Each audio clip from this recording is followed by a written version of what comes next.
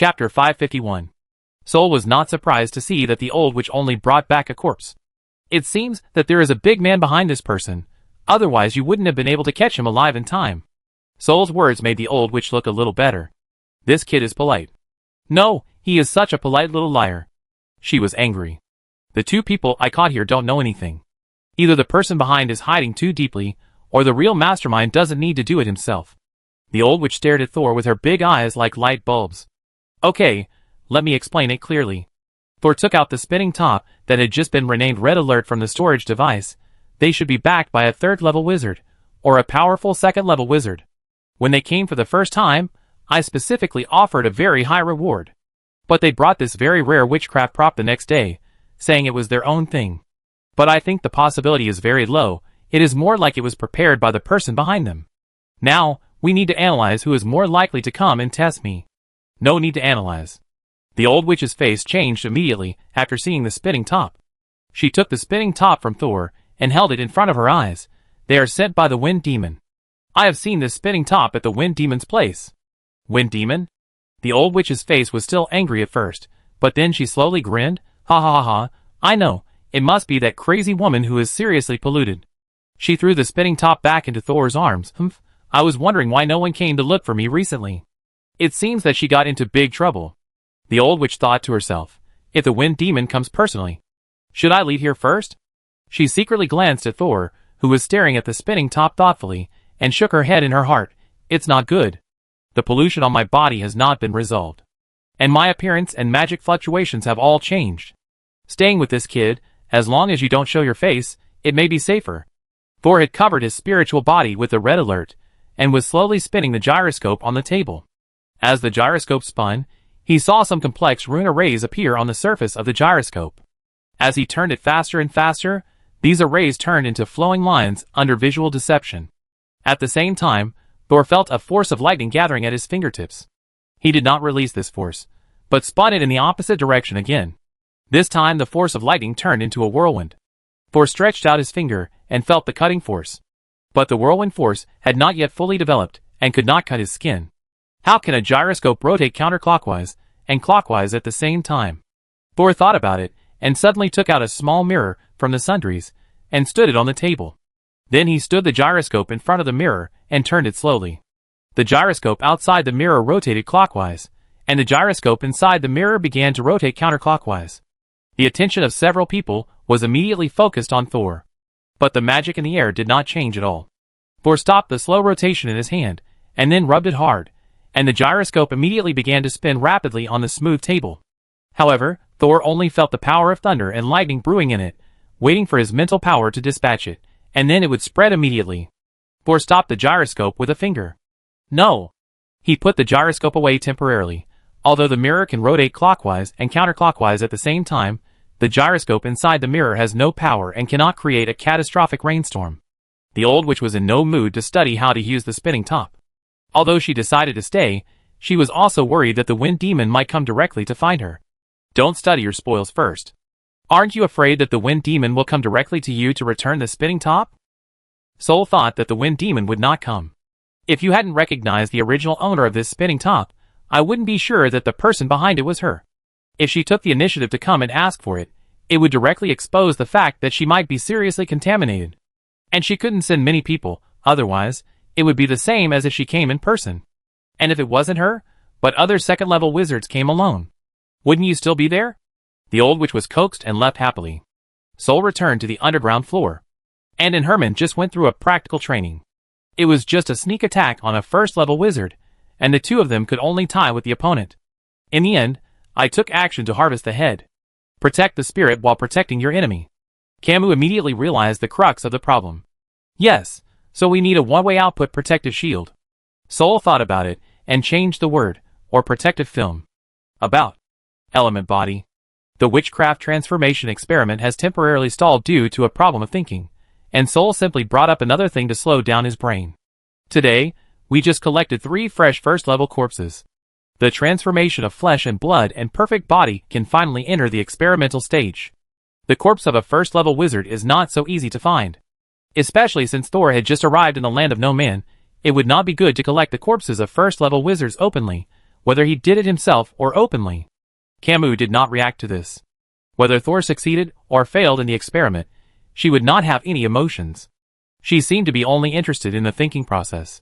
Thor did not care, anyway. Researching such things still required using one's own brain. Now, he only regarded Camus as a kind of, "I can't help but remind you when I see you make a mistake." A low-profile diary. The experiment was carried out in silence. Now the work of dissecting and extracting materials can be handed over to Anne. Herman helped her. Saul wrote the formula derived in the early stage on the wall, and then wrote all his ideas below the formula. Use this method to check for omissions, and see if there are any errors. Camus also looked at the wall, and after Saul stopped writing, her eyes immediately fell on Saul. "The formula doesn't match you." Thor was stunned, and did not immediately understand what the other party meant. But when he looked down at his hands, he suddenly figured it out. "That's right. My body has already undergone 2 witch-body transformations. The basis of this experiment is me, not the perfect body of the old witch." His mind suddenly opened up, and he was so excited that his hair stood on end. He picked up a pen and quickly scribbled on the original formula. He even took a part of his own body tissue to measure it in the middle. This time, he finally found the key problem. "I have already completed the integration of flesh and blood, and what I need to do next is to increase the degree of integration. But I am not qualified for the previous flesh and blood. In fact, the flesh and blood of the 3rd-level apprentice can no longer meet the basic numerical requirements of the formal wizard's body transformation. In addition, although the old witch's perfect body has integrated some advantages of various races, she has not worked hard on the magic value. Her focus seems to be more on the flexibility of using magic and the body's own recovery ability. If I want to create a new plan that suits me, I need to significantly improve the magic talent in the plan. Since the magic value needs to be improved, it must be greatly improved." This seems to be back to Thor's century-old problem. What to do if the magic talent is not good, but the difference is that now, he is no longer the apprentice, who has no ability, and can only survive by using the diary. Chapter 552. In a short period of time, Thor thought of several ways to increase his magic power. But none of them were large-scale. The last time Thor got a lot of magic power was when he got the last gift from the half-elf in the Elf Valley. The pure magic power saved him several years of accumulating magic power, and he was promoted to a formal wizard. If he was not a formal wizard, it would be difficult for him to survive the rebellion in the wizard tower. But now, without the gift from heaven, Thor can only rely on himself to find ways to increase his magic power. Meditation alone is definitely not enough. At present, the main way I can think of to increase magic power is to collect various pure magic materials, purify them and absorb them. However, the disadvantage of this method is that it cannot be completely purified, and impurities will accumulate in the body. After a long time, you have to find a special way to clean it up, otherwise there will be great hidden dangers. "You can build a magic pool," Camus suddenly said. "Magic pool? What is it?" Sol had never heard of this name. Although the name is easy to understand, he feels that the method proposed by Camus is not that simple.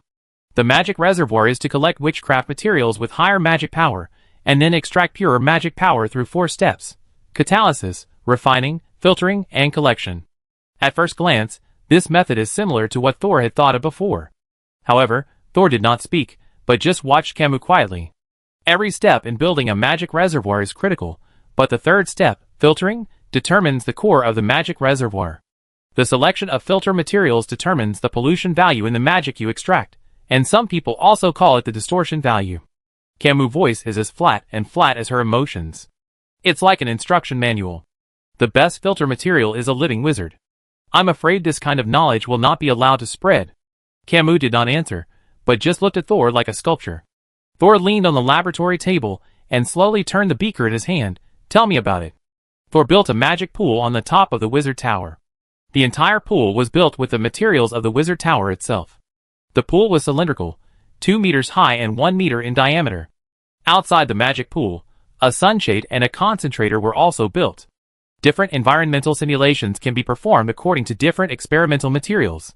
Because of witchcraft, the overall structure of the magic pool was completed in less than half a month. The next step is to prepare various materials, catalysts and suitable filter materials. After the main facilities of the magic pool were completed, Thor left Herman in the wizard tower and took the others out. At present, the pure spirit wizard tower has entered a state of stable growth, and with the magic forbidden Rhine lake outside, he can leave for a while without worry. This time, Thor is going to a place provided by the old witch. I heard that she had seen quicksand termites there. The queen of the quicksand termites secretes a substance, which is called obsidian amber in the wizard world. Obsidian amber is a very efficient catalyst, and its catalytic range is also very wide. In the past, when Thor was the manager of the second warehouse, he had sold some. After leaving the wizard tower, he did not take the queen of the quicksand termites with him, because the queen was very fragile, and had to live in a complex environmental simulation instrument. And the instrument was very delicate and afraid of bumps, so Thor could not take it with him. However, he still had some remaining obsidian amber, but for a large-scale experimental project like the magic storage pool, that little bit of residue was not enough. He needed more dark amber, and a sustainable collection channel. So he planned to follow the clues provided by the old witch, find a colony of quicksand termites, and then move the queen ant and its descendants to the outside of the Rhine Lake. The old witch would build an ant nest outside the wizard tower in advance, and when Thor came back, she could move the entire colony of quicksand termites directly into it. This was her own idea. The condition was that the obsidian amber produced by the queen ant should also be given to her. Thor would naturally not refuse. He also planned to send someone to move to the vicinity of the ant nest to guard it. It would be best if the candidate is the old witch. The place where the old witch found the quicksand termites was not in the desert, but strangely appeared in a mountain forest adjacent to a settlement. The mountain forest is not large, not even covering half of the mountain, but the plants growing in it are extremely lush and tall. People walking in it are as small as ants. Therefore, it is called the Survivor Ancient Forest by people nearby. Most areas of the no man's land are uninhabited. In some areas, only a small number of powerful wizards or other strong people live alone. There are few places where settlements are built. Before entering the Survivor Forest, Thor went to the settlement nearby to get some information. The settlement was not large, but it was surrounded by tall walls. The wall looked quite old. The bricks and stones were mottled, and even some of the witchcraft arrays engraved on them were no longer effective. They were simply hung there to serve as a deterrent. There were mountains to the north, and the Survivor Forest to the south. There was no shelter on the east and west sides, only a road that was equally weathered and extended to the bottom of the wall, and then forked to bypass it. The sun shines down recklessly. It is already autumn, but it still has the power of midsummer. Thor walked to the fork of the road. The path leading to the settlement is overgrown with weeds, and it seems that not many people go in and out. When Thor was considering whether to go through the door or fly directly in, a series of messy metal collisions from far to near attracted his attention. 7 ragged ordinary people lined up and walked out of the survivor's ancient forest. They all had shackles on their ankles. Everyone's left foot was tied to a string of iron shackles, and everyone's right foot was tied to another string. All 7 people were blindfolded. The first person was holding a lantern. The light of the lantern was dim, and it was almost impossible to see clearly under the scorching sun. A group of people tied together, all blindfolded, and still holding lanterns? Thor stood there, watching them slowly walk out of the mountains and forests, their bare feet stepping from the grass to the land, and then passing by him. The pants of these people were rolled up to their knees, and the calves and toes were covered with mud. When the last person passed by Thor, he followed behind. The fork of the road was more than 100 meters away from the door hole dug out of the wall. When the first blindfolded man approached the closed beechwood door, the lantern in his hand, she went out. The first person stopped immediately. Then the whole team stopped skillfully. At this time, the door opened silently a crack. It was very dark inside the gate, as if the sun was forbidden to enter the settlement. A huge hand was holding the door, widening the gap a little more, enough for one person to enter. The lantern lit up again.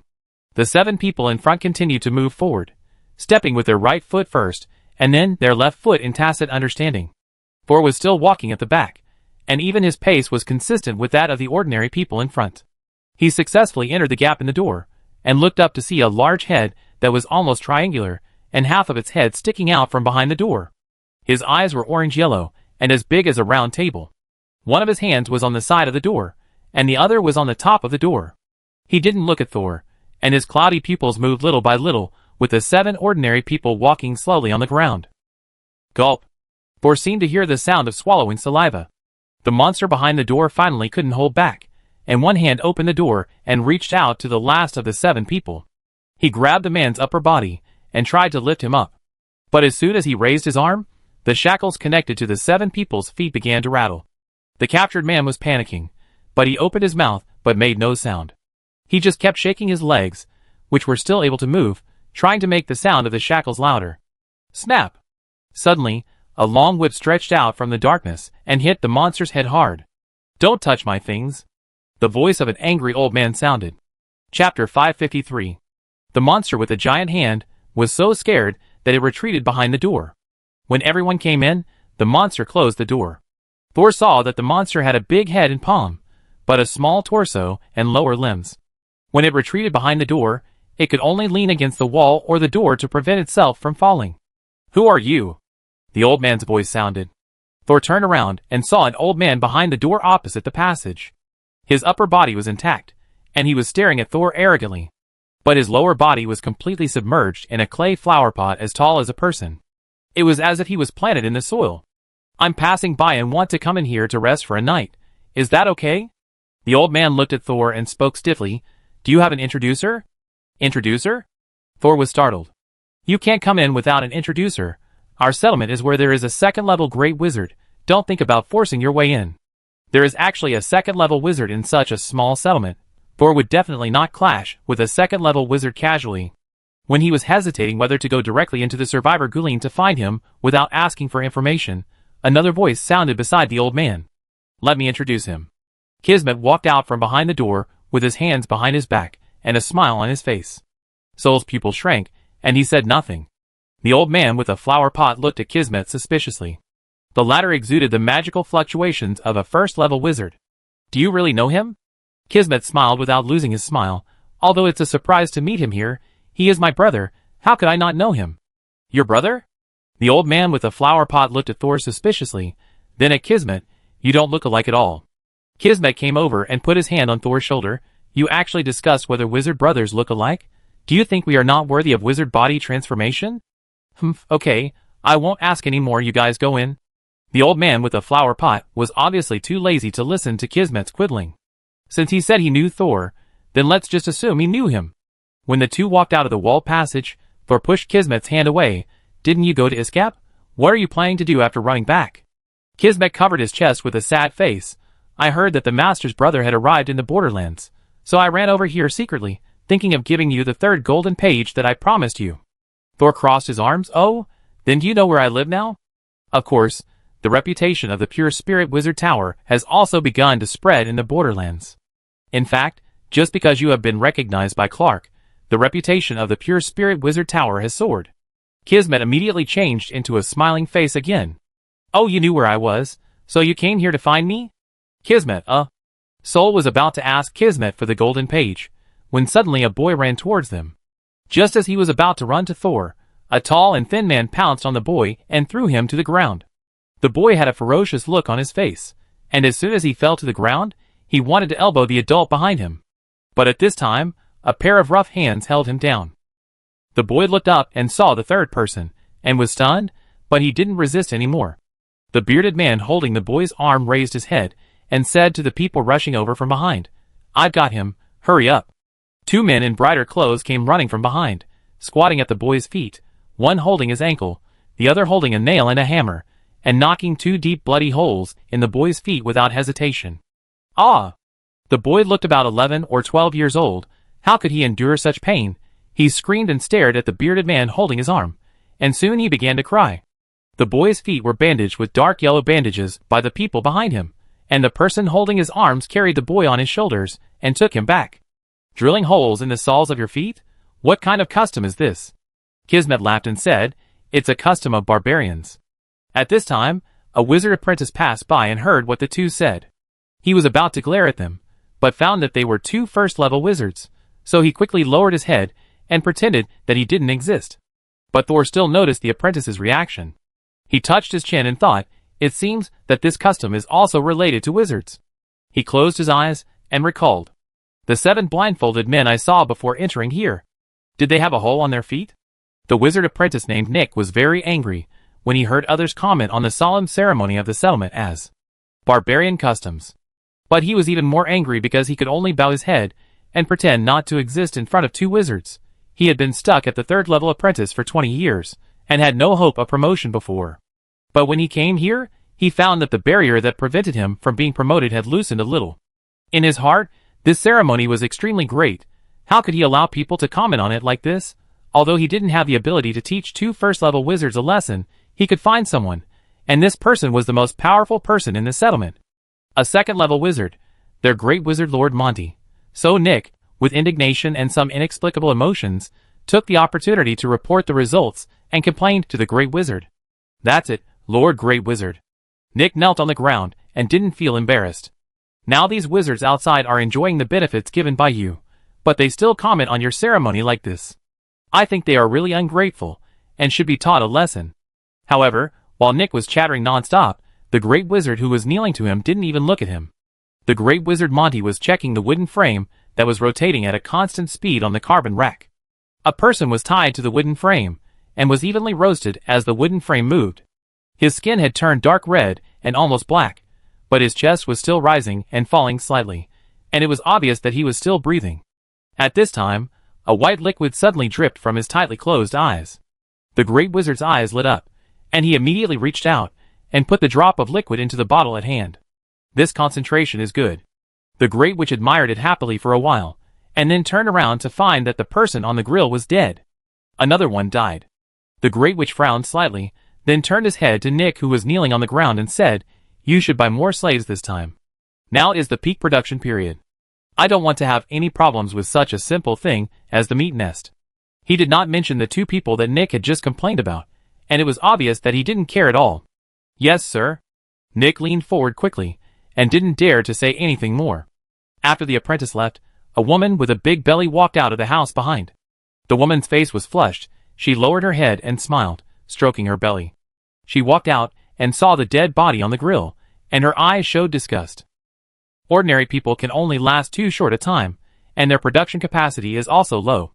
The witch asked knowingly, "Why? Do you still want to use the apprentice as a meat nest?"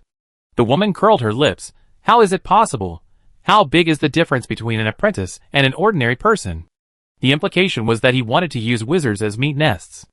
Although the great wizard was a second-level wizard, he was still a little hesitant to attack a formal wizard. Once discovered by others, he might become the public enemy of the no man's land.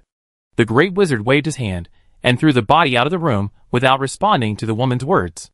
Although the woman was a little unhappy, she didn't dare to be too presumptuous in front of a second-level wizard. Her belly moved twice, causing the woman to lose color and pain instantly. But after the pain, she smiled again and stroked her belly. "In another year or two, he will come." The woman looked at her belly with burning eyes, but it was not the look of a mother looking at her child at all. The great wizard also stared at the woman's belly, but unlike the woman's reverence, his fiery eyes were mixed with a trace of greed. "There are still 1 or 2 years. Chapter 554. This settlement was not big, and Foresaw the people he saw before he came in after walking a few steps. They were arranged to enter an underground passage. The chains under their feet had been untied, but their eyes were still blindfolded. This time he saw that the last person also had a hole in the sole of his foot. The wound had healed for a long time, but there was still a dark red on the sole of the foot, as if it had bled not long ago. Thor watched those people disappear in the tunnel without turning his head. "What are these people doing? Why did you come back from outside covered in mud?" Kismet still didn't answer directly, just said, "It's normal here." He turned to ask Thor, "Are you coming here because of the rumors about the quicksand termites?" Hearing Kismet's casual question, Thor's heart sank. Do many people know about the quicksand termites? Then how could he secretly move the entire ant nest back? Wait, these words came out of Kismet's mouth. Thor suddenly looked up and saw Kismet's eyes narrowed with laughter. This is actually a scam. The survivors in the ancient forest were not quicksand termites, but arch termites that looked very similar, but had completely different abilities. A scam? A scam? Sol stared at Kismet. The smile on Kismet's face gradually disappeared, and he pointed at his nose and puffed his cheeks. If it's a scam, does it mean I did it? Thinking about how he helped him get in before, Thor finally retracted his suspicious gaze. But in his heart, he really wanted to nod. Kismet pulled Thor over. Let's go. What's the point of standing here? Although there are no quicksand termites here, there are many other good things. Other good things? Sol thought about it, and didn't leave directly. You need an introducer to enter this settlement. I think there should be relatively rare and valuable witchcraft materials inside. This is something that it is difficult for a traveling merchant like Gagagu to help him collect. It would be good if we could establish a purchasing channel here. It's just a little far. Sol followed Kismet through a narrow path. There are many ordinary people here, but most of them are pale and thin. Occasionally, You can see wizard apprentices, and a small number of formal wizards, but they all come and go in a hurry.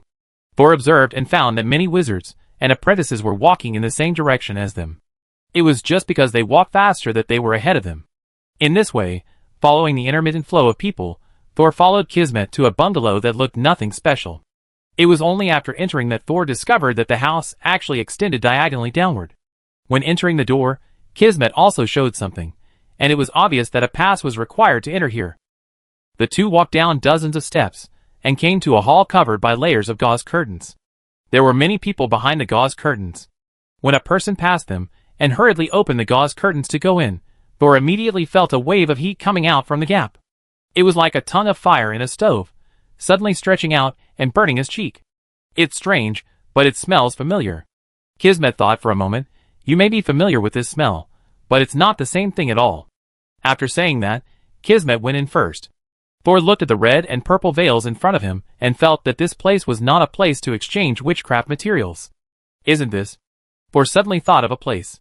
He looked at the diary and found no warning signs. In the end, he opened the veil and took the initiative to go in. As soon as he entered, Thor saw a large area of white flesh. There were wizards and ordinary people in it. And ordinary people, both men and women, were covered with a thin veil. When walking, the veil would sometimes be lifted, turning what was hidden into a clear view. They all have beautiful faces and well-proportioned figures. They have appearances that ordinary people would envy. Kismet actually brought him here, and said this is a good place. Well, it can't be considered a bad place. But he shouldn't take it so seriously, right? At this time, a beautiful girl wearing a white veil came forward and asked respectfully, "Please come in, my two lords. Would you like to rest in the hall or in the box?" Thor looked at the beauty in front of him from head to toe, and then from toe to head. Kismet was beside him, and didn't say anything.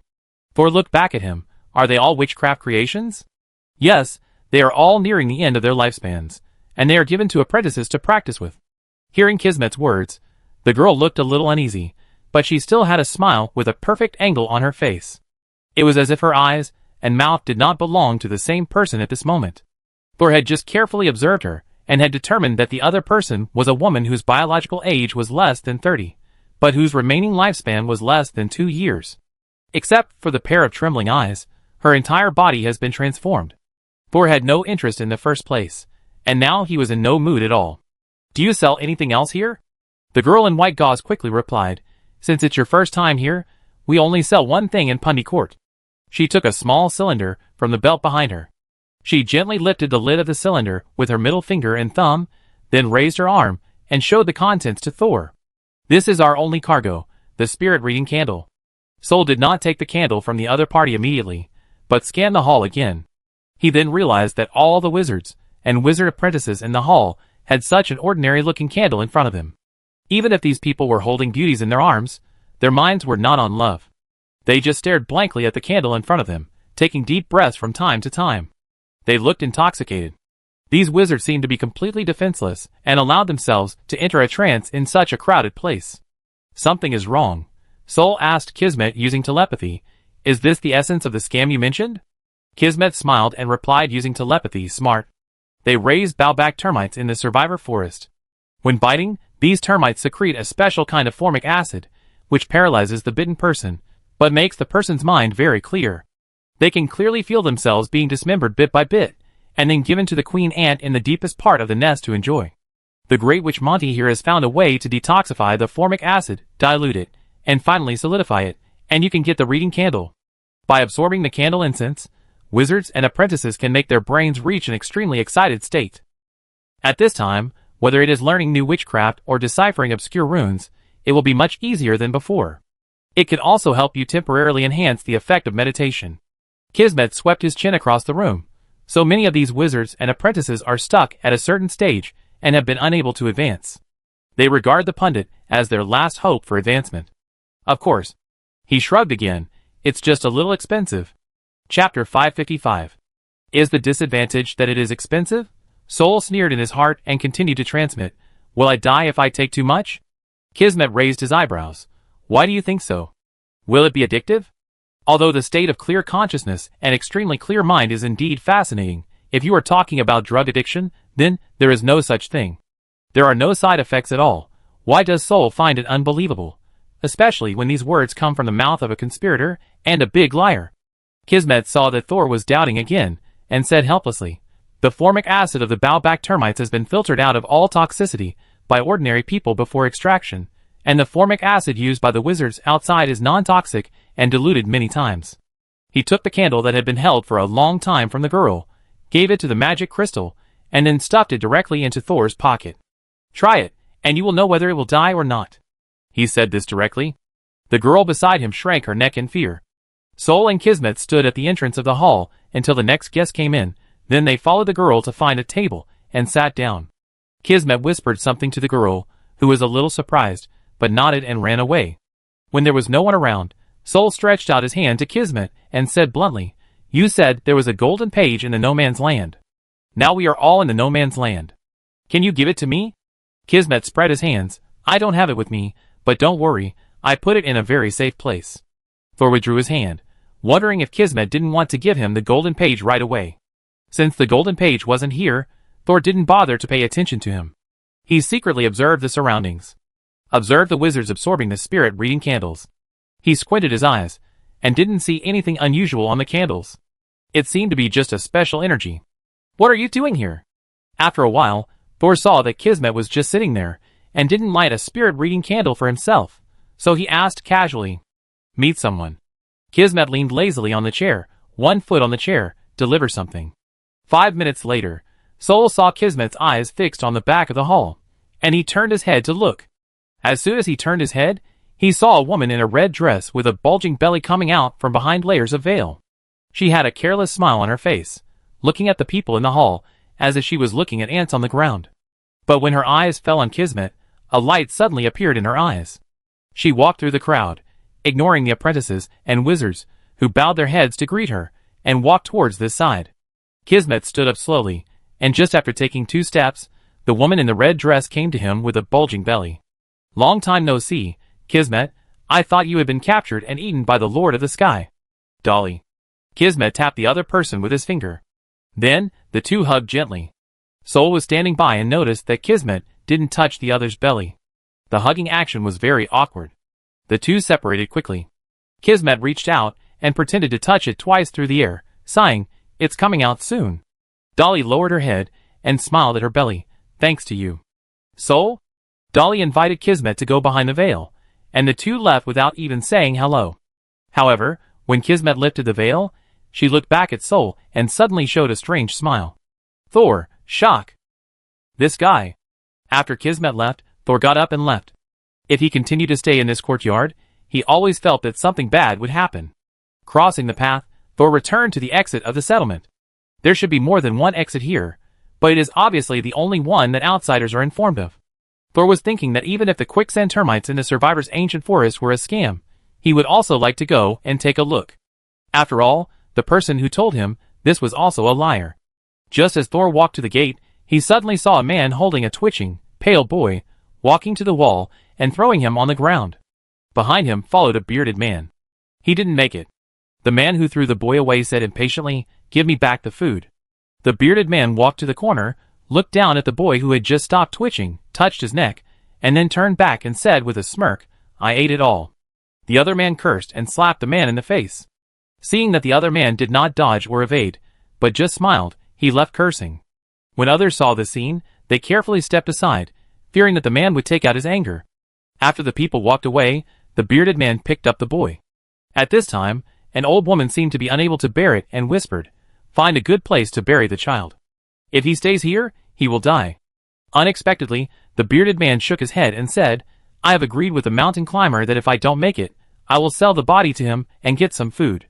The old woman looked reluctant, but she knew she couldn't change anything, so she simply turned away. Although Thor was standing far away, he could still see everything that happened over there clearly with his excellent eyesight. The bearded man held the boy and walked into the gate under the wall, disappearing into the shadows. Thor's eyes followed the boy in his arms into the darkness. With his ability, he could naturally see that the boy was not dead, but just temporarily stopped breathing. However, if he was not treated in time, this short-term breath holding would turn into real death. Thor thought of the boy's new wound on his feet, and followed him. When they passed through the passage under the wall, The old man, with the flower pot guarding the gate, had his eyes closed. After sensing Thor's magic fluctuations, he immediately opened his eyes and stared at him. The old man with the flower pot did not express any doubts about Thor's behavior of leaving just after entering, but seemed a little nervous. However, Thor did not say anything and pretended that he was just a passerby, and he was not interested in the man who walked out of the passage in front of him. It was not until Thor walked out of the city gate and left the passage that the old man with the flower pot slowly closed his eyes. After leaving the settlement, Thor saw the bearded man holding the boy in front of him standing under the wall on his left. There was a small donkey cart parked there. The back of the cart was covered with a huge piece of black leather, which was bulging high. There was a faint stench of corpse. The moment Thor left the gate, his figure immediately entered a vague and illusory state. Even though he was slowly approaching the bearded man and the driver, neither of them noticed it at all. So Thor watched the bearded man hand the boy to the driver, but he also gave the driver a small package. The driver said nothing, and stuffed the small package into his arms without changing his expression, then lifted the black leather behind him, revealing the corpses piled up more than 1 meter high. The bearded man immediately turned his head away, but couldn't help turning back to look. There was a thin layer of soil on the corpses, but it could be seen that most of them were black and red, and some of them had carbonized skin. The death was not bloody, but still very scary. The bearded man flinched, but the driver was very quick, grabbing the boy's waistband, lifting him up, and then throwing him on the top of the pile of corpses. He pushed the bearded man who wanted to say something away, got on the donkey cart, and left quickly. Is this the mountain climber?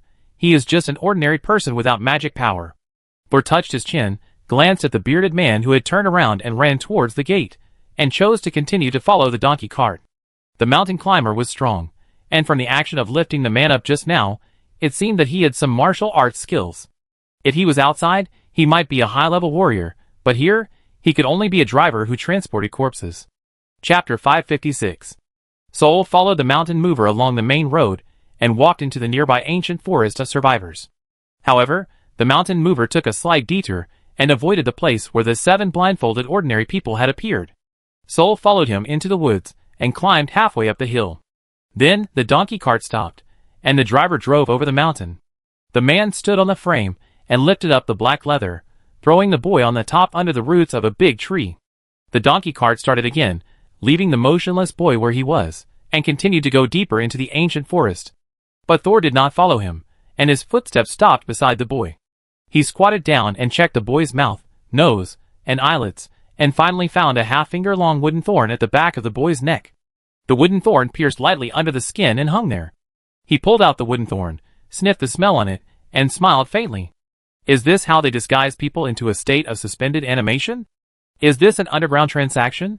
If someone finds out, they can easily turn people into real death. Thor looked at the boy's hands and feet again. Although he was only 11 or 12 years old, his hands were covered with calluses, and he obviously worked hard. As he looked at him, Thor said, "Huh?" He pinched the boy's skull and spine. This boy has been forced to grow. Although the boy looked to be in his teens, his actual age was probably only 7 or 8 years old. He was like the wheat seedlings in the field, being forced to grow. After Thor's tossing and turning, the boy still did not wake up. If this continued, he would go from pretending to be dead to actually dead. It seems that people who do this business don't care much about the survival rate of the goods. The bearded man used some connections to send the boy out of the settlement by faking his death. The climber and the old man with the flower pot guarding the gate should all know about this. They turned a blind eye, probably because they could benefit from this. From their indifference to the boy now, it can be seen that the vested interests have been obtained, so they don't need to care too much about the entrusted goods. Life and death are determined by fate. Or it would be best if he died. There would be no hidden dangers. Seeing the vitality in the boy's body gradually disappear, Thor suddenly raised his hand and snapped his fingers, and a healing spell fell, causing the boy who was about to step into the abyss of death to suddenly open his eyes. Cough, cough, cough, cough. Cough, cough, cough. The boy who just opened his eyes started coughing violently. After going around and crawling back from the checkpoint of death, his body also suffered considerable damage. When the boy finally caught his breath, he saw a man in a wizard robe squatting beside him in his peripheral vision. Facing Thor, who just saved his life, the boy's eyes showed a look of fear. He subconsciously crawled backwards, trying to get away from Thor, but bumped into the tree behind him. Several dead branches and leaves fell from his head. Don't be afraid. It's useless to be afraid. I ask you, answer. The boy's back was pressed tightly against the tree behind him. He slit his throat with difficulty and swallowed his saliva, but his mouth was dry and burning. After a moment, he regained his composure and nodded. He stared at Thor like a little rabbit just out of its nest. "Is that bearded man your father?" The boy hesitated. "If you lie, I kill you." Thor's voice was flat. Faced with such a death threat, the boy was not as scared or panicked as he had been when he first found Thor standing beside him. "Yes. When I came here, I saw you running away, but the people behind you held you down and nailed 2 holes in your feet. What are you doing? They said I'm grown up and can be a meat nest. I saw that the boy in front of me had a hole punched in the sole of his foot, and 2 ants were put in, and he screamed in pain. I was very scared, so I ran out. What's the matter with this wooden thorn?" Sol held the wooden thorn he had pulled out from the back of the boy's neck in front of the boy. The boy looked at the wooden thorn blankly and shook his head. "Then why were you thrown out again?" The boy recalled for a moment. "After I was caught, they put an ant in the sole of my foot, but as soon as the ant crawled into my foot, I fainted from the pain and didn't know what happened." "Oh, your father secretly sent you out, but didn't he tell you how to live after leaving the gathering place?" The boy still looked confused, but Thor could clearly hear his heartbeat suddenly speeding up. Sure enough, living in such a place, the real naive people have died a long time ago. Thor shook his head in his heart. He didn't continue to hold on to this question. "I just said this just to tell the boy that I have caught your pigtail, and now it's time to ask some in-depth questions. What is a meat nest? Does this settlement not allow ordinary people to leave? Do many wizards leave after entering here?" The boy answered some of the questions, but shook his head to indicate that he didn't know. After almost digging out all the information in the boy's mind, Thor stood up again. He looked at the boy leaning weakly against the tree, and took out some food from the storage and threw it at him. The small package that the boy's father gave to the climber should be the food he intended to leave for the boy. However, the climbers did not intend to let the boy survive, so they naturally took the food in the package. "This is the reward for answering my questions. Of course, if you tell the truth, you can get more." After saying this, Thor turned around and prepared to continue into the mountain. He planned to find a few Baobab termites.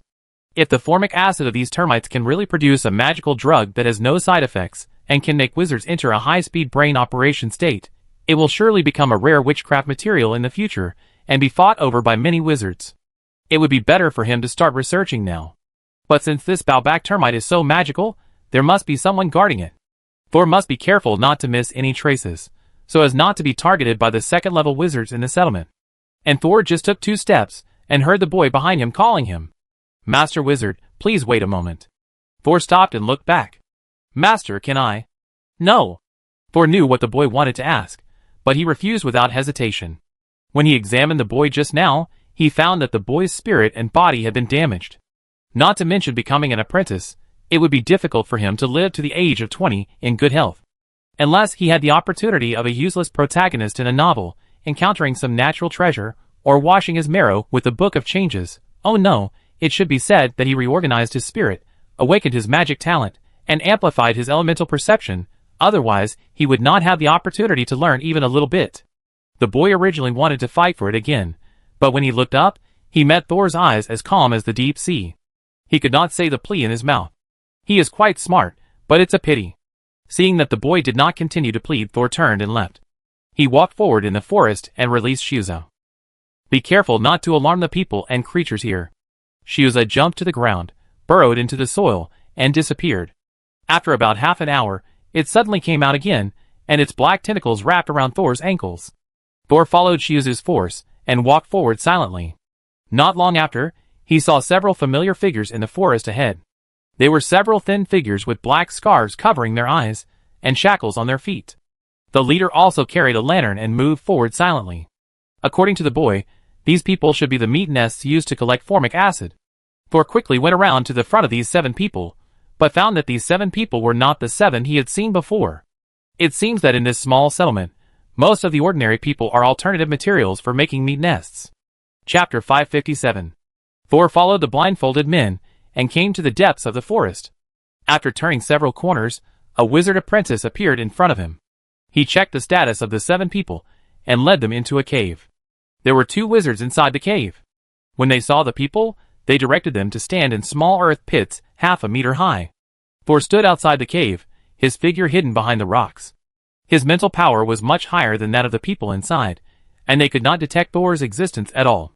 But the warning magic circle at the entrance of the cave also prevented Thor from entering directly for the time being.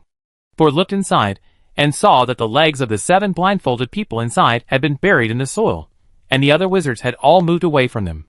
After a few minutes, one of the blindfolded people showed a look of pain on his face, and gradually the others also twisted in pain. But after just a few dozen seconds, the pain on the faces of the 7 people disappeared, and their expressions became numb again. Thor's eyes followed their faces, and gradually shifted to their legs covered by the soil. The ants are in the soil. They want these ants to enter their bodies and bite them, leaving formic acid, and then extract the necessary substances from ordinary people's bodies to make spirit-reading candles. They extract formic acid here, and it's not very secretive. In other words, the extraction step is not important. What is really important is how they extract non-toxic formic acid from ordinary people's bodies for the second time, and make it into candles that can activate the brain. The secret of secondary extraction must be in the hands of the Great Witch. Thor was not prepared to take the risk of snatching. He had not yet reached the point where he needed drugs to activate his brain to learn. Those who really needed the reading candles were often wizards and apprentices, who had been stuck at a certain level, had not been promoted for a long time, and had begun to suffer from the backlash of knowledge. I think most of the wizards in the Pundy court he went to today were in this situation. At this time, the wizards inside were talking in a low voice. Why are there so few ants today? Maybe they are not very hungry recently. Come on. The witch only lets us build 7 meat nests each time. Isn't it to prevent the ants from moving too much food at a time? The voices of the conversation quickly faded. Sol didn't get any other information, so he just left. Could it be that the old witch really mistook the bowback termites for quicksand termites? Although her brain is not very good, her eyesight should be fine. Sol was a little helpless. If there are no quicksand termites here, not only will he have made a wasted trip, but he will also temporarily lose other clues about the quicksand termites. If he really couldn't find the quicksand termites, he could only find some substitutes. But these substitutes were either dangerous or rarer, and they were hard to get. Thor walked into the ancient forest, thinking about whether to continue searching nearby or go back directly. Suddenly, his pocket vibrated. Thor reached into his pocket and frowned. He touched the candle that Kismet had put in. He also touched a piece of paper. Thor confirmed that there was absolutely no paper in his pocket. He pulled out his hand, holding the paper between his fingertips. There was a sentence written on the paper. The golden page is with me. House number 4, row 4. This guy. Thor took a deep breath. Kismet was definitely doing it on purpose. The importance of a golden page was self-evident. Even if Kismet was going to play some tricks, Thor would go and take it. He walked out quickly, and soon reached the edge of the woods. However, he met the boy again here. The other party was hiding behind a tree, looking hesitantly in the direction of the settlement. If you go back, you and your father will both die. The boy was startled by Thor's voice. He turned around and saw it was him, and he breathed a sigh of relief. Sir, I don't want to go back. I just worry about my father and brother. If I leave this time, I may never see them again. Besides, I entered this settlement with my father when I was very young, and I have never left. I don't know where to go. Thor raised his hand and pointed in a direction. Go over there, and you will encounter another settlement in 2 days. Of course, it could just be another cage.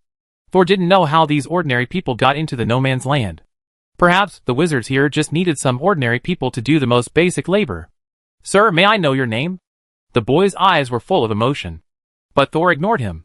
He walked past the boy, out of the forest, and before dark, Thor re-entered the settlement. The old man in the flower pot recognized Thor. After all, there are not many wizards who can let Kismet be the introducer. He let Thor in directly. Thor did not ask the old man with the flower pot for directions, but just found an ordinary person in the settlement. When these people saw Thor's clothes, they enthusiastically showed him the way, and even wanted to send him there personally, but Thor refused. Soon he came to room number 4 in row 4. The door here opened with a push, and it looked like a careless owner had just left. The room was not big, and Thor saw a note nailed to the opposite wall when he came in. There were only 4 words written on it. It will be ready soon. Thor's expression changed, and he immediately turned around and was about to leave. But as soon as he stepped out of the room, he heard a scream from the street. Then, the dusk above his head suddenly changed color. Thor walked to the street, and looked up to see a huge green arch barrier appearing above the wall of the settlement. Some wizards who reacted quickly used flying magic to rush into the sky. But before he could get close, A green smoke suddenly spurted out from the barrier. It sprayed directly on the wizard's face. The latter soon flew back to the ground with a scream. Before everyone could react, another loud noise was heard. The sound was so loud that it could be heard even in this green protective shield. Thor flew directly to the roof and saw that the pundy court he had just visited collapsed. What happened in the pundy court? This was the question of almost everyone. Several wizards immediately flew low, avoiding the green barrier above their heads and rushing towards the pundy court. But Thor's first reaction was to run towards the gate immediately. He already knew what it will be ready soon meant. Kismet actually wanted to create a golden page here, but the cause of the golden page is very complicated. Can a small settlement give birth to a golden page? Thor thought as he ran. Although the enemy had not appeared yet, Thor believed in Kismet's ability to cause trouble. At this moment, a buzz suddenly appeared behind him. The sound was not loud, but it spread throughout the settlement. Thor looked back and saw a huge white ant in midair. It had 2 pairs of wings behind it, flapping rapidly, leaving only a shadow. The ant was at least 5 meters long, and its huge mouthparts could make people feel the cold light on it even from a distance, as if it would cut itself off in the next second. Looking closely, there was actually a person sitting on the ant. A dark-skinned man was sitting on the joint behind the termite's head, holding something in his hand. Thor squinted and looked, gradually seeing the details in the distance. The man was holding the head of Dolly, the pregnant woman Thor had seen before. Chapter 558.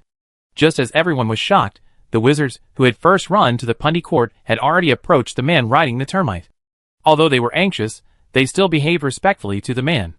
Could that man be the second-level wizard in this settlement, the one called the Great Wizard? Sol frowned tightly, always feeling that the other party was very dangerous.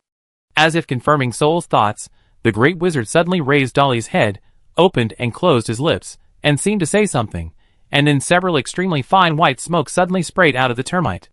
Several wizards near the Great Wizard suddenly changed their expressions, and turned around to fly away, but they were a little late, and the white smoke quickly spread to them.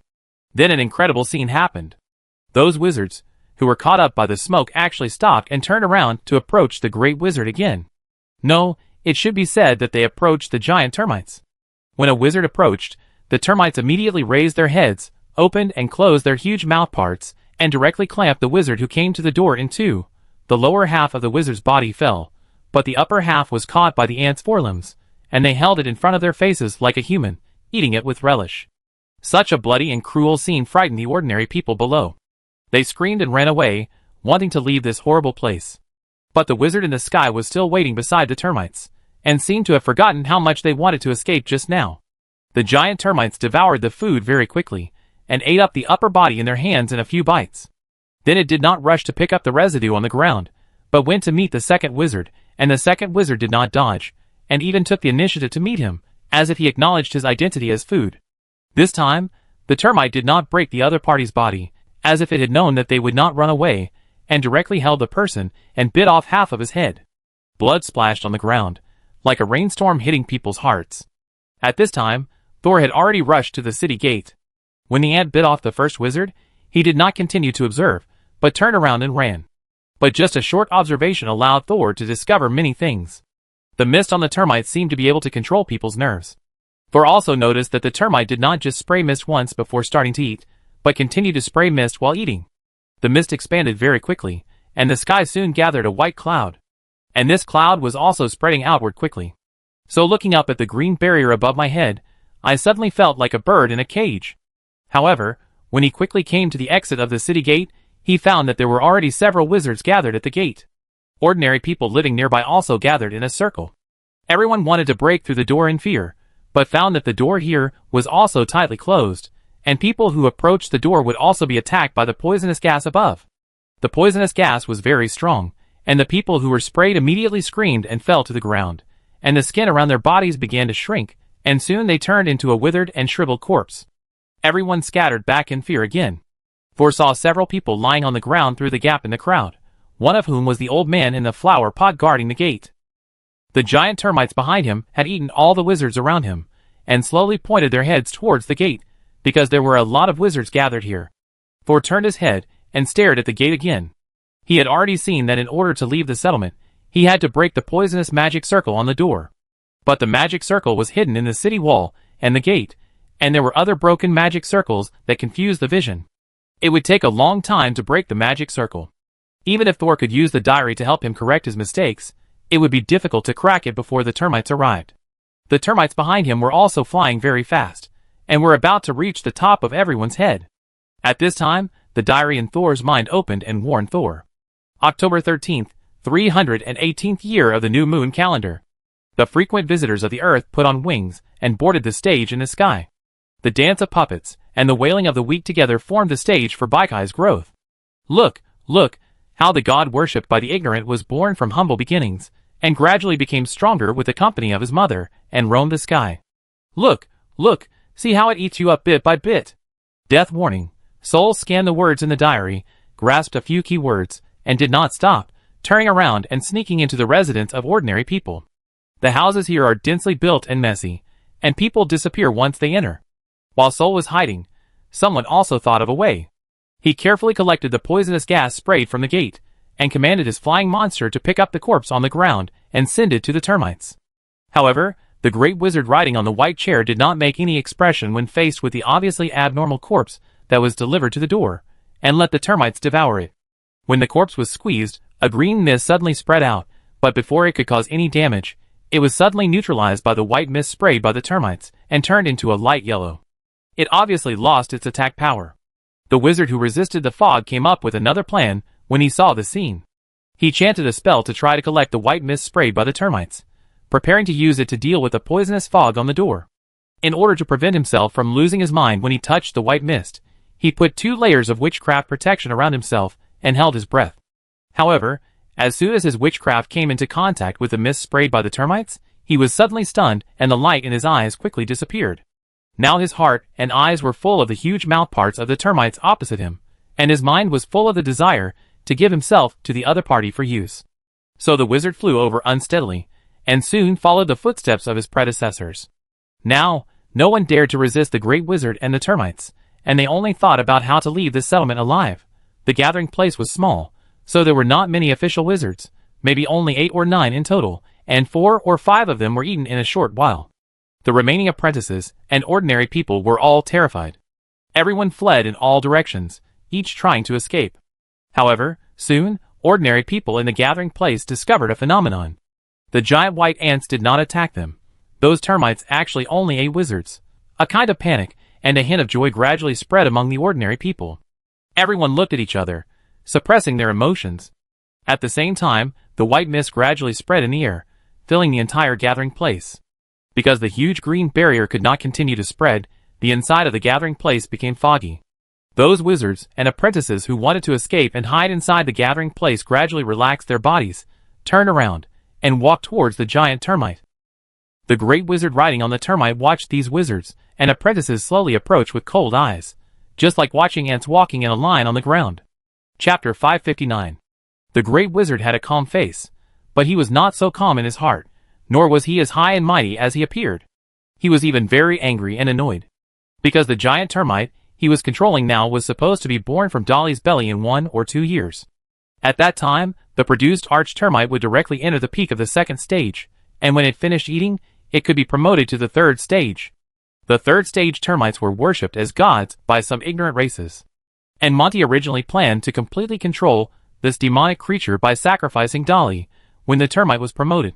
However, everything happened too suddenly, and the termites in Dolly's belly broke through Dolly's stomach for unknown reasons. And he could only give up Dolly's life immediately, hide his magic and mental power, and use Dolly's head to release the mental power familiar to the termites to control it. But because of this, the premature termites only have ordinary 2nd level strength. Even if they eat all the wizards who have taken the reading candle in the current settlement, they cannot break through the 3rd level. Everything happened too suddenly today. Otherwise, I could have prepared more food for you. The great wizard Monty stroked the head of the termite, not daring to vent his anger on it. Even before finding a better way to control the termites, he couldn't cast witchcraft, otherwise it would be easy to find out that he was not Dolly. The termite did not respond to the great wizard Monty, but just focused on eating. Although it was uncomfortable to have someone riding on it, since it was its mother, it had to endure it reluctantly. The great wizard narrowed his eyes, and scanned the entire settlement. The wizards here should have taken the reading candle. It doesn't matter if there are 1 or 2 that slip through the net. The gate is closed, I can slowly look for them. Although the giant termite has lost the opportunity to directly advance to the third level, the more wizards it devours, the faster its strength grows. Mont will not let anyone go. Soul is hiding in the crack at this time. This defensive spell will hardly leak any fluctuations in magic and mental power. But at the same time, this crack can only accommodate him. When this curse was first cultivated, the space inside the crack was very small, so he could only curl up and sit inside. Now Thor has grown a lot, and the space inside the crack has also become larger, but Thor can only curl up inside. It seems that the size is to fit his body. The situation outside is completely chaotic. The wizards are walking towards the White Death like sleepwalkers. After ordinary people confirm that the wizards have lost their minds, they rush into the wizards' territory to steal things. There are even brave people who attack the wizards. I don't know what kind of deep hatred they have suppressed in the past. Those who attacked low-level wizard apprentices successfully killed their hated targets, but those reckless ordinary people who attack senior apprentices, or even formal wizards, were often killed by the magic power of the wizards before they even touched them. Thor huddled quietly, analyzing the current situation. The gap will not isolate the air, which means that the gas released by the giant termites should also enter this small space. Agu, but master, you have not lost your mind until now, and the gas released by this ant should have no effect on you. Morton, if this gas wants to control the mind of the wizard, there must be some strict restrictions. Thor has figured it out at this time. Needless to say, it must be because of the reading candle. The reason why these wizards and apprentices stayed in this settlement for a long time was to use the soul-reading candles to activate their brains in a short time. And those who used the soul-reading candles for a long time would be affected by the formic acid maker. Agu, raising bowback termites and taking their secretions, but in the end they became food for termites. What a irony! Morton, bowback termites secrete formic acid to bring back food. This makes sense. Soul couldn't see the giant termites eating like crazy from this angle, but he could imagine how tragic it must be over there.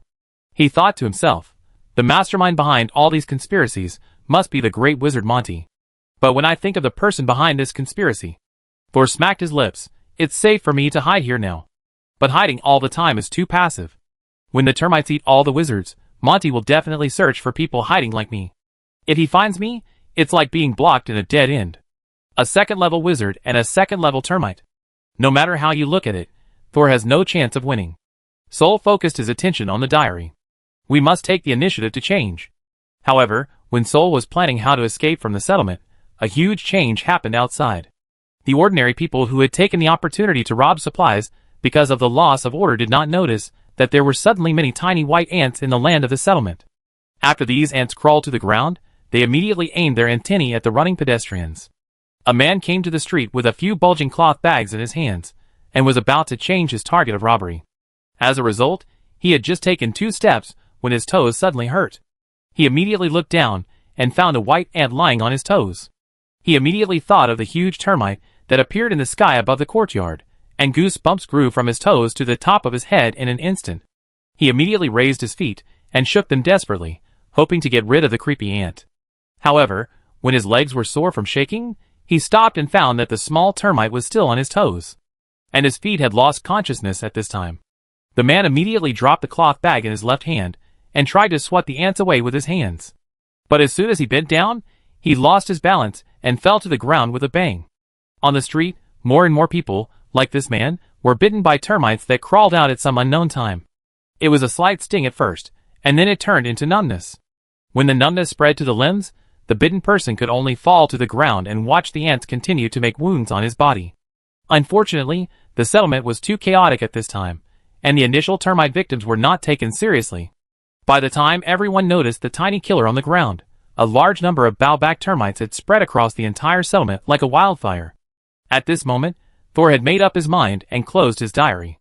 He stretched out his hands, supported himself on the edge of the gap, and poked his head out, and the whole person came out from the gap that was less than the size of a palm. As soon as he landed, he felt a huge mental pressure coming from behind. Looking back, the giant termite had grown to 10 meters long. Thor was careful not to make any noise, sticking to the wall, wearing a hood that helped to conceal his breath, and was careful not to step on the termites on the ground. As a result, he had just taken 2 steps when he ran into a man holding a child and running wildly. The man had a stubble on his face, and he was actually the father of the boy who faked his death and escaped. At this time, he was holding a child in his arms, and he looked back from time to time while running. Behind him, a large area of white swept along the streets and walls. And on the white wave of terror, there were even a few human and animal remains. It can be imagined that once the white wave caught up, what a tragic ending would be waiting for the man and the child. The man ran and looked back, and as expected, he stumbled and almost fell. But with great willpower and quick reaction, he used his fingers to support the ground and forced himself to stand up and continue running. At this moment, Thor suddenly blocked him. He had not noticed Thor before, but now he recognized the man in front of him as a wizard by his clothes. "Go in." Thor grabbed his collar with one hand and threw him directly to the house beside him. The man thought Thor was going to kill them, and he was so scared that he hugged the child tightly in midair. He crashed his head through the window frame, which was not strong to begin with, and landed heavily in the house. He endured the pain and opened his eyes, and saw a huge transparent cover falling on his and his child's heads. Some termites crawled in through the broken window, but they just circled outside the transparent cover and left in a daze. Thor didn't look at the man in the room. After covering the adult and the child with a layer of spiritual armor, he immediately took off and ran towards the wall of the settlement. Chapter 560. Thor ran and saved people along the way. When he saved people, he would throw the ordinary people he met into the house nearby, then put on defense for them, and leave immediately without delay. Soon, the magic fluctuations emitted by the scattered spiritual armor attracted the attention of the great wizard in the distance. He turned his head to look. Is someone casting witchcraft over there? The source is too scattered, and it is hard to tell how many wizards are in action. Huh, do you think I can't find you with such a trick? The great wizard sneered. He leaned over and patted the termite, while holding up Dolly's head. There's no hurry to enjoy these well-behaved snacks around us. Let's go eat the staple food first. The termite was a little reluctant, but after several urgings from the great wizard, it still left the 3 sluggish witches nearby who had not had time to eat and flew to the wall. Monty rode the termite, and quickly caught up with a house emitting magic fluctuations.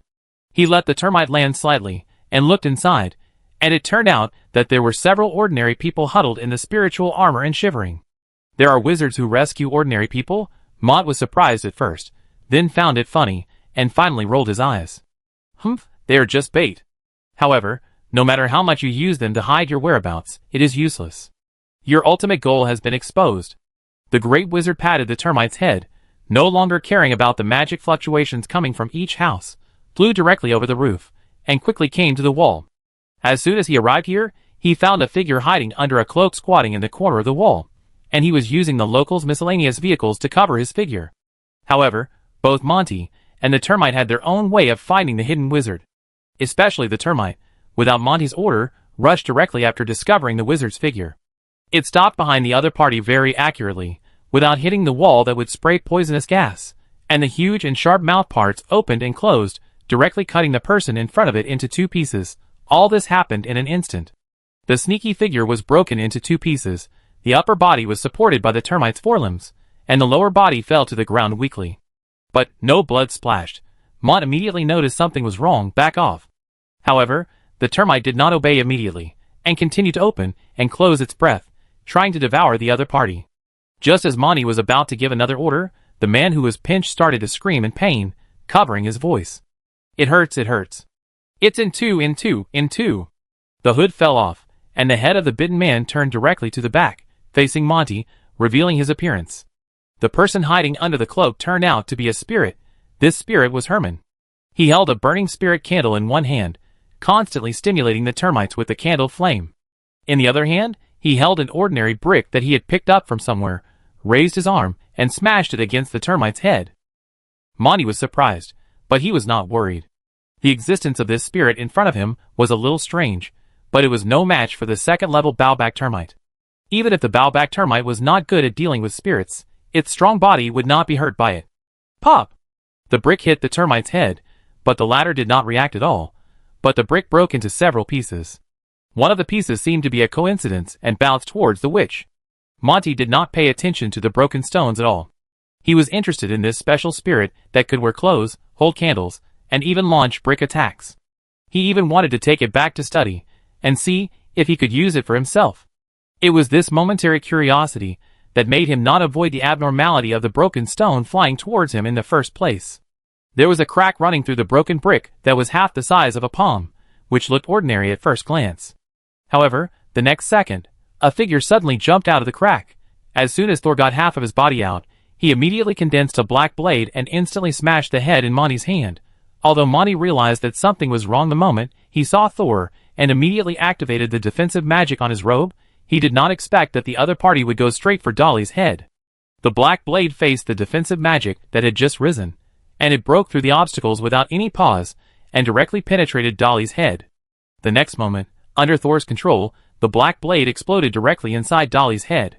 Blood, flesh, and bones, red and white, scattered on the termite's head and slowly flowed down along the smooth shell. The termite that was gnawing at Herman stopped moving, its antennae kept swaying in the air, and its head slowly twisted back, as if it was in great anxiety. Monty's face suddenly darkened, and he raised his hand to release a bead of acid at Thor. Thor immediately jumped under the ant and pulled a foot to avoid the corrosive acid. The acid bead hit the termite, but did not cause any harm to it. However, it also woke up the termite, which was at a loss after losing Dolly's spiritual comfort. Buzz buzz. The termite suddenly exuded a violent emotion, and its wings behind it trembled violently, making a buzzing sound, directly shaking Monty, who was sitting on it, away. Monty knew that the termite, which had lost Dolly's mental control, was about to attack back. But he still focused most of his attention on Thor. Although the giant bowback termite was a second-level wizard like him, the former had just been born and his mind was not very clear. Naturally, he was no match for this second-level wizard, who had been a wizard for decades. Therefore, Monty was not worried about the termite's backlash. Even if he lost Dolly, he had other ways to regain control of her. It was just a lot of trouble, and would take some time. And now he had to deal with the hateful little ghost in front of him first. Monty flew into the air, and easily avoided the charge of the arch-termite. The killing magic that he had prepared turned into a confinement magic the moment it was released. Whether it was the way to control the activities of the spirit, or the way to hide in the gap without being discovered, Monty decided to spare the little ghost's life when he took action.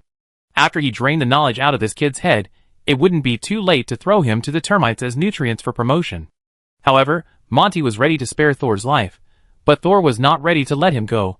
The powerful magic of the second-level wizard pressed down, and Thor immediately released several transparent tentacles around his body to resist. Monty's imprisonment spell was actually unable to stop Thor's movements in the first place. It was just that the tentacles surrounding Thor's body were constantly crushed under the pressure, and it seemed that they could only delay for a moment. However, this moment was all Thor needed. When he and Monty were confronting each other, Thor suddenly opened his mouth and stuck out his tongue. A miniature witchcraft circle was engraved on the tip of his tongue. Conscious battlefield. In Monty's eyes, a strange pattern suddenly appeared in front of him. The pattern was composed of multiple circles, with no regular pattern. Intersecting, inscribed, circumscribed. It formed a complex and varied ring pattern.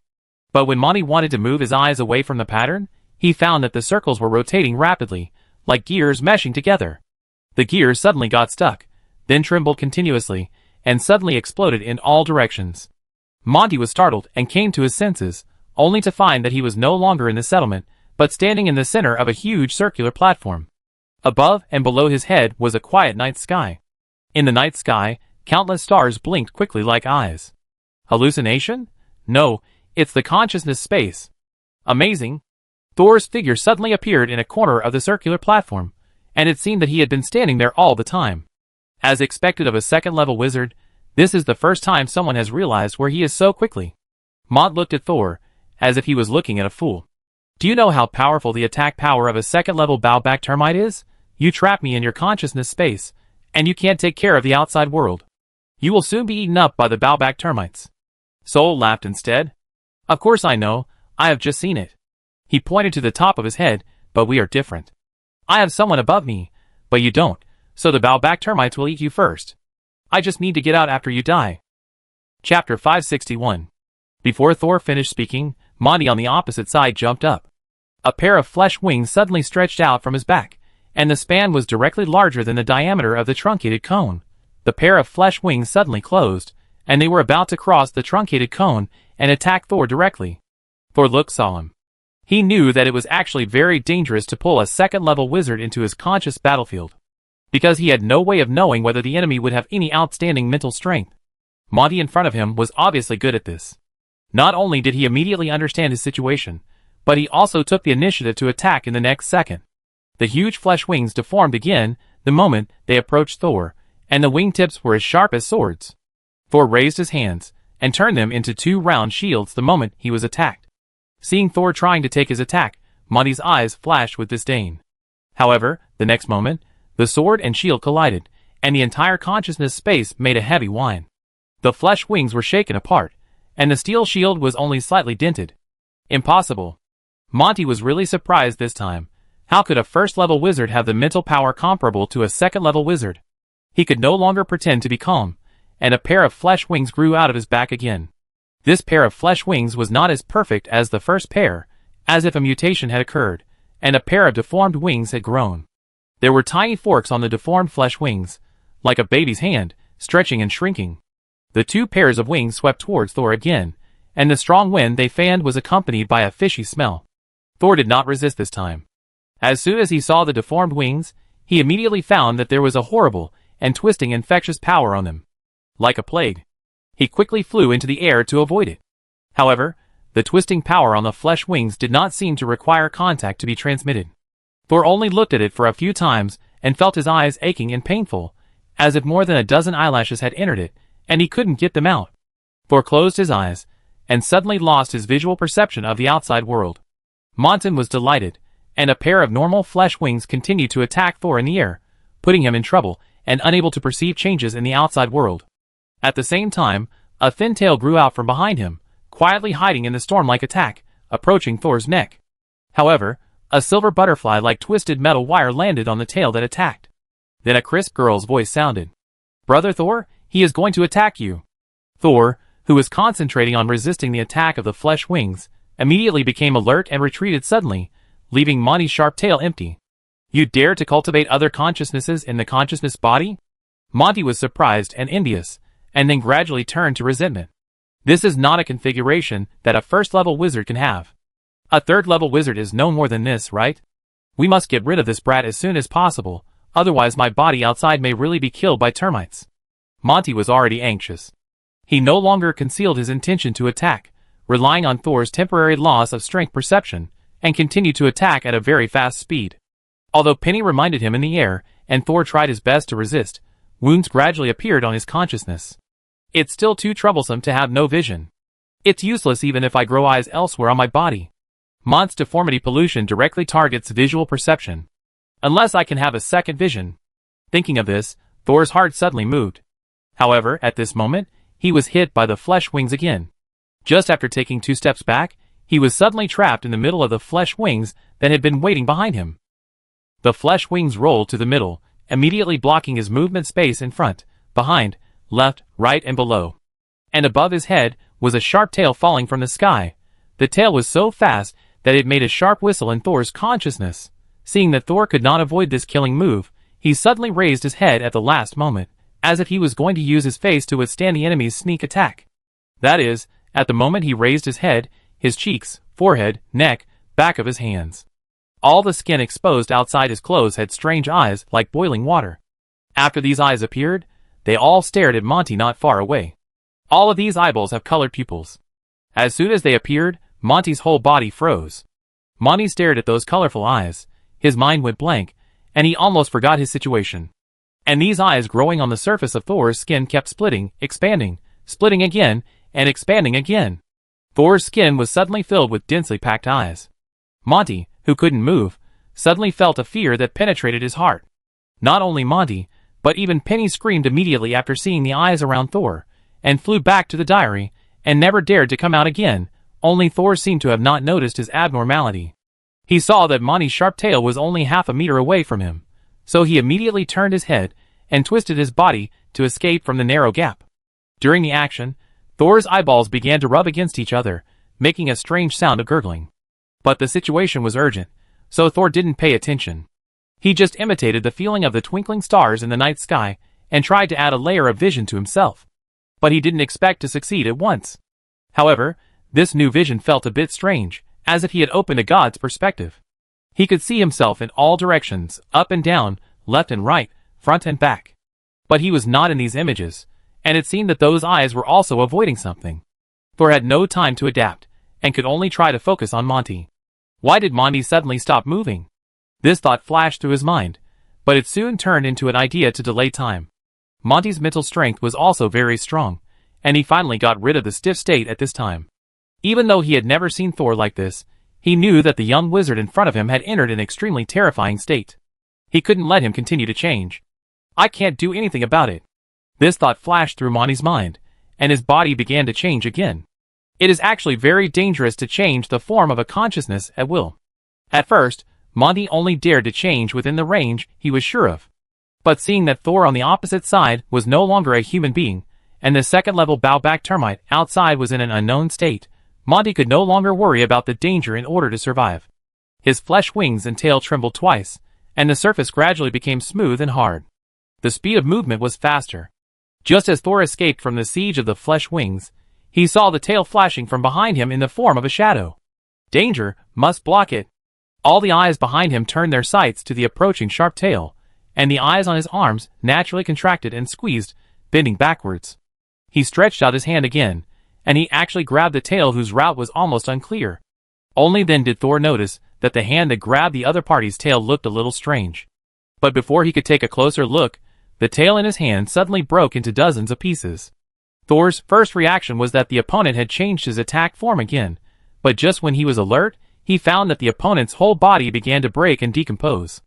Thor's eyes in front of him clearly saw that Monty's expression changed from confusion, gradually changed to fear, and finally turned into resentment. But Monty could do nothing at this time. He, clang, broke into countless pieces, floating in the air.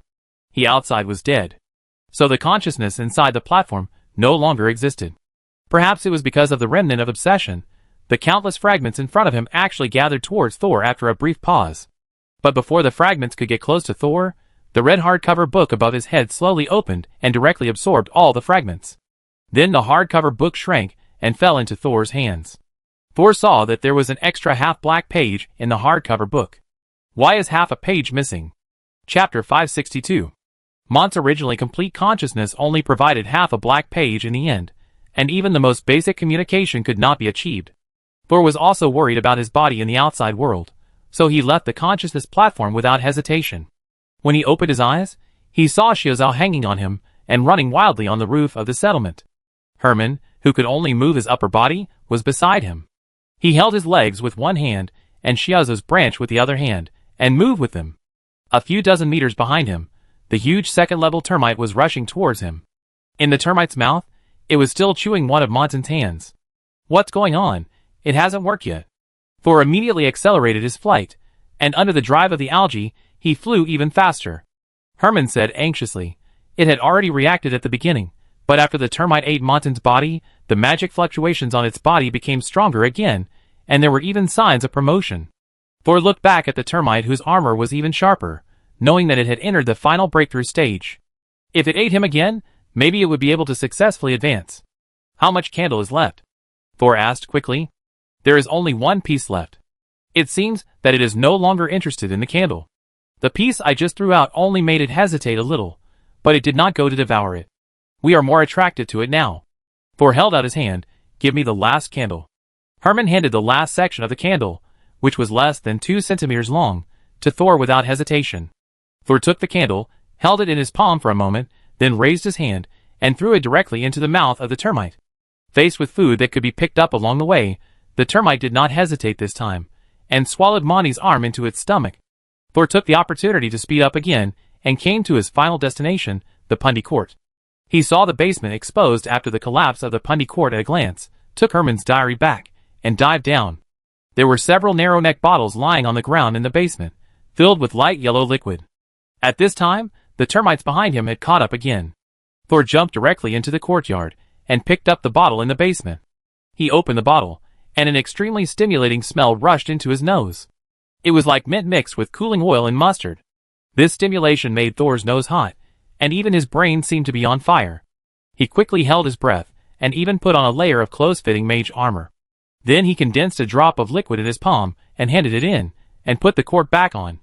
Looking back, termites had already fallen from the sky and pounced on him. Thor casually threw the bottle at the termites, rolled over, and detonated the bottle on the way. The pungent smell immediately filled the basement, but the termites were interested in the liquid in the bottle, and for a moment they left Thor, and lay on the ground to suck it. Thor was still wearing the mage armor, and took this opportunity to leap a few times, and returned to the broken roof of the upper floor of the pundy courtyard. At this moment, a voice sounded behind him. It took a little longer than I expected. Kismet ran out from somewhere, walked slowly to Thor's side, and also looked down at the termites feasting below. This formic acid is originally mixed with food by worker ants after they find food and provide it to the queen ant. Although the termite in front of him is not a queen ant yet, it can be transformed into a queen ant at any time when it needs to reproduce. TSK, it's about to be promoted. A third-level bowback termite. When it becomes a queen ant, it will be a real baikai. Thor ignored Kismet and just focused on watching the termites eat. Kismet turned around and asked curiously, "My master brother, why don't you run away? Aren't you going to break the magic circle of the wall now and prepare to offer yourself as the next food to Baikai?" Sol was very calm. There is no need to run away. Kismet's smiling expression showed some suspicion. He lowered his head again to observe the termites below and gradually found something unusual. At this time, the termites had eaten up the liquid spilled on the ground, but did not catch up again. It lay on the ground, its whole body twisted. The hard beetle armor continued to thicken and grow. But the new beetle armor clashed with the original one. Either they directly collided with each other, or they slipped into the flesh through the gaps in the beetle armor, turning the original protective shell into a bone spur that hurt the body. The termite's body was also growing rapidly, but this growth was still twisted. Its limbs were bent inward, but its head was turned up, and its huge body was squeezed together, constantly making crackle, crackle, crackle sounds.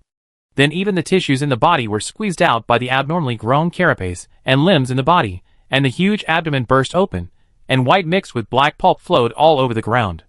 Thor looked indifferent, and breathed a sigh of relief in his heart.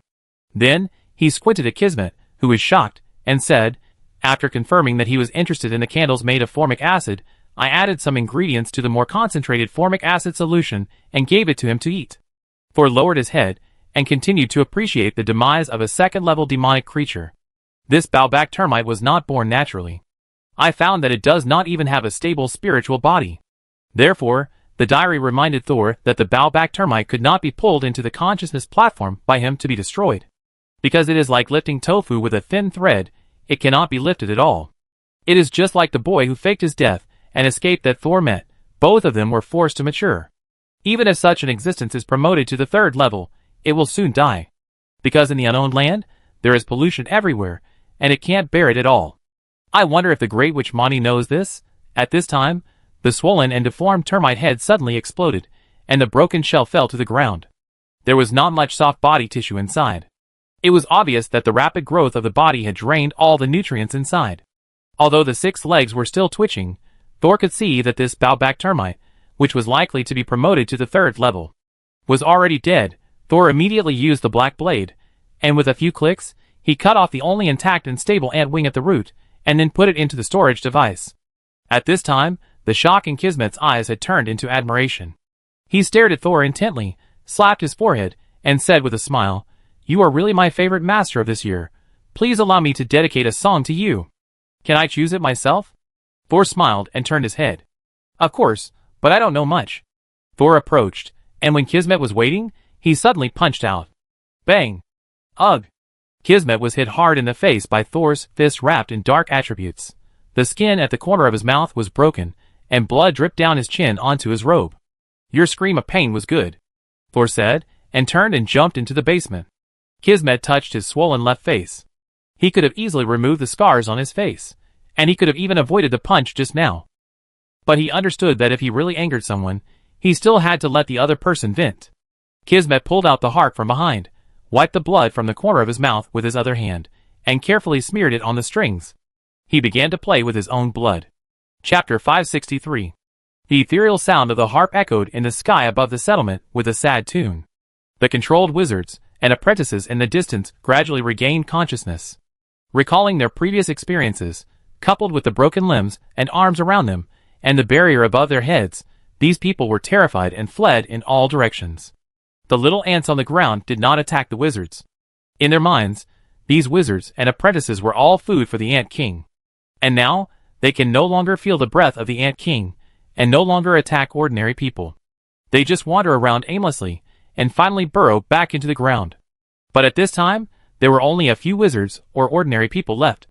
Late at night, after a brief uproar, the settlement fell into silence again, with only the sound of the harp ringing all night. The next morning, after the joint efforts of several wizards, the witchcraft barrier that trapped everyone was finally unlocked. Sol covered his head and face, mixed in with the crowd, and ran out together. Finally leaving the settlement that had become a dead place, Sol left the crowd halfway and went into the ancient forest of survivors.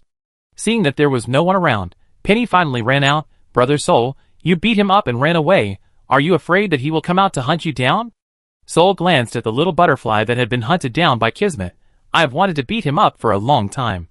Until now, Sol still couldn't figure out Kismet's real purpose. Agu, who had seen more, could understand why Sol took action. Agu. This person said at the time that the quicksand termite scam had nothing to do with him, which is probably not true. Sol sneered. Not only is it not true, he was the one who instigated this matter. Using countless lives to cultivate a magical pet, this kind of thing Kismet had done once before in Ralph Manor. Later, in order to hunt down the nightmare butterfly, he also led ordinary people and wizards into the Mofin town that had been cursed by the Blood Sea. In short, this person is a person who will do anything to achieve his goals, regardless of sacrifice. The most terrifying thing is that no one knows what his purpose is. I now even suspect that the method of making the soul-reading candle found by Monty, and the method of cultivating the Ant King in the belly of the wizard Dolly were all proposed by Kismet. Thor had no intention of sympathizing with these two people. Morton also spoke at this time. Morton, that great wizard and witch, they are both official wizards, but they are still learning the methods of barbarians. They really don't use their brains. They have all degenerated. Herman, Senior, what do you mean? Why are they learning from barbarians? Morton, the power of wizards comes from themselves and from knowledge, but they try to use the power of other demonic creatures to help themselves advance.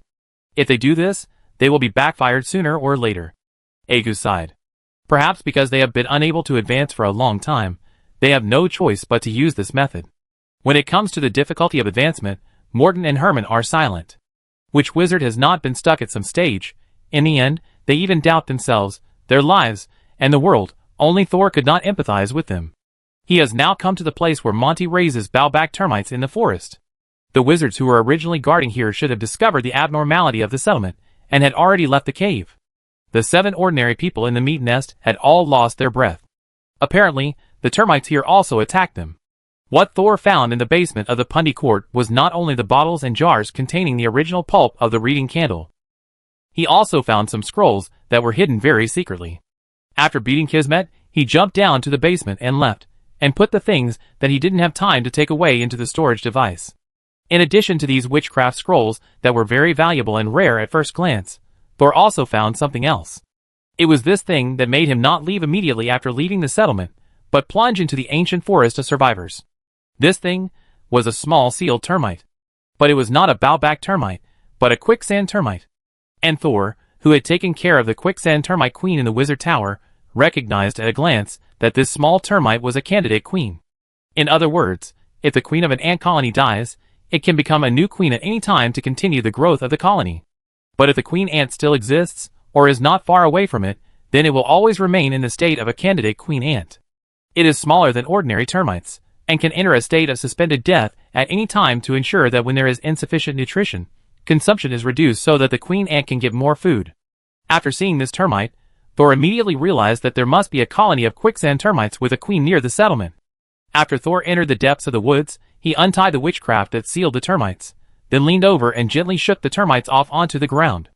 At first, the termite just circled around like a headless fly, then seemed to have discovered something and began to gradually move in one direction. Shall Zeo follow it? Shao Zeo fell to the ground and disappeared in an instant. As a magical creature with earth attribute, it was really not difficult for it to track a small termite in the land. Just as Thor was about to follow, he suddenly felt a strong magical fluctuation behind him. No, it was a magical riot. He turned around suddenly and saw that in the direction of the settlement, a tornado emitting the same magical fluctuation had formed. Thor was surprised at first, but soon calmed down. Sure enough, he was doing this to generate pages. Thor stared at the diary in his spiritual body, and he was not excited about the next page. He could feel that Kismet was not collecting the pages of the diary for him. The tornado of chaotic magic did not last long.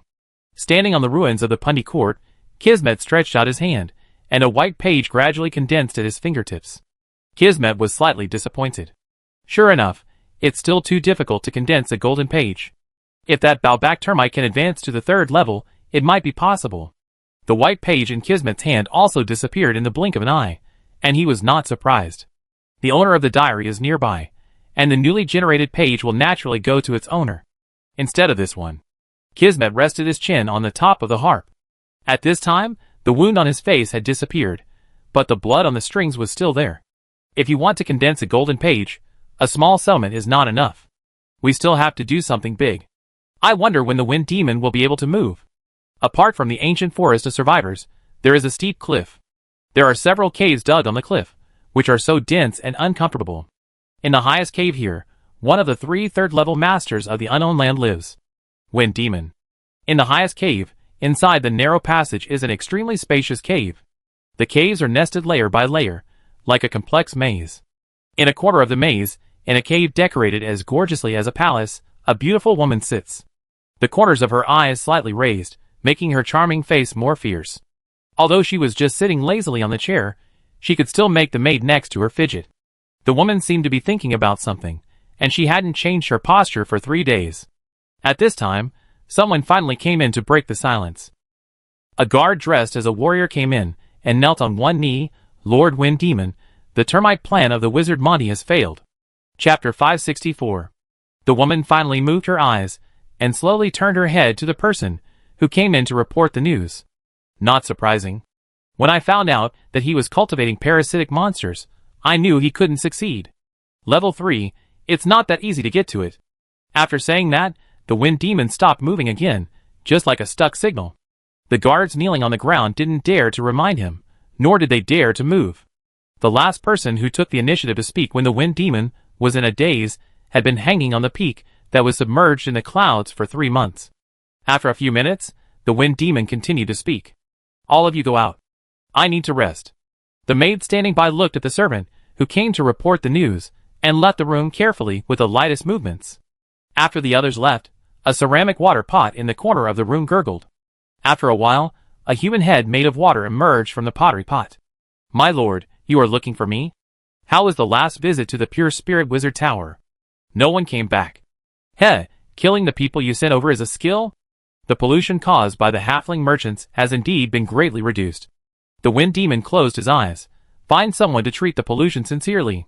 Before that, don't let other messy people get close to the wizard tower. Yes. Sir. In the middle of the waterman's words, there was a word that was unclear and difficult to hear. But the wind demon still glared at him. It was as if she could guess what the other person said even if she didn't hear it. Go away. She was silent for a moment, then whispered a word. The waterman's head disappeared with a splash, and a few drops of water splashed on the edge of the pottery jar. The wind demon closed his eyes slightly, and stood still again. Like a sculpture of a beautiful woman carved by a master, there was no trace of human aura on her. For searched in the ancient forest of survivors, from dusk to dawn.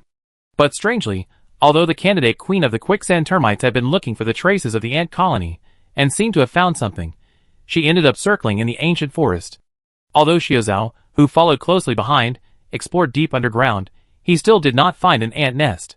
It seemed that all the land here had been occupied by bowback termites.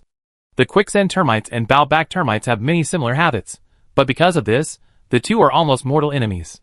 Seeing that the candidate queen ant had not found the ant colony, Thor could not help but feel a little worried.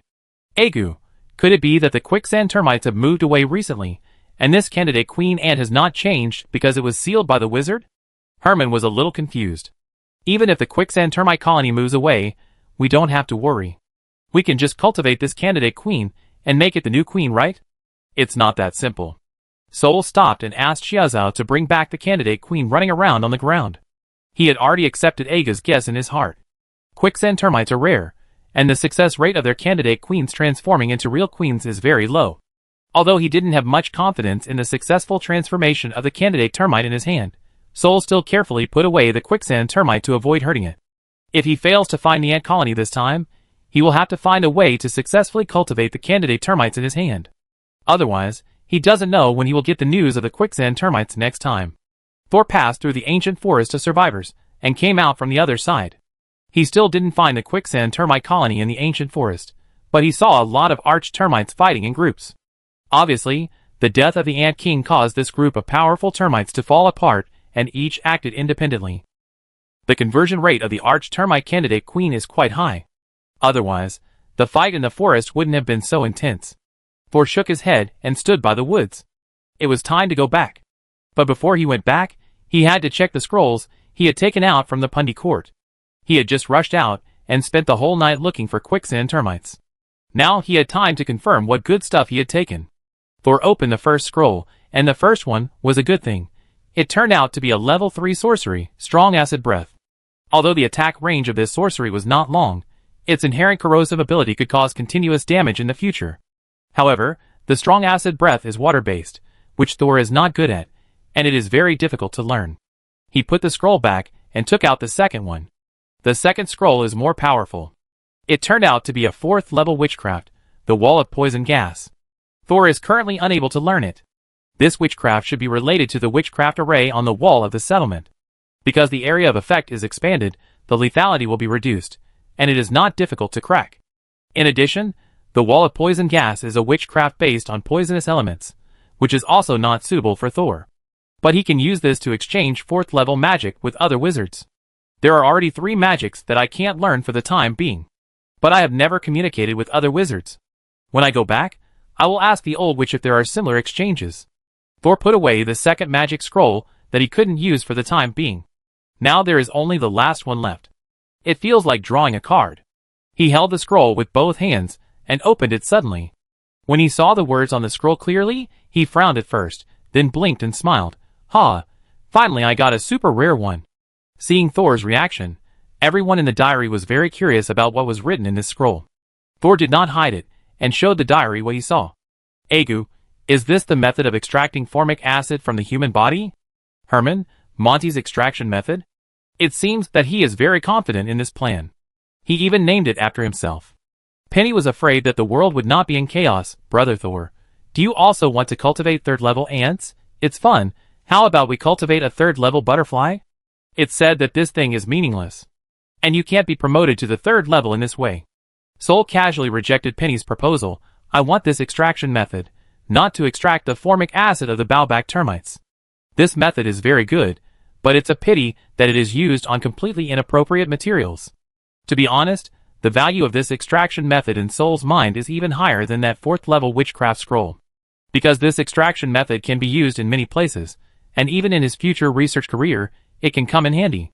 This extraction method has a built-in filtering function, and the only thing missing is the quicksand termite.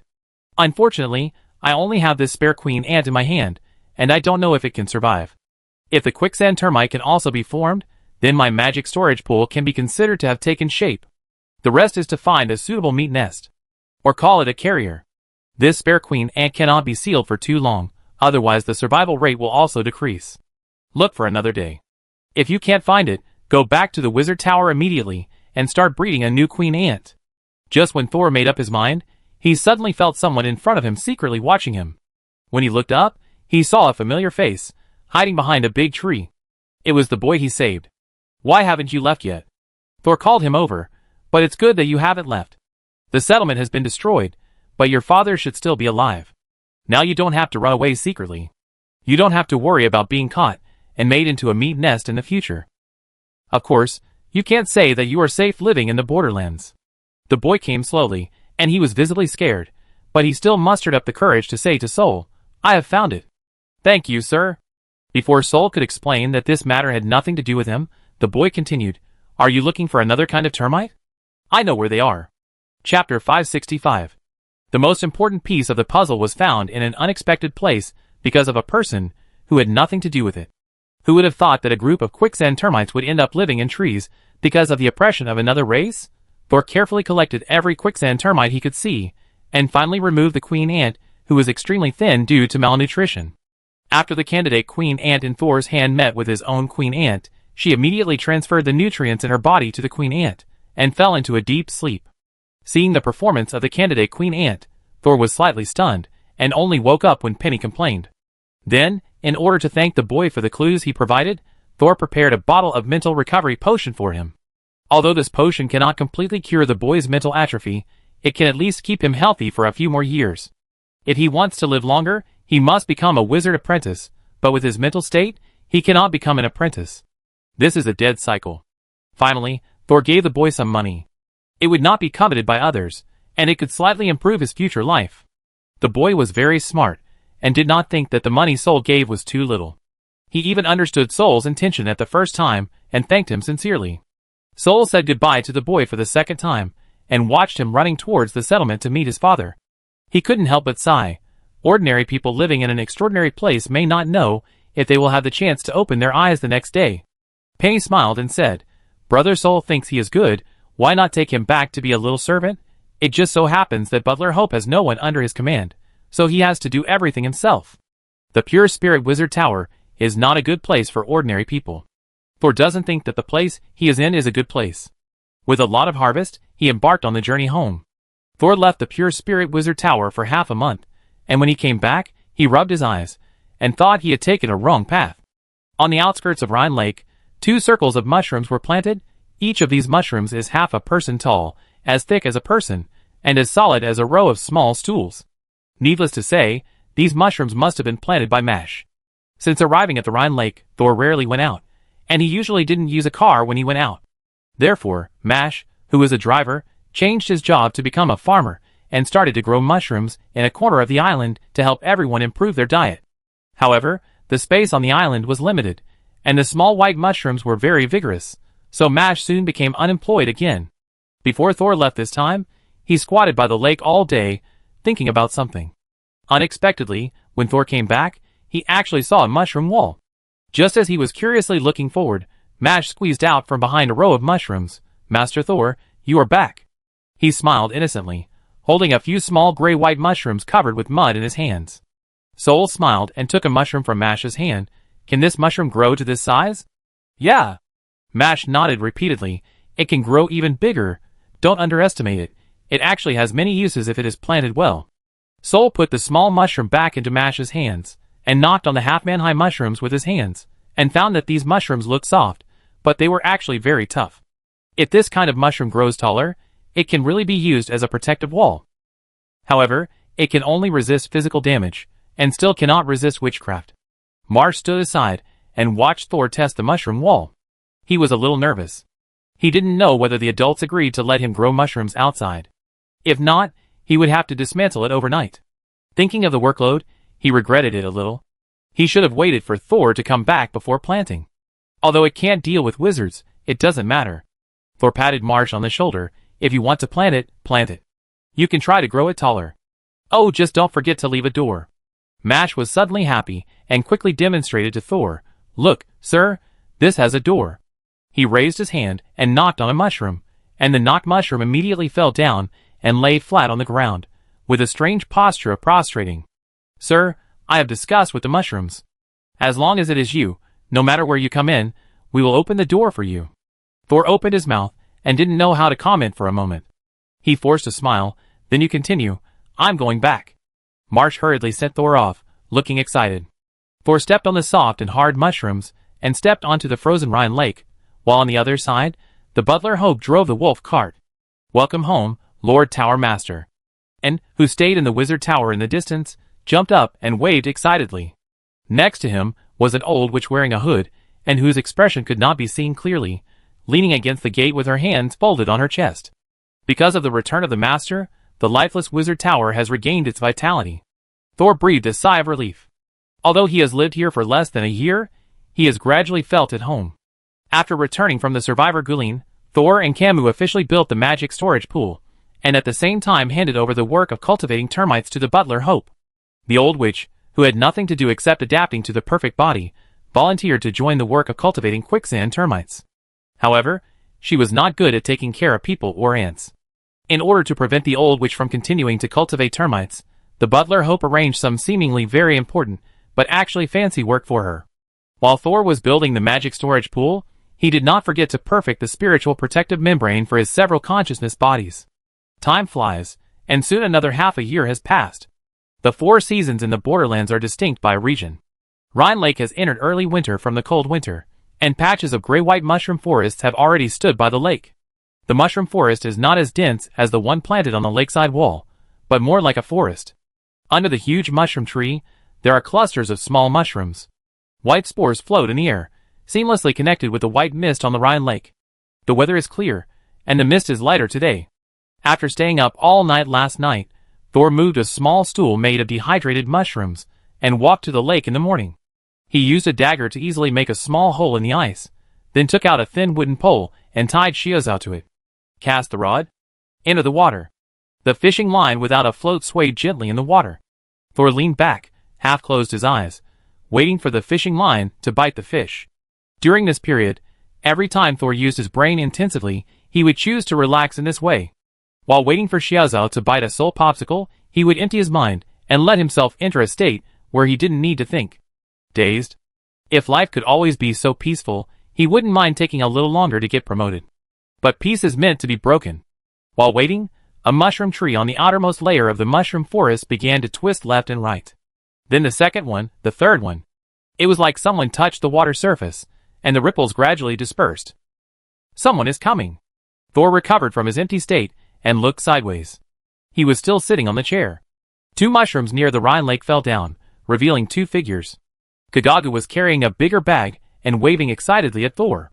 Beside him stood an expressionless middle-aged man, whose face was covered with a metal mask, and whose eyes were as green as the will-o'-the-wisp in the cemetery. Although magic was forbidden on the Rhine lake, the mental power was not affected. Thor could sense that Kagagu had brought a second-level wizard with him this time. The lake suddenly began to shake, and the black tentacles like vines shrank rapidly. Shiazao's pointed head suddenly jumped out of the water, holding a human-shaped popsicle in his mouth. The big fish was hooked. Chapter 566. The big fish was bitten by the fishhook. Sol waved his hand and asked Shiazao to take it to the laboratory on the first underground floor. He picked up the mushroom chair and walked to the lake. Long time no see, Jiajiagu. He greeted his old acquaintance first, then looked at the new second-level wizard. Hello. Hello. The second-level wizard opposite him actually nodded in return. Wizard Thor. Sol secretly looked at the unfamiliar second-level wizard. The wizard robe on him looked more complicated and solemn, not too much like the local clothing style of the state continent. Kagagu quickly introduced Thor. Wizard Thor, this is the second-level wizard, Lord Justin. He came to see you, Kagagu hesitated. Justin took over Kagagu's words and directly stated his purpose.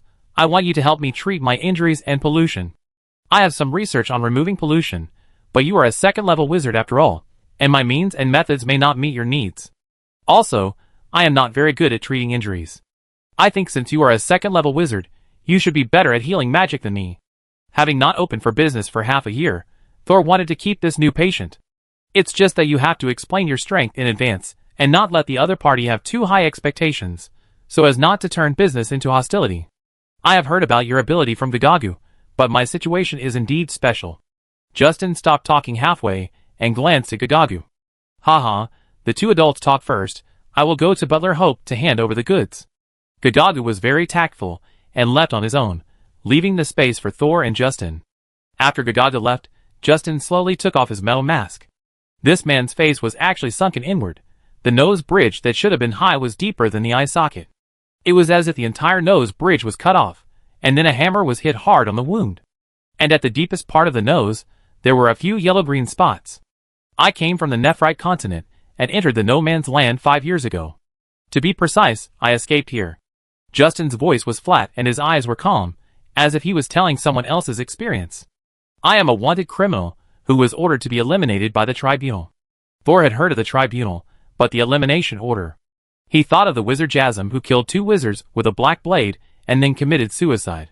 The other party was from the tribunal. Seeing the change in Thor's eyes, Justin knew that the other party had heard of the name of the tribunal. You don't have to worry about angering the tribunal by treating me. They will not enter the no man's land, which is why I ventured in here. Jasm's words contain a lot of information. The tribunal will not enter the no man's land. Why? There are no barriers or checkpoints here. Even wizard apprentices and ordinary people can enter and exit at will as long as they do not encounter those fatal dangers. It seems that this place is called the no man's land, not only because of the pollution and terrible rules it contains, there must be other reasons. Justin paused for a moment, giving Thor enough time to think, and then continued to speak. I was injured by the judge of the tribunal while fleeing. My metal solidified protection was almost destroyed. After I entered the no man's land, the wound was corroded by the pollution here. In the past few years, I tried my best to treat the injury and suppress the pollution, but my body soon reached its limit. If there is no way to solve it, I am afraid I will not live for more than a year. I don't know if it's a habit of character or despair. Justin was still calm when he said that he was about to die. This made Thor admire his demeanor. Few people can remain so calm when they feel death slowly approaching. Wizard Thor, your reputation has spread in this area, but to be honest, few people dare to come to you for treatment. Thor touched his chin and admitted readily, indeed. To remove pollution is to expose your weaknesses to others. Ordinary people will not come to you. That's right. Thor nodded. But his job as a doctor is just a cover. If too many people come to him, it will be a trouble. But I'm different. I've tried almost everything I can. The rest are either too dangerous or simply unavailable. So I came to you. This is probably my last try. Thor did not promise. Can you let me see your injuries and contamination first? Yes, but I need to take some precautions. Justin said calmly. Thor agreed. So, Justin silently chanted a spell, and a golden metallic liquid appeared under his feet. This liquid extended to all sides under the feet of the two people, forming an equilateral triangle, and then grew diagonally upward from each side, finally forming a closed regular tetrahedron. Thor was observing the magic fluctuations of Justin from beginning to end when he cast the spell. He found that the other party's spellcasting technique was very heavy and stable, but there was a trace of tremor and uneasiness hidden in his magic fluctuations, just like an ant hole in the dam, which was worrying.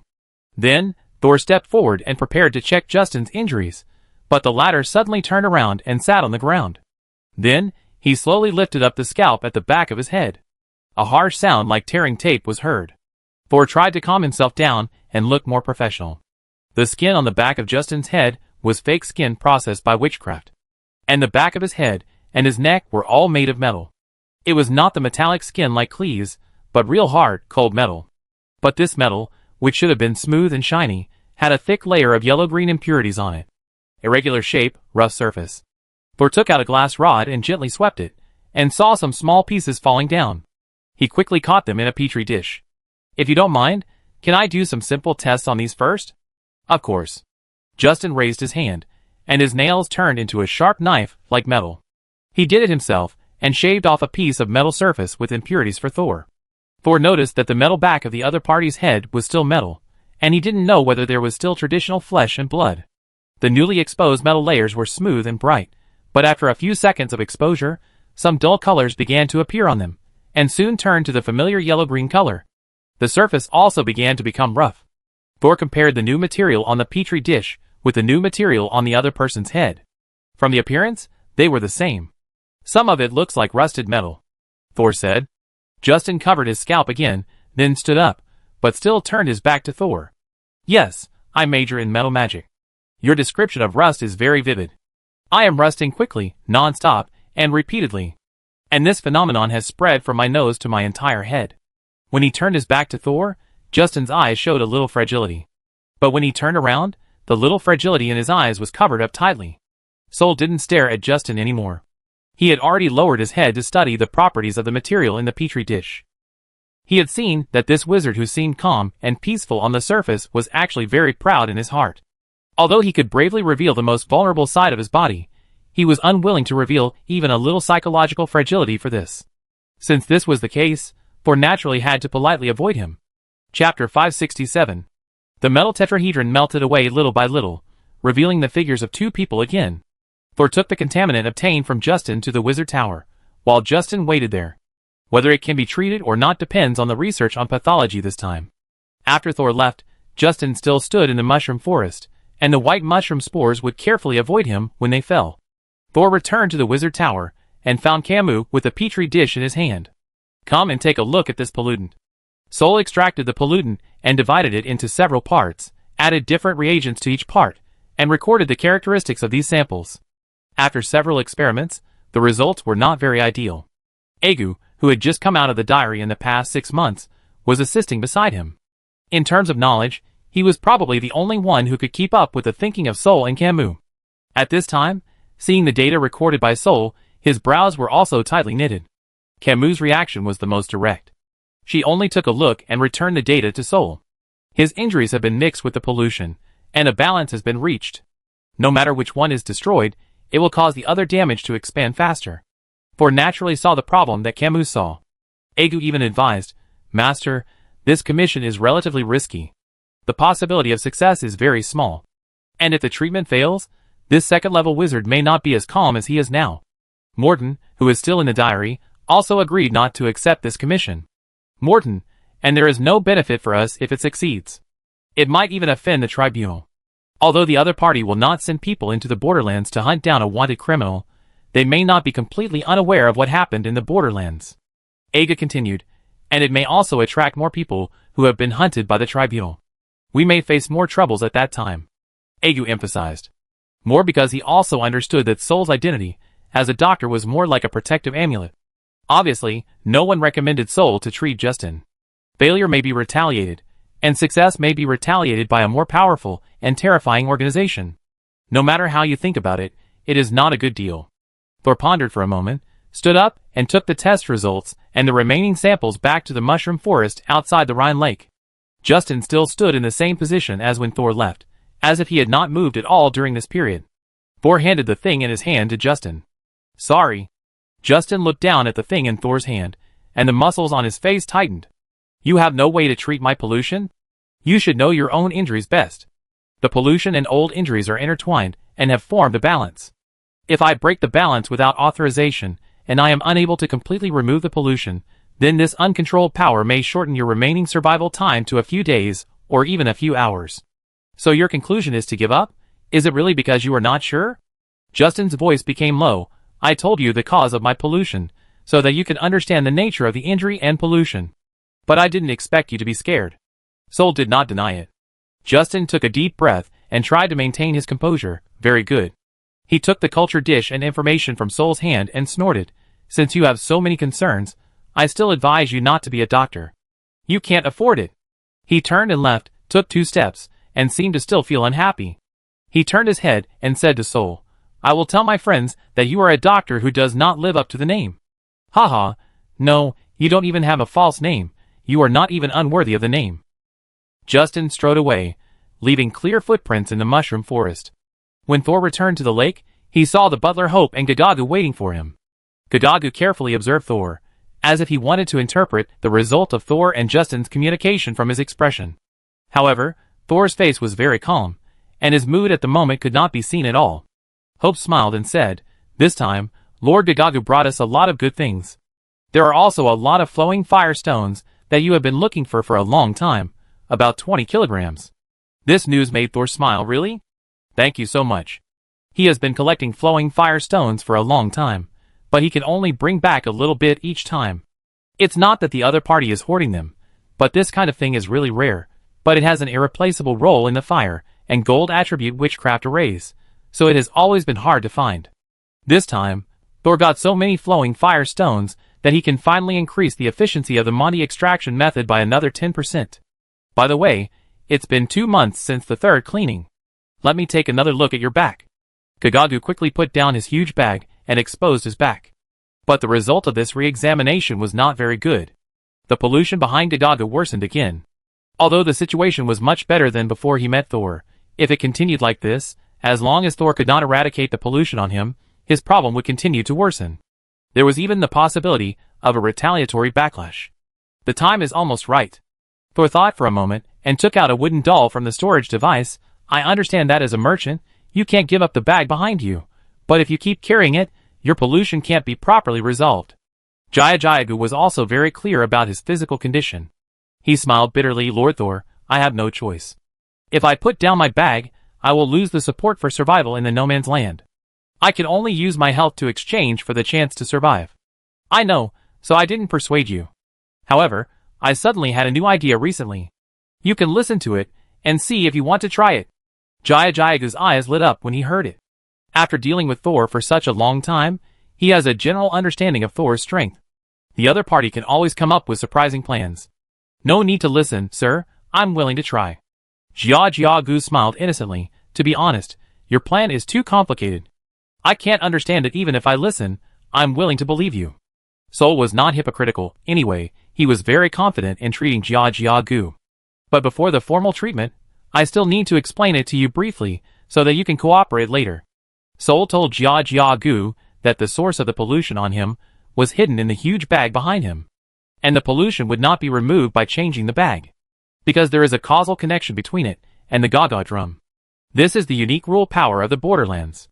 After several treatments, Thor has found that even if he uses soul fishing to absorb all the pollution from the Gaga drum, it is useless. If this related rule power cannot be cut off, the Gaga drum will continue to suffer new pollution. But Thor thought of a new way. Set up a substitute doll at the connection point between the bag and the Gaga drum's body. The puppet bears these newly generated pollution. When the pollution in the puppet reaches a certain level, the Gaga still needs to come and replace the puppet, or spend a lot of money to directly purchase the method of making puppets. As for the method of making puppets, it is naturally inspired by Minter Rum. Although Soul and Rum were in different camps at the last moment, Soul still learned a lot of useful knowledge from him before they fell out. After listening, Gagaga was very happy and agreed immediately. However, he did not buy the method of making dolls, but chose to change them regularly. This puzzled Thor. But he did not ask questions. Since he had made a decision, Thor immediately took action. It took a long time to treat Jia Jia Gu. When Jia Jia Gu was excited and put on his bag again, it was completely dark. Because of this treatment, Thor got back most of the magic crystals and supplies that he traded to Jia Jia Gu. After Jia Jia Gu left, he sorted out the goods obtained from the transaction with the butler Hope. Even if we use a wolf cart, we have to pull it 3 times. Hope said guiltily, "It's my negligence. I should have made a transport vehicle with a larger load." Thor didn't care. "It's okay, you can carry it slowly, I let Shiuza watch here." Before he finished speaking, Thor suddenly turned his head and looked at the mushroom forest. Justin, who had left angrily during the day, walked towards them through the mushroom forest with an expressionless face. This time, the mushroom forest, which was originally intended to serve as a warning, did not react at all. Hope immediately hid behind Thor, and then secretly sent a signal to the wizard tower through Xiaoza's clone. Justin is a second-level wizard. He appeared again with an unknown purpose. He had to call the old witch over. Thor was calm. Anyway, there was the Rhine Lake behind him. As long as he took the last step, the magic of the second-level wizard could not break the magic banning rules on the lake. "Sir Justin, you came back again. Haven't you scolded enough?" Thor smiled and looked cold. In the attitude of not wanting to cause trouble, he ignored the ridicule of Justin before leaving, but if the other party was endless, he didn't mind leaving this mouth.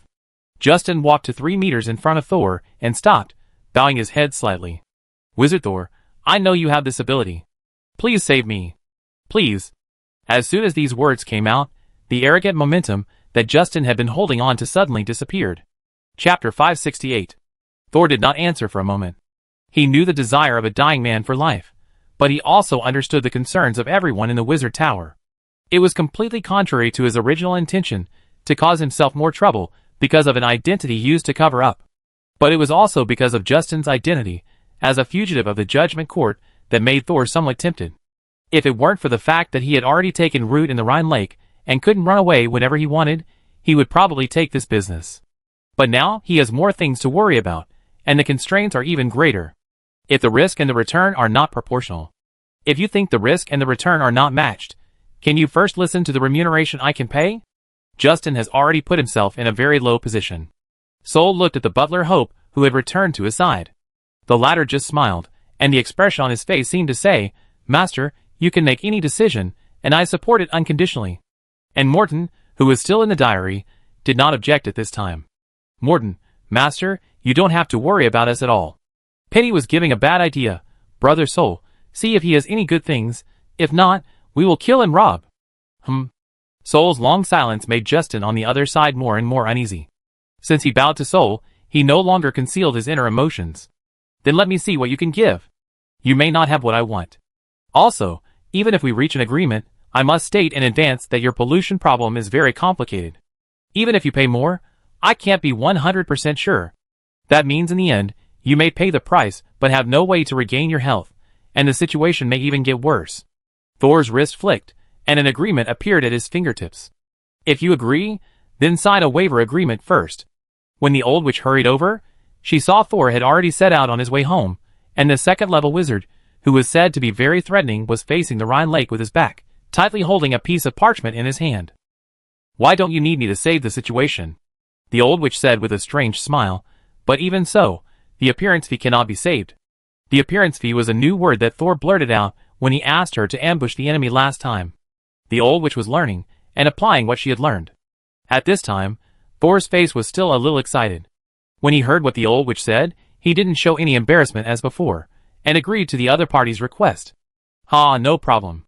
Hearing Thor agree so readily, the old witch immediately regretted that she had asked for less. However, he also knew that with Thor's temper, if he changed his words at this time, the other party might not agree, and would take this opportunity to take back the original promise. The old witch had to glance at the second-level wizard with his back to the Rhine Lake suspiciously, and couldn't figure out what made Thor so happy. Thor did not intend to tell the old witch. He called several consciousnesses after returning to the wizard tower. I plan to accept Justin's request and try to treat him and clean up the pollution. Several consciousnesses looked at each other, and no one objected. Although they would make suggestions, if Thor made a decision, they would only execute it unconditionally.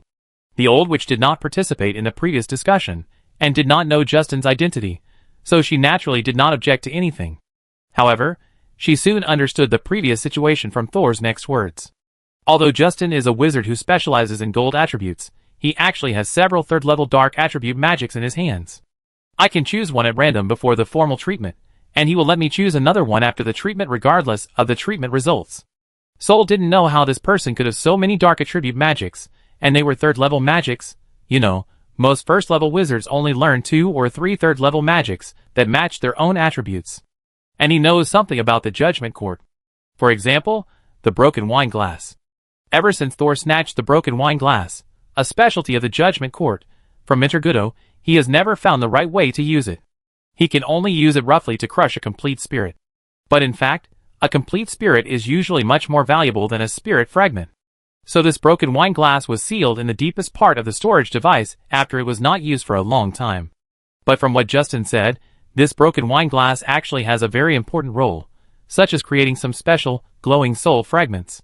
Justin brought too many surprises to Thor, and at the same time, he understood more and more that Justin's identity was definitely not an ordinary wanted criminal, and there might be deeper secrets waiting for him to dig. So Thor finally decided to let Justin enter the wizard tower for treatment. If the patient was left outside the Rhine Lake as before, it would not be kept secret, and accidents that he could not control would easily happen. But if Justin became the first outsider to enter the Pure Spirit Wizard Tower, Thor must also ensure that he was under their control. Old Witch, I will arrange for Justin to live on the 3rd floor, and I will find someone to watch him. You are mainly responsible for not letting him enter the basement. The Old Witch rolled her eyes, and was about to refuse when she saw Thor on the opposite side extending a palm. Deal. The Old Witch rolled her eyes, but I didn't expect that the Justin outside was actually the Justin I knew. Several people looked at her in surprise. Thor even said, "You actually know the Justin outside?"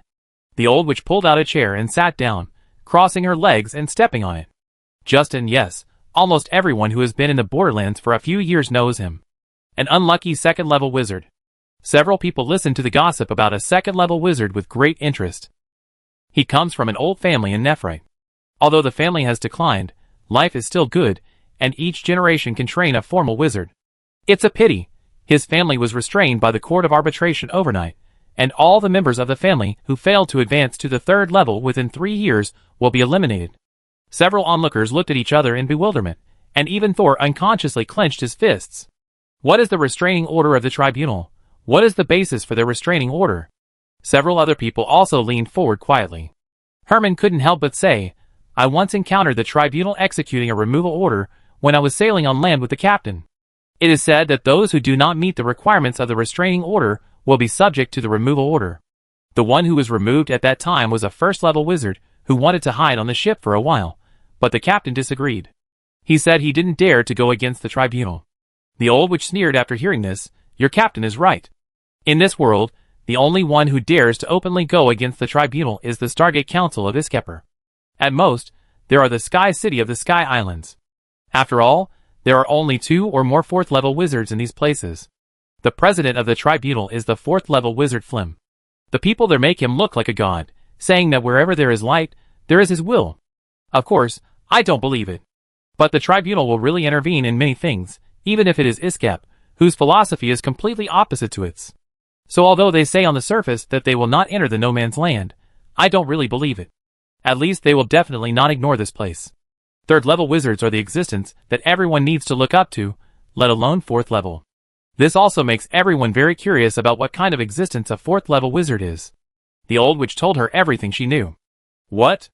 The tribunal, which is in charge of Phlegm, controls the two empires of Evernight and Orlon in Nefert.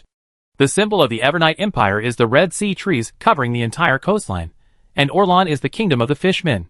Nefert's other empire, Black Flame, is slightly better. Because the royal family itself has a 4th-level wizard, the tribunal's control over it is not that strong. But on the surface, the Black Flame Empire also has to obey the dispatch of the tribunal. Hearing this, Thor couldn't help but ask the question again. So, what is the tribunal ruling on? What is the restriction order restricting? The old witch looked gloomy and stared at Thor's young face. You asked the point. I don't know either. Chapter 569. The Court of Arbitration is a very mysterious existence for most people. Even many powerful wizards only know its surface operating rules, but not its underlying logic. The old witch admitted very straightforwardly that she was also unaware. Although I don't know why they took action, I know that this group of people sometimes unconditionally help some weak people, and may suddenly kill a strong person with whom they have a good relationship. At most, they will be slightly restrained when facing Iskepper and Sky City. Generally, they don't do it openly. Herman put his legs together and shrank his neck. The more I listen, the scarier it gets. Do we really want to treat a wizard wanted by the tribunal? After saying that, Herman regretted it a little. Isn't he questioning Thor's decision by saying this? But before he could admit his mistake, he heard Thor communicating with several consciousnesses through the diary. I decided to treat Justin, but the most essential purpose is to get to know the tribunal in depth. Several consciousnesses seemed calm on the surface, as if they were silent because of Herman's question just now. Thor's voice came from the diary. You also heard that the removal order and restriction order of the tribunal were issued very suddenly, and outsiders did not know the reason. This is very scary. If you don't know the reason, you can't even deliberately circumvent it. I don't want to wake up one day and suddenly be ordered to remove it. Thor stood up and walked to the window. Through the thin mist, he could still see the figure standing by the Rhine lake. Besides, we are not without intersections with the tribunal. The rebellion of the Gorza Wizard Tower also has the shadow of the tribunal behind it. At the beginning, Minter Guddo was a wanted criminal who escaped from Nephrite, and he also had the specialty witchcraft props there, the soul-crushing wine cup. Moreover, he also said at the time that the tribunal would not allow the resurrection of wizards below the 3rd level. And the experiment that the Minter has been studying for many years is exactly what the tribunal prohibits. Ans led the rebellion, and several other forces united. Behind all this, there may not be no shadow of the tribunal. I don't want to be targeted openly or secretly when doing any experiments in the future, but I don't even know the reason. I decided to try to treat Justin. Sol said this directly. This time, no one had any objections. The old witch looked left and right, suspecting that the people in front of her had secretly discussed something and didn't play with her. But she didn't feel any magic fluctuations just now. She felt complicated. After making this decision, Sol felt much more relaxed. He leaned his hands on the window and still looked outside. But his sight had moved from Justin's figure to the distant sky. He thought silently in his heart, I wonder if the Minter knows that the tribunal may be behind the rebellion of the Wizard Tower. Gorza, are you crazy? Half of a 2nd-level wizard's head was smashed into the ground, and his limbs were restrained by the strange black shadow on Gorza's body, and he couldn't move at all. He was still threatening Gorza and trying to save himself. Even if you are from the glorious family, you dare to attack the people of the tribunal. Do you want to die? Gorza said slowly, If you don't tell me, and I don't tell you, who will know? As soon as he finished speaking, the 2nd-level wizard he was holding down suddenly widened his eyes. Then, a sound like a broken string sounded in his mind. The unfortunate 2nd-level wizard twitched violently, his eyes lost their luster in an instant, and the whole person collapsed. Gorza actually killed a judge of the tribunal without hesitation. Well, now I can be sure that you won't say it. Gorza stood up, and some small black dots ran out from his shadow, and went under the skin of the dead wizard. Not long after, the dead wizard's skin suddenly expanded, like a balloon that suddenly inflated. There was also a terrifying tearing sound. Then Gorza possessed him, and tore off the skin of the 2nd-level wizard with a slight pull. He chanted a spell, cleaned the dust on the skin, and draped it on his body. He did not turn into a 2nd-level wizard, which would be easily recognized. Gorza just borrowed the other party's special aura. In this way, with the identity of the judge disguise, he can travel freely in most places in Nephrite. Then, he wrapped his face with a white bandage. This kind of dress is very common in the Nephrite continent. Most wizards in Nephrite will major in dark attributes. Gorza borrowed some aura and transformed into a 2nd-level dark attribute wizard. While going deep into the Evernight Empire, he practiced shadow control. Gorza, who had just changed his clothes, walked openly in a small city on the border of the Evernight Empire. The people in the city seemed very excited.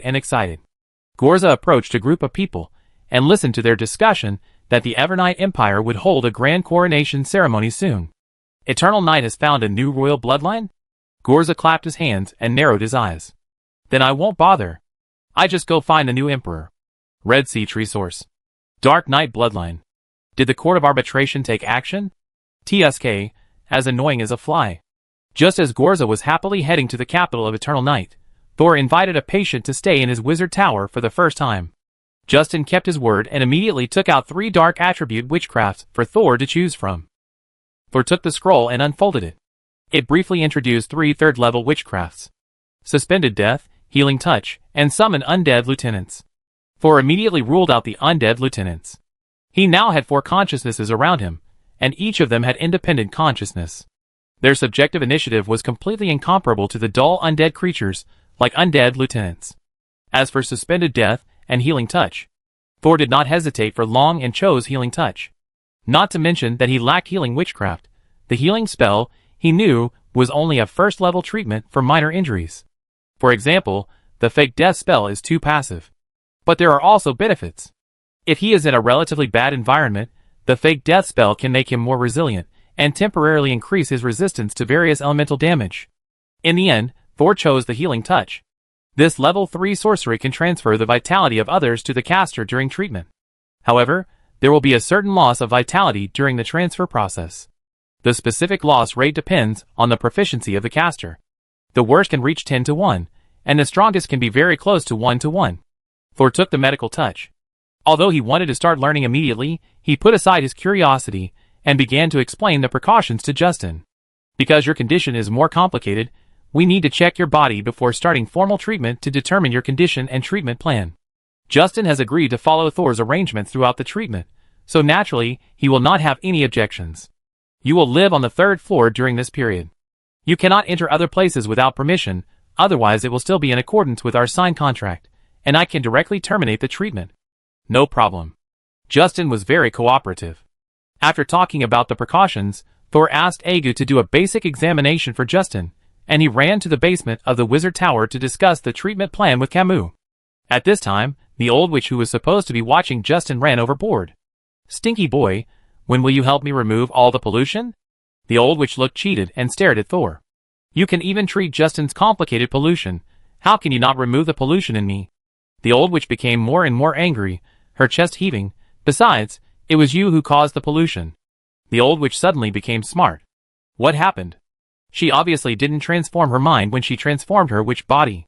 Thor suppressed his laughter and said seriously, in order to protect myself, I mixed the pollution source into your witch body transformation matrix material. When you successfully complete the transformation, the pollution source will take root deeply in your body.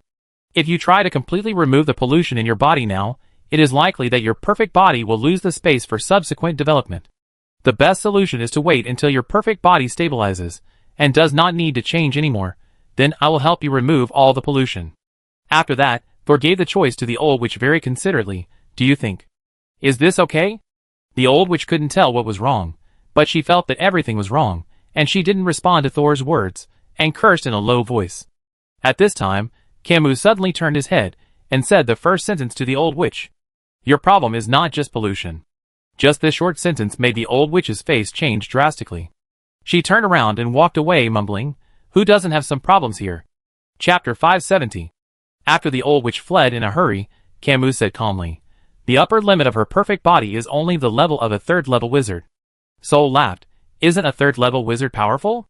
Camus moved his lips, as if he had different ideas, but in the end, he said nothing. Except when she was studying and researching, she never expressed any opinions. It's like a closed box, making it impossible for people to see what is hidden inside. After a while, Camus said to Soul again, you too, you have to adapt to the 3rd witch body transformation and cannot relax your requirements on yourself. It is important to improve magic power, and the improvement of mental power cannot stagnate. You need to increase your tolerance for spirits to avoid being blown up during the formal transformation. Thor knew that Camus' advice was important, but he did not relax his improvement. I know. Since I built the Wizard Tower in Rhine Lake, I have been fishing for spirits in the lake, and using them to enhance my mental power. Thor's mental power used to be comparable to that of an ordinary second-level wizard, but now, he is stronger than an ordinary second-level wizard. However, as a result, the number of spirits in the lake has also dropped significantly, causing him to need more and more time to fish for souls. Camus stared at Thor's face, as if confirming the changes in his spiritual and physical bodies.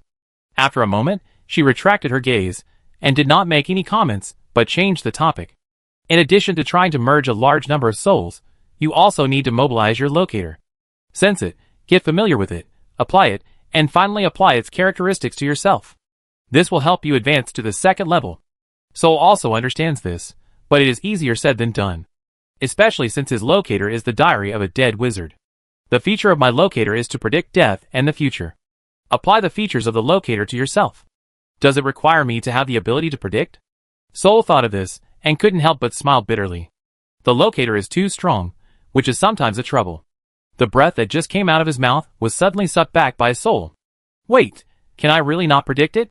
Soul suddenly remembered that he had several strange dreams in the first year after he came to this world. The 2 dreams of the maid who turned into a puppet, and Sid, who was looking for him in the morgue, were more or less mysterious. If combined with the dangers he encountered later, it might be a predictive dream. Soul held his chin and fell into deep thought. At that time, the dreams I had seemed to have some meaning of predicting danger. Do I really have a talent for this? Soul had never learned prophecy magic. First, he had a diary that he could not use, and second, he was promoted too quickly, and had not learned all the knowledge in his field.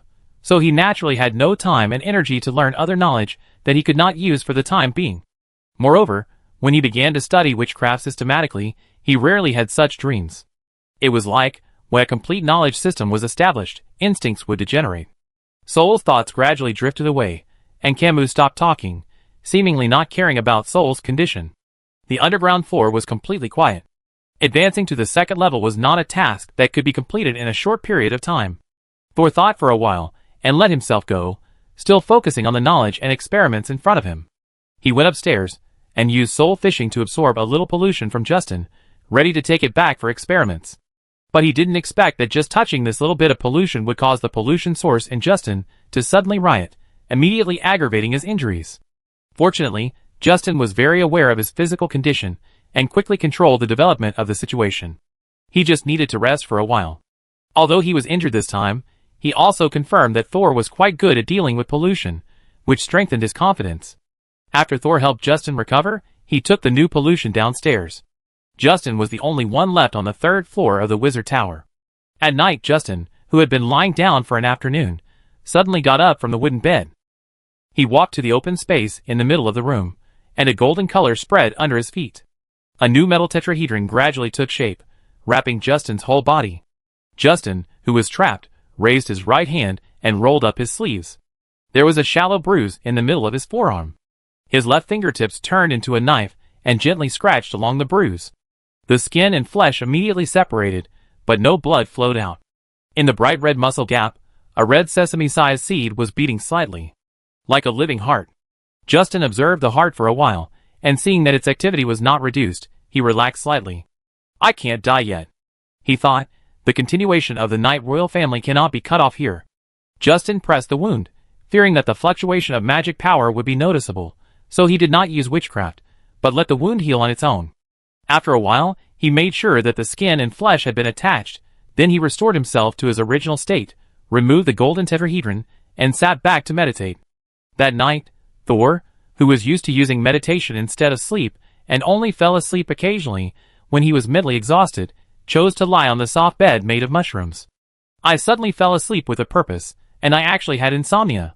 After lying down for a long time, Thor, who had never fallen asleep, stood up again. Relax. Pei smiled and comforted Thor in her mind. If you can't sleep, I can help you. No. I'm worried that other forces will intervene and affect the nature of the dream. Soul rejected Penny's suggestion, took a few deep breaths, lay down again, closed his eyes and thought. Soul wanted to have a precognitive dream, but he also knew that this was not a sure thing. What's more, in his impression, precognitive dreams usually appear when he is in a dangerous situation. Although Thor is now in the no man's land, he is not in a life or death crisis for the time being. After all, there is no reminder in the diary. But the reminder in the diary is also incomplete. As long as I can survive the crisis, even if everyone else dies, I am afraid the diary will not give any reminder. The judgment of danger cannot be completely dependent on the diary. Gradually, his attention was diverted, and sleepiness rose little by little. He actually fell asleep slowly. Thor opened his eyes, and found himself standing in a gray world. He was high in the sky, looking down at the earth. Is this no man's land? Thor looked down, and saw the familiar mushroom forest, and the Rhine lake surrounded by the mushroom forest. The white pure spirit wizard tower stood on the island in the middle of the lake, looking a little hazy. Boom! The earth trembled. Thor hurriedly looked towards the source of the sound. There was a giant walking slowly in the mountains behind him. The giant was covered with milky white bells, but the bells did not make any sound when he walked. A wave of heat came from Thor's left again. Thor looked over blankly, and saw a fire that spread across the entire plain. The sky and the earth seemed to be burned to ashes by the flames, and in the ashes there were countless faces wailing in a twisted manner, extending towards the sky along the black smoke. Thor unconsciously raised his head following the smoke, and in the equally gray sky, he saw a flying shadow. The flying shadow was moving away from Thor at a very fast speed, as if it was fleeing. But as it flew, it suddenly flew towards the sky at a faster speed. No, it was more like falling. Falling towards the endless sky, until Thor's eyes could not catch it. After the other party's figure completely disappeared in the sky, Thor vaguely heard a desperate and shrill wail. What happened? He made a sound unconsciously, hugged his arms with both hands, and fell into unreasonable fear. Then he felt something was wrong, and looked down. His two hands, and the arms they were holding were only black skeletons. The broken wizard robe fluttered, and the body exposed under the robe was actually without flesh and blood. Thor raised his hand, and rubbed his face in horror. Bones collided with bones, making a hoarse friction sound. Chapter 571. Dream Maker Clark opened his eyes. It was daybreak outside. However, the morning sun that broke through the clouds could not dispel the haze in his heart. Clark stared at the window, unable to tell whether he was dreaming or awake. At this moment, a tiny firefly suddenly appeared in the air. In the bright world, the fluorescent light at the tail was almost invisible. The firefly landed on the window, and a mature man's voice came from it. Clark, is this you? Clark seemed to have just woken up from a dream and blinked his eyes. If you are talking about the dream last night, I can guarantee that it was not my influence. The firefly flapped its wings at a high frequency, looking very uneasy. Really not you? You know, I don't have time now. Clark raised his arm, and drew a circle in the air. Colorful tiny scales fell from his skin and disappeared before landing. A picture suddenly appeared inside the circle drawn by Clark. The picture showed the vast land, the giant walking in the mountains, the burning fields, and the flying shadow falling into the deep space. Did you have this dream too? The firefly's voice was tinged with uneasiness. If the wind demon also had the same dream, then it can be confirmed that this is not a dream. It's an omen. The firefly's voice fell. After a moment, the fluorescence of the firefly's tail disappeared, and the little insect lost its vitality and fell straight to the ground, and soon turned into a ball of fire and disappeared. Herbert will definitely inform the tribunal. If the tribunal knows, and the Stargate Council doesn't know, it will be disadvantageous to me. Yawn. Clark yawned, but the Stargate Council is here, which is not conducive to my closing the net. After all, it has reached the last level. Clark slowly closed his eyes, and soon entered a new dream. Unlike Clark, who didn't care much about his subordinates, Herbert, the Firefly Lord, was a very possessive person. He didn't like things that were beyond his control. A large area of bright yellow light suddenly rose in the vast forest. A closer look revealed that it was a magnificent scene composed of fireflies. Fireflies gathered in the sky, gradually forming a giant 10 meters tall. All wizards and ordinary people living near the deep forest knelt down. However, wizards could kneel on one knee, while ordinary people had to keep their faces pressed tightly to the ground. The giant bowed his head and gave an order to the forest, then turned into a large halo and quickly disappeared into the sky. As the halo faded away, a light spot fell, floating and landing on an ordinary person who had just stood up. Before he could react to what happened, he saw people around him moving away from him in fear. Next, this unlucky guy was covered in huge flames. In just a few tens of seconds, he was burned to the point where not even his bones were left. Finally, only a little gray dust fell and merged into the gray soil. On a towering cliff, in a deep cave, the wind demon was hugging her knees and trembling. She hadn't been so scared for a long time. At this time, a maid stood outside the door and reported, "Master Feng Yao, Master Ing, Master Ing." The wind demon raised his head, and saw a human figure made of fireflies appear in front of him. "Go out," I saw him. The people outside were relieved and quickly retreated. A sign appeared in the borderlands, and you, me, and Clark were all polluted and alienated in the sign. The wind demon gritted his teeth. "I saw it. I have informed the tribunal of the sign, and they will send someone over." The wind demon was puzzled. Didn't the tribunal agree with the Stargate Council not to enter the borderlands? Clark also dreamed of the sign, and you know that he has the support of the Stargate Council behind him. As long as both the Stargate Council and the tribunal enter the no man's land, it will not break the agreement, but terminate the agreement. Wind demon gritted his teeth. No man's land may not be able to bear it. The power of the rules here will be completely chaotic. They know this better than you and me. Herbert, the Firefly Lord, had a hint of disdain in his voice. The problem now is that we can't do nothing. Wind Demon's beautiful eyes flashed for a moment. What do you want me to do? Stop the confrontation and cooperate first. The signs appear. It must be that there has been a change somewhere here that cannot be ignored. We need to check every inch of land, especially those areas where the rules have changed recently. This requires too many people. And the areas where the rules have changed are very dangerous, and the people who go to check may not come back alive. Humph! Herbert sneered. Let those ordinary people who are kept in captivity go, and the wizards will record them on the side. If there is a shortage of manpower, immediately accelerate the birth and ripening. The Wind Demon doesn't have that many ordinary people under her command, and she is not keen on watching humans struggle and die. Now is not the time to worry too much. Okay, I will send people to search for ordinary people nearby, and let them go to investigate. The Firefly Master Herbert nodded with satisfaction. The facial features made up of fireflies have no expression, but the Wind Demon can feel a hint of contempt from the other party. After the uninvited fireflies in front of her dispersed and disappeared in the darkness, the Wind Demon called the maid. How are the people sent last time? He hasn't delivered any message yet. The Wind Demon leaned on the bench, looking light and fluttering, as if she would float away at any time. Her voice was also erratic, like a dream. Then give him some more time. The people from the tribunal are coming. If he doesn't want to be caught, he should listen to me. After a good sleep, Thor, who was full of energy, didn't know that the whole no man's land was about to be in chaos because of his dream. Although he now knew what his dream should indicate, he couldn't determine its true meaning. Of course, he also had some guesses in his mind, but he couldn't discuss this with others. After having this dream, Thor felt a sense of urgency in his heart. He knew that he had to do everything he could to enter the second level as soon as possible. If his dream represented some kind of omen like before, then the environment he was in might soon undergo a huge change. With the cooperation of Camus and the brainstorming of others, Thor made a treatment plan for Justin on the third day. He planned to design a witchcraft array to share the damage, temporarily reduce the impact of the injury on Justin, and then take the opportunity to absorb some of the pollution at the fastest speed. The main purpose is to make Justin's injuries and pollution reach a new balance at a lower level, so as to buy him more time for treatment. If everything goes well, this treatment can be repeated several times to reduce the pollution and injuries to a level that Justin can bear. At that time, Thor can directly absorb all the pollution, and Justin will not die from the outbreak of injuries. Justin looked at Thor's plan and agreed to cooperate without hesitation. This treatment plan is not complicated, but it hides the most core step. How can Thor absorb the pollution in his body? Chapter 572.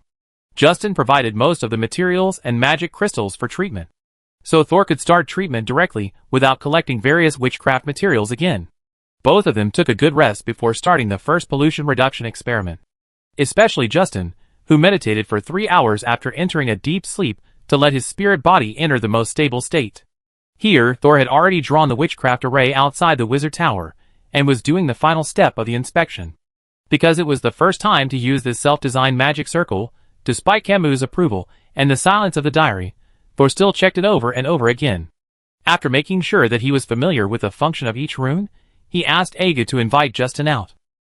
Justin walked down the wizard tower, and immediately saw the huge witchcraft magic circle in front of the wizard tower, and there were a row of figures standing around the magic circle, looking like children. But when Justin got closer, he found that these children were actually puppets made of special materials without facial features. These are puppets that bear the damage for you, or you can call them substitute dolls. Soul briefly explained the characteristics of the magic circle to Justin, so that he could cooperate in transferring the damage. The substitute dolls were inspired by Sol's previous memories.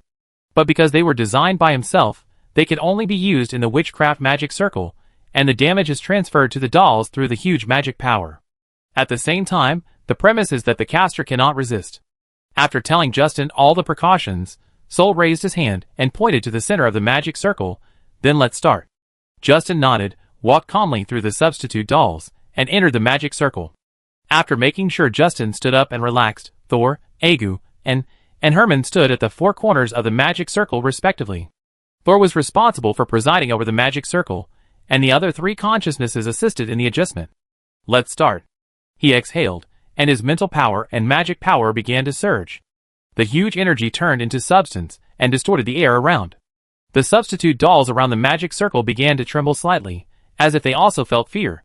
Justin lowered his eyes and stared at the ground, watching the magic crystals in the four corners light up one by one.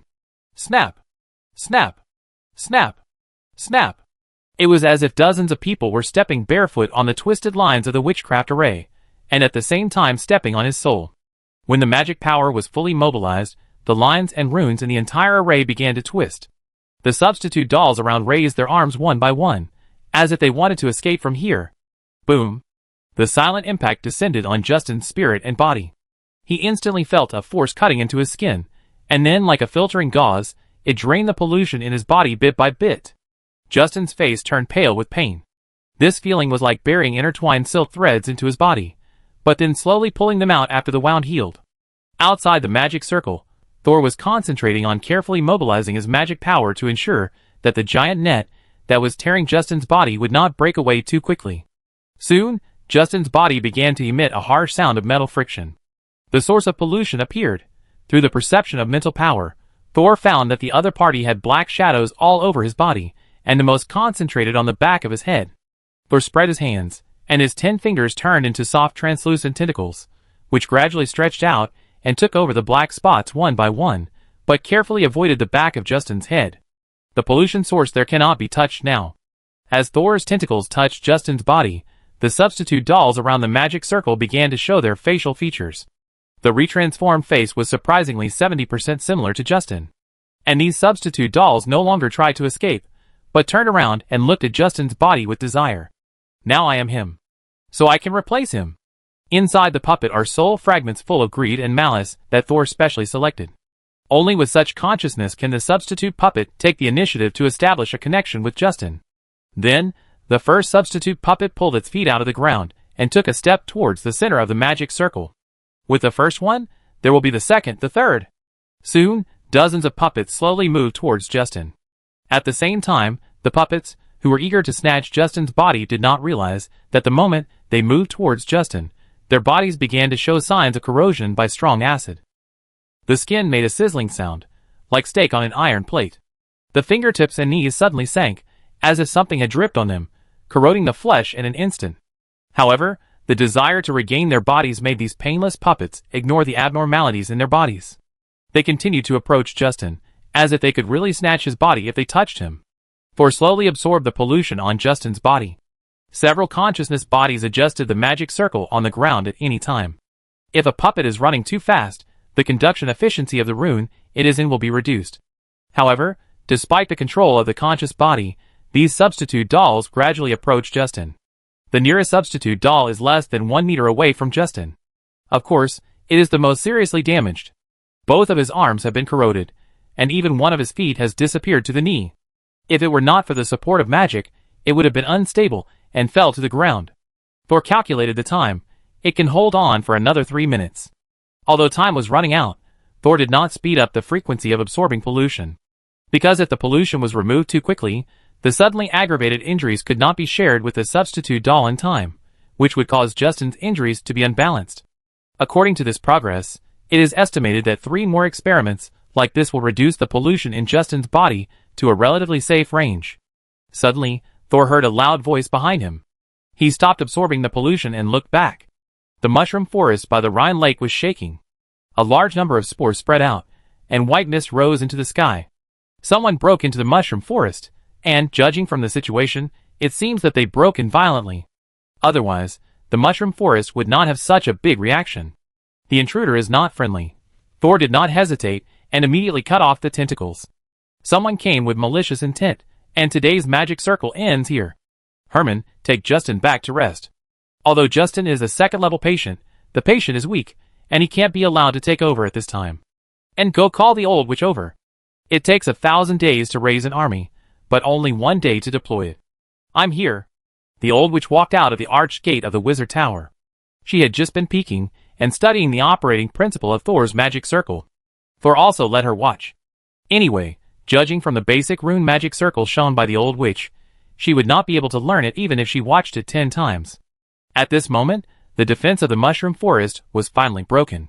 The mushroom tree closest to the Rhine lake was cut off with a knife, and the whole mushroom fell down, revealing the invader behind it. A man wearing full armor, a silver-gray metal helmet, and carrying a tall black four-hoofed beast was crossing the wide Rhine lake, staring straight at the white pure spirit wizard tower. Thor looked back and saw the intruder's head slowly falling from his head until he looked at him. It's a bit troublesome. The old witch's voice was hoarse. He was riding a hanging beast, which has a terrifyingly high magic resistance. It is a beast that can withstand the 3rd level witchcraft. Chapter 573. Who among you is the Thor wizard from the pure spirit wizard tower? The man in full armor across from him, across the Rhine lake, clearly transmitted his deep voice. Is this man a knight? Since they were far away, Thor couldn't clearly feel the mental fluctuations of the other person. But the other person's heavy cavalry spirit and the hanging beast under his crotch were terrifying. He took a timid look at the diary first. Very good, no response. Thor stepped forward, walked to the lake, and raised his voice to respond. I am. Very good. The man on the other side nodded, then clamped his legs around the waist of the hanged beast and rushed directly towards Thor. The hanged beast's heavy hooves stomped hard on the ice of the Rhine lake and actually stepped on the entire ice surface to create cracks. The fine ice fragments flew up, reflecting the dazzling sunlight. The hanged beast's charge was accompanied by the sound of the ice breaking, rumbling. There was only one person, but there was a terrible momentum of thousands of troops charging towards Thor. Thor only felt a gust of cold wind blowing towards him, which made his face hurt. He remained calm and took 2 steps back. The algae sank into the ground, revealing its sharp teeth. And Herman simultaneously transformed their sole weapons and stood in front of Thor, ready for battle. Humph, does he think I don't exist? Who knew that the old witch would take the initiative to stand up? She raised her hand, and then Thor found that the air in front of him seemed to have stagnated. The speed of the hanged beast was very fast, and it rushed to the front almost after the few people had arranged their defenses. Boom! Like 2 huge rocks hitting each other, the hanged beast slammed into the transparent air wall released by the old witch. The huge noise seemed to make the entire island in the middle of the lake tremble. Such a strong impact did not cause any damage to the hanged beast. The latter just shook his head in confusion and recovered from it. The old witch, who was the caster, looked unhappy. Although her face was hidden under a huge hood, Thor could feel her anger. The heavy armored knight on the opposite side snorted coldly and took out a conical spear from his back. The spearhead drew a semicircle in the air, causing a whistling wind, and then pierced into the air wall in front of him. Crack! An extremely harsh sound sounded, causing Thor to frown. The opponent turned his wrist and pushed again, and actually pierced the long spear through the air wall. Once the witchcraft defense was broken, the original magic structure collapsed instantly. Without resistance, the long spear moved forward again, and actually stabbed towards Thor's head. Thor stepped back again, staring at the sharp tip of the spear. If you come to kill me, can you explain the grudge first? He continued to play the role of a harmless doctor. You killed Longman, he is my friend. The knight on the opposite side actually answered. But even when he answered Thor, his attack did not stagnate at all. What, Longman? Friend, are you ignoring my existence? The old witch had already finished the next witchcraft spell. She put her palms together and rubbed them gently, and several small tornadoes were born from her hands, and quickly rolled towards the limbs of the hanging beast. The hanging beast was extremely powerful, but the tornado did not resist its power, but only destroyed its balance point when it moved, which immediately made the huge hanging beast unable to move, and kept sliding on the spot. Seeing the hanged beast trapped, the knight rolled to the side and got off the hanged beast's back, avoiding 2 small tornadoes that rolled towards his arms. After getting off the mount, the knight was still very agile, dodging the old witch's attack in 2 or 3 steps, and swung a long spear straight at Thor again. The old witch quickly turned sideways, and raised her hand again, and another air wall directly trapped the knight. Just like she had sealed Thor in the past. However, the mental power fluctuations of the knight in front of him were not strong, but his physical fitness was extremely terrifying. The old witch's air confinement could not completely restrict his movements. Watching him fight with the old witch, he actually had the strength of a second-level wizard. He was just a second-level wizard of the melee type. Thor did not really regard him as a knight just because he was wearing heavy armor and riding a beast. Although the mana and mental power fluctuations on the other party were very weak, the strong strength and toughness that could resist witchcraft were definitely not something a knight could do. There must be some kind of witchcraft principle in it, but he has not yet discovered the trick. Perhaps as long as the trick is found, the opponent will be as vulnerable as a paper tiger. Thor still did not take action. He stood behind and watched the knight relying on his fine armor with witchcraft circles painted on it to withstand the attack of the old witch, and then took advantage of the situation to break free from the imprisonment and stab the old witch with his gun. The old witch should be happy that she finally succeeded in attracting the knight's firepower. Thor narrowed his eyes and stared at the opponent's movements. However, under the blessing of meditation, he felt that the person in front of him looked like a corpse. Those twisted movements to the limit, those incredible explosive forces, are often not something that ordinary bodies can withstand. Thor could see that every time the opponent attacked, his body was suffering irreversible damage. He looked at the opponent's movements and suddenly found a hint of disharmony. This person's movements are very flexible and powerful, but his neck seems a little stiff. Thor observed for a few more seconds, and a smile appeared in his eyes. I found your secret.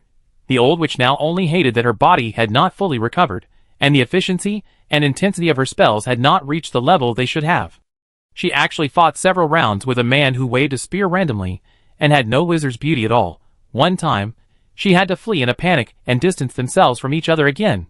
Just as the old witch was thinking about how to take down the big guy in front of her, she suddenly saw a small piece of black in her peripheral vision. Although her brain had not yet fully reacted to what Thor was doing, the old witch subconsciously cast the air confinement again. And this time, her spirit body was shaking wildly, almost using her maximum magic output. The knight was imprisoned again. However, just as he was about to break through the imprisonment with his body like before, a black light suddenly flashed across his neck. The knight looked down, and then his vision kept turning. The earth and the sky appeared in front of him. Finally, he saw his headless body. The knight did not move. The powerful body that had just been so powerful and resisted the second-level wizard quickly lost its vitality. The old witch turned her head and glared at Thor. Smelly boy, who asked you to take action? Thor smiled and was about to explain, but his face suddenly changed. Be careful, he's still moving. The old witch realized that something was wrong when Thor's face changed, but she was still a beat late to dodge. A conical spear pierced her chest with a sound of breaking through the air. The old witch widened her eyes in anger, but there was no pain on her face. She grabbed the spear that pierced her body, and an invisible wave suddenly passed along the wall to the headless body of the knight. Witchcraft and flesh collided again. Thor was puzzled. He had clearly cut off the intersection of magic power, so why could the other party still move? Could it be that this body was controlled by other means? The person who controlled it must still be nearby. Thor looked at the head that fell to the ground. The moment he lowered his head, the head that had been silent since falling to the ground suddenly opened its eyes. The moment the two looked at each other, Thor suddenly felt a violent tremor in his spiritual body. When he came back to his senses, he actually found himself standing in a square, completely enclosed large box. And he could not feel the magic power in his body at all, only his spiritual power was still vibrating with joy. This environment is so familiar. Thor was stunned and said, "Is this the consciousness space?" He was actually dragged into someone else's consciousness space. Chapter 574. You react quickly. The voice came from above. Sol immediately looked up and found that the top wall that was originally closed was open like a lid. A huge face that looked to be in his 60s or 70s, a little old but full of ferocity, appeared above his head. Many people don't know where they died until they died. But that's it. Since you have entered my consciousness space, it is impossible for you to get out alive. You suddenly lost the magic you have always relied on. You feel uncomfortable, right? I help you get rid of it. A huge palm pressed down from the top. The 5 fingers were ferocious, as if they wanted to crush Thor. Your sneak attack wizard is very powerful. Did you use this witchcraft to kill Longwin? Thor couldn't dodge and was grabbed by the opponent. The huge fingers conveyed an unmatched force, which instantly made Thor groan in pain, as if the whole person was about to explode. I didn't kill anything. Longwin. I don't even know him. Sol said intermittently with a painful look on his face. It's too late to say you haven't seen him now. I should have stopped him when he said he would bring Halima's love letter to you. Halima's love letter? Soul finally remembered. Langwin should be the man who took the pearl bracelet and asked him to clean the contamination on the bracelet. Or the wolf head on the man's chest. I didn't kill him.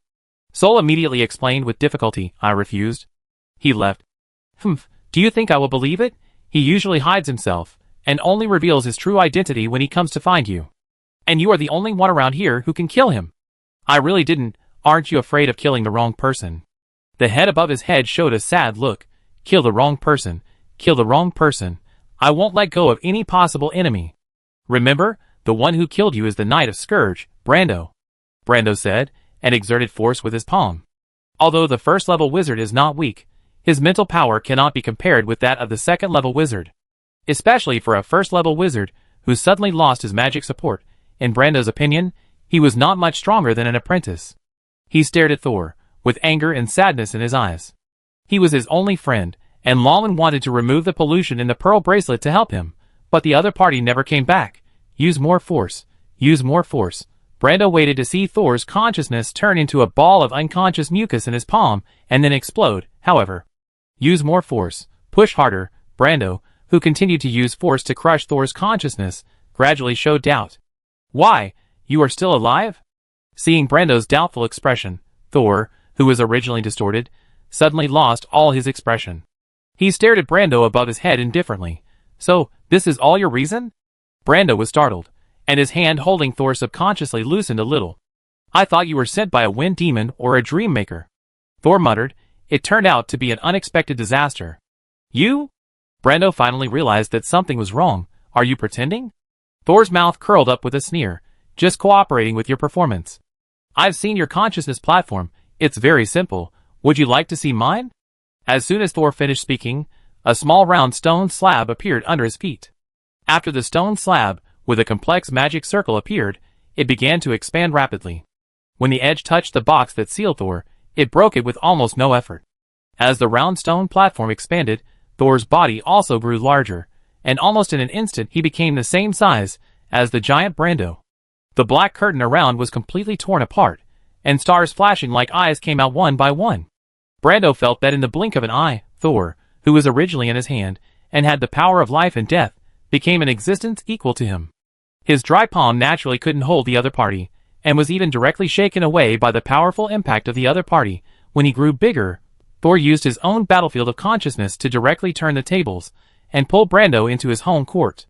Your body in the outside world has always been close combat, making people mistakenly think that you are good at hand-to-hand combat. But who would have thought that your real killer is actually fighting in the consciousness space? To develop a concrete consciousness space, the wizard's spirit body needs to be very stable, and supported by strong mental power. Brando in the consciousness space is no longer just a head. But his body is not as strong as the knight outside. More like a shriveled old man.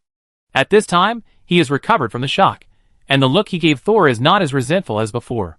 So you have been lying to me just now. His eyes swept around. A first-level wizard actually has such a strong mental power, and such a complete consciousness space. It's not surprising that Langwin was killed by you. Thor tilted his head. I say it for the last time, I didn't kill Langwin. It doesn't matter whether you believe it or not. I'm curious, are you really here to kill me for revenge for Langwin? Brando clenched his hands hanging on both sides, and two rapiers suddenly appeared in his hands. No need to say more. If you think that a strong consciousness space means that you are strong, you are wrong. My consciousness space is not as complete as yours, but it doesn't mean that my spiritual body is weaker than yours. The more powerful and complete the consciousness space is, the more dangers are hidden. Your blind pursuit of the power of space is a suicidal act. Brando placed his two swords in front of his lower abdomen and crossed them silently. I will let you know what a real consciousness battle is. Here, I am the most powerful knight. Feeling the opponent's imposing momentum, Thor nodded slightly and became serious. His hands began to soften and deform, gradually splitting into countless translucent gray tentacles. The tentacles grew bigger and longer, and soon fell to the ground, piling up.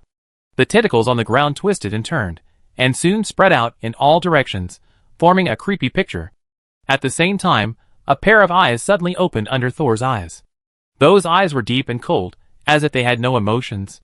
When those eyes looked at Brando, they were no different from looking at the stone slabs under their feet and the starry sky above their heads.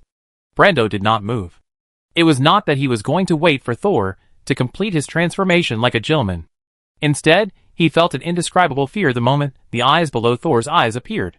Even when facing a third-level wizard, he had never been so powerless. Ah! He suddenly roared, suppressed the fear in his heart, exerted strength in his waist and abdomen, and moved his shoulders and arms, one left and one right, and swung the rapier in his hand towards Thor's head. The tip of the sword was facing the extra eyes. Thor? Is this what you call a real consciousness battle? Throwing away the weapon as soon as you come up? Although it seemed a little unbelievable, Thor still treated it with caution. After all, anything could happen in the consciousness space. The pair of rapiers thrown over could even suddenly turn into bombs and explode. Two gray tentacles suddenly flew into the air, wrapping around two rapiers respectively. The sharp and smooth rapiers were corroded and dimmed the moment they were wrapped around by the tentacles. The tentacles exerted a little more force, and the two rapiers turned into black smoke and disappeared completely. Thor blocked the attack effortlessly. It was so easy that he was confused. What else do you have in this trick? Thor turned his attention back to Brando, and then he was stunned. A vertical crack less than 2 meters long appeared beside Brando, and Brando was trying to squeeze into the crack. When he saw Thor looking at him, he was anxious and exerted force, and with a grunt, he got into the vertical crack. The next second, the vertical crack snapped shut and then disappeared completely. This is... Thor was stunned for a moment, then his expression twisted, and he said in disbelief, "Run away?" Chapter 575. Sol came out of the consciousness platform quickly and looked around. His eyes fell on the Rhine Lake. The headless knight was holding his head in his hand, riding the gallows beast, and fled at a faster speed than when he came. The old witch stood on the ice nearby, pinching her waist and jumping helplessly.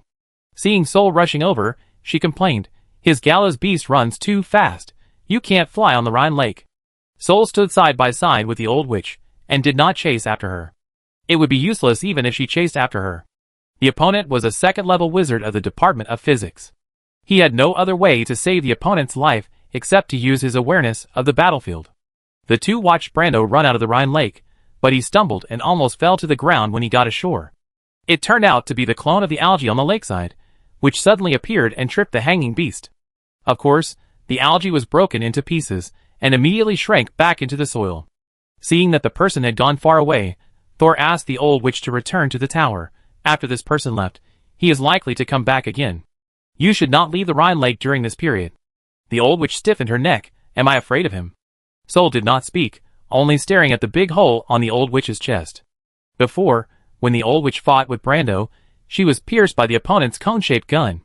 But her perfect body did not care about such injuries at all. Now it has recovered, but the clothes are still torn. Spring light is revealed. If you don't look at the old witch's facial features that have been magnified 3 times and her old face, this body that looks like a 15 or 16-year-old girl is still quite attractive. The old witch looked down along Thor's line of sight and saw the same scenery. Thor quickly said what he wanted to say and shifted his gaze. You were shot through the body by the other party. The old witch looked up, and her expression did not change at all. What do you know? This injury is of no importance to me, and I can recover in the blink of an eye. I am the one who can best restrain that iron skin. The old witch straightened her chest and turned back to the wizard tower. Thor stood alone by the lake and enjoyed the breeze.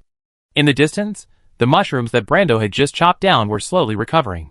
It would take some time for them to grow spores that could give warnings again. But I think Brando would not dare to come again easily. The other party said that he came here to avenge Longwin. But is it really like what he said?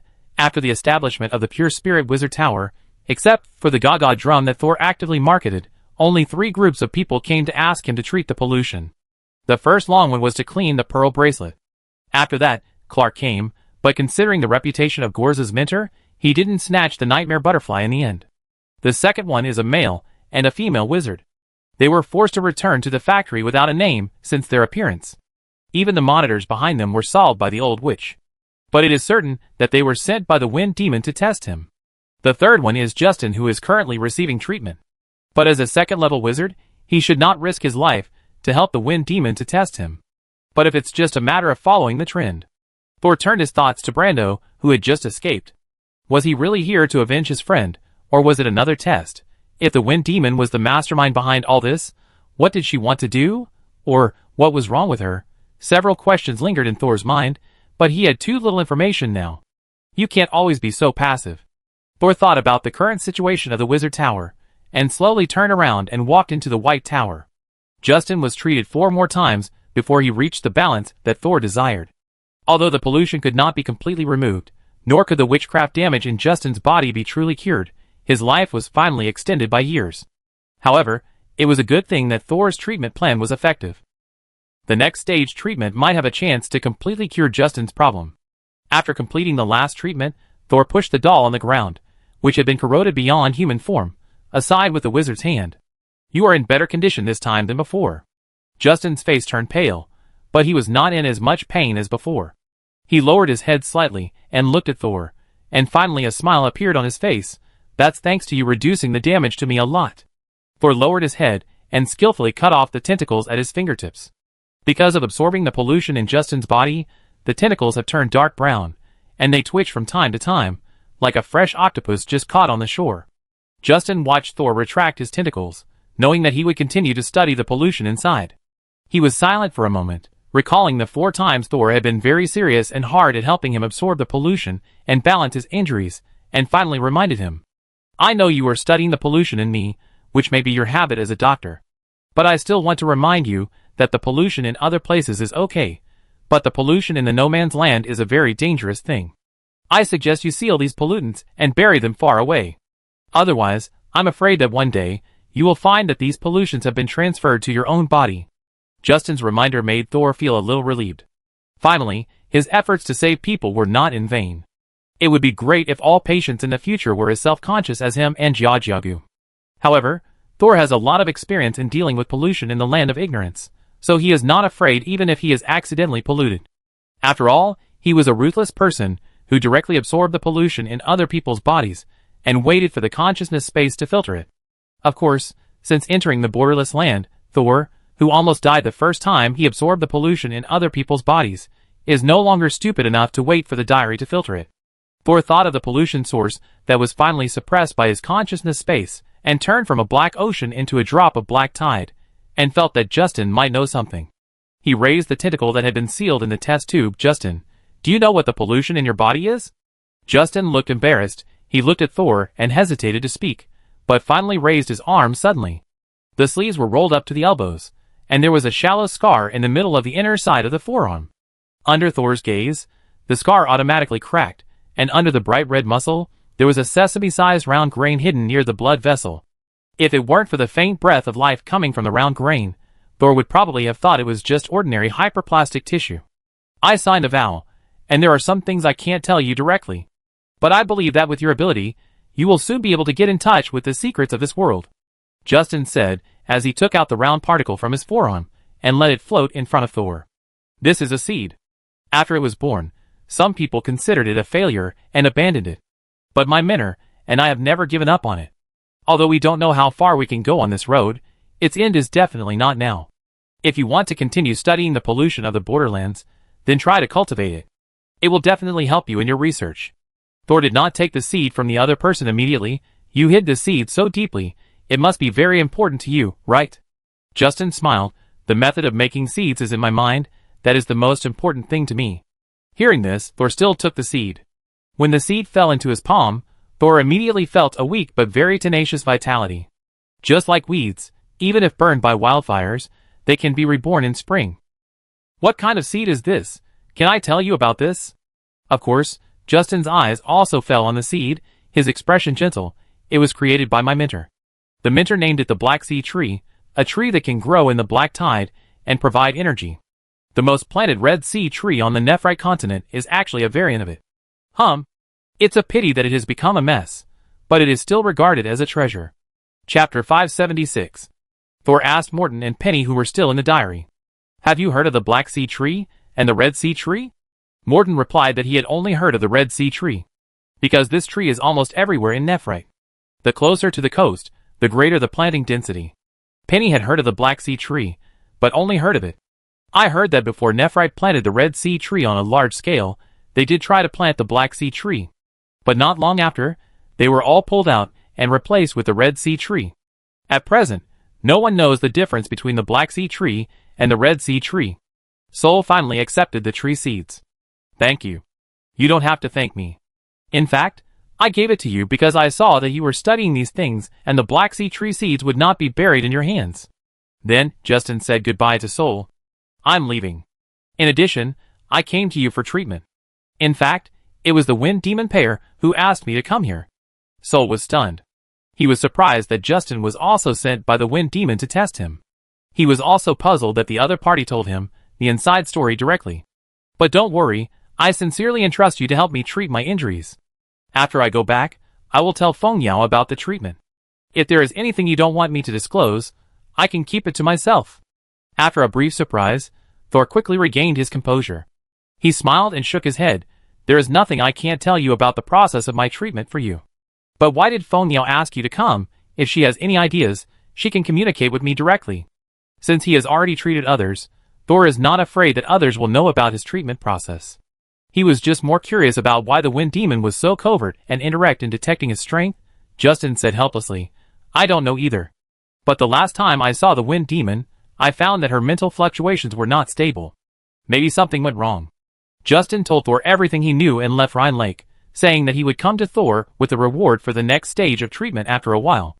Although Justin's pollution situation was complicated, he was a big customer, so Thor naturally agreed happily. But no one expected that Justin would never have the chance to ask Thor to treat him again. Justin, whose physical symptoms were much relieved, rushed to the Huifeng Mountains, where the Wind Demon was in less time than when he came. When he stepped into the vicinity of the cliff, his whereabouts were immediately reported to the Wind Demon by the people here. And the Wind Demon almost immediately allowed Justin to enter her cave. Can Thor really treat pollution? Are there any other side effects? As soon as she saw Justin, the Wind Demon pair immediately recovered from her nervous state and asked immediately.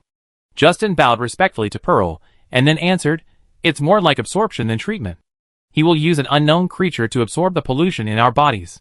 Unknown creature? Can it be brought here? Justin shook his head. Every time I treat him, I stand in a huge witchcraft circle, far away from him. The monster only extends a tentacle every time, and it leaves as soon as it touches. I haven't even seen its full appearance, let alone catch it. The Wind Demon's eyes turned little by little, to the corners of the eyes, and then moved the face and neck. Although it was a beautiful face, such a strange way of moving still made people feel uncomfortable. You have lived in the Rhine Lake for so long, and you didn't find any traces of monsters living there? Justin recalled for a moment, and finally shook his head. No. The Wind Demon turned his head away little by little. First the eyes moved, then the face, neck, and upper body. Very perfunctory answer. The voice of the Wind Demon began to become erratic. A few wisps of breeze blew into Justin's ears, and he knew that the Wind Demon was getting impatient. He frowned and was about to explain again when he heard the Wind Demon suddenly say, Since you are unwilling to say it yourself, I will have to ask Lord Flim to check it out in person. Hearing Flim's name, Justin's face changed drastically, and he almost turned around and left immediately. However, as soon as he turned around, he bumped into a ball of light. Justin's eyes showed unconcealed fear, and his mouth opened slightly. How could you? But before he finished speaking, his thoughts were suddenly interrupted. The sudden light entered his body. Justin's body immediately began to smoke, and tongues of fire came out of his slightly open mouth and wide eyes. The fiercely burning Justin made another person's voice. This voice was low, majestic, and full of an inexplicable sense of calmness. Interesting way. After Justin began to burn, the Wind Demon kept staring at the corner of the wall, letting his eyes fall on the other party. It seemed that she was afraid of seeing the ball of light. This time, when she heard the voice just now, she shrank and silently curled up her toes. He is building a magic pool, and he only needs a carrier. The words magic pool made Feng Yao's eyelids tremble slightly, and she thought in disbelief. The Pure Spirit Wizard Tower is actually preparing a magic pool, and it is almost built. Although she tried hard to control her emotional fluctuations, she was still discovered by the ball of light at the first time. Heh, you want a magic pool? That's right. If you don't solve your fundamental problem, even if you temporarily remove the pollution, it will continue to regenerate. Knowing that Lord Flim had discovered her thoughts, the Wind Demon no longer concealed them. She closed her eyes and turned to the light ball, leaned over and put her forehead on the bed, posing a posture of complete submission. My lord, the magic reservoir is taboo knowledge, and should not be in the hands of a first-level wizard. I want to kill Thor, recover the knowledge, and try to advance. Please agree. Since it is taboo knowledge, what qualifications do you have to know it? The light ball's ruthless words made the Wind Demon's body stiff, But it slowly added, however, since it is a magic reservoir that has been built, you can use it. As for the wizard named Thor, you bring him back alive, I want. The light ball suddenly paused, and there was no sound for the next 3 minutes. The wind demon's excitement, because Flem allowed her to rob the magic pool, was cut off. She didn't know if Flem suddenly changed his mind. This made her feel very uncomfortable. Fortunately, after 3 minutes, the light ball finally spoke again. The people from the Stargate are here. You should be promoted as soon as possible, and also find the Eye of the Wind as soon as possible. Before the wind demon could respond, the spiritual fluctuations of the light ball suddenly disappeared, and Justin had turned into a charred corpse, but he was still standing. But the wind demon knew that the most damaged part of Justin's body was actually his brain. The light ball just now, that is, the Lord of the Judgment Court, Flem, directly cracked Justin's consciousness in the fastest and most violent way and read the memory in it. After that, Justin's soul completely disappeared from this world. After the light ball left, the wind demon did not raise his head for a long time. Until a man's voice came from outside the door. Wind demon, Lord Flem left? The wind demon got up and leaned lazily on the cushion. Small beads of sweat appeared all over his body, and were quickly blown away by the wind. Gone. The door was ruthlessly set on fire, and quickly turned into ashes, but no other furniture was burned. A tall bald wizard walked in. Unlike ordinary wizards, he wore a bright yellow scale armor, and the armor made a friction sound like stones when he walked. This person is none other than Herbert, Lord Firefly, one of the 3 third-level wizards in the Borderlands. He walked to the end of the room, with a blank expression, looking down at the wind demon, who seemed to be in a daze again. What do you want, Lord Flem? The wind demon didn't even look at him, but said lightly, all you need to know is to find the Eye of the Storm as soon as possible.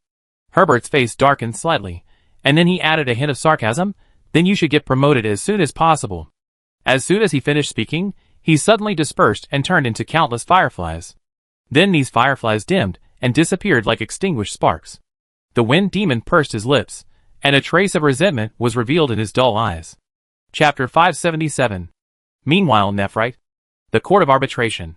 The most central building. The Dawn Corridor. The passages in this corridor are more complicated than a maze.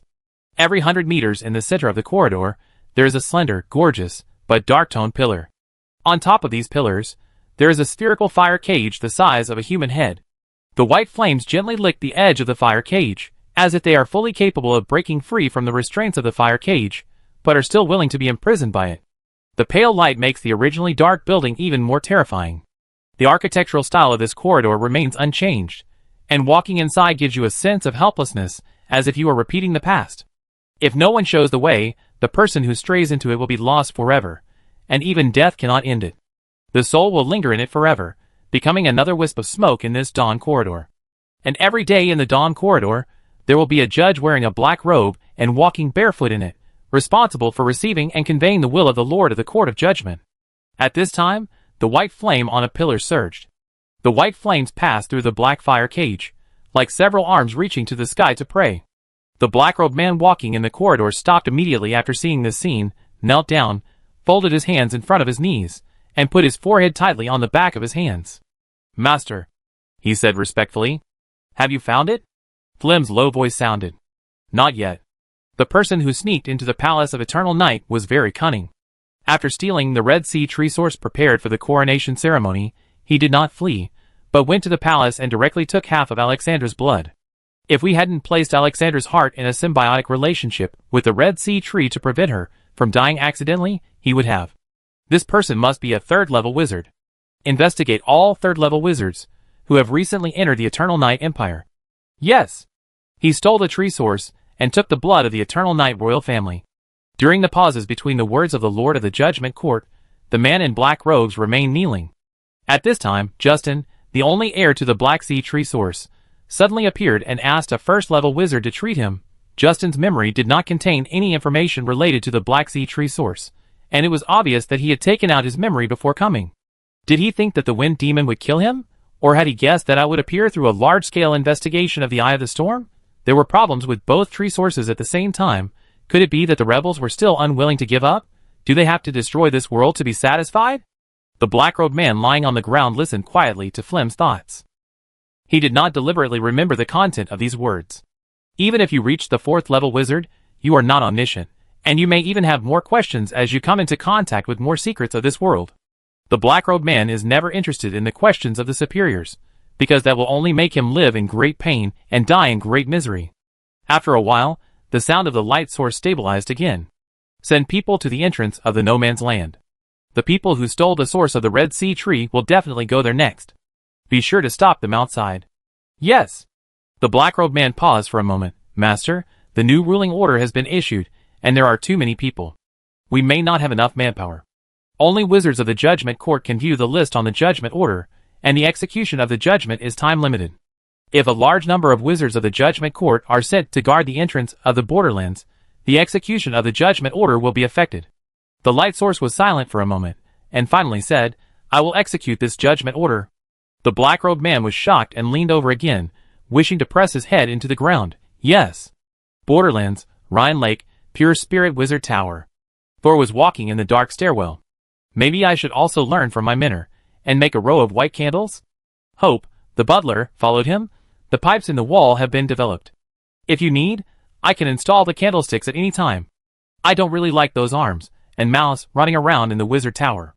If you need, you can naturally confine them to the second underground floor. But if I may be frank, there will definitely be more people entering your wizard tower in the future. It would be more convenient to install some monitoring facilities in the wizard tower. Thor put his hand on the frosted wall. I don't plan to develop the wizard tower into a pseudo-college organization like a mentor. But you are right. Even if it is just to treat the pollution, there will be more wizards like Justin coming in. If we can't control their actions, it will be too troublesome and dangerous. Just do as you say. First, open your mouth, and then keep your eyes on the first and third floors underground. Thor finally chose the same management method as Gorza. By the way, I once saw some mist-like human figures in the wizard tower of my mentor. Hope, do you know what those are? Hope bowed slightly, Master. Those mist-like people are the byproducts of the wizard tower. It is both a means of protection and a warning measure. When the number of resentful spirits in the wizard tower increases, most of them will be absorbed by the pipeline. But there will be a few remnants left. These remnants are attached to the obsession of the resentful spirits. They cannot communicate, but will instinctively tend to places where abnormal magic and mental fluctuations appear.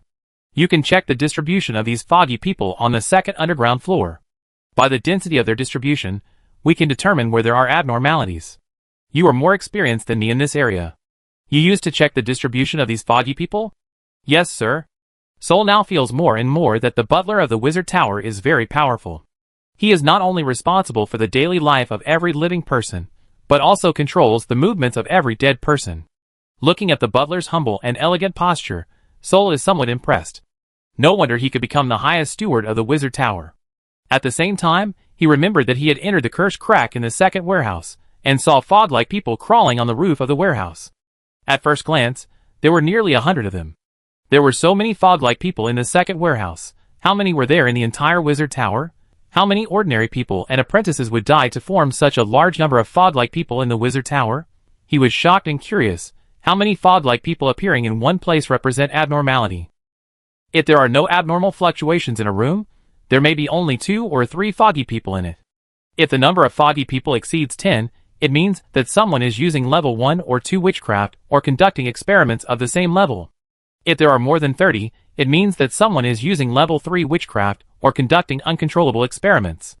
Because witchcraft above level may third cause damage to the wizard tower itself, we prohibit the use of destructive witchcraft of level 3 and above in the wizard tower. Thor was a little confused after hearing the butler's answer. He asked hesitantly, what if there are nearly 100 mist-like people in a room?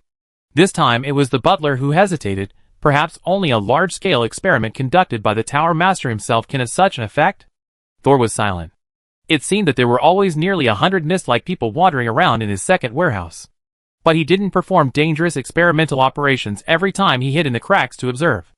Is it because the items stored in the second warehouse itself are very dangerous? Or is it because it is surrounded by surveillance cameras and interlayer partitions, which makes these foggy people linger all year round? However, the butler in charge of monitoring the foggy people did not mention this. Can you monitor the second warehouse on weekdays? The second warehouse has an interlayer partition.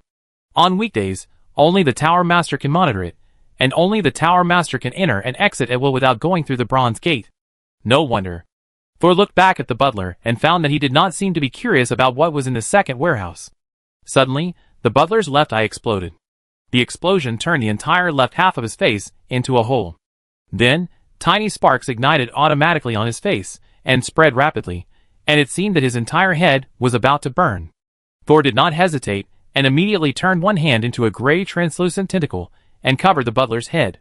Those tiny sparks were immediately sucked into Thor's tentacles and quickly extinguished, turning into some tiny black ashes. The butler's body shook, and a new head grew in the blink of an eye. "Master Tower Master, there is a bad news." The butler's new head spoke. Thor's face turned black. "I know, Justin is dead." Chapter 578.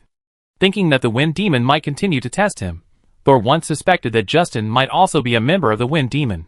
But he did not expect that Justin would confess in the end. However, Thor could see that the other party was not a subordinate of the Wind Demon. The two sides were more like a cooperative relationship. In any case, since the Wind Demon had repeatedly tested him, Thor could not just sit there and wait for death. When he was treating Justin, he took the opportunity to absorb the pollution and secretly buried an eye in the other party. One eye came from the interior layer of the wizard tower. The other eye was placed on the butler. Because the butler was the only one who could control the fragments of the evil spirit in the wizard tower, except Thor. And it was very dangerous to spy on a third-level wizard, and Hope didn't want Thor to take the risk himself. And as a complete spirit rooted in the wizard tower, it could be restored as long as it didn't completely dissipate. Now it seems that his worries are justified. The opponent's power not only killed Justin, but also almost killed the butler along the connection of the eye. "Did you see anything?" Thor waited for Hope to recover a little and asked him hurriedly. "Sorry, Tower Master, I didn't see anything. All I saw was a dazzling light, followed by a strong burning sensation." Thor was puzzled. The Wind Demon should be related to the wind attribute. Why is there light? It seems that the fire just now was also caused by extremely strong light. There must be a wizard who specializes in light attributes on the opposite side. Thor was a little worried that the other party would discover his hidden eyes. Instead, the butler comforted him. "Please rest assured, Tower Master, they may have found soul fragments on Justin, but they should not have discovered the monitoring function. Otherwise, the power transmitted would not only destroy but also track." Thor was relieved, but then he said seriously, "Whether the other party has discovered it or not, we must speed up the progress of the magic pool." The housekeeper nodded in agreement. The magic pool built by Thor has taken shape. The quicksand termite colony has successfully recovered its vitality, and the queen ant has begun to secrete black crystals regularly. This crystal is a relatively harmless catalyst. At the same time, Camus and the consciousness bodies also analyzed and improved the money extraction method. And it has also completed the adaptation with the magic pool on the top of the tower. Now, the most important thing is to select a carrier for filtering magic power for the magic pool. And this carrier must be a wizard. As for the selection of this wizard, it is better to take the initiative to go out and look for it. After all, the one who comes to the door may be a wind demon. It is troublesome to kill too many such people. So, in order to collect enough formal wizards, Thor started to go out frequently again. But if outsiders know that formal wizards are used as filtering carriers, it may cause great trouble. In order to avoid becoming the public enemy of the Land of Ignorance, Thor decided that the main purpose of this trip was to pick up corpses. With the diary in hand, he could avoid many dangerous places. And this time, in addition to avoiding, he could also wait outside. However, a month later, Thor returned empty-handed. Aegu was holding a pile of discarded parchment and preparing to go upstairs to destroy it. He happened to meet Thor, who had just returned and was exhausted on the stairs. "Master?" He looked at Thor and asked carefully, "Did this outing not go well?" Thor took off his dusty robe and put it on his arm. "It's very strange." He walked up and shook his head, his face full of confusion. "The atmosphere in the Borderlands is very strange recently. Since the outer layer of the body, the consciousness can act independently with very little consumption. So in order not to delay the establishment of the magic pool, Thor left several consciousnesses who are good at research in the wizard tower to help. The consciousness that cannot cross the Rhine Lake independently naturally cannot go out, and does not know what is happening outside. Thor told Aegu, "Tell the others to come to the underground floor in half an hour." Aegu quickly agreed. Half an hour later, Camus sat in the imprisonment magic circle in the corner, looking at the underground floor that suddenly became lively, his eyes wandering little by little, and finally fell on Thor, who was in the center of the crowd. And Thor was sharing his experience of the past month with everyone. "I have walked through all the dangerous places near the Rhine Lake, but no one has appeared in these places recently. If only no one died in the dangerous places, then Thor could understand it, But if no one showed up, it would be a bit strange. In the borderless land, the more dangerous the place, the more rare witchcraft materials you can get. And the wizards who come to the borderless land are either forced to do so or are keen on adventure. In short, they will not just stay in a safe place. But Thor spent a month walking around the area near the Rhine Lake, but he didn't even pick up a corpse. This is too abnormal. Regardless of what is abnormal, Penny is the first to come out and suggest, since we can't pick it up, Brother Thor, let's make it ourselves. Several people ignored Penny's voice. Killing is easy, but it is difficult to stop after killing. Because you will fall into the intense pleasure of getting something for nothing, and forget that the real purpose of pursuing benefits is to pursue knowledge. Putting the cart before the horse will only make the foundation unstable, and even cause changes. Maybe we should also find out if something big happened in the Borderlands, causing ordinary wizards to not dare to take risks. Herman is more cautious. Speaking of which, Gaga Drum hasn't appeared for a long time. Could it be that our place has been closed? And was more alert. Are you saying that we are blocked here? Thor's fingers kept tapping on the table, making disturbing noises. Since you want to know, why don't you go out and take a look? The old witch sat on the stool carelessly, not caring at all. Every few years, there will be some dangerous events with huge impacts in the Borderlands. It is normal for people to choose to keep a low profile and not go out at this time. For this kind of thing, you can basically find out if you find some medium-sized settlements. Okay, I leave it to you. Sol immediately said sincerely. I won't go. The old witch refused. I won't go anywhere before I advance. Sol was not surprised. The old witch was still wanted by the Wind Demon and the Firefly Master. Even if she helped him ambush people, she would not go too far away from the Rhine Lake. But looking at the people around him, except for the old witch, there was not a single living wizard. There was only one Mash who could move freely. Too weak, he would be boiled in the pot if he went out. Thor finally understood why Mentor Gorza wanted to recruit so many apprentices, even though he obviously didn't like crowded places. Many things really can't be done by one person. The efficiency is too low. Should I spend time to find out what happened here, or use my second plan? After realizing that the Wind Demon coveted his ability, Thor not only accelerated the construction of the magic reservoir, but also began to prepare another escape plan.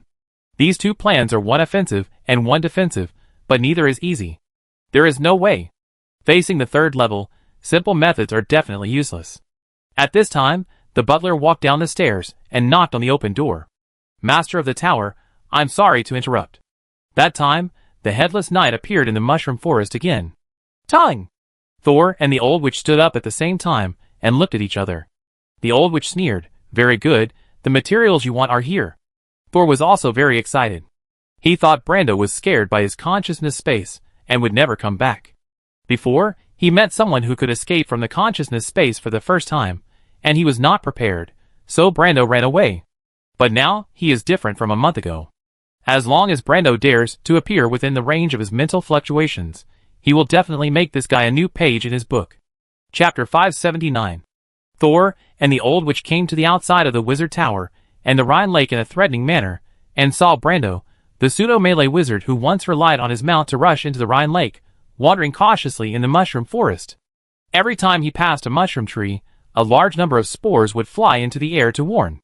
Apparently, the mushrooms here also had lingering fears about this night wizard, who once rushed around and destroyed many mushrooms. Finally seeing Thor, Brando immediately ordered the hanging beast to move forward, but stopped after seeing the expressions of Thor and the old witch. Please wait a moment. Across most of the lake, Brando shouted, I have found Longwin's body in the nearby valley, and I know it was not you who did it. So I came here today mainly to apologize to you. Apologize? Thor kept walking, his cloak fluttering behind him. If I was not strong enough, I would have died in your hands last time. Are you going to apologize to my body, or to the mushroom forest you destroyed? Although the old witch was shorter than Thor, she was not slow. She grinned and shouted, I don't need your apology, just let me kill you. Brando's expression under the helmet changed slightly, and he had a headache. And Thor and the old witch on the opposite side actually started running at the same time. Brando's face changed, knowing that the two people were not interested in listening to him at this time, so he had to turn around and prepare to leave. But as soon as he turned around, he found that the originally sparse mushroom forest suddenly became dense. It was like it had grown legs, blocking his way. At the same time, several black tentacles grew out of the ground, and they did not confront Brando head-on, but kept entangled with him to minimize his escape speed. In order to leave as soon as possible, Brando didn't care about offending Thor again and raised his gun to stab. But he didn't expect that the mushroom forest that blocked him this time couldn't be stabbed. The mushroom body stabbed by the sharp spear tip was very soft and sunken, but when the spear tip was pulled out, Brando found that there was no scar on it. It was like a punch on a sponge. In the distance, Mash, hiding behind a few mushrooms, laughed twice. Hee, I asked you to cut my mushrooms. This is specially customized for you. Brando's eyes swirled around, constantly looking for flaws in the mushroom forest. He had a body strong enough to withstand the violence of the second level, but he paid the price of not being able to cast other witchcraft. However, Brando was not unprepared. He pulled out 2 black iron pipes from his arms, aimed at the huge mushroom in front of him, and suddenly stimulated it. A huge sound accompanied by fire and black smoke, and a big hole was easily blasted out of the mushroom in front of Brando. And there were sparks spreading at the hole. This big hole almost penetrated the entire mushroom forest, and also made the old witch who was running madly come to an emergency stop. Is that gunpowder? No, it looks like it should be gunpowder combined with witchcraft. Thor's speed did not slow down, but the algae behind him had already emerged, ready to help Thor dodge quickly at any time. Thor and his companions were surprised by the weapon Brando took out, and Brando was also surprised by the resistance of mushrooms. This pyracantha cannon originally had the effect of ignition, but these mushrooms have too much water. Except for the place where it was pierced, the other parts were only slightly yellow and could not be ignited. Brando didn't need to look back to hear the sound of Thor stepping on the ice. From this series of arrangements, he already felt Thor's determination to take him down. If he was pulled into the consciousness platform again this time, it might not be so easy to get out. The mushroom forest in front of him had begun to recover quickly, even at the cost of overdrawing vitality to stop him for a few more seconds. Brando knew that even if he broke through the encirclement of the mushroom forest at the fastest speed, he would never be able to get a safe distance from Thor before he ran out of the Rhine Lake. Judging from the heads that fought with Thor last time, Thor's spirit body is quite powerful, and it is likely not weaker than his own. Then the range of his mental power must be very wide. Thinking of this, Brando made up his mind. He suddenly turned his hand and pulled his head off his neck. The flesh that had just grown on his neck was torn again. It still hurt. But Brando could not care about so much at this time. He leaned back with his upper body and arms, and then threw it upward with force, and actually threw his head directly from above the mushroom forest. This powerful body threw its head far away in an instant, almost out of sight. And it wasn't over yet. An eagle with a human face suddenly descended from the sky, grabbed Brando's head, and flew towards the sun. Thor finally left the Rhine Lake at this time, but he could only watch Brando's head go away in astonishment. The body wearing full armor that fell to the ground with a bang after the head was away from it for a certain distance. At this time, the old witch caught up. She tiptoed and waved her fists at the sky. You run away before fighting, are you still a wizard? Thor shook his head, he was just a little bit short just now. Maybe he should really catch a flying magical creature as a means of transportation. Although you can't rely on witchcraft to fly on the Rhine Lake, it is still possible for creatures to fly using their own physical characteristics. Maybe I can make a glider myself?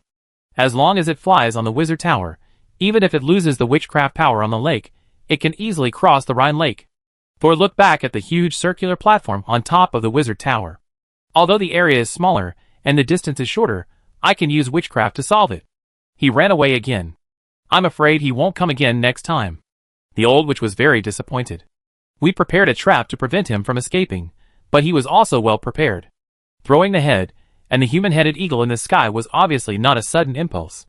In fact, Thor was just a hair's breadth away from catching Brando.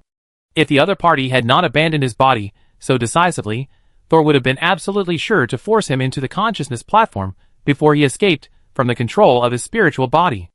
As long as he trapped Brando's consciousness for half a minute, the old witch could take this opportunity to kill Brando's head directly. Oh, I'm bragging too much. Thor touched his cheek and felt a little pain. He glanced at the old witch who was still yelling at the sky and thought, sure enough, most wizards in the borderlands still have brains. They are not that easy to deal with. Although he still failed to catch Brando this time, Thor also got what he urgently needed now by accident. He went forward and picked up Brando's body, carefully examined it, and confirmed that it was the body of a second-level wizard.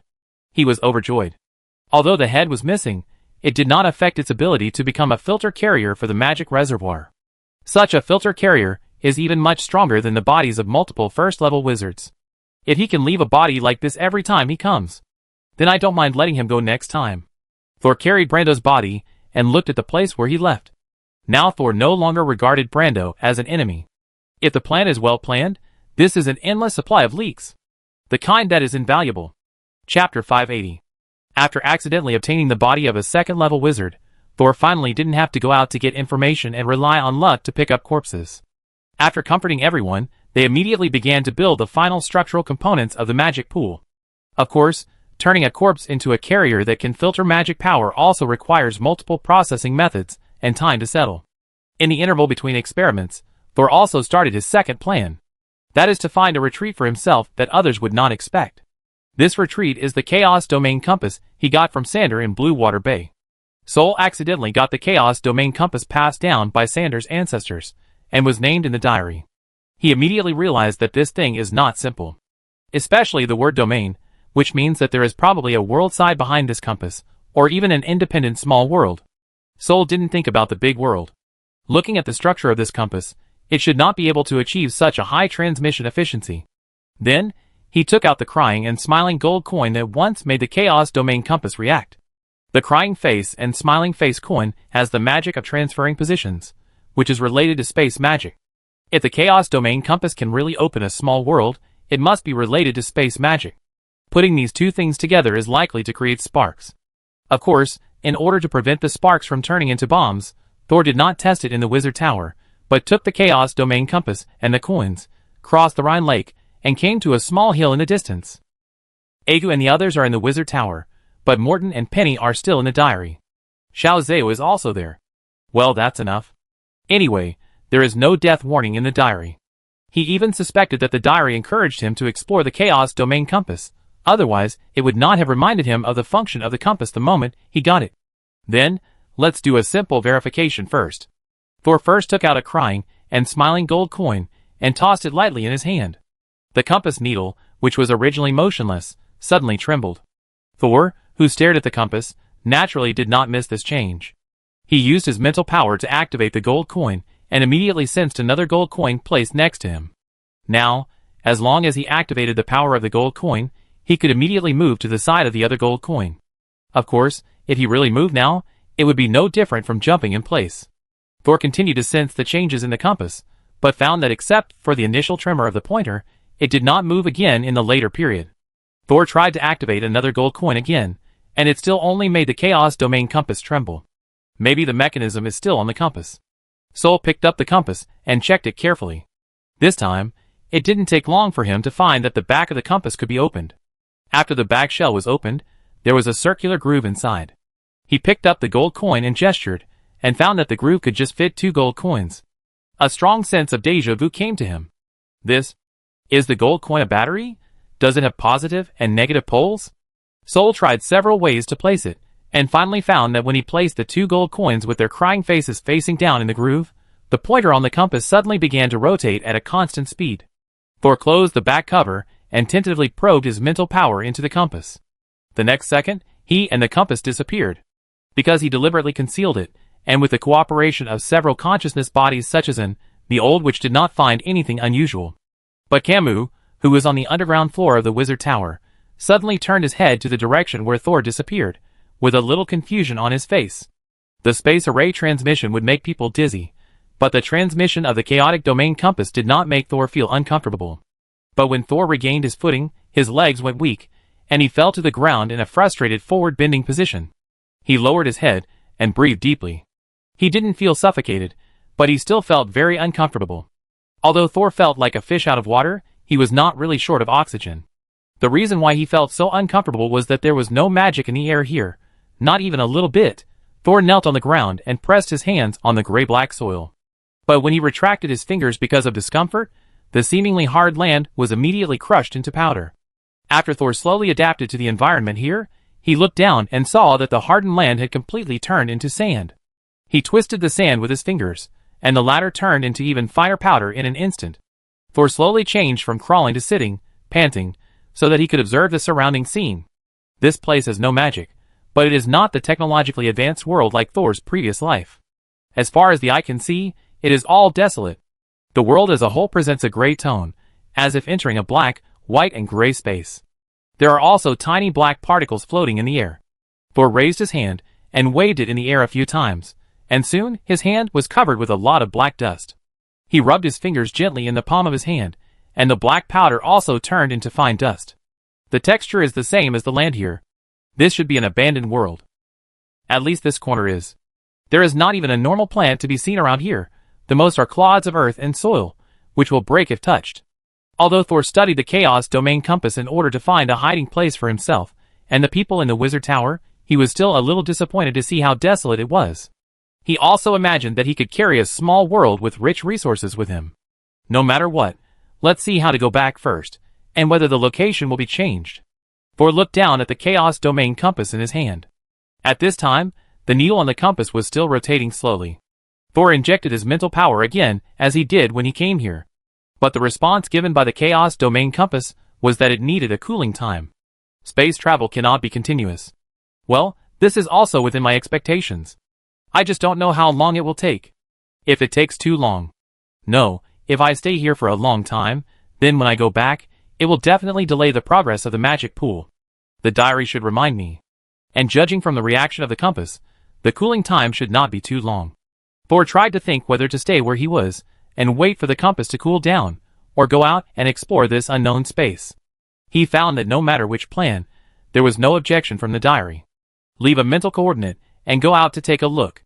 Thor stood up and patted the dirt on his body. Before the sand behind him gradually expanded into a ball of gray mist, he hurriedly left the place. Because looking around, except for the slightly different terrain in the 4 directions, the rest were the same black soil and black dust. Thor randomly chose a direction and walked away from his coordinates for an hour, but the scene in front of him remained unchanged. He lowered his head to reevaluate the recovery of the Chaos Domain compass. The result was gratifying. Judging from the changes in this hour, it should only take 1 to 2 days to go back. Putting away the compass, Thor continued to move in the direction he had identified. There were no active elemental particles in the air, and magic power could not be replenished. Even the wizard's body was not as strong as in the original world. Thor walked and stopped for a day, but he didn't go far. At least there was still a wasteland and black fog in front of him. At this time, the compass was about to cool down, but Thor didn't meet a living person or living creature in this place. After walking for a day, I didn't reach the end. It seems that this place is not the smallest world fragment, but a complete small world. However, a terrible disaster happened here, causing the whole world to become this lifeless appearance.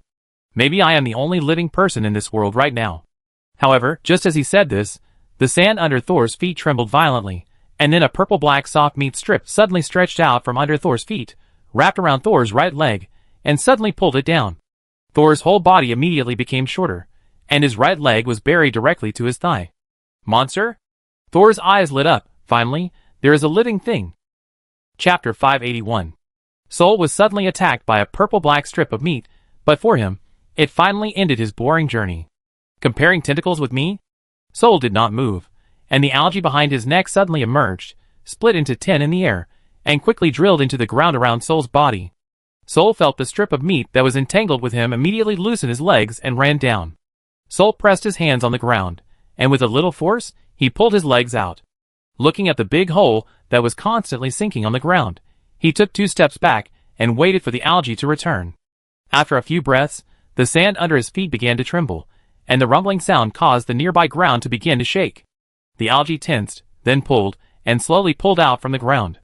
The tangled vines caught a huge piece of soil, which emerged from the ground little by little.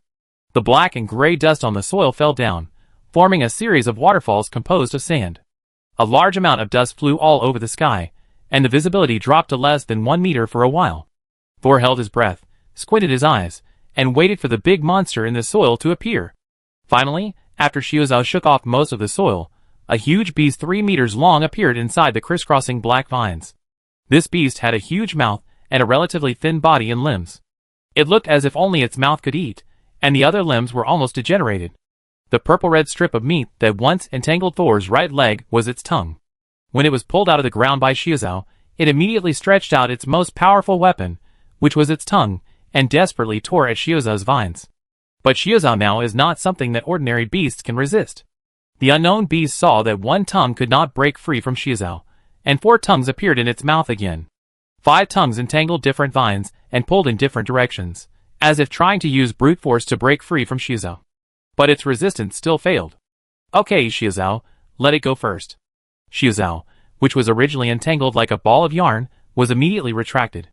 The huge beast immediately fell to the ground, stirring up a cloud of dust again. As soon as the beast landed, it was about to burrow into the soil, but Thor grabbed its tail and threw it over his shoulder, throwing it to the back. While the beast was lying on its back, Thor jumped directly onto its white belly and stepped hard on the beast's huge mouth with one foot, making it unable to open its mouth to attack Thor. He had already seen that this beast usually hunted by vibration, hiding under the sand, and except for its mouth, its other limbs were short and weak. Even digging pits and ambushing relied on its mouth and the resilient and flexible tongue inside. Just as Thor was about to check on the beast, his mental power attached to the compass sent back a signal that the Chaos Domain compass had cooled down. Thor lowered his head and estimated the time, which should be less than a day, about 20 to 22 hours. The beast under his feet was patting the ground with its tiny limbs, while Thor was not paying attention. The rhythm seemed to be purposeful. Is it asking for help from its companions? But the movement speed of a group of this kind of creature should not be very fast, right? Thor thought about it, and decided not to wait for the second beast to appear. He activated the Chaos Domain compass, and returned to the wizard's main world. Thor looked up, and saw the mushroom forest in the distance, and the wizard tower in the misty white fog. Not bad, no accidents, I came back smoothly. Thor raised his foot, and the long-tongued big-mouthed monster that had attacked him also came back with him. But now it was motionless. After a closer look, he found that the other party was dead. Thor's mental power swept over, and found that there were many more active elemental particles in the monster's body. That's right, just like there is water pressure underwater, there is also elemental pressure in places where the concentration of elemental particles is very different. I feel so uncomfortable when I enter the chaotic area without active elements. It is like it suddenly enters the no man's land filled with a large number of elemental particles from the sea surface without active elements, and is directly crushed to death. Xiaozhou ran out again, passed through the beast's mouth, and circled around his huge head several times, hanging the beast directly in the air. It seems that Thor just came back from hunting. On the Rhine Lake, a huge figure walked on the ice. The butler was the first to come out of the wizard tower, looking up at the huge beast, and his mouth opened slightly. Welcome back, Lord Tower Master, but I didn't know you were out hunting. Thor reluctantly moved the beast from the stairwell to the basement. As soon as he cleared a laboratory table, and put the beast on it, he saw several consciousnesses, and the old witch running over curiously. Although Camus didn't say anything, his eyes also looked at the newly appeared monster. Where did you hunt this beast? It seems to have no magic fluctuations in its body, but it looks so strange. I have never seen it before. The old witch came forward and poked the beast's head with her finger. It was hunted from a place you have never been to. But it is indeed a little special, so I will study it later. Sol skillfully dissected the beast and examined its body structure. The body is made up of a large proportion of cartilage. Agu assisted from the side. It doesn't seem to use its body much for hunting. Well, Thor checked the blood and meat and answered casually, it lay flat for too long. Then he began to dissect the beast's head. The bones were hard, and the skull was somewhat similar to that of a snake, which could swallow prey larger than its head. As he was dissecting, Thor suddenly grabbed the beast's 5 black and purple tongues and slowly pulled them out along the throat. The root of the beast's tongue was not in the mouth, but in the esophagus, and was connected by a grape-shaped tumor. When Thor tried to cut off the tumor with a knife, he was shocked to find that the inside of the tumor was actually moving. He put a layer of protection on the lab table, and then began to cut the tumor, but the sharp knife could not leave any wound on the tumor. Thor changed 2 more sharp tools, but still could not cut the tumor. The old witch stretched out a finger, and the fingertip instantly turned into a blade. Do you need my help? Thor shook his head and said, it's not a problem with the tool. He snapped his fingers, and a black blade fragment appeared at his fingertips. With a light stroke of his finger, the tumor that was originally uncut was easily separated from the skin like cheese, revealing the tofu dregs inside. Thor took out a stirring stick, stirred it, and then held it up to his eyes. The substance inside doesn't seem to be completely inactivated. Thor wiped the substance on the stirring stick into the test tube and handed it to Agu. Go and test the basic properties. In addition, pay attention to sealing it, and don't let the substance inside leak to the outside world. Agu naturally knew where Thor brought this beast back from, and said nothing, just nodded cautiously. Do you suspect that this beast is poisonous? The old witch asked. Thor said, This tumor can be the last organ to be inactivated in the beast. There must be something special about it. It's always better to be careful. Hearing this, the old witch looked at the tumor on the beast with more enthusiasm. Seeing this, Thor immediately told Aegu, destroy the sample immediately after the test. The old witch rolled her eyes. Then Thor looked at the remaining stirring rod in his hand, and found that there seemed to be some black particles on it. He extracted these particles, and found that they broke into smaller powders when touched.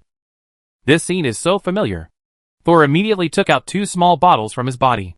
Both bottles were filled with black powder, one with more and one with less. The 2 bottles contained sand from the chaotic domain and floating objects in the air respectively. Thor used the existing tools to simply measure the 3 powders, and found that their physical performance was surprisingly consistent. Is this organ of the beast used to filter the black dust entering the body? Suddenly, Thor's thoughts were interrupted by Camus. She stared at the petri dish on Thor's desk with wide eyes. How could there be a dormant body of the pollution source on that beast? What? Sol and the others turned back at the same time in shock at the information in Camus' words. Camus pursed his lips. With a rare expression of confusion on his face, you can check the pollution sources you sealed with your tentacles. If the sealing time is long enough, the pollution source will enter a dormant state. Then its shape should be consistent with the black powder in your hand. Sol. Shit. Chapter 582. Thor was really shocked by what Camus said. The substances and soil in the beasts he brought back from a small world without any magic power, and active elemental particles were actually related to the pollution source. If these things are really dormant pollution sources, doesn't it mean that there are horrible pollution sources everywhere in that small world, just like the Borderlands?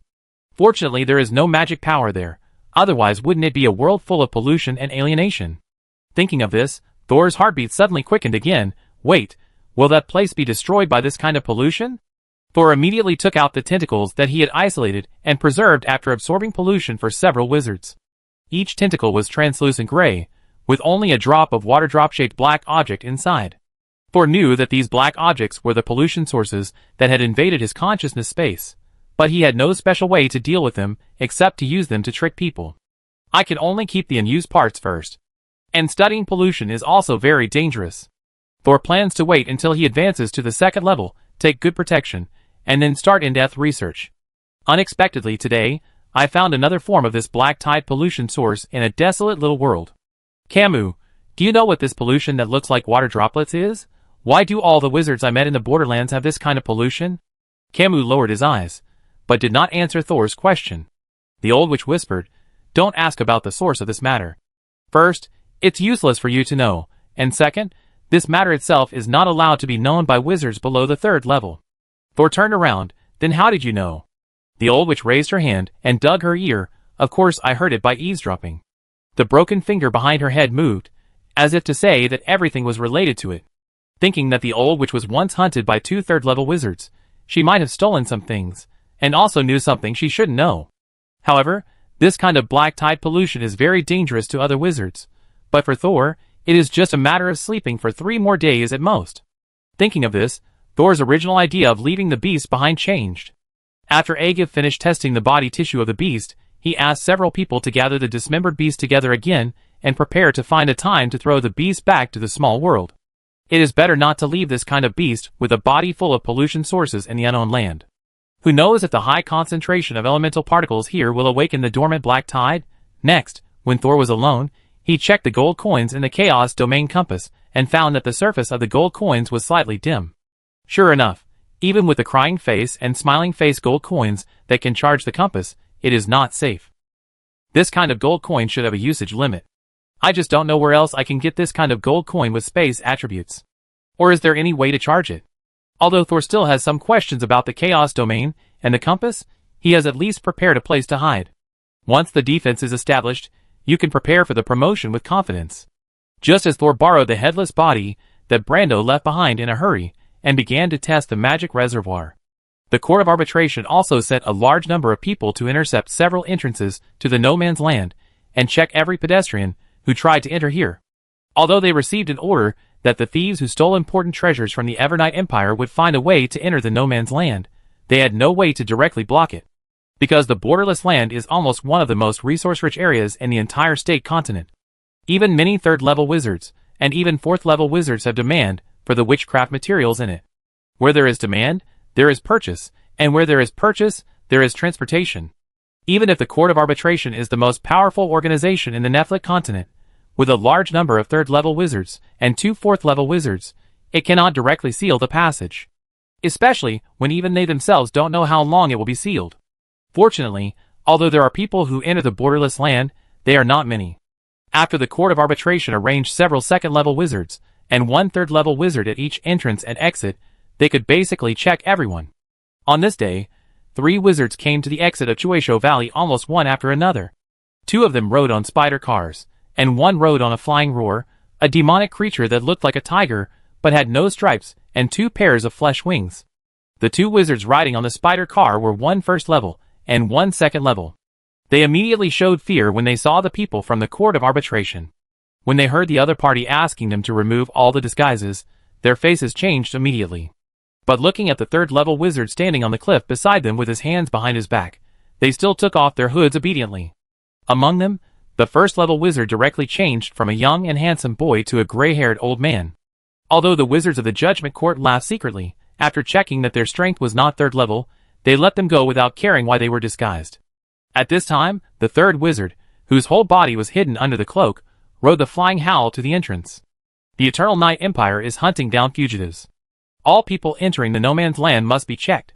The first person to speak was a young witch with a kind face. Please remove all your disguises. The man under the hood moved, but did not take off his hood.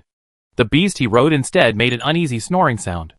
The hood was engraved with a magic circle that concealed the fluctuations, so that others could not directly see the man's appearance and strength. The young witch frowned slightly, and repeated her words. But the man still didn't take off his hood. The second-level wizards behind immediately looked at each other, and stood side by side with the witch, guarding against the other party's identity being questionable, and suddenly attacking. At this time, the man hiding in the hood looked up at the wizard standing on the cliff, and finally stretched out a hand to the hat on his head. Although he had already taken the action of removing his disguise, the wizards of the Judgment Court still did not relax their vigilance. They knew that this was often the time when the enemy suddenly launched an attack. But this time it was different. The wizard riding the flying howl really took off the hood that covered his face tightly, revealing a face. A beautiful face that was enough to make several second-level wizards stunned. Their eyes fell on each other's eyebrows, eyes, mouth, and nose, and they felt that there was nothing ugly about them. When the face shape and facial features were combined, it was even more beautiful to the point of suffocation. The wizards in front, both men and women, blushed. Back off. Suddenly, the third-level wizard on the cliff gave an order, which also gradually sobered up several second-level wizards.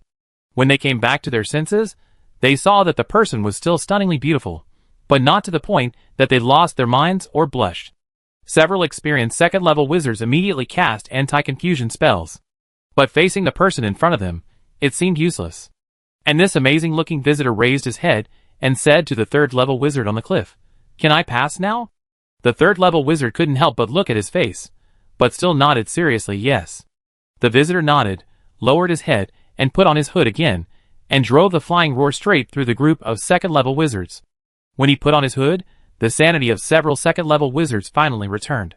They recalled the process of being deceived with fear, but they couldn't figure out when the other party cast a spell on them at the same time. Don't think about it. He didn't cast a spell. At this time, the voice of the third-level wizard came to the ears of several people. That was his instinct. Or, because the tribe disappeared, all the characteristics of the tribe were transferred to his instinct. The tribe disappeared? A wizard suddenly reacted. When the unusually beautiful person just raised his head, it seemed that he had a pair of pointed ears. Chapter 583. Is he a half-elf? The second-level wizard asked in disbelief. Yes. The third-level wizard nodded. Oh my god, because of the disappearance of the elves, are the remaining half-elves so powerful? If there are more half-elves, wouldn't they be able to dominate the world like the elves? Don't worry. The third-level wizard whispered, these half-elves are also under the curse of the elves, and their number will only decrease until they disappear completely. Thinking of the half-elf who had just left, the third-level wizard sighed silently in his heart. You will never know if the half-elf you met is the last half-elf in the world. While the wizards behind him were talking about the half-elf who had entered the no-man's land, this wizard who had amazed everyone had already entered a dangerous area. He lifted his hood again, and his appearance had changed into an ordinary 30-year-old man. It was Thor's excellent senior, Byron. Byron is now a first-level wizard. Not only that, Because of the head of the Elf King given to him by Thor, he has a little bit of the ability of the elves. Not only can he change his appearance at will, but he also has a strong ability to charm. It's a pity that Byron usually still maintains his own appearance. In his opinion, even if he changes a layer of skin, he is still himself. The so-called stunning appearance is almost as useful as the hand of a wizard. The function of this skin that makes him most satisfied is the extremely strong magic and mental adaptability. This even gave him the confidence to advance to the second level after he was promoted to the first level. This is the most precious part of the Elf King's head, and it also shows how rare it is for Thor to give it to Byron. However, Byron no longer has the idea that he owes Thor. Byron exhaled and looked into the distance. Where would Thor be? Just as Byron stepped into the borderlands, another person, who had a brief encounter with Thor, also ushered in a turning point in his life.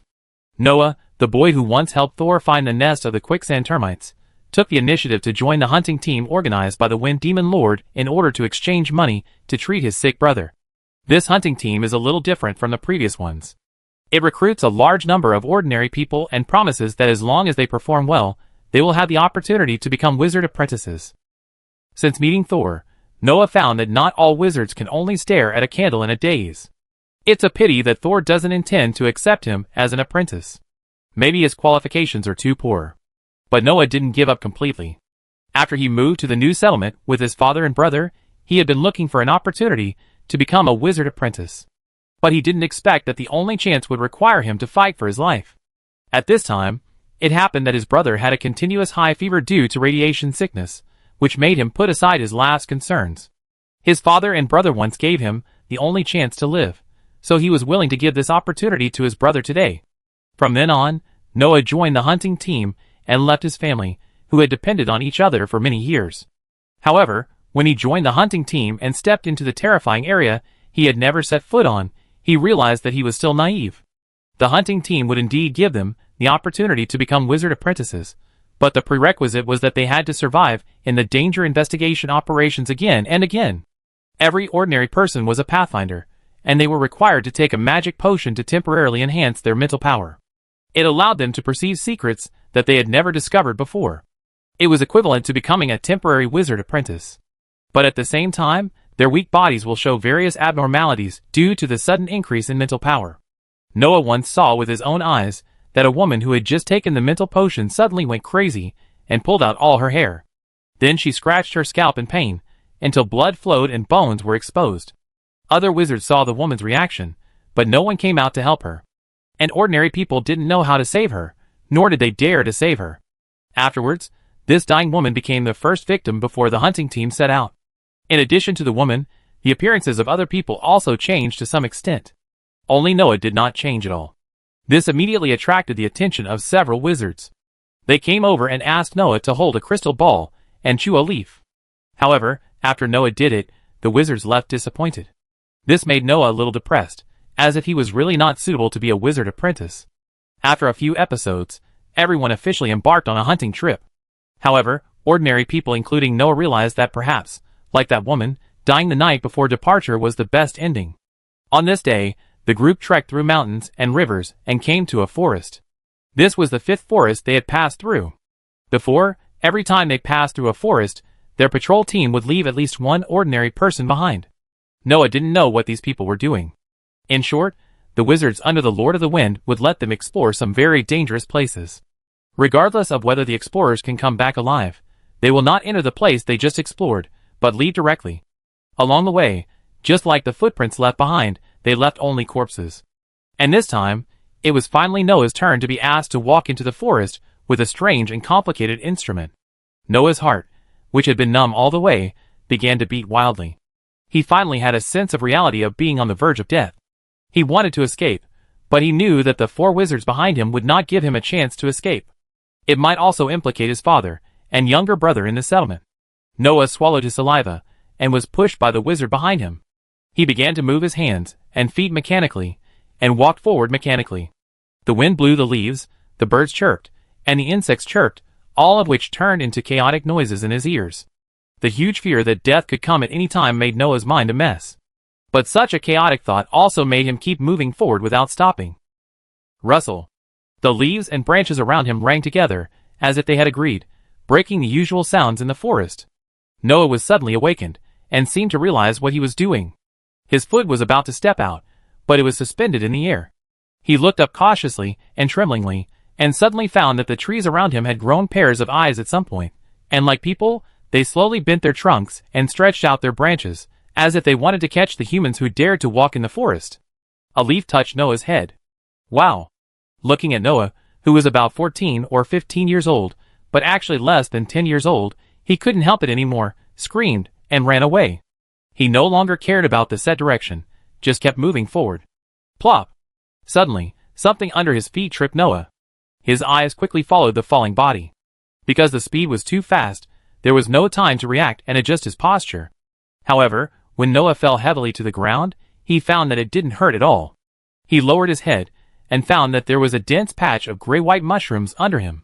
These small mushrooms were like soft mattresses, catching Noah. He held a mushroom with one hand, supported his body blankly, looked around, and then found that he didn't know when he had left the forest.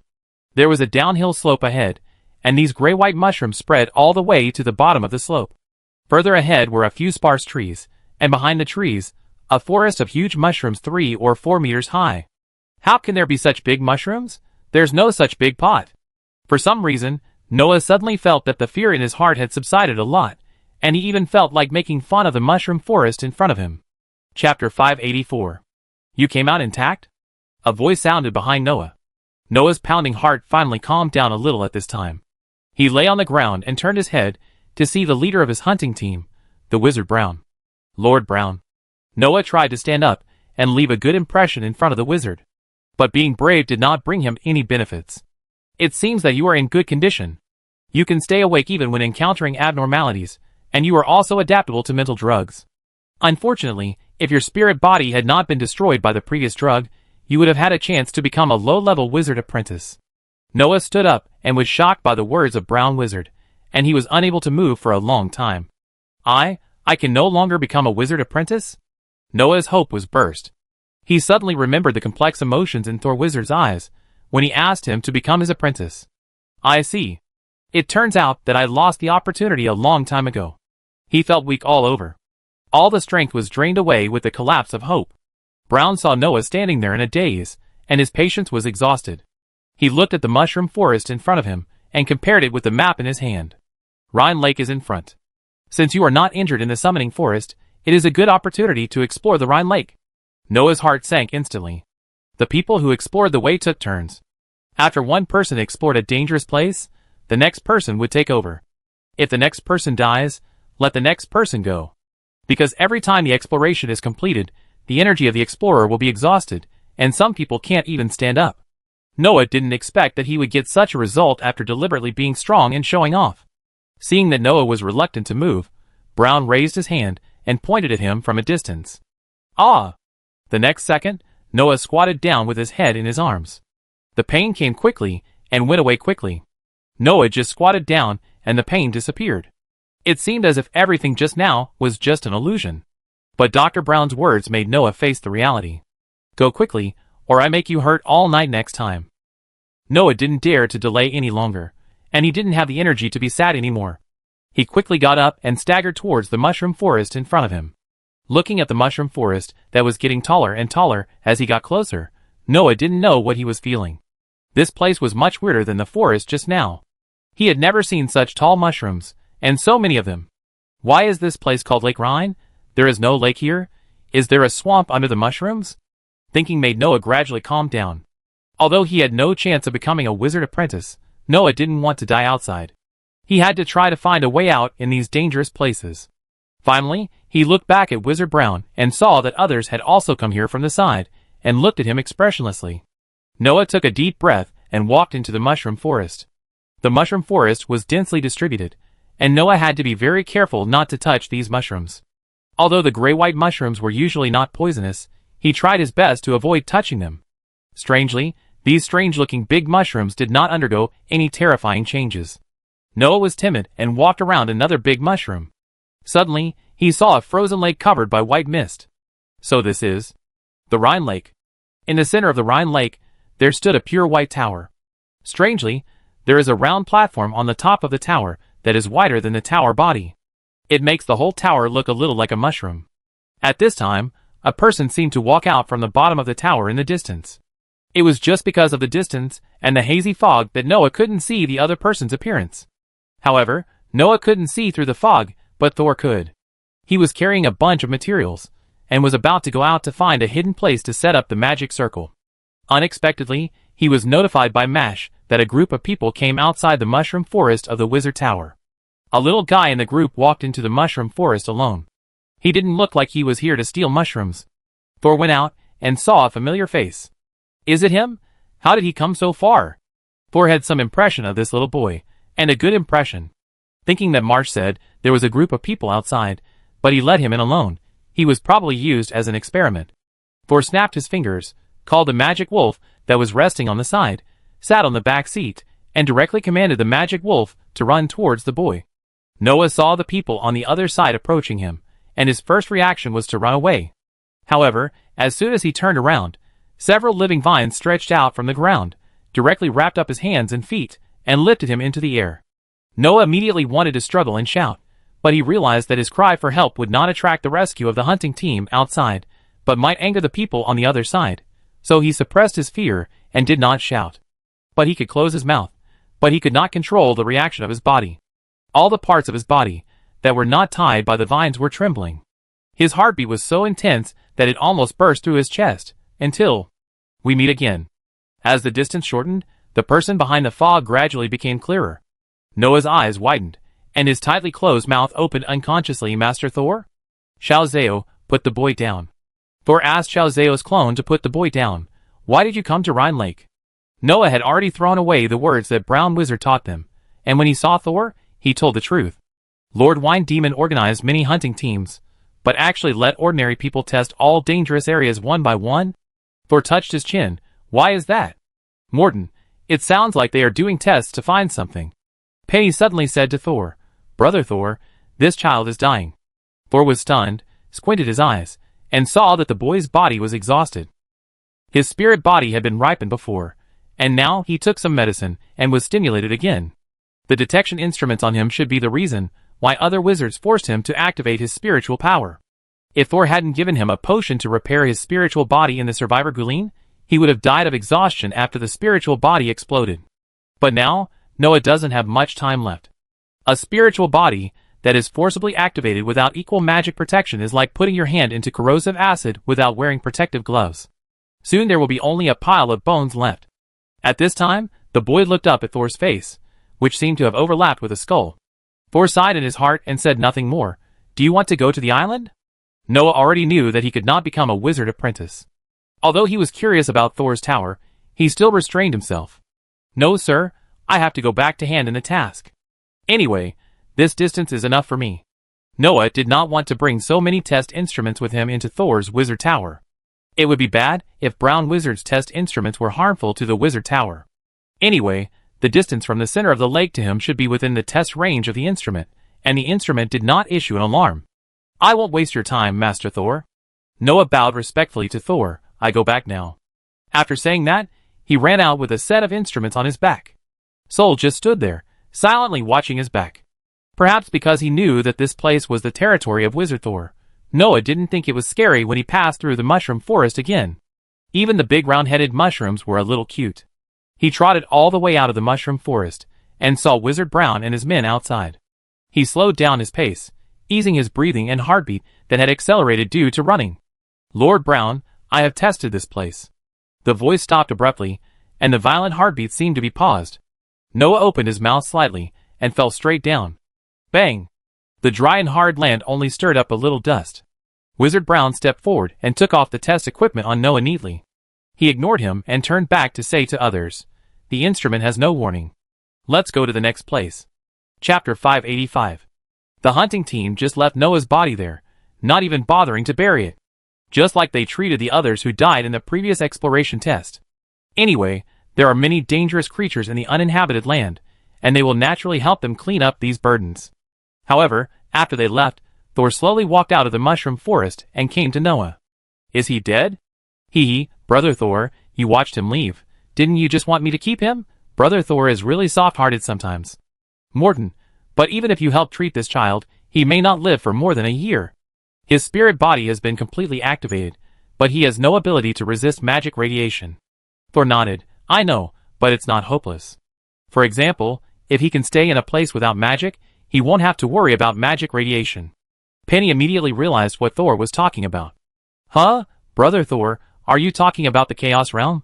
But that place is not safe either, right? Will this little guy be eaten once he gets there? It's possible. So I let him make his own choice. If he doesn't want to go, he can stay in the Pure Spirit Wizard Tower and plant mushrooms with Mash. If he wants to go, I let him train him first. Thor directed Xiuzhou to wrap the boy up tightly. Let's take him back first, and then we set up the space teleportation array. Thor narrowed his eyes and looked in the direction where the others had just left. Sure enough, he felt the hidden spiritual power remnant in the distance. The other party was obviously still spying on what was happening here. However, the distance was too far, and the other party could not hear the conversation between Thor and others. The Wind Demon is making a big fuss to detect the dangerous area. There must be something abnormal in the Borderlands. Unfortunately, I have been in the Borderlands for a short time and have no stable source of information. But Jiagu should be here soon. Maybe he can find out some information. Jar Jar, who Thor had been talking about, really came to the Rhine Lake again 2 days later. But what Thor did not expect was that he brought another person with him this time. This person was the wizard Brando, who had clashed with Thor twice. Marsh, who had originally greeted Jar Jar with a smile, suddenly changed his expression, took a big step back, and pointed at Brando and said, "Enemy attack." The mushrooms on the sides of Jar Jar and Brando gathered together all of a sudden, as if they wanted to repeat the old trick, and trap the two of them inside. Jar Jar quickly raised his hands. Wait a minute, please listen to my explanation. Although neither of them was afraid of Mash, and even Brando had prepared means to deal with the mushroom forest when he came this time. But they did not want to conflict. Mash did not care at all, and just kept running on the ice, using the unique magic forbidden space of the Rhine Lake to prevent being killed by the people behind. At the same time, the huge mushroom forest also sprayed a large number of white spores into the sky like fireworks, which directly attracted the attention of the people in the Wizard Tower. When Thor was called over by the warning and rushed to the Rhine Lake with the old witch, he found that Jar Jar and Brando had been surrounded by huge mushrooms. However, they did not fight back, but used defensive magic to avoid being squeezed by mushrooms. This time, Brando did not run away when he saw Thor. But he was still very nervous. Although he successfully escaped from Thor's consciousness space last time, it did not mean that he was not aware of the horror of Thor's consciousness space. That was the means he used to save his life, but who knew that it was inexplicably used on a first-level little wizard. When Jiagu saw Thor, he put down the huge bag behind him and waved to him in a jumpy manner. Wizard Thor, we are here to negotiate peace, please give me a chance." Thor raised his hand and waved. Marsh was still glaring at Brando, who had cut down a mushroom forest. Ahem. Thor coughed twice. Marsh realized that Thor was calling him, and quickly communicated with the mushroom forest to make a gap. Thor walked in along the road that separated the mushroom forest. Now, Brando was within the coverage of his mental power. He said to Jagger with a cold face, "Jagger, he is not your friend too, is he?" "That's not the case." Jiagu explained quickly, "But both of you are my important guests. I don't want you to become enemies. And Master Brando is here to apologize and discuss cooperation sincerely. I hope Master Thor can give him some time." Thor didn't care about the apology. After all, the person is dead, and the grudges will naturally be settled. But the phrase "discuss cooperation" made him a little curious. The Brando in front of him has changed from a heavy armor to a chain mail. The outfit was much lighter, and the body seemed to have changed. Brando's previous body was still in Thor's magic reservoir, as a filter carrier. Thor was curious about the other party's sorcery of only keeping the head, but changing the body at will. In this form, is it also a disguised immortality? Thor thought for a moment, and looked at Brando with a serious face. "No need to apologize. How do you want to cooperate?" Brando came up and said directly, "I want to go in again." Brando didn't say it explicitly, but Thor knew he was referring to the consciousness space. Thor tilted his head and looked at him. "Okay." The other party was stunned at first, and then immediately added, "The kind that can come out alive." This time Thor didn't respond to him. Brando also knew that his request was actually coveting a wizard's trump card. Normal people would not easily agree to him. But Brando himself has now entered a bottleneck period, and Thor's consciousness space is simply a great opportunity for him to break through the bottleneck. Therefore, After the last negotiation failed, he couldn't help but find the merchant Jia Jia Gu, who introduced Long Wen to him and asked him to mediate. Jia Jia Gu didn't want to come at first, but he had no choice. Brando and Thor were both his big customers. If the two sides clashed, no matter which one died, he would be heartbroken for a long time. So Jia Jia Gu came to mediate between the two. However, he didn't know the specific grudges between Thor and Jia Jia Gu, so he was confused when listening to the conversation between the two and didn't dare to interrupt and ask. Fortunately, Brando came here with sincerity. He saw that Thor was not going to agree to his request, so he immediately showed Thor the conditions he could offer. This is all the magic crystals and witchcraft props I can take out, as well as the 2 resources I control and the few demonic creatures I raise. If you are not interested in these, then you can make any conditions you need. Thor actually glanced at the items Brando brought. Some of them were very rare items, but they were not what Thor urgently needed at the moment. Taking some items he doesn't need in exchange for the secret of Thor's consciousness platform. Even a fool wouldn't do that. The old witch did like some things, but unfortunately she was very poor now, and couldn't give Brando what he wanted. She didn't study the spirit body very deeply, so naturally she didn't have a way to help Brando break through the second level. The needs of the 3 people did not form a closed loop. Thor didn't take action against Brando immediately for the sake of Gaga Drum. But if Brando comes alone next time, Thor will at least leave one of his bodies. Seeing that Thor had no interest and refused the exchange, Brando took a step forward and tried to fight for it again, but saw several black blades appear beside Thor. Brando had to shut his mouth in disappointment. Although Brando knew that Thor was only a first-level wizard, once the 2 sides started fighting, Brando was not sure whether he would be sucked into the other party's consciousness space again.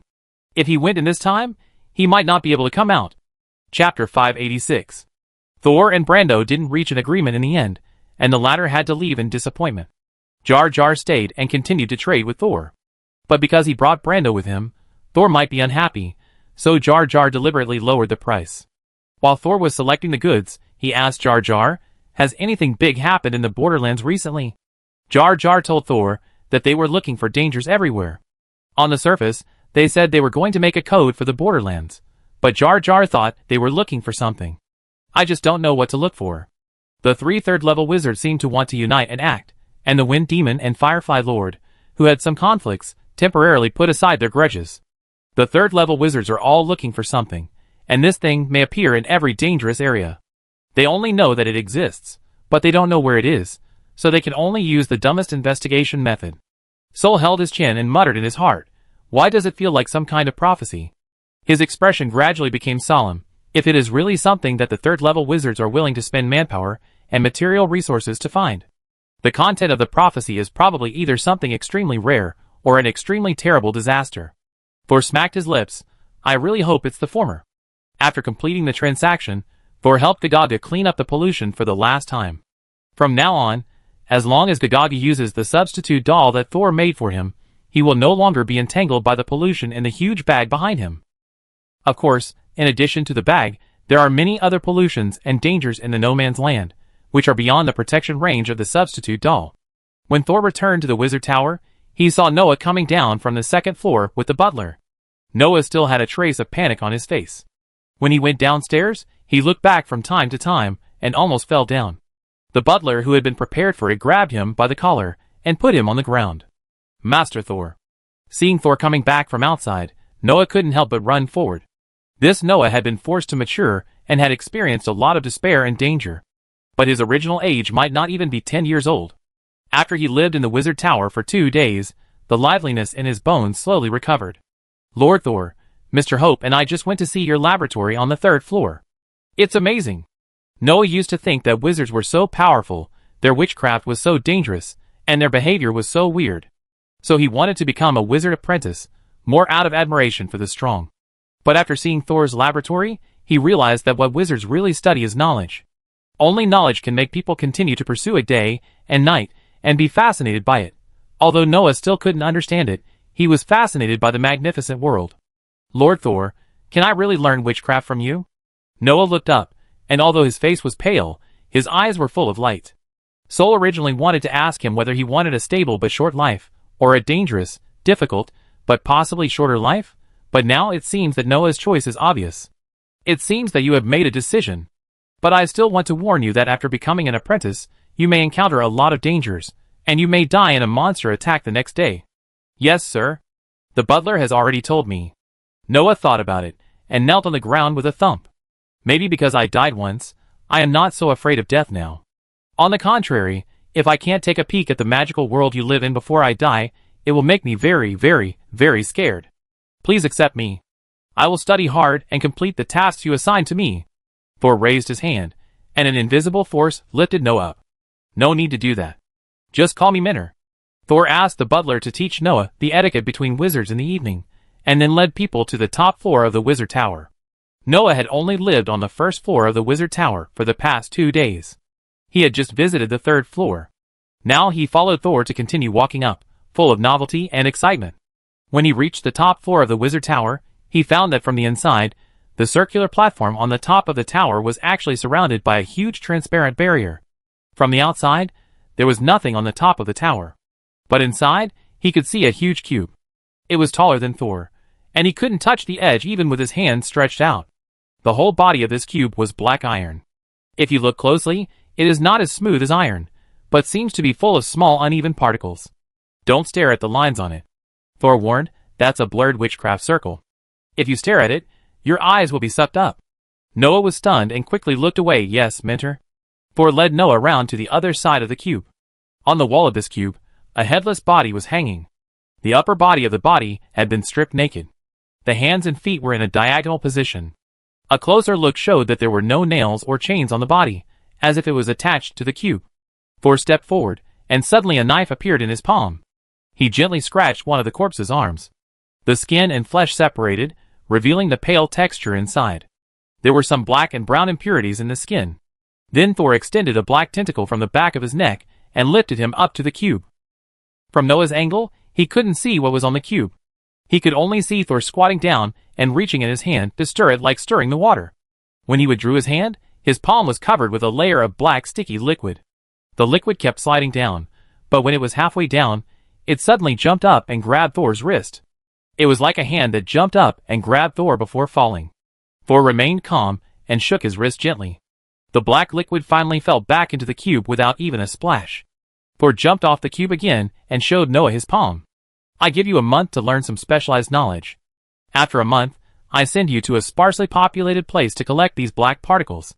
There was a layer of fine black particles on Thor's palm, which looked like sand, but when Thor twisted his fingers, it immediately turned into a finer and smaller powder.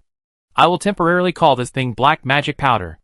I will teach you how to distinguish and collect it, and leave you some necessities for survival, and a clone of the algae. Your main task at that time is to collect and find a way to survive.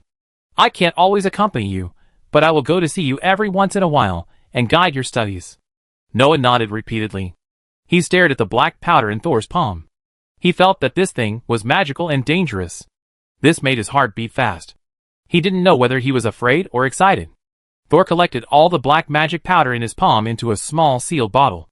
Then he handed the bottle to Noah, so that he could always be familiar with his goal in the next learning career. Noah took the bottle carefully, held it with both hands, and put it on his chest, looking very cherished. Then next, Thor thought about the personnel arrangement in his mind. You should learn the common language of wizards from Ego first. Chapter 587. After Thor explained his future mission to Noah, he became a hands-off boss. He handed the little boy to Egu and other consciousnesses to learn, and left the wizard tower again. This time, he took Herman, who had been armed with souls, and whose speed returned to the peak.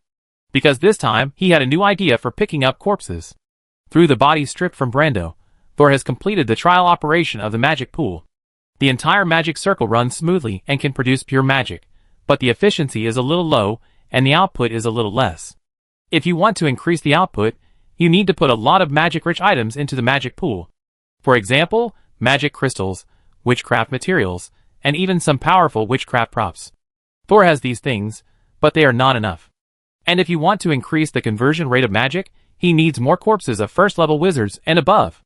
And picking up corpses can solve the above two problems at the same time. It used to be difficult to pick up corpses in the Borderlands, and recently no one has gone out to take risks. But Thor found that the patrol team that Noah used to be in was a good target for picking up corpses. First of all, they acted independently, and secondly, they went to very dangerous areas. Although the wizards in the team would hide outside and let ordinary people take risks, who can tell the safe distance of dangerous areas? Moreover, they are the people of the Wind Demon. The Wind Demon sent people to try to find Thor several times, and later killed Justin, who had confessed to Thor. This made Thor feel more and more powerful. Although the other party has not made any moves recently, Thor will not relax. Therefore, Thor did not mind picking up the bodies of the hunting team under the Wind Demon. He even did not mind creating some on his own initiative. Thor chased in the direction that the hunting team left 2 days ago, and deliberately avoided some hidden mental power marks on the way. The hunting team of the Wind Demon had a mission to accomplish, and they had to spend the lives of ordinary people to detect, so they must not move very fast. After chasing for a day, Thor saw the leader, Brown Wizard, outside a relatively dangerous abandoned manor not far away. Thor had also visited this abandoned manor. It was said to be the place where an alienated wizard died. Later, someone wanted to occupy the location of this manor, and cast a spell to clean up the remaining damaged buildings. As a result, a few months later, when other people passed by this place and came to check it out, they found that it had turned into the original abandoned manor again. Even the collapsed walls and the scratches on the walls were exactly the same. From then on, this manor had a new name, the Old Manor. Thor did not encounter any abnormalities when he entered this manor, but when he tried to destroy the room here, he received a death warning from the diary. So he understood that this place should not be provoked for the time being. However, this manor did not seem to object to other people entering to visit. Thor closed his magic power fluctuations and mental power fluctuations, hid behind the messy bushes outside the manor, and watched the group of people inside from a distance. Wizard Brown and the other 4 apprentices stood outside the manor gate with expressionless faces. But from their eyes looking at the door from time to time, it can be seen that several people have been waiting for some time and are somewhat impatient. At this time, there were still 4 ordinary people in the team. And Noah once told Thor that when they set out, there were 24 ordinary people in the team. In just 1 month, so many people died. In order to prevent others from noticing his gaze, Thor observed the movements of several wizards through the copper pillars in front of the manor house and the glass windows on the wall. Just when he turned his gaze to the window again, he found that there was no figure on the glass. Thor narrowed his eyes and did not act rashly. He just confirmed again that his mental power and magic power were completely blocked, and then slowly moved his sight to the gate. But strangely, Brown and other wizards and 4 ordinary people were still standing at the gate, and they didn't even change their movements. Thor frowned and carefully turned his sight to the window again. However, there was still no one in the window. What went wrong? Did the window of the abandoned manor suddenly lose its reflective ability? Or is that hunting team not there at all? Sol hid there for a while again. This time, he didn't care about being exposed, and directly observed the group of people standing in front of the manor gate. These people were not standing still. They would also shift their center of gravity, scratch their hair, etc. But as time went on, Sol found that although these people also waved, none of them moved their feet. Sure enough, there is something wrong with these people. Sol raised his hand and pointed it at Brown. A silver butterfly the size of a grain of rice suddenly flew out from his fingertips. The butterfly first stayed on a nearby leaf for a moment, then fluttered towards Brown. After approaching the group of people, the butterfly did not land on anyone's shoulder, but flew around them and returned to Thor. Brother Thor, you guessed right, those people, oh no, they are no longer human. I think your plan to pick up corpses may have gone wrong. Thor stretched out his index finger to hold Penny, and stood up from the bushes. When he showed up and exposed his magic fluctuations, the people standing in front of the abandoned manor did not look back. It was certain that there was something wrong with the people in front of him. And the problem was not small. He even suspected that these people were dead. Thor walked over slowly, paying attention to the movement of the diary. When he walked to the front of Wizard Brown, the diary did not indicate that his life was in danger. So, Thor finally discovered the abnormality of Brown and others. When Thor stood at a distance and looked, he did not find anything wrong with this person. But when he got closer, he found that these people looked a little strange. Their pixels were slightly lower, and they didn't look as clear as real things. Thor squinted his eyes and observed carefully, and found that these people were actually made up of millions of small blocks. When they moved, the blocks that made up their bodies would also appear more blurred. Thor kicked up a small stone. The stone hit Brown, and the latter immediately clattered, shattered to the ground. The rules have changed. Thor thought silently. Not all places change rules as gently as the Rhine Lake. In most cases, it means that human lives need to be piled up again to crack new rules. The brown wizard in front of him is at least a first-level wizard. Maybe it was because the test was too smooth and the people who died were just ordinary people, so they relaxed their vigilance. Suddenly, Thor felt a chill in his heart. He jumped back suddenly and moved back 10 meters in an instant. The next moment, bang! The door of the old manor suddenly made a loud noise, as if someone inside hit it hard. The door was knocked outward, but because there were several locks in the middle, it only opened a small gap and bounced back. Thor, who had been staring at the door, saw a black shadow behind the door at that moment. However, the gap between the door and the door was too narrow, and Thor could not see clearly what was behind the door. "Brother Thor, there is a strong resentment coming from behind the door." Penny's voice also became serious. Thor nodded. The moment the door was knocked open, the diary opened in his mind. Year 319 of the new moon calendar, May 27th, the abandoned manor will also regain its glory one day. The terrifying shadow is just an invitation from the owner. When you get close, they will enthusiastically pull you in. Remember to bring your gift, such as the fresh life of a first-level wizard? Chapter 588. After reading the diary, Thor retreated 10 meters with a sincere heart. But looking at the brown wizards on the ground in front of him, he was unwilling to leave empty-handed. "Xiao Zhao, can you ask your clone to go over and see if you can sweep out the pile of cube blocks?" Xiao Chao stretched out from the back of Thor's neck and looked at Thor with his mouth wide open, seemingly not understanding what he meant. Thor stretched out his hand and pointed to the pile of fragments on the ground that were transformed by brown wizards. Xiao Zhao grinned, and this time he understood. It was full of vigor, and it spun out a thin black tentacle, which swooshed over from the ground and formed a circle along the fragments of brown wizard. However, just as it was about to take it to Thor, it found that the fragments of brown wizard were too small, and would fall from above his body to the back. After trying twice, it still failed to take away the fragments.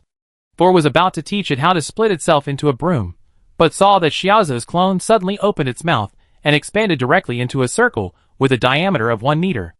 Inside the round mouth were tiny teeth that kept wriggling. It actually looked a bit weird and scary. Before Thor could comment on the appearance of the Xiaozu clone, he saw it put its mouth on the debris on the ground, and then it began to shrink and wriggle from its lips to the front half of its body. After a few breaths, it raised its head again, and there was no debris left on the ground. Thor waited for the Xiaozu clone to come back, and took another look at all the building blocks left in front of the old manor. He raised his hand and waved it. A gust of wind blew over, and directly turned everyone into fragments scattered on the ground. Then he directed Xiaozu to send out another clone to stir the ground. The body fragments of those people were mixed into a pile. Now it was impossible to tell who was who. It was also impossible to tell how many people were here. Finally, Thor carefully cleaned up all traces of his presence and led Xiaozu out of the old manor area. After walking a distance, Thor immediately said to Xiaozu, "Spit out those fragments quickly. It's not certain whether there are other problems in it." Xiaozu nodded and directed the clone. Swish. Spit out all the pieces. I don't know what the pieces went through in the mouth of Xiaozu's clone. When they came out, they were already stained with a few strands of crystal clear saliva. I should have let you spit it out after we got back." Thor held his forehead helplessly. Of course, he also knew that even if Xiaozu was a demonic creature that fed on dead air, such a strange thing should not be eaten casually. Thor used the cleaning technique to remove the saliva on the pieces, and then collected all the body parts with a cloth bag. Back at the wizard tower, Thor took out a small piece of brown wizard's fragments, put it on the crucible, added a few drops of pure water, uncontaminated soul fragments, and other crystal fragments that were very clean in nature. Heating it with a low fire, after just a few dozen seconds, the originally translucent white soul fragments were stained with black dots. And part of brown wizard's body fragments lost their cubic shape and turned into a small pile of mud. It's still the same pollution as the black tide. Camus also saw Thor's experiment from a distance. The penetration method can only be used for preliminary detection. Thor didn't look back, but it can reduce the pollution in these fragments to a safe level. It can be used as a filter carrier for the magic pool. Speaking, Thor replaced the small crucible in front of him with a large pot half a meter deep, and then poured all the brown into it. Seeing this, Camus was a little confused. The more carriers need to be cleaned, the more materials needed for the infiltration method will increase exponentially. Before she finished speaking, she saw a large number of pure soul fragments coming out of Thor's fingertips. Camus and Thor have worked together for such a long time, but he is still surprised by some of Thor's reserves. How can he have so many pure soul fragments? You know, Pure soul fragments are very rare and difficult to preserve. If you are not careful, they will be contaminated and become useless and a pity to throw away. Although there are big doubts in her heart, Camus did not speak. She just watched Thor boil water again with a complicated heart.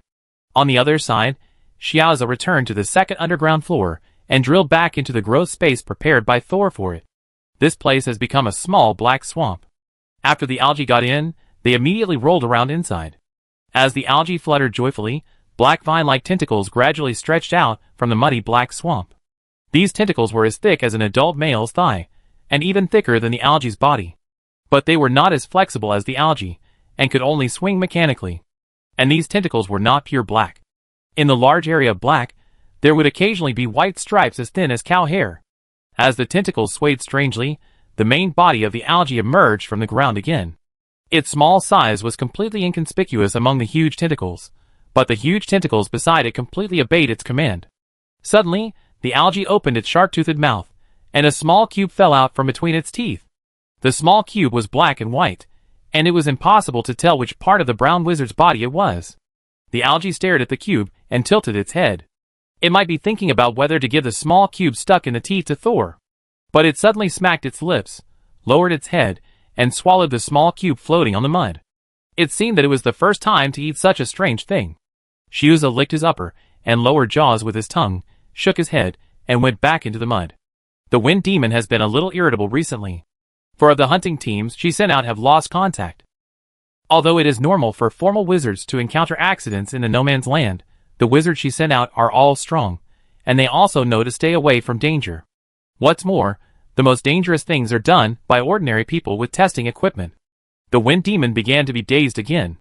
The attendant, who was reporting to her, immediately lowered his head and did not dare to remind her. However, if he did not remind her, someone would naturally call the wind demon back to his senses. Wind demon. A little bright yellow suddenly appeared in the wind demon's cave. How is your detection over there?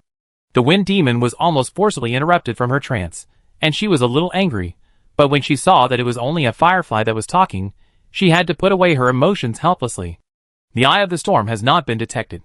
But the borderlands is becoming dangerous, and 4 teams on my side have already gone missing. 4? The Firefly Lord's voice was a little surprised. Didn't you warn them not to go deep into the dangerous area, and let ordinary people do everything? Of course I. The Wind Demon was about to answer, but suddenly felt as if she was following the orders of the Firefly Lord, and shut up unhappily. After a moment, she continued, I will send more people, and you should not lag behind. Humph.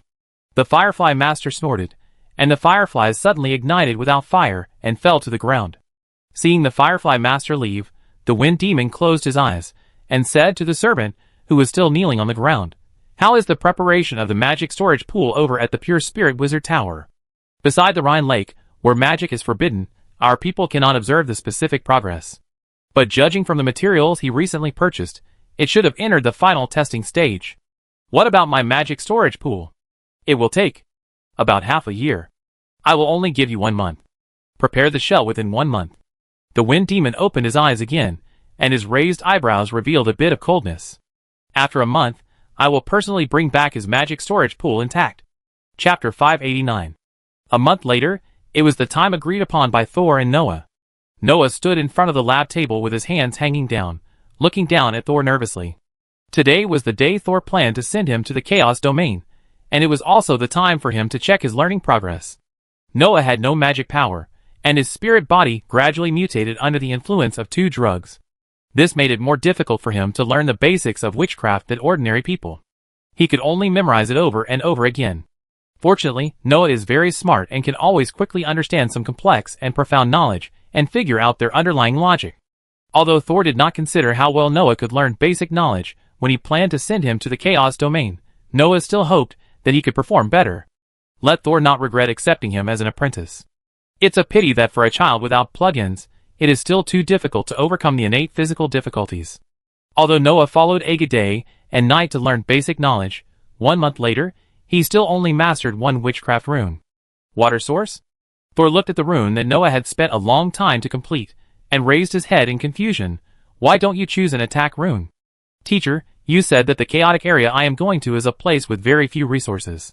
It may take several days to walk, and there may not be any human habitation. So I think it is more important to create a water source for survival than to fight. As for fighting, I will try to avoid it. Thor neither agreed nor denied. In his opinion, this choice is entirely caused by personal character. Some people tend to defend the status quo, while others like to plunder. He had no intention of intervening. Thor looked down at the rune on the table that Noah had spent a month to draw, but it was very standard. Do your best within your ability? Your performance has exceeded my expectations. He stood up and said, you have proved yourself and completed the test, but the test of life is still long. If you don't want to hand in the paper early, you have to continue to keep this all-out state in the future. Noah bit his lip, but the corners of his mouth couldn't help but rise. His eyes lit up as he watched Thor nod like a chick pecking at rice. Thor raised his hand, and the butler handed him the package he had sorted out in time. Thor tied the package behind Noah himself. The place you are going to is called Chaos Domain. It is a place with almost no active elemental particles. There you cannot replenish your magic power through meditation, nor can you gather magic power with the help of witchcraft arrays. Even if you are a formal wizard, you can only use the magic power you already have in your body, or use energy items such as magic crystals to perform witchcraft. But such a place may be the only option for you to survive, as your spirit is fragile, and you cannot withstand the magic radiation. Of course, you may have a very hard life there, or even die from encountering terrible monsters. Noah quickly straightened his chest. Teacher, don't worry, I won't back down. Thor smiled. It's already this time. Even if you want to back down, it's impossible. I will still send you to the Chaos Realm, but the method may be a little different, and the requirements for you are also different. He patted the package behind Noah. This backpack contains some necessities for survival. A short sword and a sleeve crossbow specially made for you. There is also a bottle of poison and the corresponding antidote. Thor took out another necklace. The pendant of the necklace is a black, irregularly shaped crystal stone. This is a small space witchcraft prop that Thor bought from Vigagu. It is cheap, and has a small internal space of less than 1 cubic meter. But at the same time, the advantage is that the energy required to maintain it is also smaller.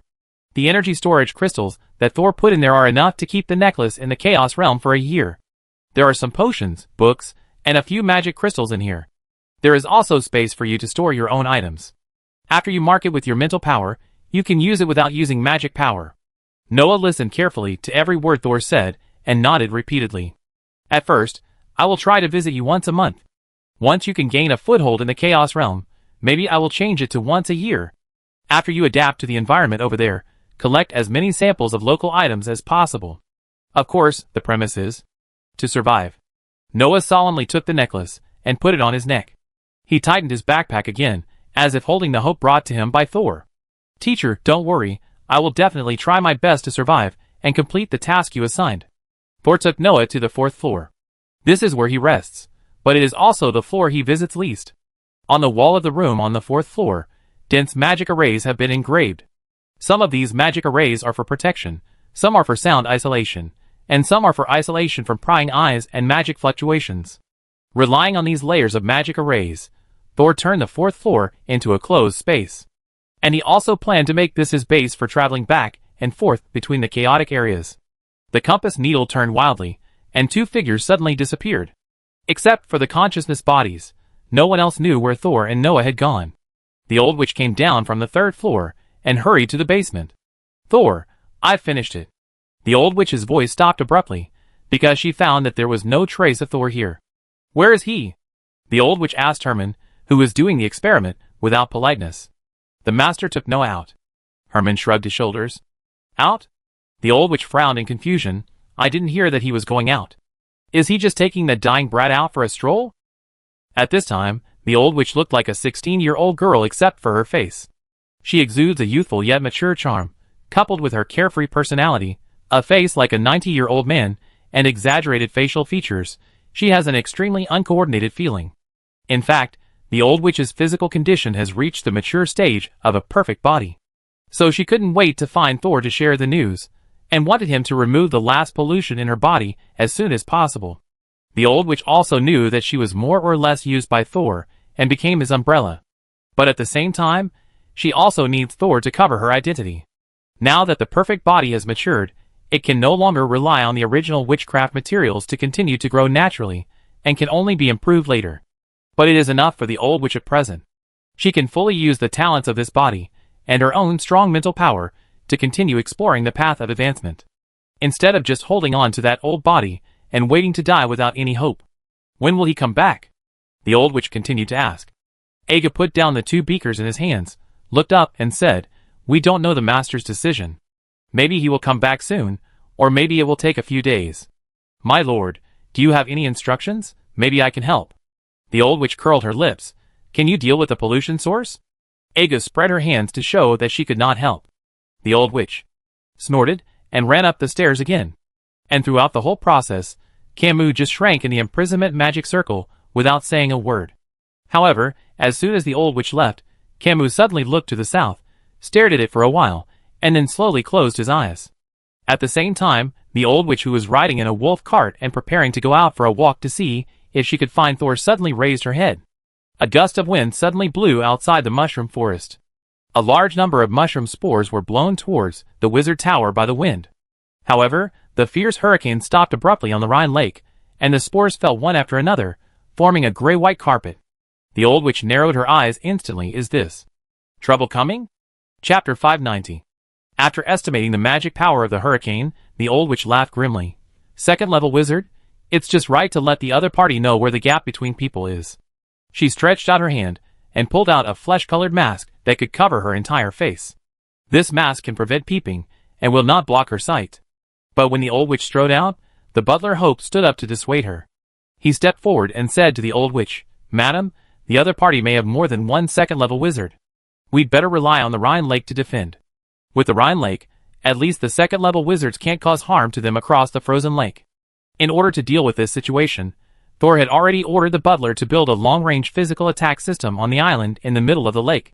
The old witch actually knew this, and she relied on the wizard tower behind her to kill without restraint. She waved her hand nonchalantly. "I know. But the enemy has come to the door. How can no one fight back?" After saying that, without waiting for the housekeeper to speak again, she pulled the demon wolf, which was already baring its teeth and sticking out its butt, and cut off the reins on the wolf. She jumped on the wolf's back, pulled its fur with one hand, and hit the wolf's head with the other hand. "Go! Let me see whether you are a wolf or a dog." Almost the next second, the demon wolf rushed out as if it couldn't stand the old witch's provocation. At this time, the giant mushrooms on the outermost periphery had fallen to the ground. Soon, 3 figures appeared on the shore of Lake Rhine. From the unscrupulous magic fluctuations on their bodies, it can be seen that these people are second-level wizards. The old witch narrowed her eyes. She had seen all of these people before. When she sneaked into the lair of the wind demon, she was beaten by the people on the opposite side.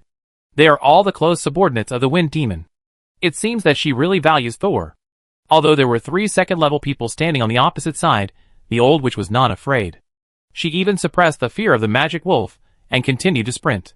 Looking down, 1 man and 1 wolf were like a black arrow, breaking through the white ice and misty fog, moving forward without hesitation, full of murderous aura. Her terrifying momentum made the 3 second-level people who had just stepped onto the Rhine lake a little afraid.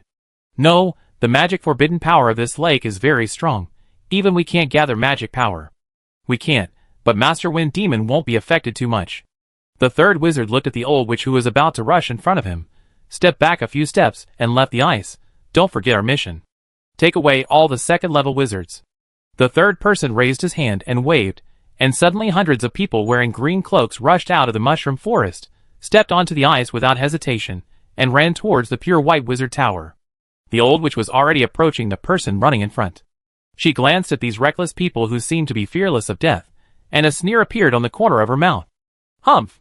The old witch grabbed the demon wolf, which suddenly raised its front paws and tore the enemy in front of it. The flesh was torn into pieces, mixed with blood flowers all over the sky, as if the white mist around was dyed bloody. The old witch tore one person apart, and immediately asked the other green-robed people to hide from her. However, these people did not turn back to escape. After leaving a 3-meter diameter open space around the old witch, they continued to run towards the opposite island in the middle of the lake. The old witch ignored these people. The magic wolf jumped to the lakeside, and there was already a person standing opposite her. The other 2 disappeared. What about the other 2? Are they scared? Hiding? Although she was relieved, the old witch still insisted. Standing opposite the old witch was the only witch among the 3 second-level wizards. She stared at the old witch with a gloomy face, and her robes were shaking slightly. The moment the magic wolf stepped onto the shore, the air around them suddenly became heavy. The sound of friction gradually rang out in the invisible air, as if two invisible hands were fighting in the air. The witchcraft released by the two was actually the same. Just as the two were confronting each other, the wizard tower behind the old witch suddenly made a sound like an explosion. Then, there was a sound of breaking through the air in unison, and dozens of arrows deliberately painted gray and white formed an arc in the air, and finally fell accurately into the green-robed cloak with the largest number of people. A small half of the people fell down immediately, and brought down more people nearby. The witch who was confronting the old witch remained calm. "Is this the defensive measure you rely on?" The old witch did not answer, but jumped off the magic wolf. At the same time, several rotating and twisted air appeared around her body, and quickly rolled towards the witch opposite. The witch's robe, which was originally shaking gently, suddenly swelled up. A large amount of colorless and transparent gas propped up the witch's robe, and when the clothes made a painful tearing sound, it suddenly rushed out from the collar, cuffs, and hem, forming a thick cyclone, which directly dispersed the whirlwind released by the old witch. At this time, she continued to provoke, "Your resistance is useless." As if explaining the witch's words, the people who had just been knocked down by the gray-white arrows got up one by one, moving flexibly and running quickly, not like those who had just been injured. The wizard tower did not immediately connect with a new round of sword formation, which allowed these green-robed people to quickly approach the island in the middle of the lake. On the island, 3 consciousness bodies with their own soul weapons were waiting in full battle array. Hermann, the weakest but most impulsive, almost rushed out of the island in the middle of the lake, but was hooked by Anne's spider leg and pulled back. "Have you forgotten the rules of the lake? If you freeze into an ice stick, I won't rescue you." Just as they were about to launch a counterattack against the enemy, who was about to land, the people who were running happily on the opposite side suddenly fell down. It was as if the scene just now was replayed, and they were knocked down again by the invisible attack. But this time, there were more people falling, and it spread outward like a wave. One of the people wearing a green cloak saw the person in front of him fall down as if he was hit by something, and he was horrified. Just now, he was also knocked down by the first round of arrows, but the damage was blocked by the cloak with strong resilience and good defense, and there was only some dull pain. He was wondering why so many people fell down this time, when there were no offensive weapons falling, when a sudden and extremely torturous pain came from his body. This made him lose control of his body immediately, as if he was punched hard by someone, and he fell directly to the ground. Then the pain spread all over his body along his spine, making him unable to stand up.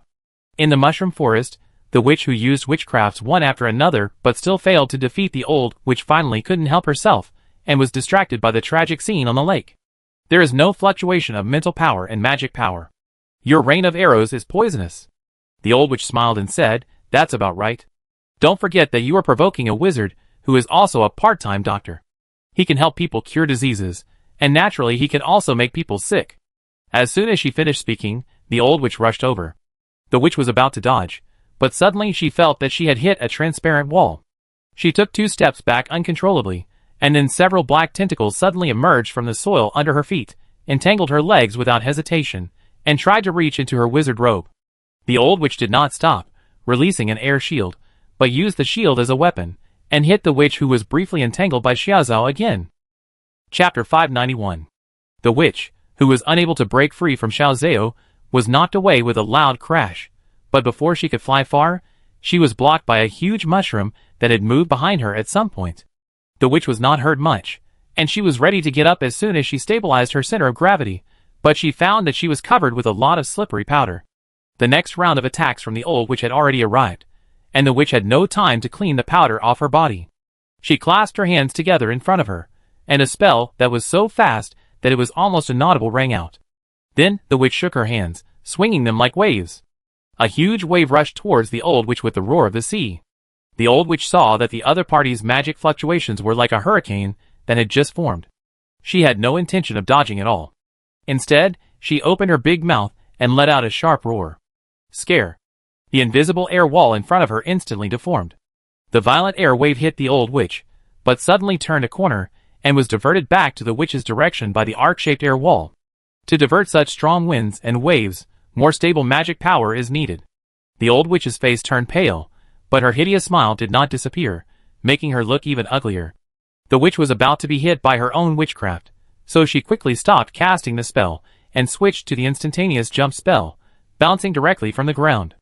As soon as she dodged, The huge mushroom tree behind her was blown all over the place by the hurricane, and some were even uprooted. The old witch. Tootade, how stupid. Can you blow a wizard to death just by blowing? The witch who had just jumped into the air twitched her lips. Aren't you also majoring in wind attributes?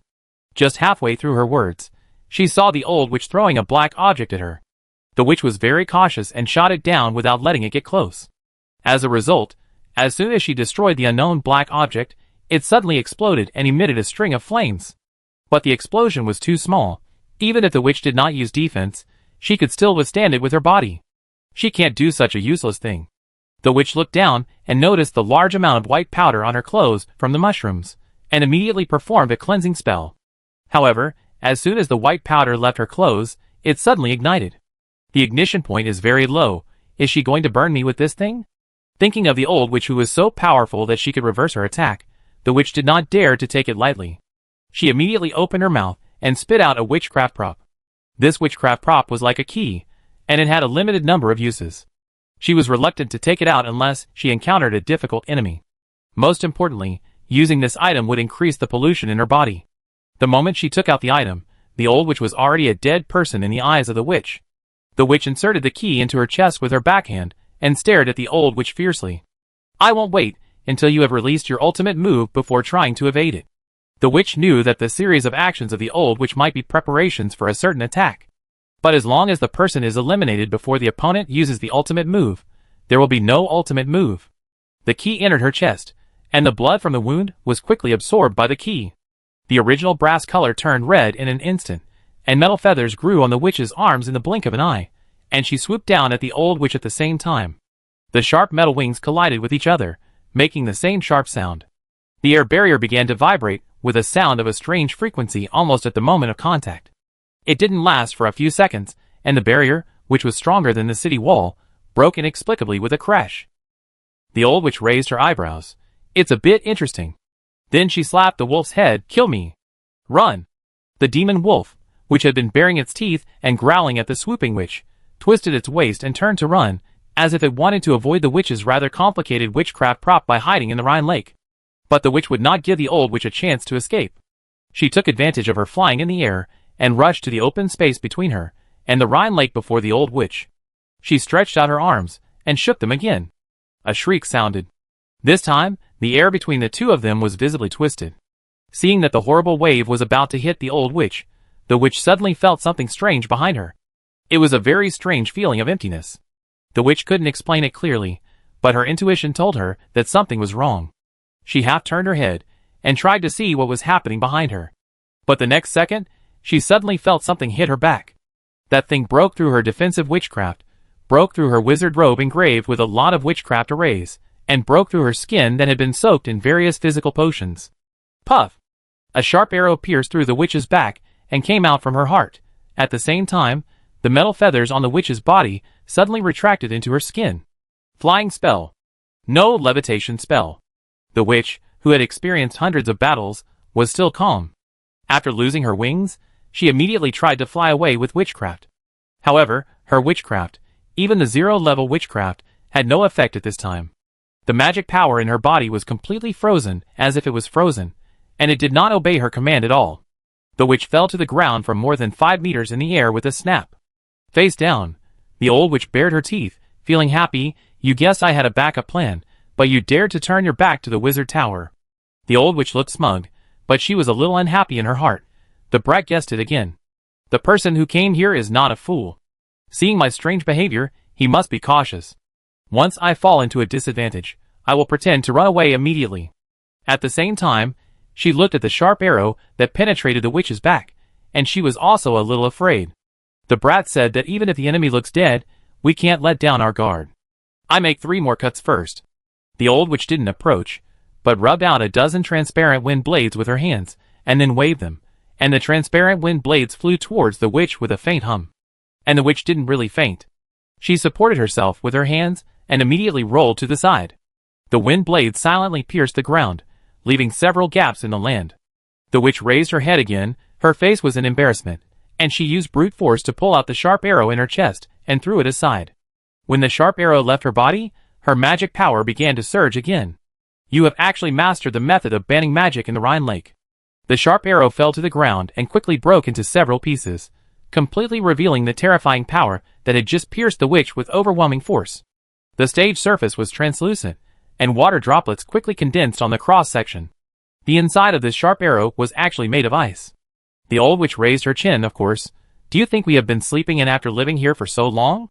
The magic wolf seemed to understand, and wanted to turn back in confusion, but was held down by the old witch and could not move. The witch looked at the old witch again, her eyes full of fear, thinking, so the ignition just now was just a signal. Whether I use witchcraft props or not, they will release forbidden magic arrows on me.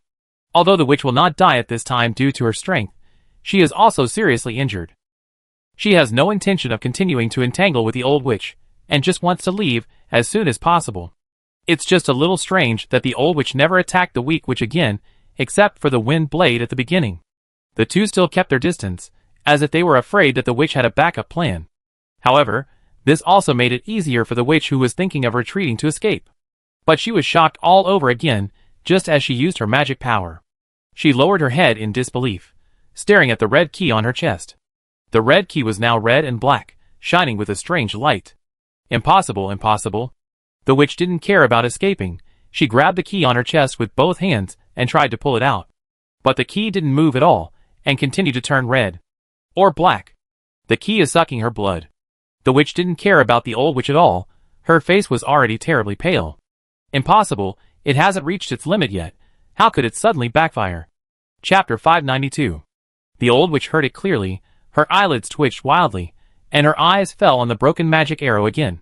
The arrow was painted black, but the main purpose was not to cover the ice inside, but to mix some black powder in it inconspicuously. The black powder was extracted from the body of the strange beast brought back by Thor.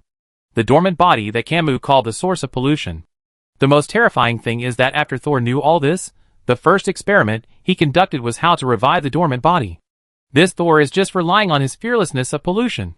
The old witch suddenly felt that Thor was the villain of the world, and wondered if it would be too dangerous for her to hide beside him. At this moment, the witch opposite had lost weight, her legs were weak, and she fell to the ground. At a speed visible to the naked eye, she gradually turned from a plump woman into a mummy. The pollution source cannot be so terrible, the old witch murmured in a low voice, but the pollution source accelerated the alienation of the key. Although she was envious of the magic of the key, she saw that it almost killed a witch in front of her, and she grumbled in her heart, and finally decided to let Thor come to take the key later. She ignored the witch and looked up at the Rhine Lake. While she and the witch were fighting fiercely, the situation on the Rhine Lake was not optimistic. Although the physical arrow array attack of the wizard tower caught the blue cloaks off guard at the beginning, they quickly reacted and used their agility to dodge the arrows, and also carefully avoided all the wounded who were hit by arrows. Therefore, when the second round of arrows was fired, the number of people in the blue cloaks was reduced by half. These people looked weak, but they were really fast when they ran. The wizard tower only had time to release 2 rounds of arrows, and the first person had already stepped on the island in the middle of the lake with 1 foot. But then, he was knocked away by Herman, who was covered in silver, at a very fast speed. His body was split in half in the air.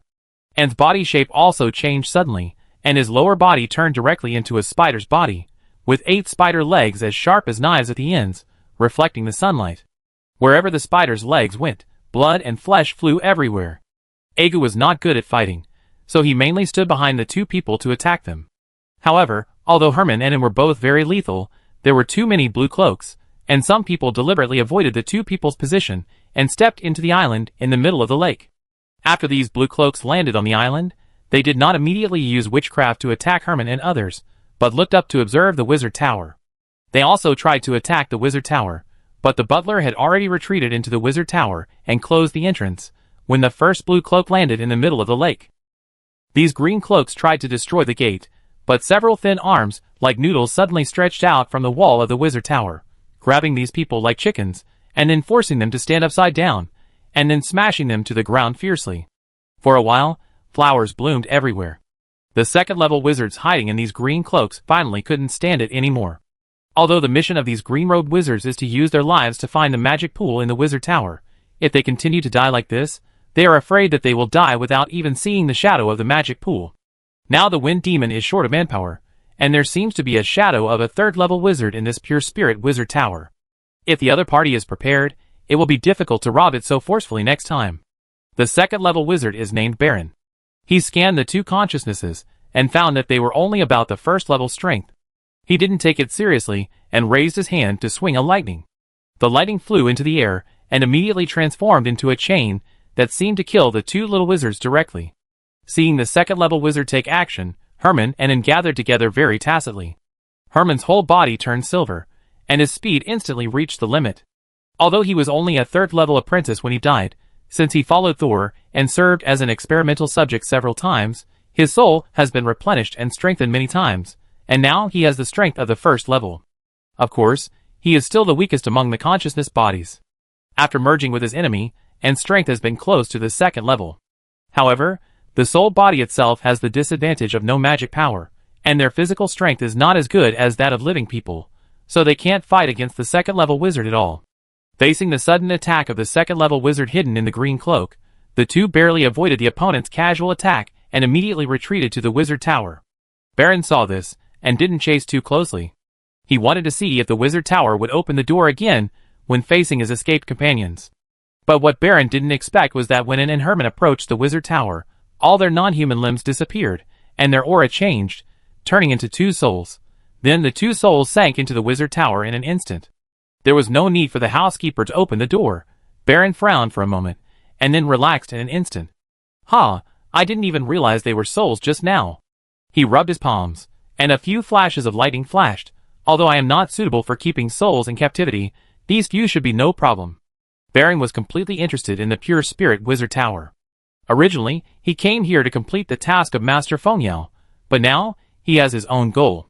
Baron continued to approach the wizard tower, and the white slender arms that had just fought with the green-robed apprentices immediately attacked him. But the second-level wizard didn't care about this little damage at all. A spherical electric net rose around him, instantly expanding to the surroundings, and disappeared in a very short time. But the electric net that appeared in such a short time swept away the white arm that approached him. Walking to the place where the gate used to be, Baron raised his hand and released another lightning. The gate did not move at all. This wizard tower is really not simple. Baron sensed the feedback of his magic power hitting the gate. This is not a magic building that a first-level wizard can build. Then he thought of the masked female wizard who was fighting with his companion. This first level can also drive the second level. It seems that the rumor is true. There is really a third-level wizard behind him. Baron took 2 steps back. After testing, he knew that this wizard tower could not be forcibly entered in a short time, and the Wind Demon also asked them to make a quick decision and not delay. In this case, he should change his mind. Baron looked up at the top of the tower, where there was a strange circular platform, which was wider than the cross-section of the wizard tower. Who would build a wizard tower like this? There must be something wrong with it. Baron flew up directly, his whole body shining with lightning to prevent someone from attacking in the dark. However, as he got closer and closer to the platform, he suddenly saw a figure appear above the platform. Is there another second-level person? Baron just became alert and found that there was no magic fluctuation on the man. Looking more carefully, he was really an ordinary person. It's just that there was a white mushroom swaying on the top of this person's head, and he was holding a small crossbow in his hand. The moment he saw the man, Mash pulled the trigger in his hand. The black arrow shot out. That solemn expression made Baron laugh. An ordinary person actually wants to. Puff! The palm-sized short arrow actually penetrated Baron's lightning protection, penetrated the electrostatic force field protective gear he deliberately hid under the blue cloak, and pierced directly into his lower abdomen. If Baron hadn't tightened his muscles, the short crossbow arrow might have really penetrated him. However, before Baron's astonishment subsided, the whole person fell down with a whoosh. Chapter 593. When he fell, Baron's mind went blank for a moment. But he reacted quickly, and at the last moment, he suddenly grabbed the edge of the truncated platform, so that he didn't really fall. The Pure Spirit Wizard Tower is 5 stories high, but each floor is 4 or 5 meters high. Falling from this height, even a second-level wizard would be seriously injured. When Marsh saw the finger on the edge of the truncated platform, he pulled out the digging pick in his arms, and wanted to cut off the other person's finger. However, this time, he was careless. Baron, who thought that he would lose all his resistance if he lost his magic power, pulled himself up with just a few fingers with his strong physical fitness. When he looked up, he saw the man who had just attacked him with a crossbow was about to step on his fingers. Baron flipped hard and jumped directly onto the round platform, punching Marsh hard. Marsh was shocked and regretted it in his heart. Thor had clearly told him to flee immediately after shooting the crossbow arrow. But when he saw that the enemy was holding on to the edge of the round platform of the wizard tower and didn't fall down, he was anxious and wanted to kick the opponent's hand away, but he didn't expect that the man actually jumped up from the edge of the fall with a few fingers. At this time, it was too late for Marsh to escape. Baron threw a punch and hit Marsh's chest directly. The latter was like a kite with a broken string, and was hit far away, almost falling from the opposite side of the round platform. Baron was about to step forward to deal with this ordinary person, who didn't know the height of the world, but his eyes were attracted by another thing, and could no longer move away. He saw a huge cubic box in the middle of the round platform of the wizard tower, and a headless corpse was embedded on the side of the box. The corpse of the wizard, the largest box, could it be the magic reservoir? Baron excitedly pulled out the short arrow from his chest, and finally almost ran towards the magic reservoir. While running, he was surprised to find that his forbidden magic power could be used again. So halfway, he turned around and wanted to electrocute the ordinary person, who shot him with an arrow into a charred corpse. However, as soon as the magic power was activated, he immediately discovered something unusual. In his body, the pollution accumulated from living in a no-man's land for many years was stirring. Baron then realized that the arrow shot by the man just now was not just to seal the magic power. There was actually poison on it that could trigger the pollution in his body. Despicable. Fearing that the pollution would explode, Baron quickly stopped his idea of killing people and walked to the building that was suspected to be the magic pool for a simple inspection. It should be correct. After checking, he immediately took out a cylinder from his arms and held it high to the sky. Afterwards, a red fireball shot out of the cylinder, flew to a very high place, and then suddenly exploded. After doing all this, Baron turned his head to look at Mash. Now, he wanted to kill the other party with his own hands and beat his whole body into a meat pie. However, when Baron turned his head, he found that the ordinary person had actually jumped off the round platform by himself. Baron hurriedly took a few steps forward, looked down, and found that the other party had actually fallen into a pile of mushrooms. It didn't die, and it actually started to burrow into the ground under the cover of mushrooms. But before Baron could make any further moves, a clear bird cry suddenly came from afar. Baron turned his head to greet it, and after a moment, he saw a legless light yellow giant bird approaching from afar at a very fast speed, cutting through the sky. The giant bird approached from afar, carrying a strong wind. When passing over the Rhine, the giant bird's movements were a little sluggish, but it relied on its wings to fly, so it would not fall because of the forbidden magic. A person stood on the giant bird. Although her face could not be seen clearly, she still looked like a beautiful woman. At this time, the old witch was just about to go back to help. When she saw the giant bird above her head, her face suddenly changed. For a moment, she was extremely entangled, not knowing whether to run away directly or rush back to help. The wind demon has come in person, and that brat Thor has been hiding in the wizard tower and has not shown up yet. I have dealt with a second level one, which is good enough. The broken finger behind the old witch's head was jumping wildly, as if she could not run away if she didn't run away. After hesitating for a moment, the old witch turned around and rushed towards the mushroom forest. But she did not leave immediately, but hid in the mushroom forest, closed her magic fluctuations, and prepared to act when the opportunity arose. I am not trying to help him. She muttered in a low voice, he has not yet completely removed all the pollution in my body. If he really dies, who can I turn to? When the pale yellow giant bird was about to fly over the Rhine lake, two windows suddenly appeared in the originally closed wizard tower. Two crossbow arrows thicker than an adult's arm appeared in the windows. Dozens of miniature witchcraft arrays were engraved on the arrows, all to increase the crossbow's hit rate and range. The arrowheads were also painted black, hiding the killer weapon created by Thor and Camus. Swoosh! Swoosh! Two giant arrows were fired one after another, blocking the direction of the giant bird's escape.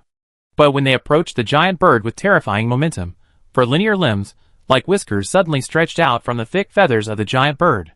The seemingly week-long whiskers were like springs, accurately covering the two giant crossbow arrows, and then really like springs, converting kinetic energy into potential energy, and after being compressed to the extreme, they suddenly bounced the crossbow arrows back. Dang! Dang! The tail of the huge crossbow arrow hit the wall of the wizard tower, directly creating two cracks on the white wall. Agu and the others hiding inside felt the tremor of the wizard tower. Herman was a little panicked. It was the first time he faced a third-level wizard with direct malicious intent. What should I do? The master is still there, and hasn't come back yet. It will probably take at least a day. If the master encounters something that interests him, he may stay for a few days. Agus said. It's good for the master to go there. The person who came must be the wind demon Pei. After she learned that the master could remove the pollution, she sent people to test it several times. The purpose of coming this time is probably to snatch the master back. It's lucky that the master is not here. Herman still frowned. Will she wait here until the master comes back? At this time, the butler Hope stroked an eyeball in his hand and shook his head gently. She didn't appear on the battlefield at the beginning. Later, she suddenly came when the attack by the outsiders failed. I don't think she would spend too much time in the Pure Spirit Wizard Tower. First, she has always been in a hostile state with the other two third-level wizards. If she leaves the station for too long, the family may be attacked. Second, the fact that the master has a powerful third-level wizard as a backer was spread along with his identity as a doctor.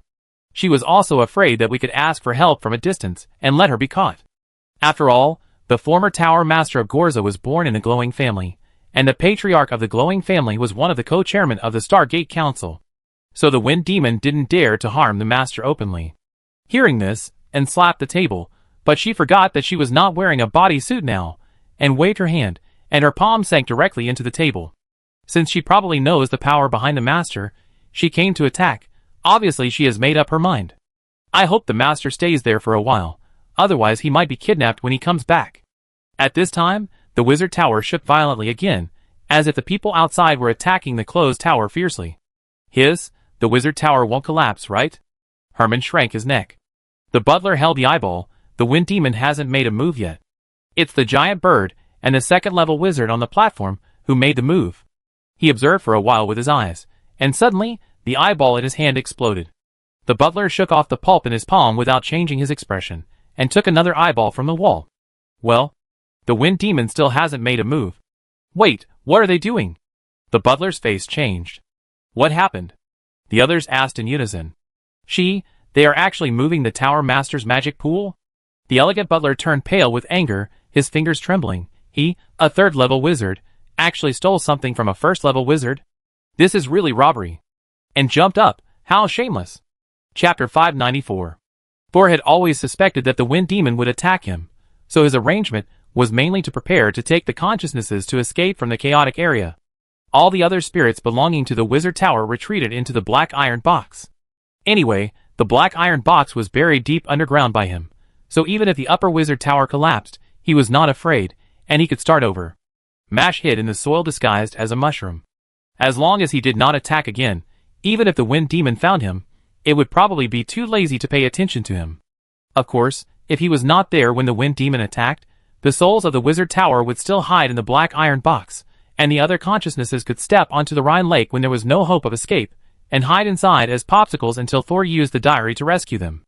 At this time, the Wind Demon really came to attack, and Thor happened to be heading to the chaotic area, and it would take at least half a day for him to come back. Several consciousness bodies were ready to go to the bottom of the lake to be popsicles. But they didn't expect that the first thing the Wind Demon did when he came was not to find Thor, but to move the magic storage pool they had placed on the round platform. The magic storage pool needs to be built in an open place, otherwise the waste materials and waste may turn the room into a toxic garbage dump. The consciousness bodies also guessed that since the Wind Demon came to attack, it might rob Thor's things. But when they really saw a third level stealing the magic storage pool they had just built without any shame, they were still so angry that they jumped up and down. What's even more annoying is that, according to the observation of Housekeeper Hope, they really took the magic pool and ran away. The light yellow giant bird released its long whiskers and tied them to the outer periphery of the magic pool. With the cooperation of another second-level wizard, Thor's magic pool was quickly packed and taken away. Finally completing the task of Master Wind Demon, Baron was extremely happy, and was preparing to continue plundering the Wizard Tower with the support of Master Wind Demon. However, to his surprise, the Wind Demon actually took the magic pool and left directly. Baron stood at the edge of the pedestal dumbfounded. The Wind Demon left directly. Could he take those souls away by himself? But he thought about it. Those souls were only about the first level. As long as he was not shot by the crossbow arrows that could bend magic, he would not be afraid of him. At this moment, Anne, who had been hiding in the Wizard Tower, suddenly showed up, but retreated when Baron saw her. Baron's heart trembled. These guys are elusive, and the magic banning arrows can ignore at least the second level of defense. I am too passive alone. I'd better go back and call the other two over. The biggest foreign aide came and left, which made Baron, who originally wanted to burn, kill and rob, feel uneasy. His chest injury was still recovering. He thought about it, and persuaded himself. Anyway, there was still a little time. The wizard tower was here, and he couldn't escape. It would be safer to call other wizards. However, just as he was about to go back to find his companions, he found that the mushroom forest was terribly quiet. "Are you looking for her?" The old witch walked out of the mushroom forest, holding a dried corpse in her hand. The moisture on the corpse was almost sucked dry, but from the clothes, Baron could still see that it was the witch who came with him. "Maggie?" Baron's face changed. "Where's Carter?" "Are you talking about the puppet control guy?" Another person walked out of the mushroom forest, riding a giant monster that was 1 meter taller than the wolf. The monster had a lion's head, a horse's body, and a pair of huge wings. But this monster was not within Baron's cognition. It was more like a monster synthesized by artificial witchcraft. Baron didn't know the monster, but he knew the person riding the monster. Although he was wearing a helmet, his outfit was too eye-catching. Anyway, apart from Brando, Baron had never seen other wizards wearing armor. Brando. Baron couldn't help but take a step back. This guy is very difficult to deal with. As long as you can't kill him, he will change his body every day to trouble you. Moreover, the strength of these bodies is different. Some are pure physical berserkers, and some are extremely agile knights. If he conducts in-depth research on you and designs a body that completely restrains you, it will be extremely depressing to fight. At this time, there was still a wizard hanging on the spear in Brando's hand. The wizard's hands and feet were still twitching. He was not completely dead, but he had no ability to break free. That was Baron's third companion, the wizard who was responsible for controlling the green cloak. Because he was not good at close combat, he had been hiding in the mushroom forest. He didn't expect that he would be picked up by Brando, who came again. Looking at Brando, and then at the old witch who also killed one of his companions, Baron was extremely depressed. Why did the wind demon run? No, walk so fast.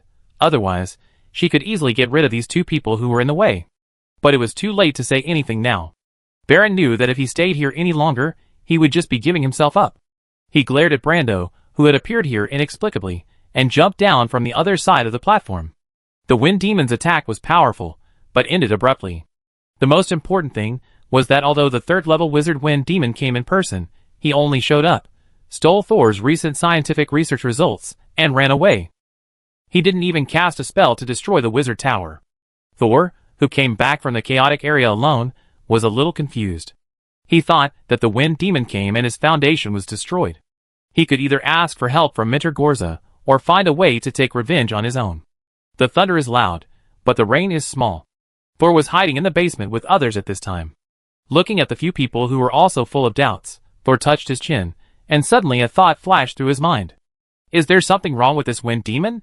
He looked up and confirmed with the housekeeper Hope again. Hope, are you sure that the wind demon never came down from the beginning to the end when she moved my magic pool? The housekeeper nodded affirmatively. Thor leaned back and tapped his index finger lightly, I suspect. Everyone looked at Thor. The wind demon is indeed in trouble, and the problem is very serious. Her strength at this time may not even be at the third level. As soon as this was said, the others looked at each other, and their first reaction was that Thor thought too much. After all, she is a third-level wizard, so there shouldn't be such a big problem, right? Hermon still remembered the terrifying pressure when the wind demon came down on a big bird. On the contrary, the old witch gradually became excited. She clapped her hands. Yes, there must be something wrong with the wind demon. Ha ha, she has fallen to the point of stealing things from a first-level wizard. Although things like the magic reservoir are not normally owned by a first-level wizard. She stood up. Last time I went to steal things from her nest, I felt that she was not right. It was so long after I ran away that I found out that she was abnormal. I think she had a problem at that time. Ha ha, that's great. The old witch has been chased by the wind demon for the past 2 years. Now she thought that the wind demon's physical ability might be problematic, and she couldn't stop laughing. You stole things from the wind demon? What things? Sol finally knew why the old witch was wanted by the wind demon. Then did she steal things from the Firefly Lord? A second-level person can mess with 2 third-level people at the same time. I don't know if it's courage or IQ. Well, it's okay to tell you. Anyway, no one can use it except me. The old witch shook her head and raised her hand to hold a broken finger that was thrown to the side of her face. This is it. It can't be considered stealing. This finger was originally mine. Chapter 595. The old witch used to keep a close eye on the broken finger tied behind her braid, and she rarely talked to them about it. However, the old witch did not say what the broken finger was for, so they did not dare to ask. Thor said to the butler at this time, "Is Brando still outside?" The butler nodded. I asked him to wait in front of the door, and he has been waiting. The butler glanced at the watch in his arms. I have been waiting for 17 hours. There was no way. Before Thor came back, he could not make his own decision to invite outsiders, especially those who had attacked the Tower Master, to the island. But I have invited Mr. Marsh to accompany me. I guess Marsh doesn't like him either. Thor thought to himself. Fortunately, a dozen hours is just a period of deep meditation for a wizard. Thor stood up. Since Mr. Brando helped when the Pure Spirit Wizard Tower was in danger, we can't keep holding on to the previous misunderstandings. It just so happens that I also want to cooperate with Wizard Brando now. If the cooperation goes well, I can let him enter my consciousness platform again. After several contacts, Thor has discovered that although Brando seems to be a physical wizard, he is actually a pure spiritual wizard. Perhaps he lost his own body for some reason, so he has been using spiritual power to control other people's bodies as his puppets. At the same time, because the puppet's magic reserve is not as good as that of a living wizard, Brando's puppet mainly attacks with physical attacks. As long as the damage to the body function is not taken into account, it may exert extremely powerful power. Such a Brando naturally attaches great importance to the improvement of spiritual power. Thor led the old witch out of the wizard tower, and saw Brando squatting on the side, and studying with Mash how to grow mushrooms. Mash seemed to have completely forgotten that Brando had destroyed his mushroom forest.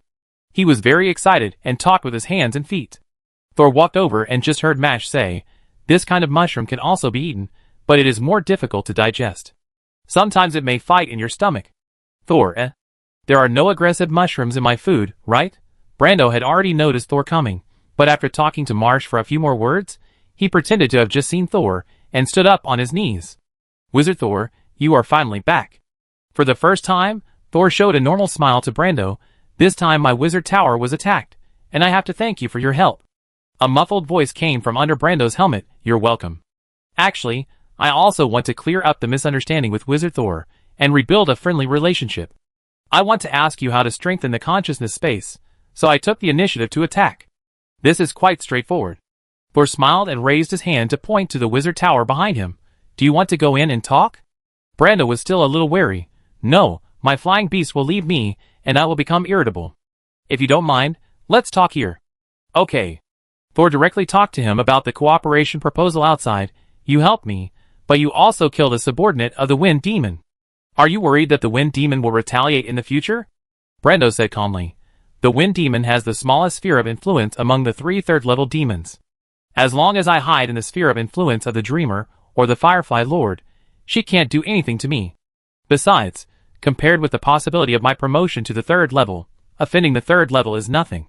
Thor nodded in understanding, and then asked, "Then, do you dare to fight back with me?"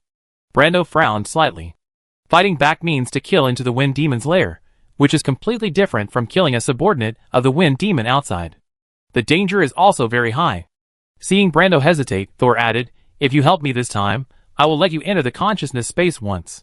Brando raised his eyes suddenly, his face as fierce as an eagle, 3 times. Thor shrugged. "It's not that I don't allow you to bargain, I'm just afraid that you won't survive the second time." Thor didn't lie, the eyes in his consciousness space are not generous. Except Thor and his subordinates, it is not a good thing for others to frequently enter his consciousness platform. He still remembered that when he was exploring the ancient city of St. Paul, Kid jumped directly into the starry sky in his consciousness space to avoid him. The result was that he died a few seconds later, and his soul was decomposed. What was even more terrifying was that Kent's body in the real world also changed. The eyeballs that popped out of his body almost alienated Agudu. Thor sometimes worried that these stars would alienate him one day. It was comforting that the diary of the dead wizard never issued a death warning to the starry sky in his consciousness. Thor could only hope that it was not because the diary could not see through the movement of the starry sky. Brando had been observing Thor's changes in expression, and found that his casual tone was also filled with a sense of certainty of believe it or not, which made him more certain of his guess. There is definitely something more terrible than pollution in this Thor's body. The death threat I felt in his consciousness space last time was not an illusion. I may even have underestimated the degree of danger in his consciousness space. However, although Brando was afraid, he was willing to take risks for the sake of promotion. Since Thor has warned him seriously, he should listen to his advice, and go once to see the situation before deciding whether to go a second or third time. Brando exhaled a breath that hit his dull helmet. Huh, okay, then just do as you said, go once. Thor raised an eyebrow. It seems that Brando has not completely given up. But it doesn't matter, if he takes the initiative. Thor doesn't mind having more experimental subjects to test the danger level of the stars. After negotiating the conditions, Brando took the initiative to ask, how are you going to fight back? Not to mention that the other party is a third level. Just the densely packed caves on the cliff where she is will make you helpless. You don't know which cave to find her in. I know. What?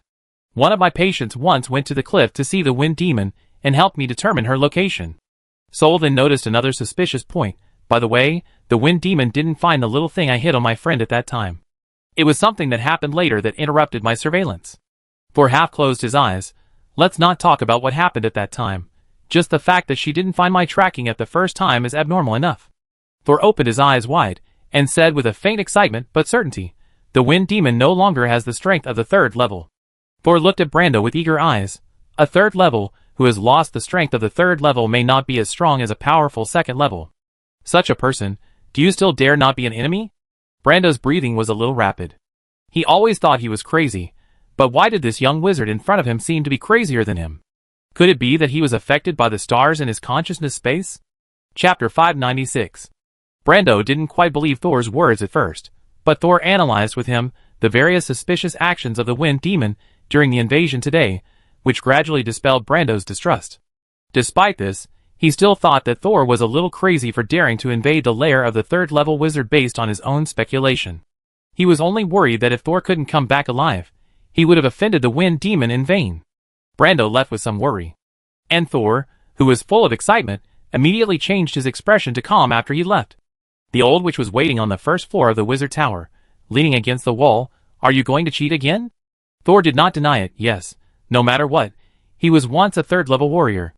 My strength is still a little weak. I can cheat a second-level warrior. He even gave the old witch an order. By then, Brando could only assist from the side. It is impossible for him to fight hard. Only you can fight against the wind demon head-on. The old witch was not surprised.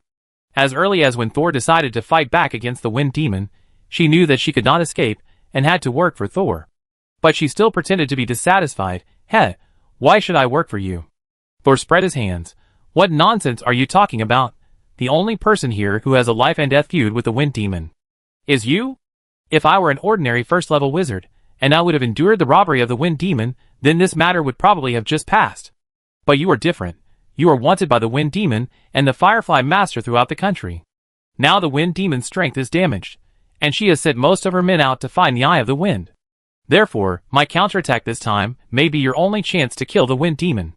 Sol walked up to the old witch and looked down at her face with exaggerated proportions. Are you willing to miss this opportunity to kill your enemy? The old witch was stunned for a moment, and suddenly, she laughed out loud. Ha ha ha, ha ha ha, ah ha ha. She raised her hands and put them on her cheeks, her fingers twisted, and her sharp nails left blood marks on her skin. I can't bear it. Of course I can't bear it. I want to kill her. I must kill her. Thor took a step back as he looked at the old witch who suddenly went crazy. He was actually a little curious about what deep hatred the old witch and the wind demon had. At first, he thought the old witch decided to make a move because she was being hunted by the wind demon, but after she changed her appearance, she still didn't care about offending the wind demon, which made Thor guess that there must be another hatred between her and the wind demon. It's just that the old witch, who has always been very secretive about her origins, may not be willing to tell him. For example, Thor still doesn't know the old witch's name. The old witch finally stopped laughing. Her face had recovered as before, and there was no trace of the bloody scratches she had made. I deal with the wind demon, and Brando will help you attract the attention of other enemies. So what will you do? Thor's eyes curved into a crescent, and he tilted his head. I go to the magic reservoir built by the wind demon, and use the magic reservoir she helped me build to complete the promotion. Promote to the second level. The old witch pointed at Thor from a distance. You little rascal. Did you guess that the wind demon would come to steal the magic reservoir? So you built the magic reservoir on the top of the tower? Now you want me and Brando to clear the obstacles for your promotion? Building it on the top of the tower is just a construction condition. I'm not that far away. Thor was not embarrassed and explained, only if I also advance to the second level, it will be convenient for me to fight with you. It's not so easy to advance to the second level. Are you sure you can absorb the characteristics of your own locator? The smile on Thor's face gradually disappeared. I think I have grasped it. Although this is not good news. The old witch continued to ask, but Thor did not discuss the locator anymore, and turned to another matter. It has been so long, I think your perfect body has been formed. Now let me help you remove the last trace of pollution in your body. The old witch finally waited for the eradication of pollution that she had been looking forward to day and night, but she couldn't help rolling her eyes at this time. You little rascal. The manpower and plan were ready. Thor took all his consciousnesses, and went to the cliff where the wind demon was with the old witch and Brando. The black tide in her body was completely sucked away by Thor, and the radiant old witch also took her most powerful witchcraft prop, the basic magic mirror. Brando, who hurried from the base, prepared 3 puppet bodies for himself to use in rotation. The old witch didn't expect him to leave so quickly. She thought Thor would at least wait for the wind demon to complete the preparations for the magic pool before going to pick peaches. But Thor thought that the wind demon suddenly took the magic pool and came and went in a hurry, so he must have completed other preparations before stealing things. When the wind demon brought the magic pool back, at most it would need to be debugged and a preventive experiment, and then it would be ready to officially open the magic pool. Therefore, Thor only gave the wind demon 3 days to complete the experiment. Although Rhine Lake was once under the control of the Dream Maker Clark, it was not too far from the wind demon's lair. Otherwise, the wind demon would not have sent people to test it several times. Thor and his party traveled day and night, and arrived at the lair of the wind demon in 5 days. It seems that the wind demon with the heavy magic pool has just returned not long ago. The cliff itself is located in a mountain range. It is said that the other side of the mountain range is the territory of the Firefly Lord. They hid on another hill slightly lower than the cliff, carefully using Penny and other observation methods to observe the movements of the wind demon. As you said, there are fewer people here in the wind demon. The old witch used the basic magic mirror, and could actually observe the situation on the other side. Thor didn't say anything, he was still waiting for Penny's feedback. The Nightmare Butterfly's mission is not as simple as observing the situation outside the cave. It also has to walk along the route that Justin met the wind demon before his death to ensure that the wind demon's location has not changed. As for the magic reservoir, it must be placed under the wind demon's nose. The wind demon will try to hide the damage to its strength from everyone. And the magic reservoir that replenishes pure magic cannot be too far away from her location, otherwise it will be out of her control. Penny carefully flew in the cliff cave along the route that Thor taught her. Although most of the people here are apprentices and first-level wizards, and there are very few people now, Penny still needs to be on guard. What if a wizard has the ability to see through the Nightmare Butterfly's true form, or has a parasitic fairy that also exists between reality and consciousness? If that is the case, it can only ask Thor for help and recall it with one click before other powerful wizards arrive. However, the worst situation that Penny expected did not happen. But another unexpected incident occurred. The wind demon appeared in the passage and seemed to be walking out. Oh, why is she walking out? Time is so tight. Instead of using the magic pool to replenish magic, she actually ran out to play. Penny muttered in her heart, hit indignantly, and then watched the wind demon leave. If the wind demon leaves, then we need to wait for her to come back.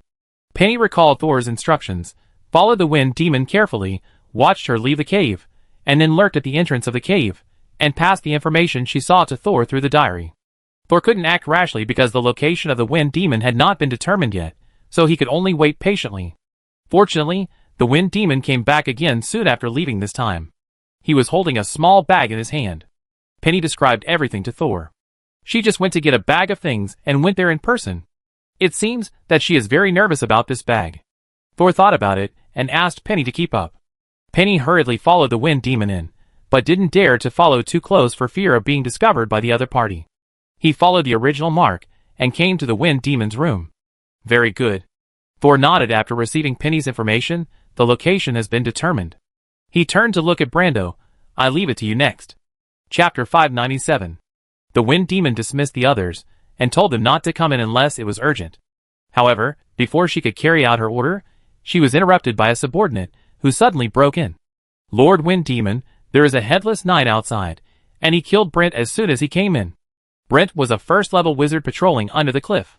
His strength was also outstanding among the first-level wizards. Headless knight? The wind demon frowned at first, and then thought of someone. Brando? Others had never seen Brando, and could not give the wind demon an accurate answer. The wind demon looked down at the things he had just obtained, and was somewhat puzzled as to why Brando suddenly appeared and killed people without saying a word. Did he discover something? In any case, she would not go out to see Brando now. The Wind Demon tilted her head and asked the maid, "How many second-level wizards are there now?" The maid usually helped the Wind Demon with chores, and was very clear about this. There were 4 people before, and then after you took 3 second-level wizards away, only Lord Baron came back. But Lord Baron later went to nowhere. Now, there is only 1 second-level wizard in the entire cliff, Lord Johnny. Why is there so few? The Wind Demon frowned. Although second-level wizards are not common in the No Man's Land, there were 9 second-level wizards in the Wind Demon at the same time. That was also the time when the Wind Demon was the most powerful. However, in the struggle with the Firefly Master, the second-level wizards gradually suffered casualties, and only 6 were left. 2 of the 6 were out again. And when they attacked the Pure Spirit Wizard Tower a few days ago, they lost 2 people by accident, and Baron disappeared. As a result, Feng Yao only had 1 second-level wizard now. Feng Yao had a sense of sudden realization at this time, and her forces were only so few. But the more urgent it was, the more Feng Yao was determined to build the magic pool as soon as possible. It didn't matter if she didn't have a few second-level wizards for the time being, as long as she was strong enough, she could become a big force alone. Thinking of this, the Wind Demon made a decision: let Johnny bring more people. No matter what means he uses, kill Brando and bring back his body. The maid said worriedly, Lord Johnny's fighting ability is not outstanding among second-level wizards. She actually hoped that Lord Wind Demon would do it himself, and then no matter what kind of knight he was, he would become Lord Wind Demon's collection. Looking at the maid's hopeful eyes, the Wind Demon knew what she was thinking. But how could she go out at this time? Do I need to personally take action every time an enemy appears on the cliff? Then what's the point of keeping you? After saying this, the Wind Demon did not give the other people a chance to persuade him, and just walked away. The remaining people looked at each other, thinking of the urgent situation outside. They had no choice but to go to find Johnny, the only second-level wizard still on the cliff. Not to mention how this group of people found Johnny helplessly, just talking about the Wind Demon. At this time, she had already walked out of her room and hurried to the deeper part of the cave. When she walked through the long passage and came to a place where there was no one else, she suddenly stopped and casually made a mark with her personal spiritual power on the wall beside her. A magical scene appeared, and another passage appeared where there was a wall just now.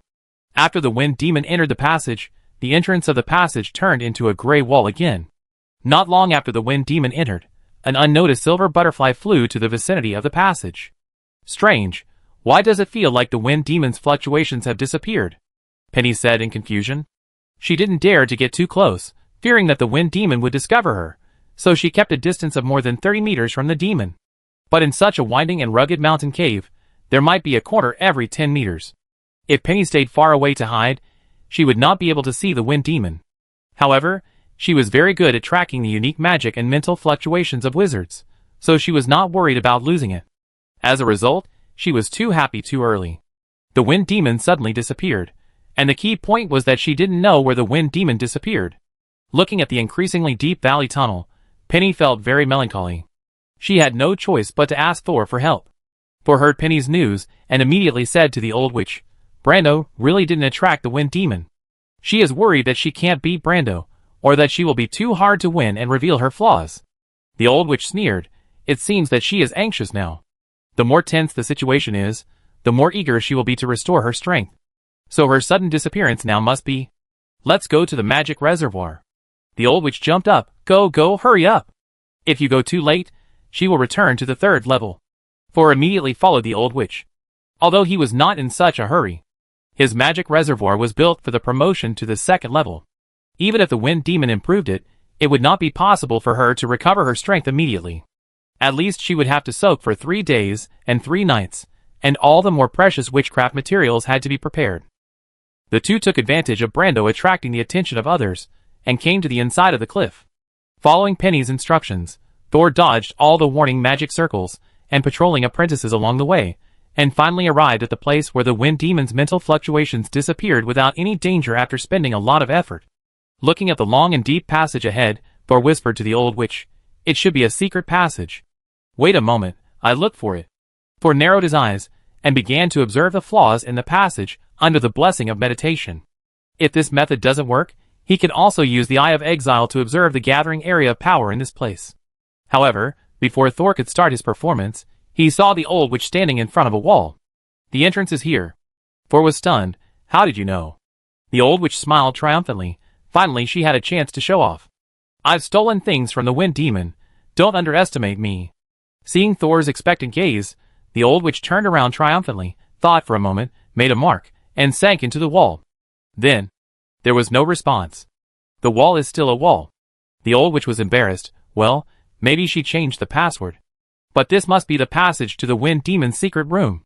Seeing that the old witch was so sure, Thor was ready to take out the Eye of Exile and observe carefully. The old witch on the side suddenly raised her hand and released another mark. And this time, the wall disappeared, revealing the passage behind. The old witch raised her foot and walked in almost the moment the passage appeared. Thor followed closely behind, staring at the old witch. He had more and more doubts in his mind. The old witch stole the wind demon's things, so she might know the way to the secret room. But the other party changed the mark, and she was able to find it out? This new passage was very narrow.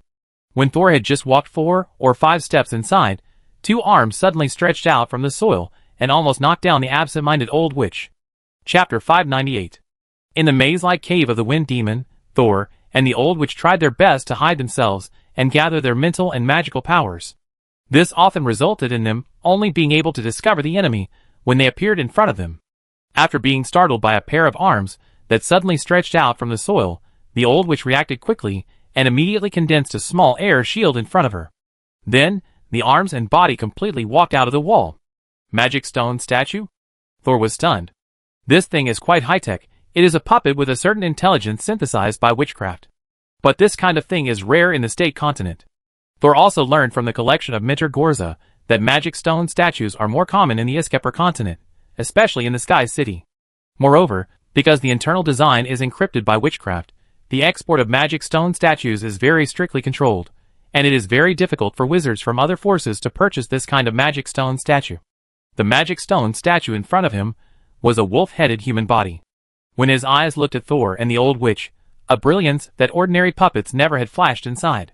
Due to its strong concealment, the wolf-headed stone statue did not notice its existence before it suddenly attacked the old witch.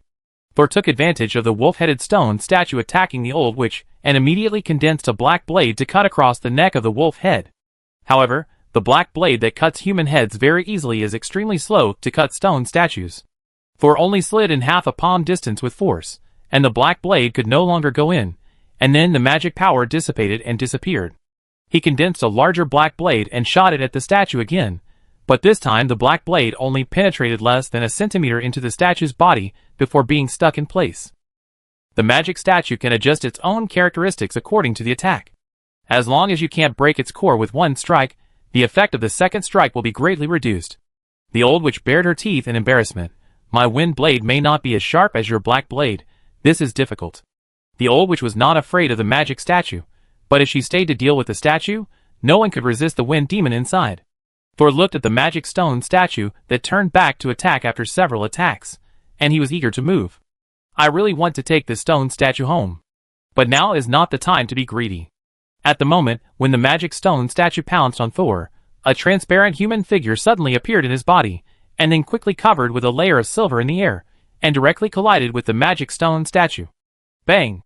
The huge sound was heard far away in the passage, and Thor thought to himself, this time the wind demon must have discovered us. But it's okay, the old witch is needed to lead people away anyway.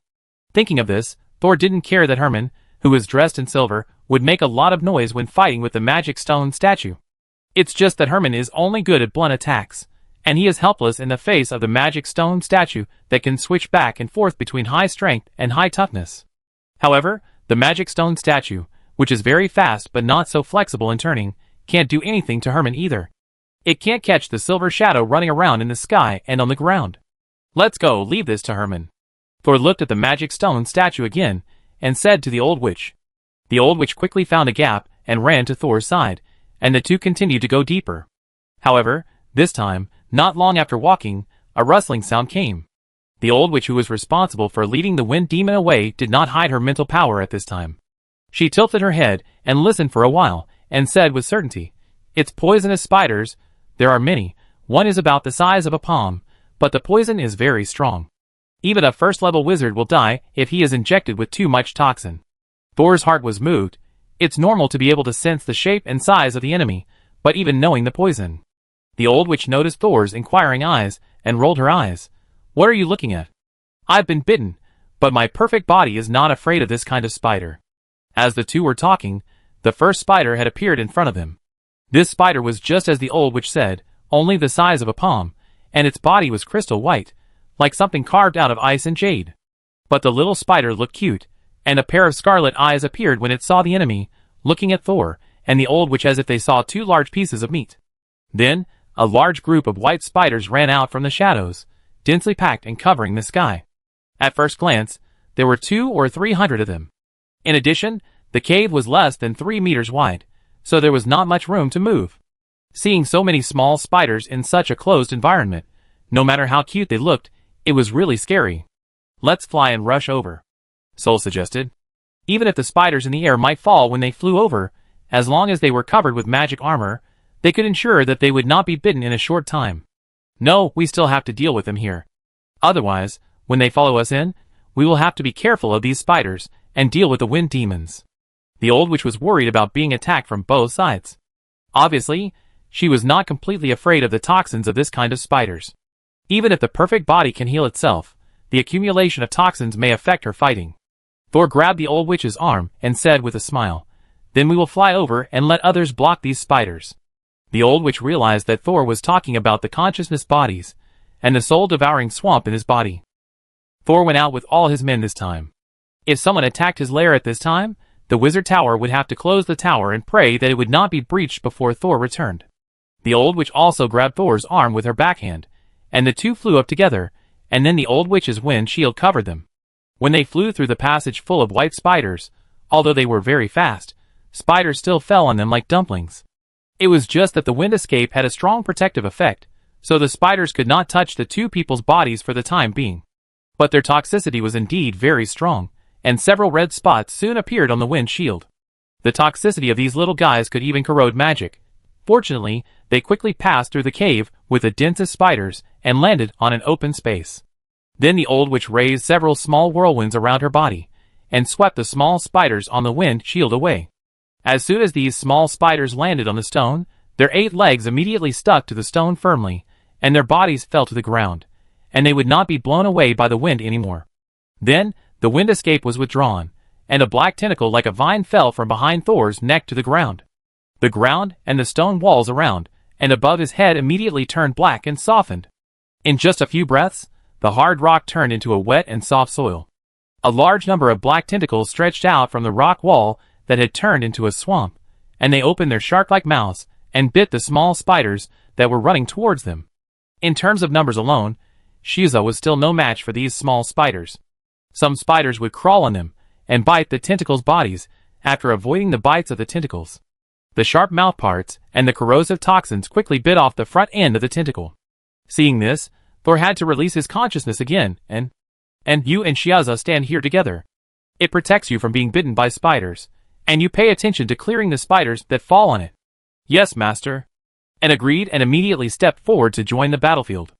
At this time, a strong mental pressure came from the depths of the cave. Thor and the old witch staggered almost at the same time and almost fell to the ground. That was the mental pressure of a third-level wizard. The old witch's face changed.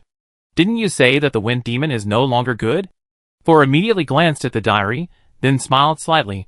I only see the pressure but not the figure. Isn't it no longer good? Chapter 599.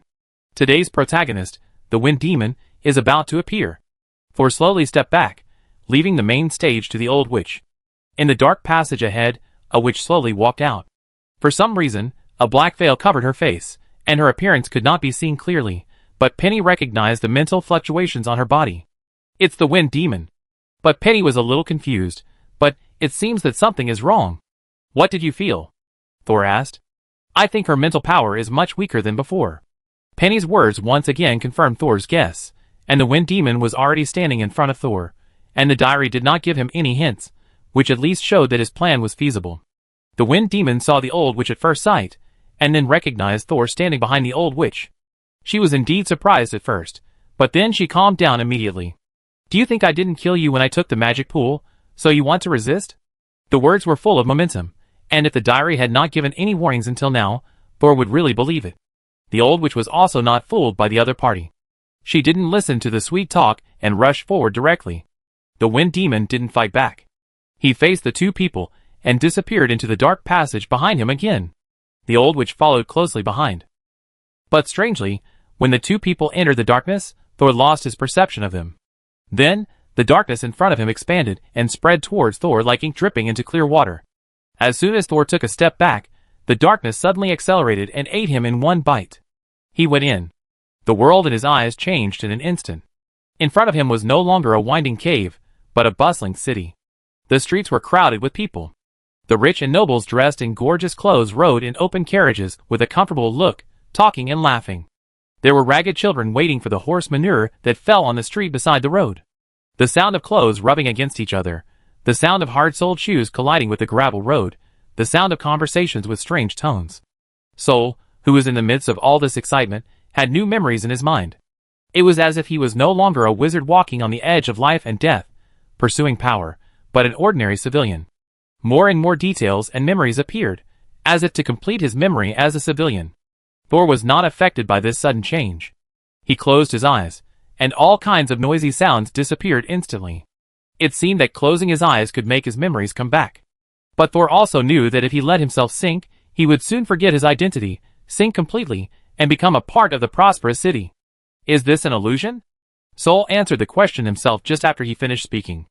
No. A pair of silver wings outlined like metal stretched out from the gap between Thor's shoulder blades. It's a dream. Sol slowly opened his eyes. The bustling city and noisy sounds appeared again, but they did not shake Thor. He gradually found a sense of disharmony in this world that seemed so real that he could not distinguish between the real and the fake at first. That is, when you open your eyes wide to see the details of the world clearly, you will find that everything is blurry. When Thor's cognition returned to normal, the disguise lost its effect. He flapped his silver wings behind him, and he flew high into the sky like a real butterfly. Time in the dream passed quickly, and the picture gradually turned into lines. Then ding! It was like the sound of an electric current signal being turned off. Thor opened his eyes. He was still standing in the dim passage. The darkness that once enveloped his whole body had disappeared. But the old witch and the wind demon were gone too. When the wind demon just appeared, the fluctuations on her body were only at the level of a second-level wizard, but Penny said that she still maintained the pressure of a third level in front of others. Now it seems that this pressure is just a disguise. Sol was a little puzzled, but why does her disguise power come from dreams? Is the wind demon good at dreams just like the dream maker? Or did the dream maker contribute to the wind demon's disguise? Sol's face changed. If the dream maker is secretly related to the wind demon, then he and the old witch's counterattack this time will be dangerous. The only good thing is that the diary has not objected so far. In other words, as long as they take down the wind demon before the dream maker reacts, they still have a chance to retreat unscathed. Thinking of this, Thor no longer hesitated, and did not look for where the wind demon and the old witch had gone. He walked into the dim passage in front of him, and asked Penny to explore the way ahead. However, this time, as soon as he turned a corner, he saw a fork. The left side was up, and the right side was slightly down. Where to go? Thor looked to the right first, and the diary that had been silent all the time actually appeared. July 4th, 319th year of the new moon calendar. Are you curious about the battle of the high-ranking people? Take a sneak peek, maybe you can understand the truth earlier. Or recognize the reality earlier. The truth is death, and so is reality. Cannot go to the right. The content of the death warning in the diary is very clear. Now, if he goes to the right channel, the end result will be death. But the content of this warning really makes him curious. What truth will he see and what reality will he discover? But Thor can still control his curiosity. After seeing the death warning, he did not even look at the right channel, but turned and walked into the left channel. The passage on the left meanders upwards, and the walls of the mountain are no longer deliberately paved stone walls, but a primitive mixture of soil and stone. It seems to have been excavated not long ago. Every few sections, you can see the witchcraft array used to support the wall. The magic crystals inlaid on it are also full of magic power. The new passage deliberately opened by the wind demon should be prepared for the magic pool. Thor was delighted and immediately quickened his pace. If it weren't for the possible traps, he would have flown up. But perhaps because it was too late, or the wind demon was too lazy to set more traps, Thor had a smooth journey. Soon, after 3 minutes of ascending, a light curtain appeared in front of him. Behind the light curtain should be the place where the magic pool is located. Penny, who was exploring the way ahead, stopped and said in surprise, "Brother Thor, the power contained in this light curtain seems to be the power of dreams." "A dream again?" Thor frowned. It seems that there must be an entanglement between this wind demon and the dream maker that is unknown to outsiders. Thor stepped forward and found that the light curtain contained extremely complex magic operation. It seemed that only by unraveling the operation rules could the light curtain be opened safely. "Is it time to solve the problem again?" Thor's eyes fell on the diary again. "If I spend too much time here, I might alarm the dream maker Clark. Although he let me go after knowing that I was a student of Minter Gorza. But if he found out that I knew the secret between him and the wind demon, he would definitely kill me. So brother diary, I still have to ask you for help this time." Before the diary responded, Thor suddenly heard Penny's proud voice. "Brother Thor, I can crack this light curtain. It's very easy." Chapter 600. "You know?" Soul was surprised. "Don't underestimate me, Brother Soul. I have also set up a very powerful magic array. And the rules contained in this light curtain happen to be the same as the innate power of the nightmare butterfly. Then you can try it." Soul raised his hand. The silver butterfly turned into a piece of scattered flashes and sank into the light curtain.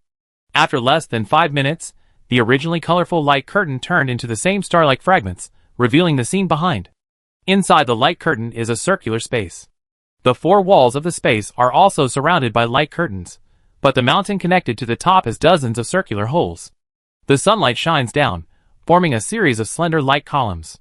In the center of the circle surrounded by these irregular and scattered light columns, there is a huge cube more than 2 meters high. It is the magic reservoir that the wind demon snatched from Thor. At this time, the magic reservoir is facing Thor's direction to help Brando's headless body. At this time, the body has turned black all over, as if it has been smoked and burned. The other 2 sides of the magic reservoir seem to be tied with something. Thor stepped over the light curtain and walked around the magic reservoir. He suddenly discovered that the other 3 sides of the magic reservoir that had been transformed by the wind demon were embedded with a person. There was a first-level wizard on each side, and the wizard Baron, who escaped from the wizard tower, was embedded behind the magic reservoir. "Is it him?" Thor's face was strange. Baron was the only second-level wizard who came back alive after raiding the wizard tower. He didn't expect to die at the hands of his master. However, if the wind demon wants to build a magic pool, it is normal to use a second-level wizard. I just didn't expect her to be so ruthless as to attack her own people. This way I can reunite them. Thor took out the bodies of the other 2 people who raided the wizard tower at that time from the storage device. Although one of them was severely damaged, it could still be used.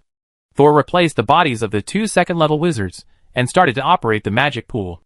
Aga separated from his body and took charge, and checked the situation of the magic pool with him. Penny flew to the entrance of the light curtain to be on guard. Once the old witch and the wind demon came back, she would notify Thor immediately. Everything went smoothly according to Thor's plan. The only thing that made him feel a little strange was that the energy contained in this magic pool was a little less. Thor believed that a 3rd-level wizard needed a lot of magic power to recover from his physical problems. However, although the magic power of this magic pool was sufficient, it was far less than Thor imagined. Originally, Thor had made preparations. If the magic power in the magic pool was too much, he would not be able to bear it, and would have to perform several flood discharges. But the current amount is just right.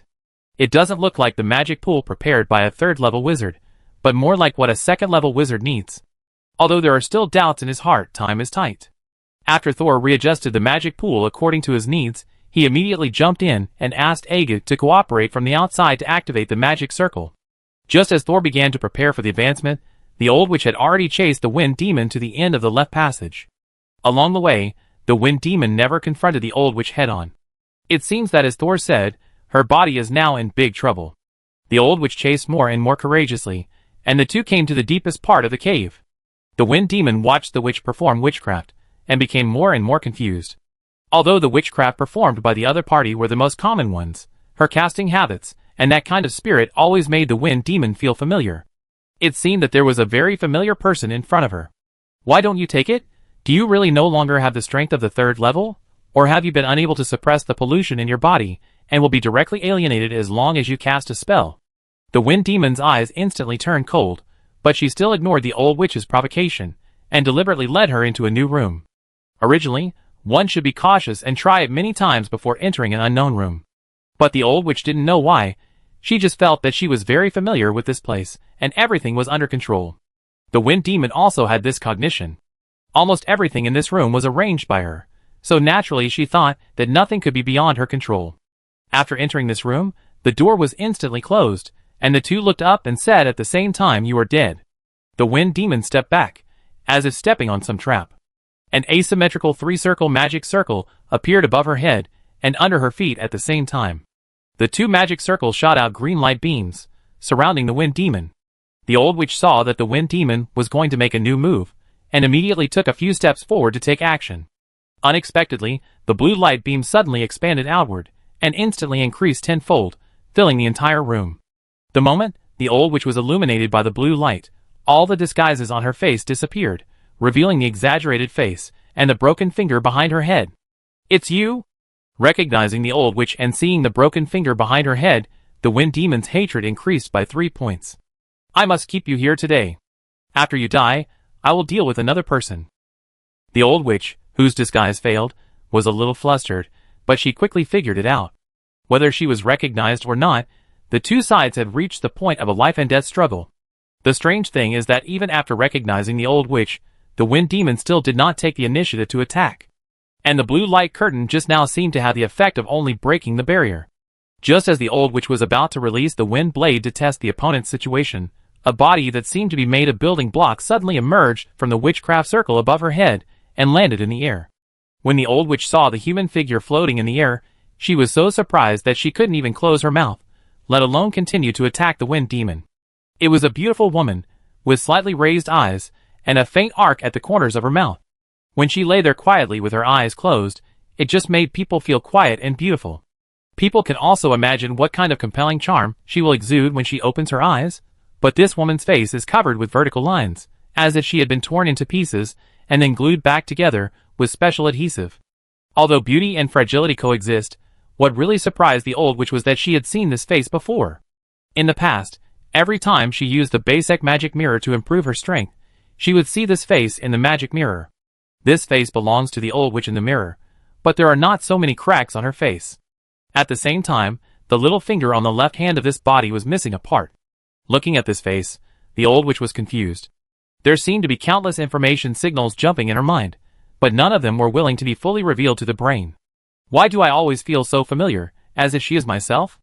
The wind demon opposite took advantage of the witch's daze, and completed the last spell. Since you have seen it, I can't let you leave alive. You can only borrow this body again.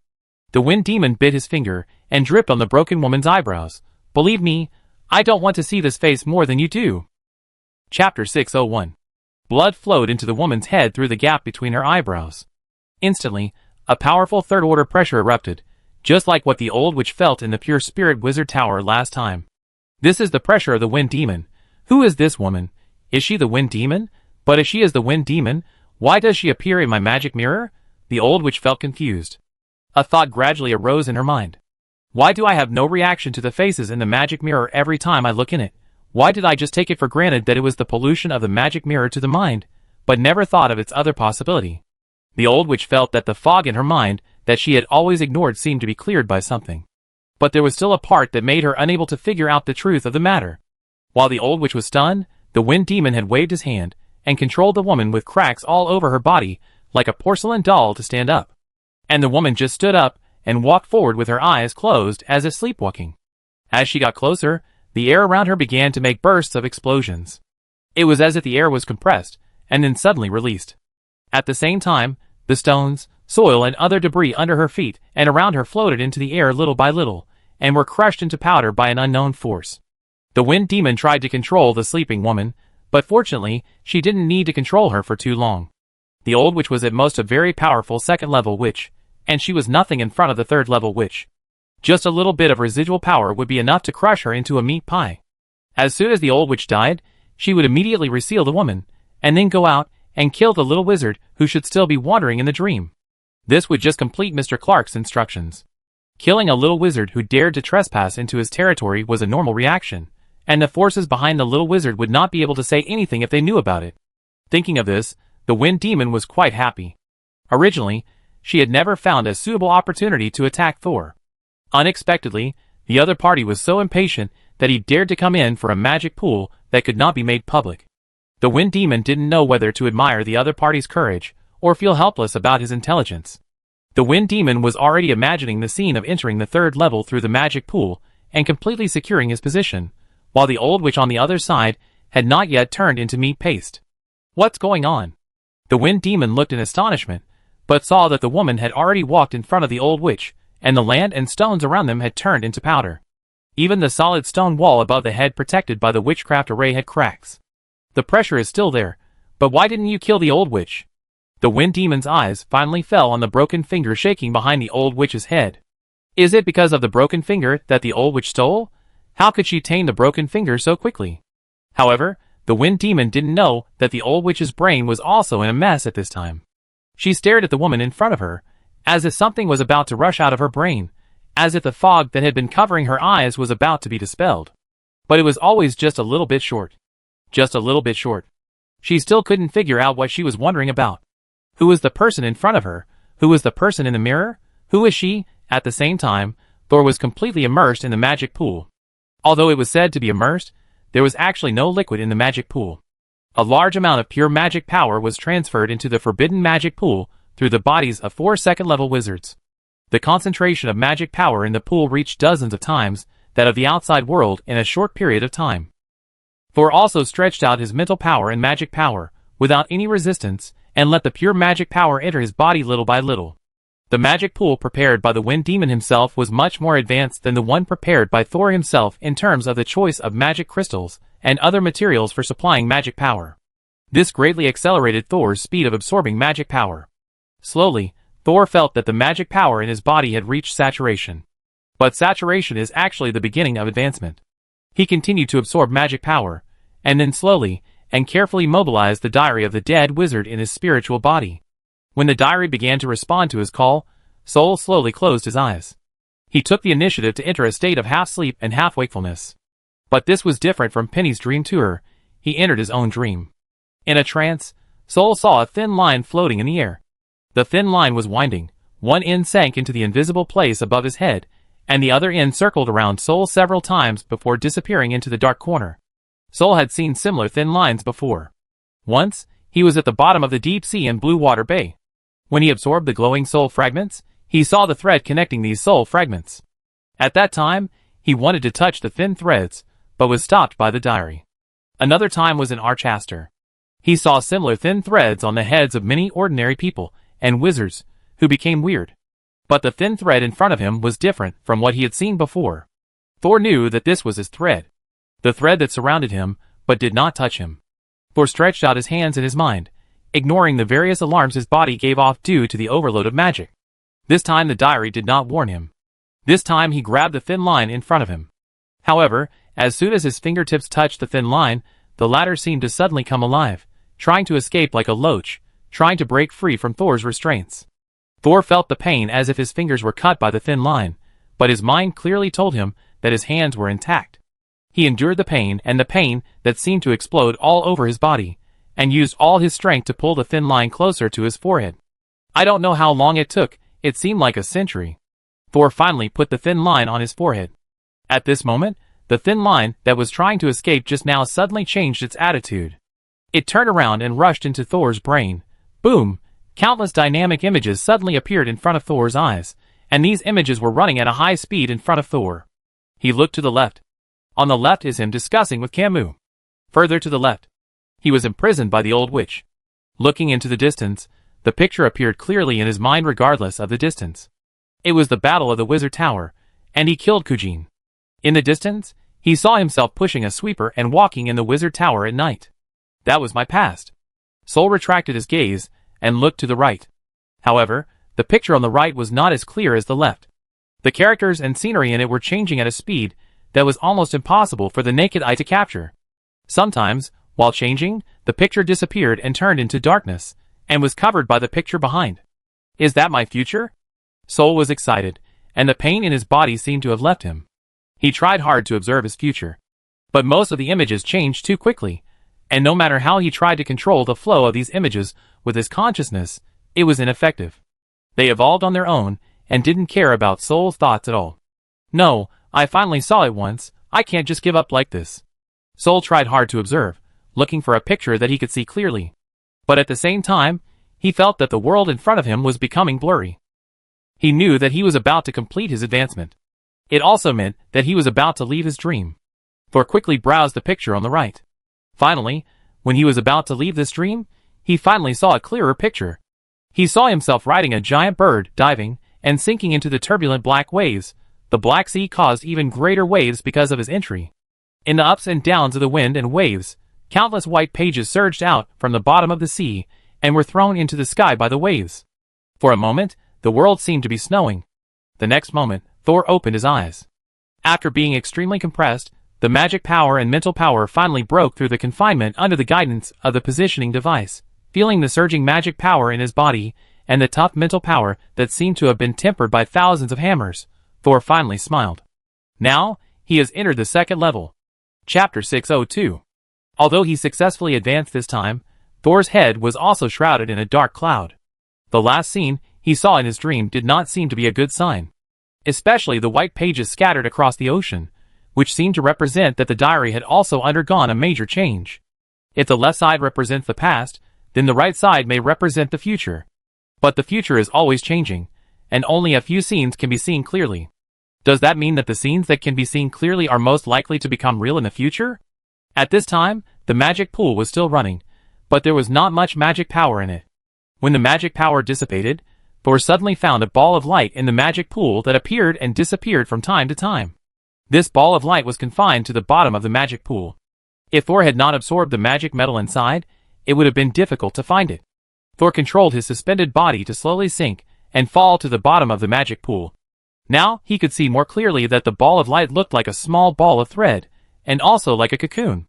Thor could not see its composition, but he could feel the vitality emanating from it. This seems to be a fate line, but it is not stretched out, but curled up and sealed here. The fate line is what Thor called the thin line he caught in his dream. Otherwise, it would be too tasteless to call it a thin line all the time. Sol has just developed his special ability as a second-level person based on the ability of the diary, but he has not done much research on the fate line. But he doesn't have to be as cautious as before. He leaned over and touched the ball of light with his fingertips. At the moment of contact, a bright and somewhat evil face appeared in Thor's mind. This face was somewhat familiar, but Thor had not yet extracted the corresponding information from his memory. The woman raised her eyes and smiled slightly, as if she was talking to someone. This is a destiny line in the past. The past is predetermined. Thor continued to explore the content of this destiny line. Next, the scene changed, and the woman's face was suddenly full of anger, and her eyebrows were almost frowned together. Even with only the picture, one can still feel the woman's full courage. The powerful pressure almost rushed towards her like a hurricane. However, the woman's anger did not last long. Her eyelids began to fall down uncontrollably, as if she would fall asleep at any time. The woman's forehead was throbbing, as if she was desperately resisting the power of sleepiness. However, her struggle eventually failed. At the moment when the woman completely closed her eyes, her whole body suddenly shattered into countless pieces like porcelain. Then, another unknown force appeared and directly reassembled the shattered woman. But at this time, the woman's left hand was missing a finger. Seeing this scene, Thor finally remembered where he had seen the woman's face. When he was forced by the old witch to study the perfect body transformation formula, he saw the old witch in the basic magic mirror changed into another look, and she was still a beautiful woman. But Thor didn't know the specific ability of the basic magic mirror, so he didn't go into it. The historical scene ended. The light that had curled up suddenly stretched out, flickered a few times, and completely disappeared in Thor's palm. The fate line disappeared? No, it should be back. Thor stood up straight, already guessing the identity of the woman. Old witch. He jumped up, not caring about the remaining scattered magic power, and jumped out of the magic reservoir directly. He wanted to find the old witch. Her identity seemed to be more complicated than he had originally imagined. However, when Thor landed, he was shocked to find a person standing outside the magic reservoir. Agu, who was originally in charge of the alert, fell to the ground and lost consciousness. And Penny was like a real butterfly, trapped in the glass ball in the man's hand. Seeing Thor come out, he touched his chest with one hand and saluted gracefully. Congratulations, Master, you have been promoted to a second-level wizard. Thor looked at the other party, a little surprised, and then felt that it seemed normal to see him anywhere. Kismet, Is the old witch the real wind demon? Kismet looked up, and a few strands of silver bangs fell in front of him, making his expression a little blurry. Yes, my master, you guessed it again. In another hidden cave. The old witch who was confronting the broken woman suddenly felt a coolness on the back of her head, and then it was as if a hand wiped away the fog on the mirror, and everything became clear. She opened her eyes slightly. Is it me? I am the wind demon Pear. It turns out that I am the wind demon Pei. The long-forgotten cognition suddenly returned, making the old witch, or Pear, a little confused for a while. The fake wind demon on the other side finally realized the true identity of the old witch. She shook her head in disbelief. Impossible? When did she escape Clark's imprisonment? The fake wind demon turned around and ran, and her movement finally awakened Pear, who was immersed in the past memories. Pear turned her head and saw that the fake wind demon did not run out, but rushed to a corner of the cave. There were several crystal ice cones hanging from the top of the head. The temperature in the cave was obviously not low, but the ice cones showed no signs of melting. The old witch saw at a glance that there was something wrong with the ice crystals, and immediately raised her hand to stop the fake wind demon. The two wind pillars met in the air, but one was quickly shattered by the other. The victorious wind pillar hit the fake wind demon forcefully, but was blocked by her protective spell. Although the fake wind demon was not injured, it staggered a few steps and slowed down. The old witch also took this opportunity to cast a spell again, releasing 4 or 5 wind walls near the ice cones, directly surrounding those ice cones. If I can't outrun you, then I just protect the target. The old witch grinned. Nyrila, it turns out that you have been pretending to be me for so long. The fake wind demon Nyrila stopped. She knew that she was not in good condition at the moment, and was no match for the old witch. Moreover, the other party seemed to have awakened the forbidden cognitive memory. Even if the ability did not change, the strength would definitely increase greatly. Clark will soon find that the wind demon has awakened, but as long as we notify the dream maker before she fully recovers her strength, our plan can continue. Nyrila glanced at the ice cone. That was the dream Clark left here. Every time the wind demon's body moved, Nyrila would release the dream inside, letting the wind demon Pear fall asleep again. But now the dream in the ice cone cannot be released for the time being. Even if the dream maker can come and imprison the wind demon Pear's consciousness again, she will definitely be killed by the wind demon by then. After thinking this through, Nyrila was not in a hurry to inform Clark. She finally released the remaining third-level pressure on her body, causing Pear, who had not yet recovered, to stiffen all over. Afterwards, Nyrila did not take this opportunity to kill Pearl. She knew that with the opponent's ability, she would definitely not be able to kill him with one blow. Instead, she turned around and ran back to the passage she came from. Nyrila knew that if she wanted to survive, she had to immediately activate the magic pool and advance from the second level to the third level. It seems that the mechanisms along the way and the dream traps left by Clark can always delay Pearl's steps. Chapter 603. Pearl didn't expect that even now, Nyrila still wouldn't fight her head-on. The other party turned into a black shadow and immediately disappeared in the passage from which she came. She is going to the magic reservoir? Will she run into Thor? Although Pearl left Thor alone in the passage when chasing Nyrila in, she believed that the boy who always had magical means could find a way to break free from the trap set by Nyrila. But if he met Nyrila head-on on the way to promotion. Just as Pearl was about to chase him out, she suddenly felt the entangled force behind her. She looked back and saw her body full of holes, which seemed to be inviting her long-lost master. Pear paused for a moment, thinking of Thor outside, and chased after him without hesitation. However, just as she reached the fork in the road, she saw Thor and the fake wind demon Nyrila. Strangely, Thor had one hand on the fake wind demon's forehead, and the latter did not move, allowing him to do it. At this time, Thor also saw the old witch, and noticed that her expression was different from her usual carefree look. Old witch, should I call you Lord Wind Demon? Pear curled her lips. Even if you use an honorific, I can't feel the respect. You should still call me Old Witch, or just call me Pei. Well, then I still call you Old Witch. Facing such a face, Thor couldn't call out the name Pei. Pei rolled her eyes in her heart, but didn't care. You have been promoted to the second level? So fast? In fact, the preparations were already done when I completed the magic storage pool.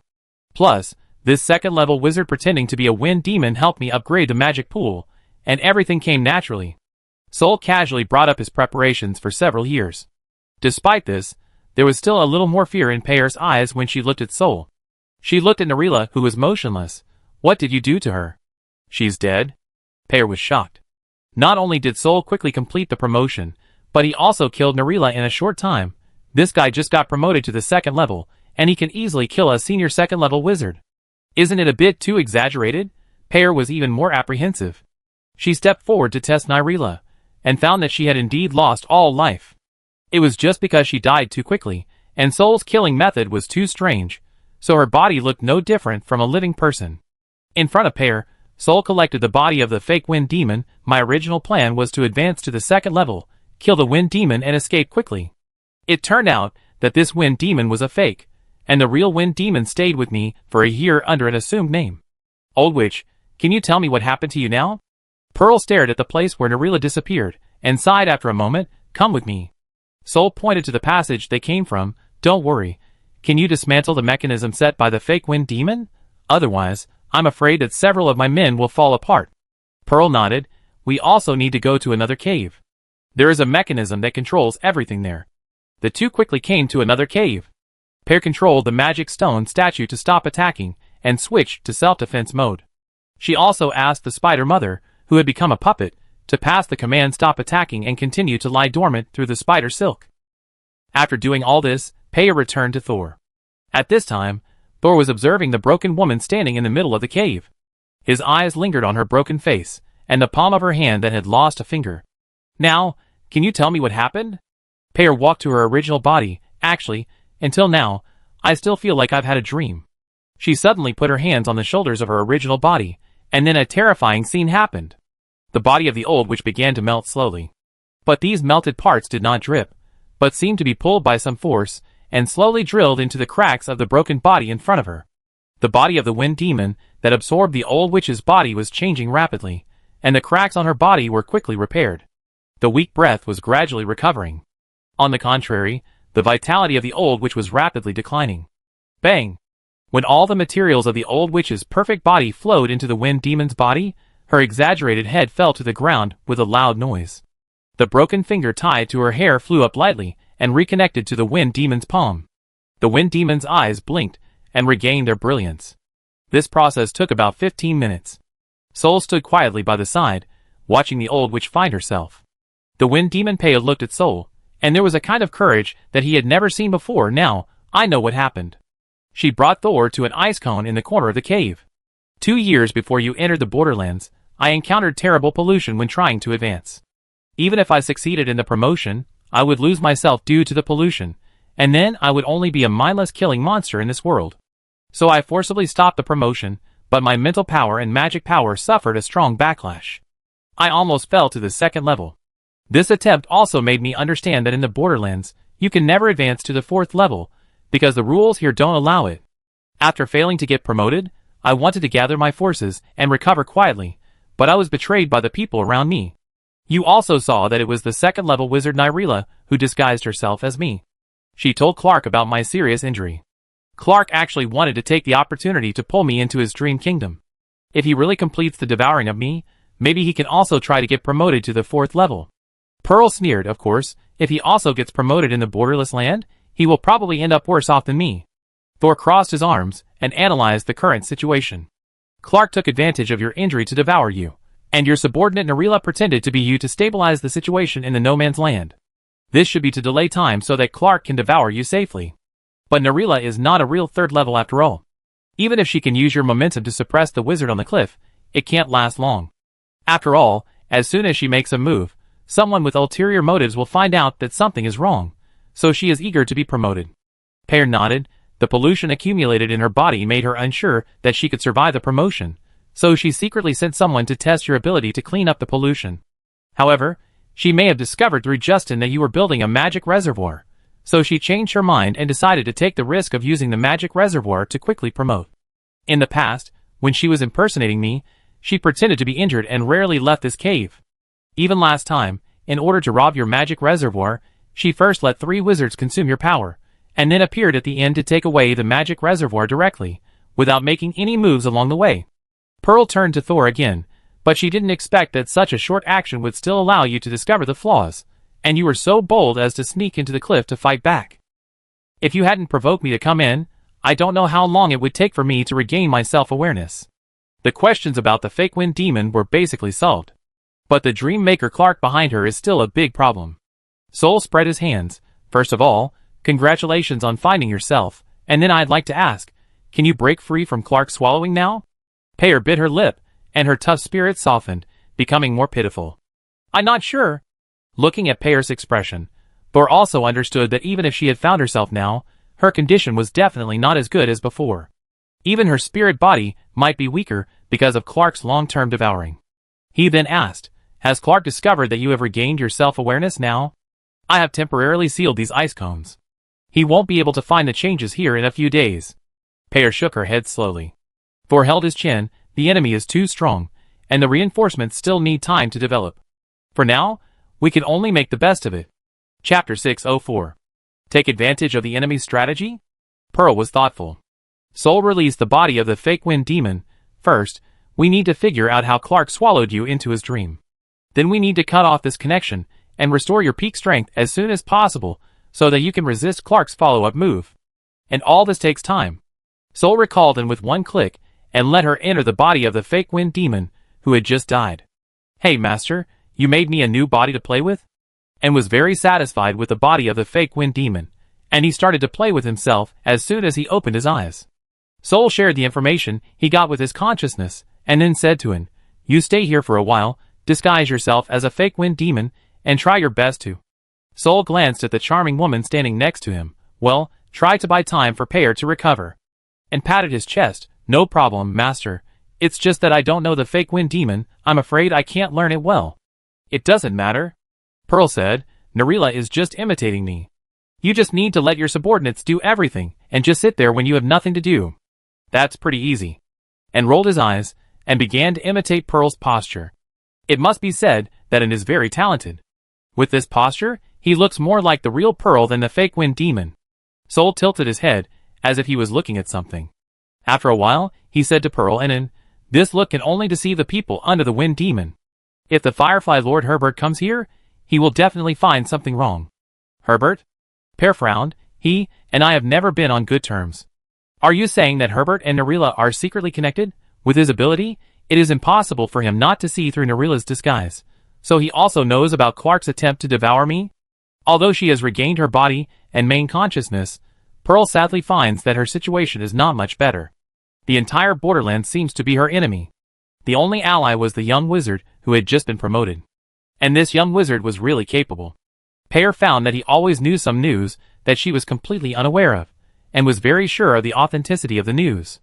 In this case, her cooperation with Thor must continue. Pear took the initiative to say, I will cover and with my breath. As long as Herbert does not come in person, he will not be able to find out that, and is different when talking from a distance.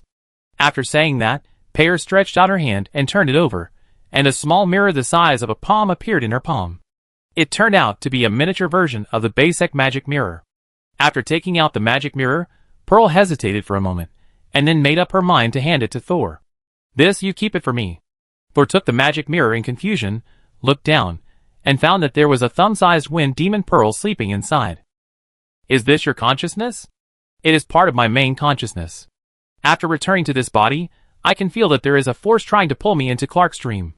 Even part of my original consciousness has been immersed in Clark's dream kingdom. Clark attacked me when my body and soul were injured. Although I could still resist at that time, if the stalemate continued, the final result would definitely be that I would be devoured by him. So I immediately gave up most of my consciousness and body, split another self, and went out to find medicine to treat my physical injuries. At the same time, in order to prevent Clark from discovering the other self, I blocked some of her memories and cognition. She knew nothing except that she had to build a perfect body. Even if Clark found out, he would not know the relationship between her and me. Thor suddenly realized that drug is actually your perfect body? Pearl agreed. You also saw that the perfect body repaired the scars on my body's surface, but it takes time to fully recover. However, this finally allowed me to win back a point in the contest with Clark. But at present, he still has a greater chance of winning. And as long as he investigates carefully, he will find that I have woken up. At that time, he will definitely use more powerful means to pull me back into the dream, and I will fall into a deep sleep. But as long as the main consciousness in your hand is not invaded by dreams, I can still wake up on my own and continue to repair my damaged spiritual body. So, as you said, I need more time now. Soul put away the magic mirror and said solemnly, I will keep it well. Pearl smiled with curved eyebrows. She slowly approached Soul and put her arms around his neck. Well, now it's your turn to negotiate. Soul's body was slightly tense. I negotiate? Of course. You let your servant pretend to be Nerala, and you helped me keep the main consciousness in the magic mirror. I don't believe you don't know that doing this will completely offend Clark, and I don't believe you are really so kind. So now tell me what you want. The Wind Demon Pearl has a different body shape from the old witch, but she is also a petite woman. When she puts her arms around Thor's neck, she needs to look up to look at Thor. She raised her eyes and looked up. Her sharp and slightly charming eyes were like a knife, piercing into people's hearts, but it didn't hurt. And watched from the side, and suddenly his heart tightened, and he began to worry about his master. The word Yao is in the name of the Wind Demon, so she is definitely not a simple witch. I wonder if the master can control himself? Damn, I should help the master practice this ability more often. By the way, does the master have no experience in this area? And was anxious. Pear also looked at Thor, waiting for his answer. The result? Puff, cough, cough, cough. Thor raised his hand to hold down Pearl's soft arms, and covered his lips with one hand. That? I'm sorry, let's talk properly. I don't know why, I always think of you with the old witch's head. If I'm far away, I won't have such a strong sense of déjà vu. Pear's smile froze for a moment. She glanced at the old witch's head on the ground, and swept it to the corner where it couldn't be seen. Okay. She changed her expression, became a little impatient, took a step back, and leaned on the stone platform where the Wind Demon's body was originally stored. You'd better hurry up. Clark may check my status at any time. If I fall asleep immediately, you can only wait until I wake up next time to negotiate. Thor put away the smile on his face and said seriously, First, I need your power to protect the Pure Spirit Wizard Tower. That's no problem. The power division of the third-level wizards is not as clear as the territory of the Principality, and Clark is not busy with a small lake now. Second, I need you to help me get promoted to the third level. Just got promoted to the second level, and you're thinking about the third level? Pearl sneered. Although you are indeed a genius in research, it is more difficult to get promoted to the higher level of wizards. It's good luck for 1 out of 10 second-level wizards to get promoted to the third level. I don't know about others, but I am sure of myself. Soul didn't care about Pei's ridicule, because you are sure that you can advance? What's wrong with preparing from the beginning? Pear didn't know whether to praise him for his confidence or laugh at his arrogance, so she simply agreed, okay. But you have to be clear about one thing. From the second level to the third level, external resource assistance is no longer the main thing. What can really help you advance is your understanding of yourself and your communication with the world. Chapter 605. The Knowledge of Self and the Understanding of the World. 5 days later, Thor finally returned to the Pure Spirit Wizard Tower and lay on the big pink sofa left by his mentor, thinking about the words of the Wind Demon Pearl. That day, not long after they negotiated the terms, Pearl fell into a deep sleep again as she expected, and then continued to disguise himself as a Wind Demon, and walked out of the cliff with Thor, who was disguised as a guard under the Wind Demon.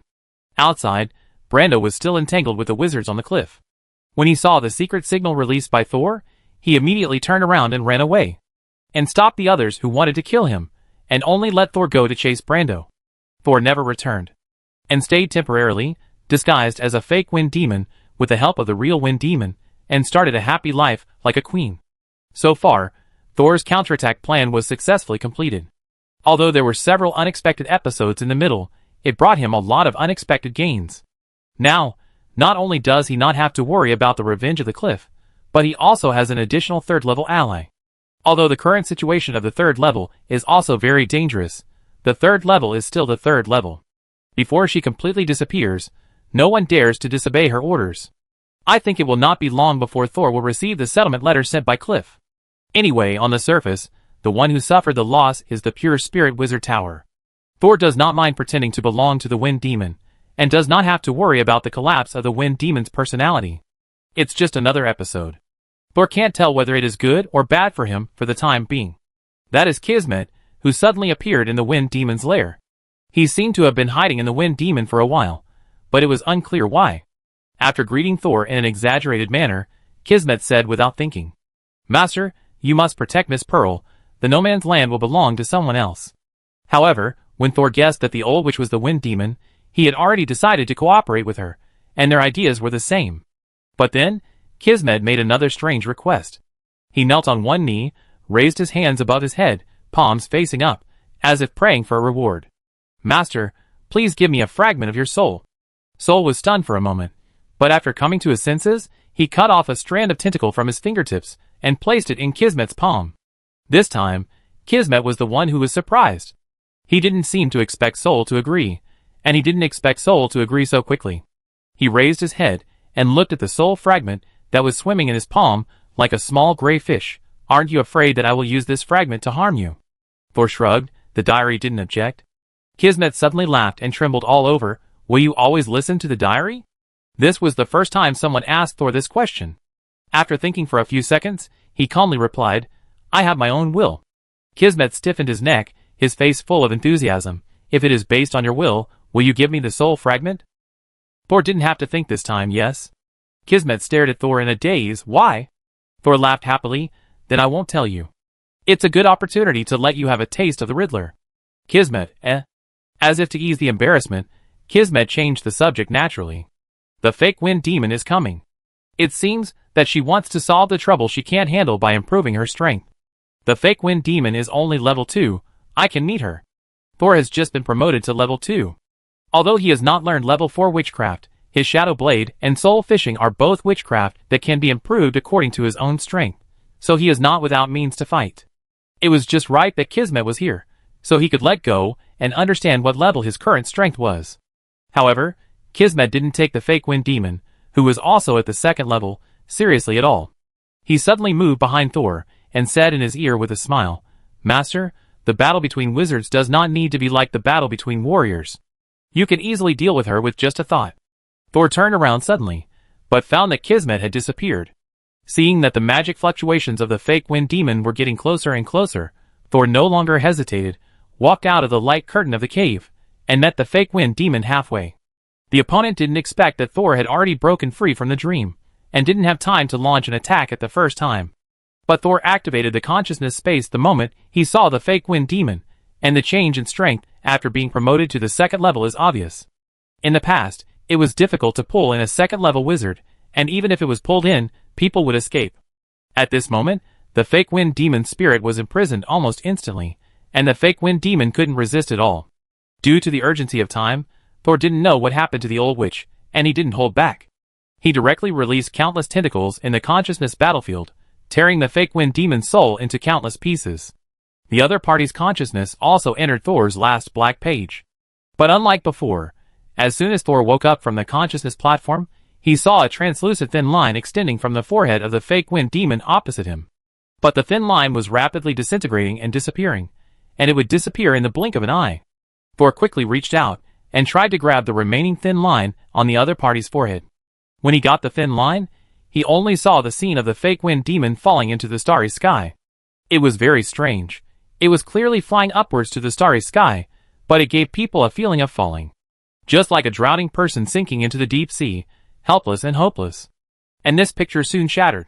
In the end, the wind demon was left with only a fresh body without a soul.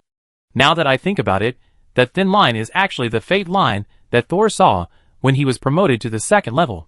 And the broken and dissipated fate line also represents the future that the fake wind demon lost because of death. Returning from the memories, Thor lay back and sank into the soft sofa, but that fake wind demon is also miserable. Even if he didn't die in my hands that day, the future ending looks quite miserable. Her disappearing ending is similar to what I saw in my dream. Soul suddenly sat up straight. If the future of the fake wind demon disappears, will the person who falls into the starry sky in the future become a real wind demon? In Soul's prophetic dream, there was a blind giant, a burning forest, and a giant bird falling into the starry sky. The rest was a black ocean with no end in sight. If the giant bird falling into the starry sky represents the wind demon, then do the burning forest and the blind giant represent Herbert, the Firefly Master, and Clark, the Dream Maker, who are both 3rd level? They both don't look very good.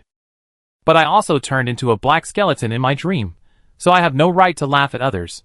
Thor raised his hand and took out a test tube from the storage device, which contained the pollution source he extracted from the merchant Gagagu. Afterwards, he took out another pollution source extracted from Justin. After repeated experiments, it has been confirmed that the nature of these two pollution sources is the same, and it is consistent with the pollution I absorbed from Claude. The 3 of them have different strengths, different lifestyles, and different living places, but it is basically certain that they are infected with the same pollution. It is the pollution that once transformed into a black tide and invaded my consciousness space. Black tide, and the black ocean in my dream also represent the same thing? Thor rolled his fingers, and the 2 test tubes disappeared. He held his chin. It seems that the pollution in the borderlands is about to undergo a huge change, and no one can escape it. So, should we consider leaving the borderlands directly, finding another place to build a wizard tower, and upgrading to the 3rd level? Chapter 606. Will we be safe if we leave the borderless land? Thor chuckled and denied the idea of escaping. The borderless land occupies almost 1/5 of the entire state continent. If even it falls, then the state continent will surely perish in the later period. Do we have to run to other continents? Besides, the borderless land has the richest witchcraft resources in the state continent, and Thor has already laid a foundation here, including the 2 kinds of ants he raised, and the Black Sea tree source planted according to Justin's will has just sprouted. Oh, by the way, Shiazao has also taken root in the 2nd floor of the wizard tower. If he moves away, he will lose some vitality. Then let's stay here. Thor exhaled and leaned back on the sofa. I have a precognitive dream and a diary. At worst, if there is really no other way, I can just pack up and leave. I can't think of escaping from the beginning. If you only want comfort, why do you want to be a wizard? Thor opened the diary in his spiritual body, and thought of the black tide. It just so happened that he had a few questions to ask Narilla, who was in the black page. What is the eye of the storm you were looking for? Why are you looking for it? Narilla has been in the small dark room for 5 days, and is now numb. The eye of the storm is just a nickname. It actually refers to the anchor point of the abyss. The abyss is a terrible pollution aggregate located on the other side of this world. It has been polluting our world on the other side, and its anchor point is constantly approaching our world from the other side of the world. What we are looking for is the place where this anchor point will break through the boundary, and jointly seal it with the Arbitration Court and the Stargate Council. Abyss? Anchor point? Thor thought of the huge vortex on the back of the planet in this world. If the vortex is big enough and deep enough, it is indeed possible to pass through from the other side of the planet. But how can the vortex penetrate the entire planet without disintegrating it? Is it simply because of the new power system of witchcraft? What will happen if the anchor point breaks the limit? Thor continued to ask. People near the anchor point will quickly become alienated. Then it will lead to all those who are hidden with the unique pollution of the borderlands. Everyone. It is said that this is the case. Even if you leave the no man's land, it will be useless. The pollution in the body will affect each other. The more alienated people there are, the faster the alienation will spread. There is no need for any contact between them. Pollution alienation can spread without contact. It sounds terrible. Although Thor can clean up the pollution himself, he is not sure if he can clean up the alienation caused by the pollution when he breaks through the boundary at the anchor point. The black tide pollution before breaking through the boundary can break through his consciousness space. Although it retreated in the end, could the black tide pollution that was strengthened afterwards also directly pollute him? For example, let him turn into a black skeleton directly. So, at least what you are doing now is right. We can't let the anchor of the abyss break through to our continent. Have you found the eye of the storm? Before I entered this dark space. Not yet. It seems that I have to ask and to continue searching in the future. This matter, and the matter of Pearl's recovery of strength must be carried out simultaneously. At this time, there was a knock on the door, and I knew it was the butler Hope from the voice. Come in. Hope pushed open the door. Master, there is a letter from the east. Hope handed the letter to Thor, then stepped back and waited.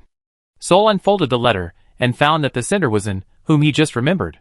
He first performed the decryption spell according to the agreed code, and the words on the letter appeared. Did Herbert really come to see In? From the tone of his conversation with In, he definitely knew that the original wind demon was fake, but for some reason, he did not expose this point, and did not even take the opportunity to invade the cliff.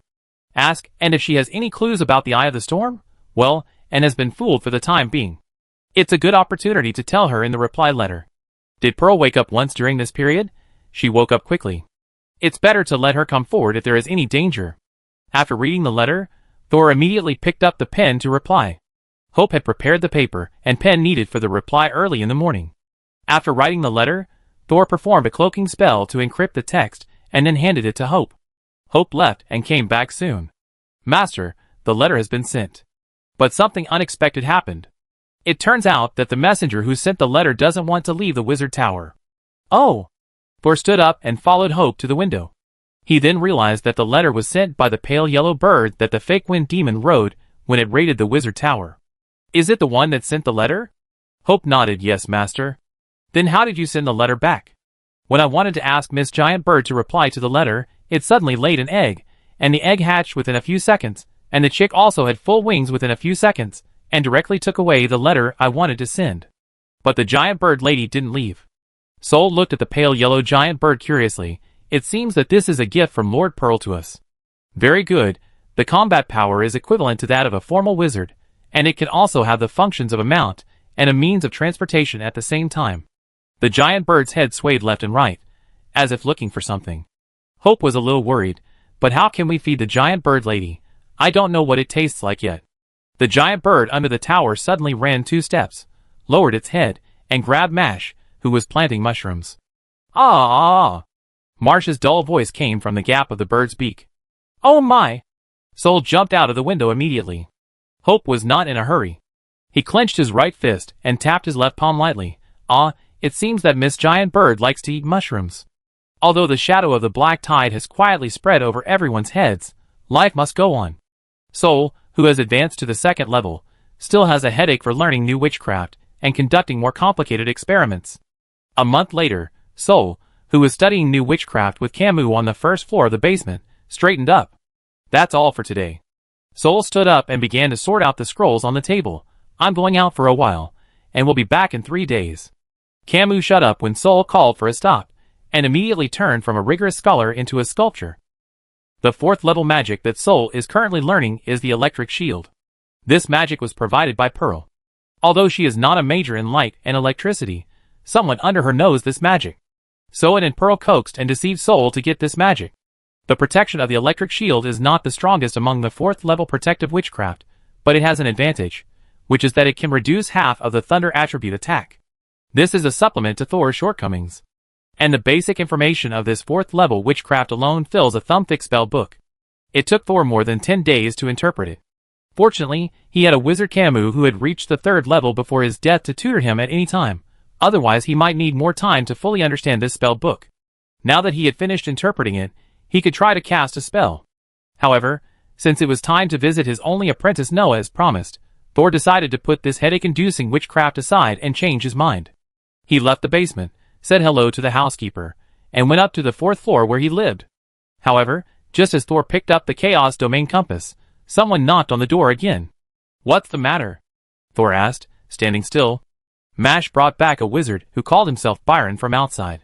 It is said that he is your old friend. Do you want to see him? Damn it! Thor threw away the compass and ran out. Chapter 607. Thor rushed all the way to the outside of the wizard tower. He finally reached the gate, but did not see the figure of Senior Byron. After a look, Thor saw Marsh and a man wearing a black cloak in the mushroom field on the left side of the wizard tower. He walked over, but before he could shout, the other party had already noticed him and turned around. Under the hood, it was still the familiar face, with a faint, not very enthusiastic smile, looking at Thor. I thought you would name the wizard tower Thor Wizard Tower. Thor also laughed. He walked over and punched Byron in the chest. Senior, you didn't ask all the way here, did you? Byron still didn't like to talk, so he just shook his head. Thor knew that if he didn't continue to ask, Byron would probably take the shake of his head as an answer. Thor took Byron and said, Come on, please take a look at my wizard tower, Senior. The two walked in the wizard tower, and the environment here made Byron feel both familiar and unfamiliar. Not bad. The two walked all the way to the 3rd floor, and Byron gave a brief evaluation. Has Kelly recovered? Soul invited Byron to visit his laboratory, and at the same time did not forget to care about his friend's situation. Kelly has fully recovered, and has also advanced to the 3rd level apprentice. Now she is preparing to advance to a formal wizard. Byron paused for a moment, however. She is not suitable to come to the borderlands. It just so happens that a lot of changes have occurred in the Principality of Kerma, so she was asked to go over to help. Kelly was born in a noble family of the Principality of Kerma, and she can indeed participate in the internal affairs of the Principality. Byron suddenly inserted the index finger and thumb of his right hand into the palm of his left hand, and a crack appeared on his left palm, but there was no bleeding. When he pulled out his right hand, there was a small transparent ball on his fingertips, and an irregular piece of metal was sealed inside the ball. Alpha? Thor recognized at a glance that this was the radiation toxin invented by Kelly. Kelly said it was an enhanced version. Byron put the ball in Thor's hand. She said that her current strength is too far behind yours, and she probably can't help you even if she comes. Only this enhanced version of alpha toxin may help you to kill a few people. Thor took alpha and asked with lingering fear, "Is there an antidote?" Byron immediately answered, "No." Thor bared his teeth. "Well, it seems that she left this difficult problem to me." At the beginning, Kelly invited Thor to jointly develop an antidote, but unfortunately it was interrupted by the good old wizard at the beginning. Later, because of the rebellion of the wizard tower, Kelly changed direction and gave up the original research direction. However, the idea of separating soul and consciousness proposed by Kelly at that time was quite suitable for Thor to continue researching. Thor put away the alpha toxin inside. "It's better if she doesn't come." He put away his smile and looked at Byron. "Actually, Senior, I don't know whether I should let you stay in the Borderlands. There may be a huge crisis brewing inside the Borderlands now. If you stay here, you may even be contaminated at any time." Byron listened to Thor's words, and his expression did not change. He just asked calmly, "Thor, can I help you by coming here?" Thor was speechless, then laughed. "Then I will continue to ask you for help from now on." So, Byron stayed on the first floor of the wizard tower, just to fill the vacancy left by the old witch. Thor told Byron about his experience in the Borderlands, and even told him about his several encounters with Kismet. As expected, Byron just listened to these things, and did not gossip at all. Afterwards, Thor solemnly told him that if he found any abnormal pollution in his body, he must tell him in time to clean it up. As long as there is no pollution unique to the Borderlands in the body, even if the black tide breaks out here in the future, Byron and Thor, who have no pollution in their bodies, will be affected the least. However, after hearing about Soul's research on the black tide pollution, Byron became interested in the black powder he brought back from the Chaos Domain. Soul happened to be busy with many things, so he gave some samples to Byron and let him study them. Pear suddenly opened her eyes. When she woke up from her dream and opened her eyes, she felt as if she was not opening her eyes, but tearing off a piece of tape that was tightly attached to her skin. The pain of tearing and sticking made her brain ache. When did Clark's strength become so terrifying? Or did the Stargate Council behind him secretly take action?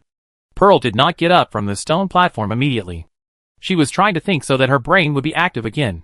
"I didn't see the prophetic dream of falling into the starry sky that Naralaw saw.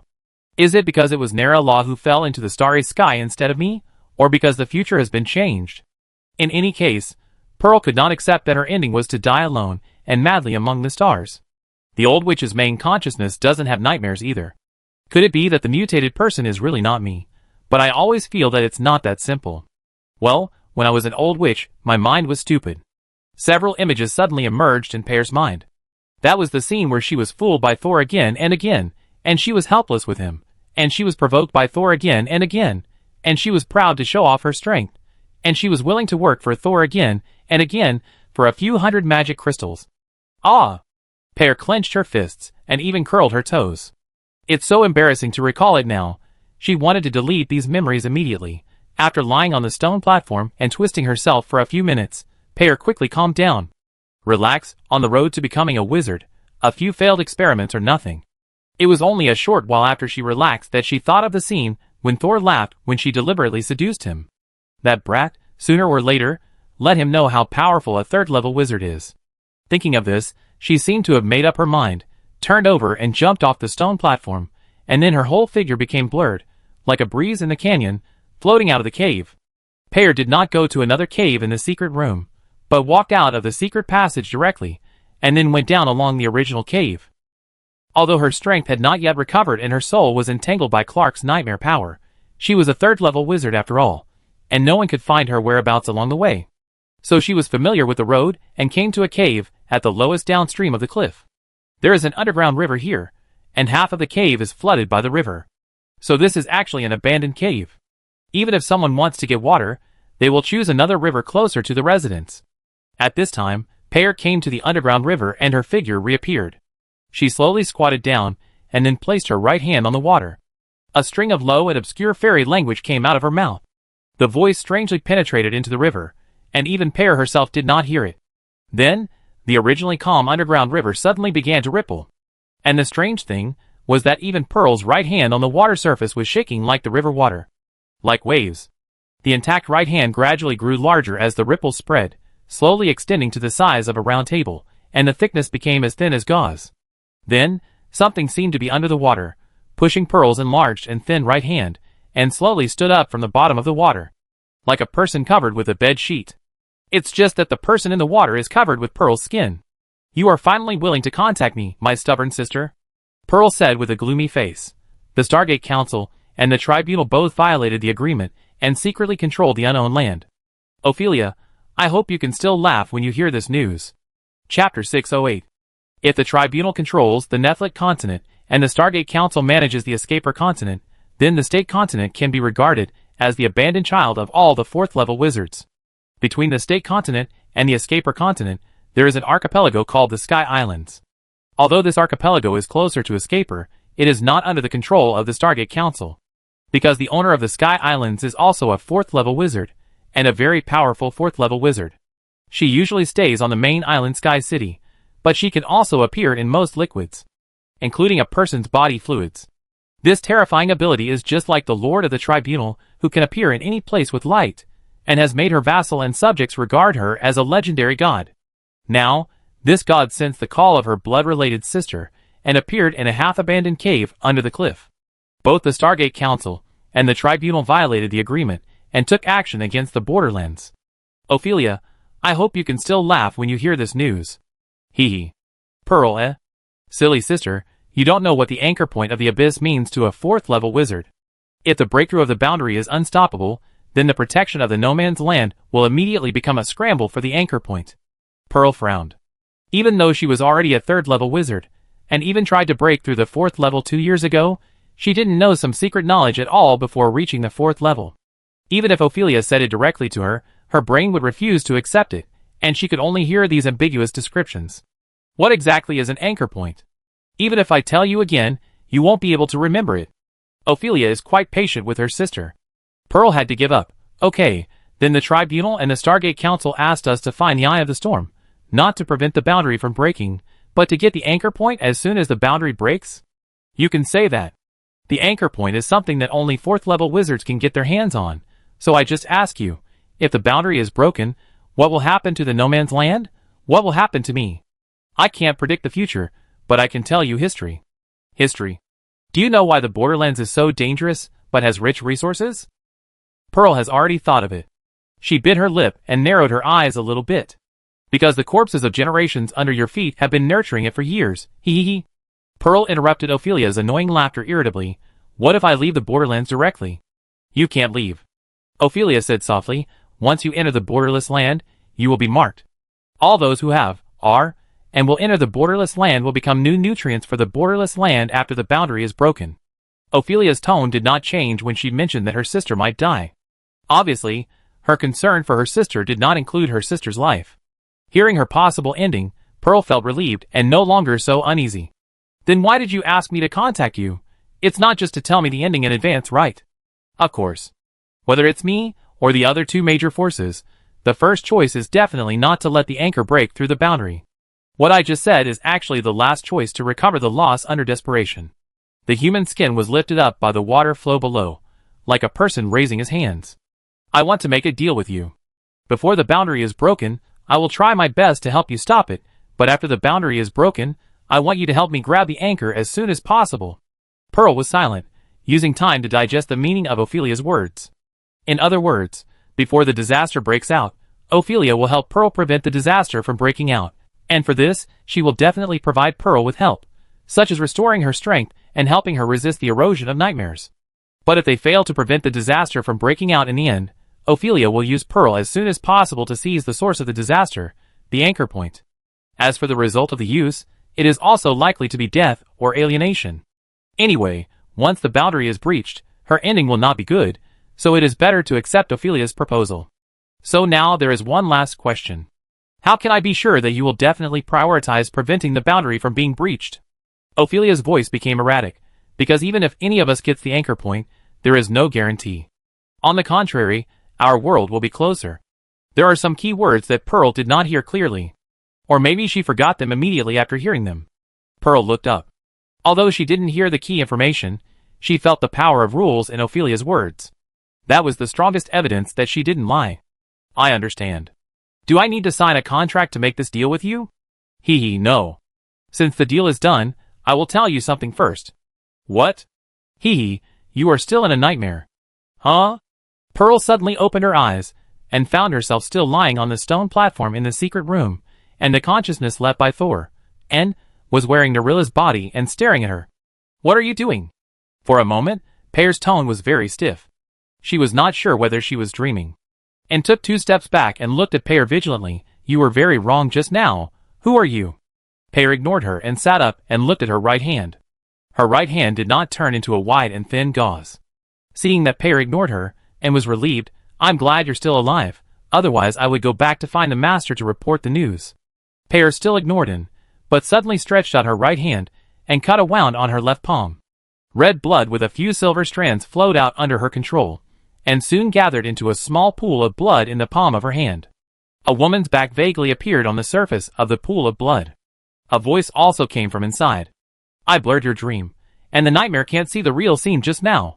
Pear clenched and opened her hand, and the blood and the wound disappeared. "Even if you blurred my dream this time, but I can no longer be sure which scenes were dreams and which were real." She clenched her fists again. "If I have already blurred reality and nightmare, then has Clark discovered my and Thor's plan?" Thinking of this, she felt a chill on her back, and felt that Clark, who did not respond to their plan at all, was terrifyingly deep. She immediately turned to him and said, "Do you have a way to contact Thor quickly?" And was stunned, "Only by correspondence." "Write a letter?" "No, it's too slow. I go find him in person." After saying that, Pearl jumped down from the stone platform, and felt something was wrong. "Don't you often get pulled into dreams? Will you fall asleep halfway?" Pear didn't give a specific explanation, just hurriedly said, "Not now," and rushed out of the cave. And just blinked, and Pear disappeared from her sight. She raised her hand, but didn't know if she could call her back. "I came to you to tell you, my subordinates reported that they suspected the eye of the storm was found." Unfortunately, only the heir heard this sentence, and was helpless. "Fortunately, I just wrote a letter to tell the master. If she also went to find the master, she should be able to receive this news together, right?" Chapter 609. Byron still used the place where he stayed as his laboratory. He took the black powder, and went back to his room to study alone. Thor greeted the senior he hadn't seen for a long time. Although the senior was not as strong as him now, he went to see Noah, the apprentice he had left in the Chaos Domain, a day later. The Chaos Domain was still full of black sand and soil. Looking around, the terrain was flat and undulating, and there were no mountains or forests. Only at the end of the sky could you see some black and gray undulations like mountains. Thor looked back and saw a crooked little house on a small hill, or a small shack. The materials used to build the house were mainly some unused shelves that Thor threw to Noah. The driver Mash, who no longer drove, provided huge mushrooms, but unfortunately these mushrooms could not thrive in the chaotic area. They could only grow to the thickness of an index finger in a potted plant, which was barely enough to fill the stomach. Thor walked a few steps to the side of the simple house, and walked around but did not see Noah. He simply flew into the air, and soon saw the apprentice working with his head down in a low-lying area in the distance. Thor flew over and saw Noah pulling out a dark green plant from the ground, which looked a bit like aloe vera. "Teacher." Noah looked up and saw Thor, and was immediately so excited that tears welled up in his eyes. The days in the chaotic area were very difficult to endure. He wanted to meet other people, but was afraid of meeting other people. Living alone, except for sunrise and sunset, there was almost no sense of time passing. In addition, Thor did not come within a month, and Noah had not slept well for the past 2 days. He was always worried that Thor had left him alone here. Looking at the tearful little apprentice, Thor knew what he was worried about, and couldn't help but touch his head with a smile. When the algae flew out from Thor's neck and wrapped around Noah's belly, Thor took Noah back to his hut. "Didn't you use the magic props I gave you when you built this house?" Some magic props can also be used by ordinary people without magic power. Noah shrank his neck. I think it's better to save more magic crystals before getting familiar with this place, so I didn't bear to use them." He was a little worried that Thor would blame him for not trusting him. But Thor approved of Noah's choice. "That's fine, after all, you live here alone, and it's more important to have your own opinions. What are you holding in your hand? A plant from here." Noah raised his hand. "It's a plant with a lot of water. I tested it with the reagent you left, and it's basically safe, so I want to transplant it near the house to see if I can grow more." Although Thor also left a lot of food for Noah, he was still trying to explore new ways of survival. Thor looked at the other things Noah had picked up: a few dried plants, some remains of suspected dead creatures, and a lot of useless stones. Because Noah's knowledge reserve was not enough, Thor did not blame him, but encouraged him to continue exploring, but on the premise of ensuring his own safety. How many basic runes have you learned now? 3.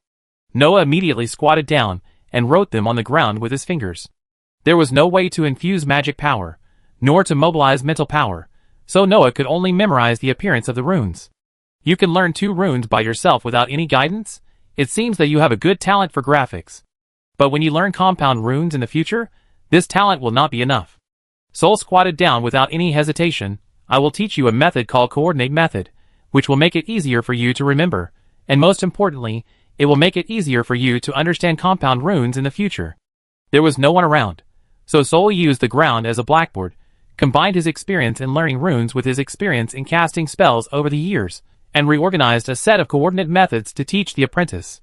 Noah's eyes widened, as if he saw a new world. A day passed in a hurry while he was eager to learn. Thor finally told Noah to be careful of monsters, and even more so of intelligent creatures, and then he left the chaotic area and returned to the Pure Spirit Wizard Tower. Sensing Thor's return, the butler Hope immediately came to the door. Master of the tower, Mr. Byron came to see you at night. Senior Byron is actually a very homebody, and he usually doesn't come to see you without anything to do. Thor hurriedly found Byron, and saw that his room was already full of draft papers. Soul stood at the door, and felt like he had no idea where to start. You've adapted quickly. Byron looked up, not noticing Soul's complaints. Look at this. Soul passed the mess on the floor, and came to the table. He was shocked to find that Byron's hands were covered with blisters. Some of the blisters had broken, and were still oozing green liquid. Pollution? Soul frowned immediately. Byron pointed to the parchment spread out on the table. Look at this. Thor then turned his eyes to the paper. The parchment was filled with crooked words, and at the end came a conclusion. Black powder, which is Byron's abbreviation for the powder that Thor brought back from the Chaos Domain, which has the same pollution source characteristics as the Black Tide. The formula for the composition of black powder is reversible. Once this formula is mastered, the black tide pollution unique to the Borderlands can also be converted into inert black powder. Similarly, the inert black powder can also be restored to active black tide pollution by reversing the formula. Soul's mouth slowly opened wide. He didn't expect that Byron had come to this conclusion in just one day. Take a look at my derivation. Is there anything wrong with it? If you don't see the problem, I will derive the formula in this direction. Well, let's call it the inert formula. Soul read the whole formula, and didn't find any logical errors at first glance. Then his first reaction was to show it to Camus, but he rejected this idea the next second. It would be better for him to study this inertization formula with Senior Byron. He couldn't rely on Camus for everything, as that would make him lose the habit of independent thinking. I haven't found any problems yet. It may be that the time is too short. Let me take it back and study it. Thor immediately performed a 0th order copying spell, and copied a parchment without any magical properties. This was a problem that Thor had never thought of, and it immediately aroused his strong interest. If the pollution in the Borderlands can be inertized into black powder that is almost harmless, then when the black tide really breaks out in the future, can we prevent ourselves and the people around us from being polluted? He has too many things to do recently, and even if he has obtained the black powder a long time ago, he has not had time to study it in depth. As a result, Byron suddenly pressed down the parchment copied by Thor with a palm snap. The juice splashed everywhere. No! But Byron refused to study this topic with Thor. You have just entered the 2nd level, and your strength is not stable. I heard from Lord Kira that entering the 2nd stage is different from before, and the knowledge system and world cognition need to be improved. Before that, you'd better not participate in any research. Looking at Byron with a serious face, Thor raised his hands in surrender. Okay, but let me treat your hands first. How come they are burned after not seeing you for a day? Chapter 610. After the treatment, Thor learned that Byron had used his own hands to conduct experiments in order to observe the correlation between the source of the black tide pollution and the black powder, and thus determined a logical topic within a day. Although Thor had a lot of experience in clearing pollution such as the black tide, he had to admire Byron's crazy research. However, after the treatment, Thor was pushed into the 5th floor of the Wizard Tower by Byron. Here, various books and notes brought by Thor from the Gorza Wizard Tower were also kept. Byron warned Thor, if your knowledge system is not stable, the more powerful you are, the more dangerous you will be. Now treat yourself as a first-level apprentice and stop distracting yourself with other studies. Soul could understand Byron's painstaking efforts, so he locked himself up on the 5th floor for 3 days without going downstairs. However, His closed-door study was interrupted only on the third day, because Pear came directly in person. That day, the giant bird kept on the top of the tower suddenly cried out, calling everyone back to their senses from the current affairs they were dealing with. Thor walked to the window holding the basic rune construction in his hand and looked out. When he looked up, he saw a black shadow flying in the air. As the black shadow got closer and clearer, Thor recognized it as the wind demon Pear. Why did she come here without saying hello? This was not the agreement between him and Pear. Thor immediately felt that something must have gone wrong. Pear was wearing a silver long skirt that was as soft as flowing water, but it also kept a certain distance from her body during the high-speed flight, not outlining the wind demon's exquisite figure, and maintaining the majesty of a dignified wind demon. Thor watched as Pearl flew over the hill and the mushroom forest, and even when she reached the sky above the Rhine Lake, she did not fall due to the loss of magic power. Sure enough, Thor was not too surprised, as he had expected that a third-level wizard would not be affected by the Rhine Lake's magic ban. The magic band principle of the Rhine Lake is actually the super strong gravitational force of a certain substance at the bottom of the lake on magic and mental power. When the object itself does not have magic and mental power, or its ability to control magic and mental power exceeds gravity, this magic band effect is greatly weakened, or simply disappears. Pearl flew over the Rhine Lake at a slower speed than when she was far away. After passing the Rhine Lake, she slowly landed on the round platform of the wizard tower. Sure enough, powerful wizards like to go through the upper door. Seeing this, Thor knew he had to go out. So he put down the book in his hand, and went up the stairs outside the door directly to the round platform. Why did you suddenly? Thor had just asked halfway when he saw Pearl come to Thor with an expressionless face. I underestimated Clark before. After I returned to my body, I couldn't completely break free from his nightmare. Sometimes you can't tell when you are dreaming and when you are awake. So he may have discovered our plan. Pearl spoke very quickly. Although she looked calm, her faster speaking speed revealed her anxiety. When Sol heard the news from Pearl, his heart tightened, but he was still calm and thought about how to break the deadlock. Are you sure now that our conversation is not your nightmare? Pearl nodded immediately. I can be sure now. Thor raised his eyebrows and scanned Pear's body. Did you ask for help from others? Pear was stunned. She didn't expect Thor to react so quickly, and guess her behavior immediately. But Thor probably didn't expect that she didn't ask for help for the dream at first. However, since it was related to the game with another powerful third-level wizard, Pear gritted her teeth and told Thor her trump card. I am related to Sky City Lord Ophelia by blood. Sky City Lord Ophelia? An extremely powerful fourth-level wizard? Thor's expression changed completely. She is your mother? Pearl's body trembled, and her beautiful little face puffed up and looked a little cute. She spoke through her teeth. She is, kind of, my sister. After saying this, the anger in Pearl was released. She continued, we have the same father, but my mother is a fairy, and her mother is a human wizard. A fairy? The fairies Thor had seen in reality, and in books were only the size of a palm. Pearl glared at Thor, and immediately knew what he was thinking. Ophelia and I were not born normally. We were children created by our fathers, using the blood of our respective mothers. It's just that Ophelia was created 2 years earlier than me, so she is my sister. Who is your father? You definitely don't know. He died a long time ago. In the second half of his life, he was committed to creating new combined life with different intelligent races. In the end, he was killed by the monster he created, and the monster and other lives died of cannibalism and species collapsed not long after. Only Ophelia and I survived. It turns out that the wind demon really has the blood of the fairy. The appropriate gossip relieved the anxiety and tension of the two people who just suspected that Clark had known their plan. Thor now returned to the topic.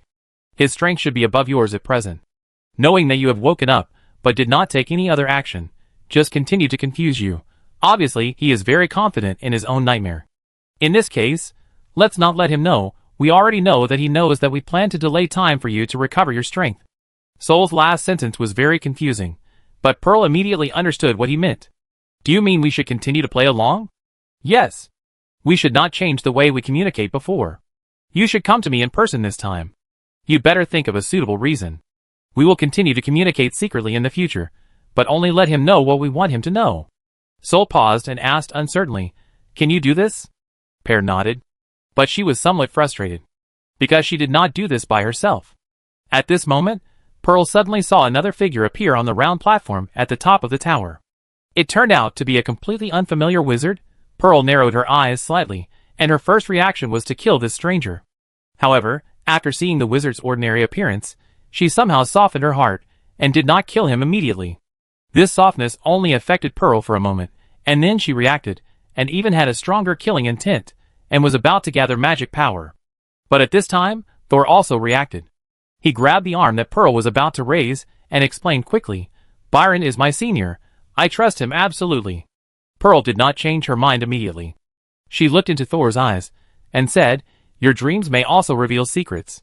Thor said firmly, "I have my own way. The effect of nightmares is mainly on the conscious body." Thor decided to let the diary be responsible for early warning, and let the stars in his conscious space be responsible for driving away the enemy. "It's just that, Senior Byron." "I don't dream," Byron said calmly. Thor and Pearl looked at Byron at the same time. Although the latter did not explain further, they still believed Byron after consideration. After this period of contact, Pearl should have discovered the abnormality of Byron. Even if she could not see that Byron's skin came from the former Elf King, she must have realized that the other party was extremely good at the influence of mental power. Even when they met for the first time just now, it had already affected her thoughts as a third-level wizard. Chapter 611. Pearl finally trusted Byron for Thor's sake.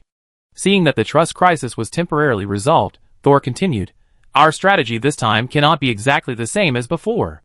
Pearl agreed with Thor's idea. She put her long hair behind her head with a cold look in her eyes. "Of course, I wanted to delay time, and wait for myself to recover, and get rid of Clark's nightmare. But now, the Borderlands will soon be in complete chaos." She looked down at the palm of her right hand. "I will kill him back." If Ophelia is really willing to help Pearl with all her strength, Sol believes that Pearl will be able to successfully kill him. But Ophelia may not be willing to do so. Through interrogating Neralaw in the diary, Sol has learned that the Tribunal is behind Herbert, the Lord of Fireflies, and the Stargate Council is likely to be behind Clark, the Dream Maker. It was after Neralaw learned this that she was willing to join Clark. So if Pearl wants to kill Clark, she will probably have to rely on herself. If you want to kill him back, you have to create a time difference, so that when he thinks he is about to devour you, you have actually fully recovered, and then you can kill him back by all means. Sol raised his hand and pointed at the right hand of Pearl. "If you do it yourself, is your sister willing to provide you with some help?" Pearl's right hand clenched immediately, and she thought in her heart, "Since you let me grab the anchor point, then killing Clark, a possible future competitor, is there any problem?" There was a faint feedback from the right hand, and Pearl knew that this was Ophelia's consent. However, there was a little hesitation in this response. It seemed that Ophelia would only help her in secret, just like she was hiding in her own body. "I will find a way to deal with this," Pearl told Thor. Judging from the way Pearl looked, she must have received some kind of promise, so Thor could be relieved. Then, his expression was a little solemn. "It's just a little troublesome. Anti-killing also requires an opportunity. Clark has been using nightmares to try to devour you remotely, but if you want to kill him, you must lure him over. Otherwise, we may not be able to affect him in the nightmare." Although Thor has advanced to the second level, he does not think that his consciousness space can trap a third-level wizard. Especially Clark's attempt to devour the Wind Demon also proves that he must be a very powerful third-level wizard. If Pearl cannot kill the opponent in one fell swoop and let him run away, not only will it be difficult to fight back in the future, but he must also be careful of the opponent's revenge at all times. Sol, who cooperates with Pearl, may also suffer a fatal backlash.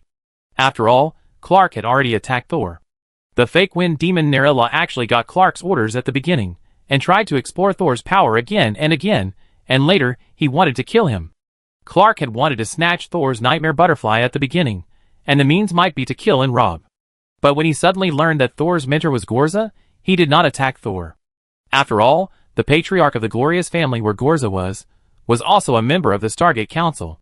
Clark, who also relied on the Stargate Council, naturally did not want to tear his face openly. Opportunity, Sol thought. Pearl also looked for a suitable reason to lead Clark to them. Just then, a palm-sized bird flew over from a distance listlessly. It landed outside the wizard tower, and knocked on Sol's window with its orange beak. Dong dong dong. Sol recognized it at a glance as the bird that had used to send a message to him. He hurried over to open the window, took out a small piece of paper from the bird's plump belly, and then used a magic trick to enlarge it and decrypt it. This small piece of paper immediately became the size of a whole book page, and it was covered with dense words. Thor quickly read the full text, suddenly smiled, and shook the letter in his hand. "Isn't this the opportunity we want?" Pearl immediately stepped forward, leaned against Thor's shoulder, and read the letter together. Then, a look of surprise appeared on her face. They have actually found a place that seems to be the eye of the storm. It's actually near the Rhine Lake. Although Byron, who was standing next to him, did not see the content of the letter, he had also heard Thor mention the eye of the storm. That was what the 3 third-level wizards had sent a large number of people to look for. When Thor saw Byron coming over, he handed him the letter in his hand. Byron read the letter, and actually knew the place mentioned in the letter where the eye of the storm might be. Old Manor? Senior, you know that too? Byron nodded. I passed by there when I came here, but I felt it was dangerous, so I didn't go near it. Thor nodded, turned around and told Pearl, the rules of the old manor have changed, and it has become a very dangerous place. It's about a day's walk from there to the Rhine Lake. Then we can fly there in a few hours at most. Ha, it's really close to you. Pierre's eyes were shining, and he had obviously started to think about how to use this information to deal with Clark. Sol was thinking, it's so close to my wizard tower, it doesn't feel good. Is this the protagonist's halo? Byron asked directly, what do you need me to do? Sol didn't want Byron to get involved in this matter. He was about to speak when he was suddenly grabbed by the arm by Per, and walked into the wizard tower. We need to discuss this matter carefully. Just wait for the news. After saying that, Byron was left alone on the top of the tower. This discussion lasted for a day and a night. The next morning, Pearl went out of the window on the 4th floor of the wizard tower and disappeared into the sky as a black shadow. A few minutes later, at the request of the housekeeper and others, Byron went to the 4th floor of the wizard tower and knocked on the door. Come in. After getting permission, Byron opened the door and saw Thor sitting on the mushroom bed with a somewhat tangled expression. He rarely wore a black wizard robe, but a loose white shirt with a lapel and dark gray linen trousers. He looked like a hesitant aristocratic boy. Seeing this, Byron was silent for a moment and suddenly asked, do you need me to help you mix the potion? Thor was stunned for a moment and suddenly reacted. His face was full of black lines. No. Yeah. Byron seemed to have no idea what to say and was about to leave. But the door was half closed and opened again. After all, the other party is a 3rd-level wizard and may have radiation. Thor, He rolled his eyes inwardly. Then I have a dead wizard's diary of unknown level. Oh, and there are a bunch of stars who are particularly good at blinking innocently. Who is polluting whom? Without permission, Byron finally closed the door silently. As soon as Byron left, Penny rushed out of the diary and circled around Thor. Brother Thor, yesterday the wind demon suddenly said, I know what excuse to use to find you. Then why did you suddenly lock me in the diary? Chapter 612. Sol paid no attention to the nightmare butterflies flying around the room. Yesterday, when Pearl said she had found an excuse, she pounced on him. Sol's first reaction was to close the diary. Since coming to this world, Sol has basically never lived a peaceful life, either facing a crisis or on the way to solving a crisis. In this environment, his spirit has always been highly tense. Even if a woman came to his door, he was in no mood to accept her. But now, he has advanced to the 2nd-level wizard. He can walk sideways in the entire western region of state. Even if he faces the 3rd-level wizard in the no man's land, he will not be completely defenseless.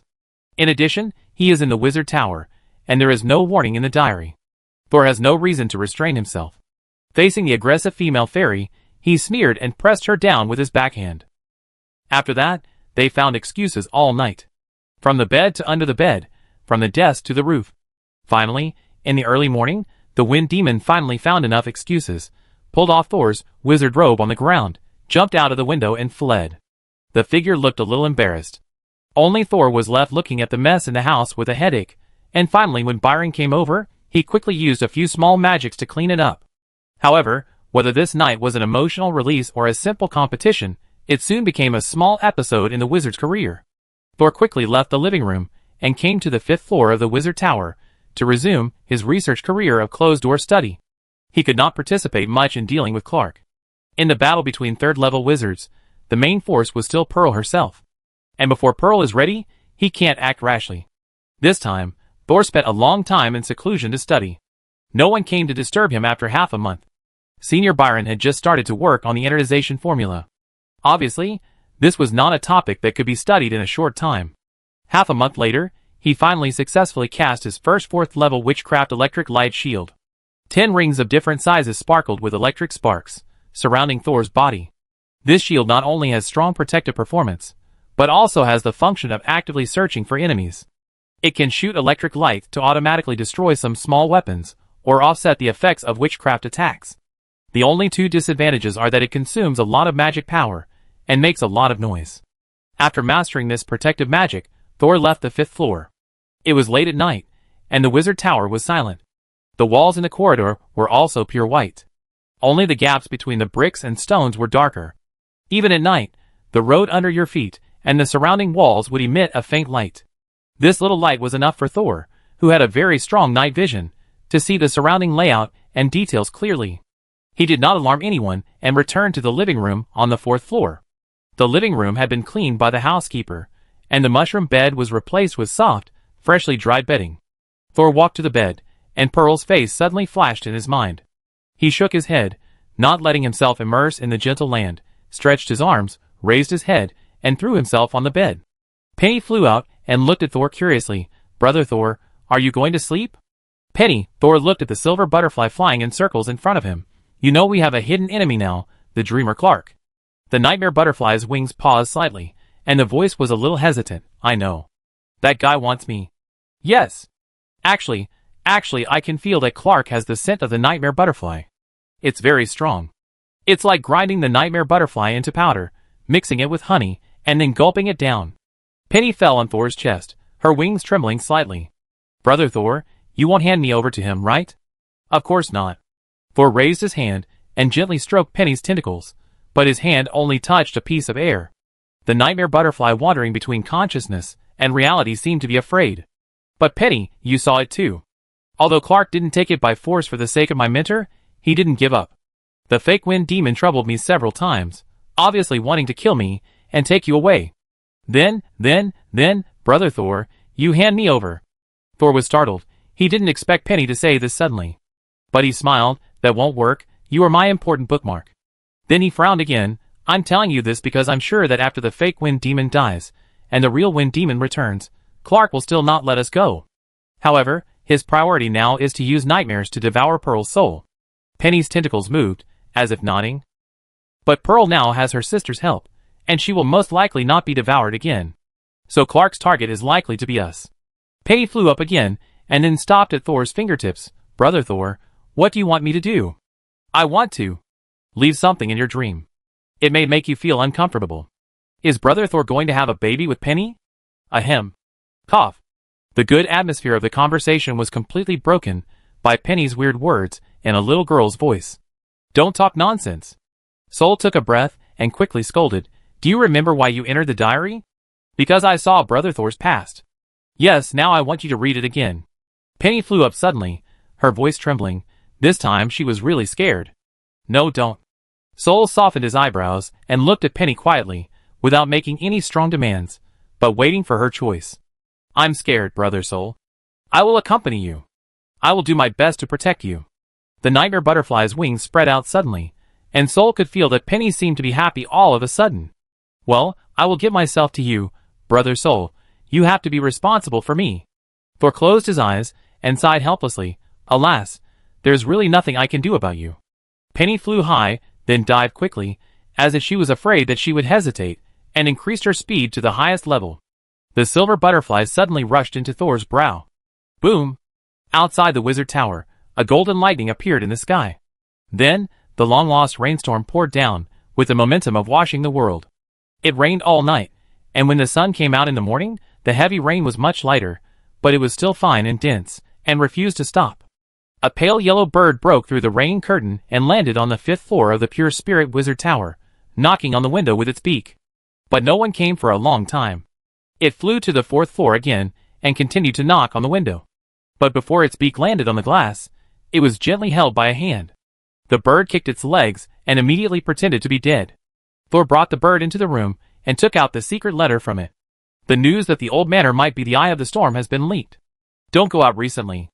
After reading the letter, Thor raised his hand to destroy the paper, raised his hand to press the window frame, and gently pushed it. The window immediately moved on the wall, and moved to the direction of the old manor. The old manor and Thor's wizard tower were separated by several hills, and the roof of the manor could not be seen even from this angle. Thor recalled the dead bodies that had stood in front of the manor gate, and said silently, "It started." Chapter 6:13. 3 third-level wizards set people to explore every dangerous land in the borderless land, and the secret of finding the Eye of the Storm gradually became an open secret. Although most people did not know what the Eye of the Storm that the 3 wizards were looking for meant, the idea that the Eye of the Storm represented treasure gradually spread in various small settlements. Several wizards had already discovered the abnormality of the old manor, but the death rate of those who went there and never came back made these people dare not enter for the time being. The more people gathered in the old manor, the more attention would be drawn to people from other forces. Especially Herbert, whose clones were everywhere.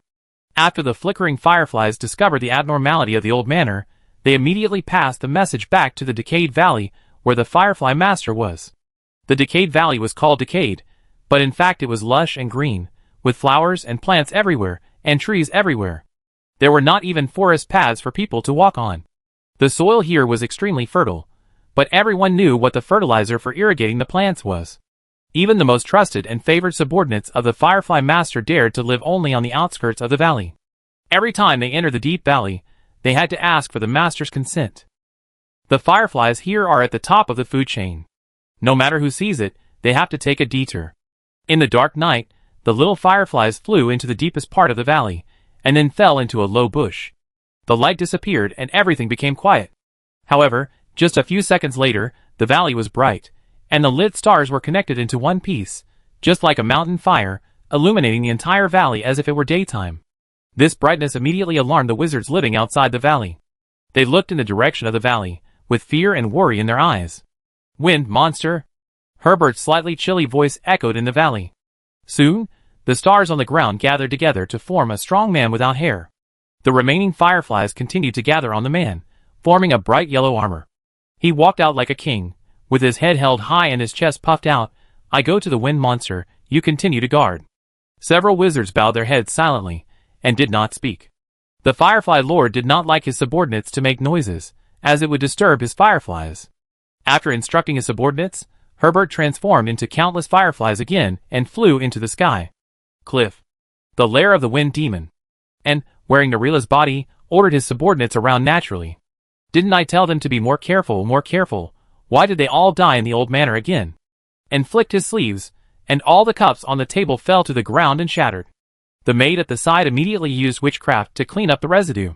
Several first-level wizards knelt on one knee on the ground, and even the remaining second-level wizard was silent. "Why are you all silent? Usually you eat my food and use my things." Pear, who was lying in the secret room and heard it clearly, could no longer bear it, and coughed heavily in Anne's ears, and immediately stopped talking. But before she could finish the next line according to the established plan, she was interrupted by a firefly that suddenly appeared in the room. "Wind demon, you didn't keep your promise." This was not the first time Anne had seen this firefly. She was no longer nervous or scared as before. But she still restrained her arrogance and waved her hand to let others leave immediately. "How did I not keep my promise?" Sensing that Pear was approaching quietly, and felt more at ease. The firefly almost flew to Anne's nose. "The Eye of the Wind is related to the entire unknown land. We must inform each other when we find the Eye of the Wind. But what about you? After discovering the Eye of the Storm, you have been secretly sending people to explore it, but you didn't inform me and Clark. Do you really think you are the wind demon, Pear?" And looked embarrassed, but she thought in her heart, "You all know it, you are just pretending to be stupid."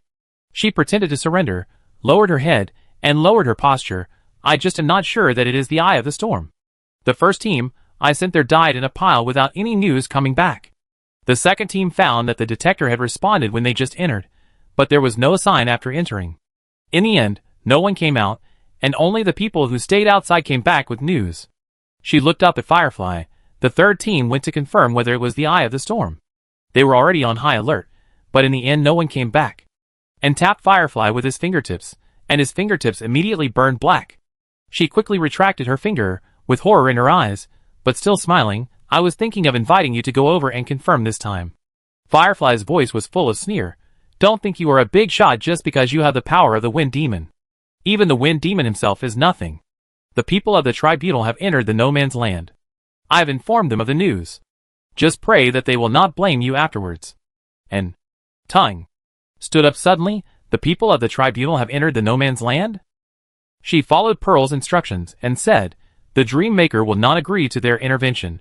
This is not an agreement." The Firefly's voice was full of disdain again. "Agreement? That's just for outsiders to see. And do you think Clark is tough? When the people from the Stargate Council come, he will also greet them immediately. There are only 3 of us in the land of ignorance, but the balance of power here does not allow more powerful forces to appear. And Clark and I. Herbert's voice stopped abruptly, as if he almost let something slip. In short, you should set off for the old manor immediately and prepare to cooperate with the 2 major forces. After saying this, the little firefly immediately became a small pile of ashes and scattered on the ground. Anne's honest expression immediately changed to one full of disgust, and with a single wave of his hand, he swept the ashes on the ground clean. At this time, a figure appeared from behind him. At first glance, the 2 looked almost identical. But the figure behind him had an indescribable charm. He just walked behind him with an expressionless face, but he already made the figure in front of him look dull. And heard the movement behind her and immediately turned around, and saw such a bright and charming face, but unfortunately she had no time to appreciate it now. The people from the Judgment Court and the Stargate Council have entered the No Man's Land. We must notify the Master immediately. Miss Pearl, lend me your bird. Pearl shook her head gently. It's too late. And the bird might be intercepted by those 2 forces if it flies over. The Pure Spirit Wizard Tower is too close to the old manor. They are likely to monitor Thor's movements. The calmness on Anne's face completely disappeared. What should we do? According to the original plan, we will go together. I think Thor will adapt to the situation. And hadn't been back to Thor for a long time. Hearing this, he immediately said, then let's set off immediately. However, neither Pearl nor Anne expected that in some things, even if Thor could adapt to the situation, he would be caught off guard and forced to join the game due to some force majeure. Chapter 6:14. Thor had never expected that when he was waiting in the Wizard Tower for Pearl to set a trap for the Dream Maker Clark in the old manor, he had to change from a bystander to a participant because of some accidents. When the news of the old manor was quietly spread, the mushroom forest on the shore of the Rhine Lake welcomed new guests. A large handful of white spores spread into the sky, but before they could completely disperse, they were sucked back by something. Seeing this, Mash, who was happily growing mushrooms outside, immediately hid in the center of a huge mushroom and looked towards the place where the spores were warning. With the help of the intentional misalignment of the mushrooms, he soon saw 2 people walking in the mushroom forest. A slightly fat man with short hair, almost only a layer of thorns, and a red beard. A middle-aged man with dark blue short hair, expressionless face, and wearing a monocle. These 2 people must be wizards, and they looked very powerful. But Marsh couldn't tell what level of wizard the other party was. He wanted to observe the other party's ability more, and report to Thor secretly later. As he was absorbed in watching, he suddenly felt a hand on his shoulder. Marsh turned his head subconsciously, and was so scared that he almost jumped out of the mushroom. The hand that patted his shoulder was a dehydrated, dark gray arm. The end of the arm was still outside the mushroom, and Marsh could not see the owner of the arm. Before he could think of breaking free from the arm, he felt a huge force coming from his body, forcibly pulling Marsh out of the mushroom. This also allowed him to see clearly what the person who grabbed him looked like. The owner of the flattened arm was a mummy, gray-brown in color, wearing a loose and worn wizard robe. His eyes were 2 big black holes, with a little silver light inside. His cheeks were sunken. There were a few yellow teeth crookedly remaining in his mouth without lips. From this appearance, the other party should have been a dead body for people to drive. But for some reason, Marsh felt a strong vitality in him. His intuition told Marsh that the guy in front of him was a living wizard, but he looked a little weird. After the mummy wizard pulled Marsh out, he did not hurt him, but just took Marsh's collar and brought him to the side of Redbeard and Blue Hair. Are you from the Pure Spirit Wizard Tower? The 3 seemed to be led by Redbeard. Marsh did not know how to respond for a moment, and the other party did not wait for his answer, and let the mummy wizard carry him to the Rhine Lake. At this time, Thor inside the Wizard Tower finally noticed the movement outside, and slowly walked out of the arched door of the Wizard Tower. His eyes slowly swept over the 3 foreign wizards. These 3 wizards were all second-level wizards. You know, there are not many second-level wizards in the land of no man. And judging from the magic fluctuations emitted by these 3 people, they are also strong among the second-level wizards. The 3 wizards on the opposite side stepped into the forbidden magic area of Rhine Lake and soon discovered something unusual, but none of them showed panic, but just looked down at their feet in surprise, and continued to walk on the ice. Thor did not take the opportunity to attack. Before he figured out the purpose of the 3 people coming here, he didn't want to easily offend 3 second-level wizards. Hello. Seeing the 3 people approaching, Thor took the initiative to greet them loudly. Excuse me, what are you doing in the Pure Spirit Wizard Tower?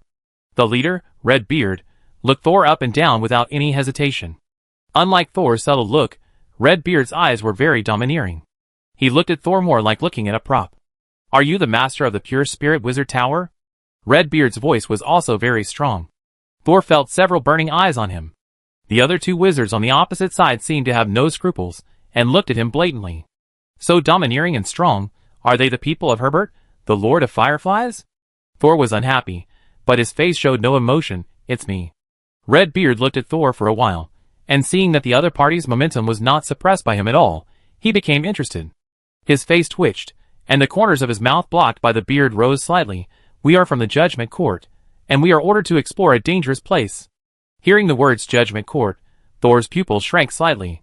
He didn't expect that he would meet the Judgment Court wizard, who claimed that he would not interfere with the No Man's Land. Justin, the owner of the Black Sea Tree Source, hid in the No Man's Land because the Judgment Court would not enter here to enforce the judgment. But he didn't expect that one day, they would take the initiative to break their promise and enter the No Man's Land. Is it for the old manor? For the Eye of the Storm? Thor's eyes rolled. He felt that the impact of the Eye of the Storm and the black tide pollution might be more serious than he thought. As expected, Redbeard continued, there is a severely polluted manor not far from here. Even for a second-level wizard, it is dangerous to enter. We would like to invite you, a wizard who is good at cleaning up pollution, to go in with us. We will pay you a suitable reward afterwards. Shouldn't the appropriate reward be discussed and decided in advance? Thor refused lightly. Sorry, I have just entered the second level. My strength is not stable yet, and I can't treat and clean up the pollution now. Redbeard was as tough as he appeared. You don't want to go? That won't work. You are so close to the old manor. The original rules of the old manor have suddenly changed. As far as I know, the rules here have also changed. Now I suspect that the changes in the old manor are related to you. His eyes were as sharp as knives. If you don't go with us, I will sentence you for destroying the peaceful environment of the No Man's Land. Thor was indeed afraid of the Judgment Court. The power of Jasm, the original owner of the Soul Blade, was still vivid in his mind. However, this does not mean that he will be easily frightened. He raised his lips and sneered. Why, is the judgment of the court such a tribunal? After this, the red beard opposite Thor did not react. The blue-haired man behind him immediately narrowed his eyes, and a layer of mist suddenly rose from his body. But the red beard raised his hand to stop the other party from attacking. Red Beard was indeed the leader among the three people, and the blue-haired man immediately took back the mist that had overflowed from his body. Of course, the judgment order will not be so frivolous. But your attitude and behavior will affect the content of our report to the judgment court. I don't think you want to know what it feels like to be on the judgment order, so just follow us honestly. If you have no problem, as the doctor in the team, we will prioritize your safety. Soul thought for a moment. The three wizards on the opposite side quietly waited for his answer. The blue-haired man on the opposite side just released a poisonous mist, which should be a poisonous mist. He is a wizard who specializes in poison attributes. And this red-bearded wizard was full of vigor, and seemed to be majoring in gold-attributed witchcraft. He quickly glanced at the wizard behind him, who looked like a mummy, holding the collar of mash in his hand. The other party had been silent, just looking at Thor quietly, but the pressure on Thor was no less than that of the other two. And Thor couldn't feel the characteristics of the magic power on the other party, and could only judge from his appearance that the mummy wizard should be a wizard majoring in dark attributes. Thor pretended to be embarrassed, thought for a long time, and finally nodded. Okay. I can go to the old manor with you. But I have to go back to prepare some things. Chapter 6:15. Thor agrees to explore with Redbeard and his men. This is slightly different from his original plan, but after careful consideration, it is not bad. No one can say whether Ophelia can really help Pearl kill Clark. As long as the Nightmare Butterfly is always on Thor, Clark, who specializes in nightmare power, will not let Thor go. Although he has prepared a backup plan for this, it is uncertain when and how Clark will deal with him. In this case, it is better to take the initiative to create opportunities, like he did when dealing with Sid, lay the trap himself, jump in, and disguise as the cheese that triggers the mechanism. But the incident happened suddenly, and Thor had to go back to prepare. But Redbeard looked at Thor, but he didn't believe that he would give in and really be willing to enter the old manor with a few people. He turned around and just wanted to let the blue-haired man with monocles follow Thor, but he saw that the mummy had dropped the mushroom man in his hand and took the initiative to stick behind Thor. The distance between the two was less than 30 centimeters, which was already an offensive distance between strangers. Thor also noticed the mummy wizard standing behind him, frowned and asked Redbeard, With so many of you, are you still afraid that I will run away? Redbeard smiled indifferently. Of course I'm afraid. Who knows if you have any space-related witchcraft props? After all, you are Wizard Gorza's favorite student. The other party actually knew his identity? But obviously this identity did not bring him any preferential treatment. Yes, these people are from the Judgment Court, and it's good enough that they don't target Gorza. Wait, am I being targeted? Anyway, Thor didn't think of running away, so if the other party wanted to follow him, he would just follow him. He whispered to the mummy wizard behind him, "Follow me, don't run around. Although it is my wizard tower, it was inherited from Teacher Gorza after all. There might be deadly traps somewhere." The mummy wizard tilted his head, his hollow eyes shining silver, as if he didn't care about Thor's threat at all. But he moved away from Thor a little when Thor took a step. The two went from close to one step away. They walked into the wizard tower, and went down to the underground floor.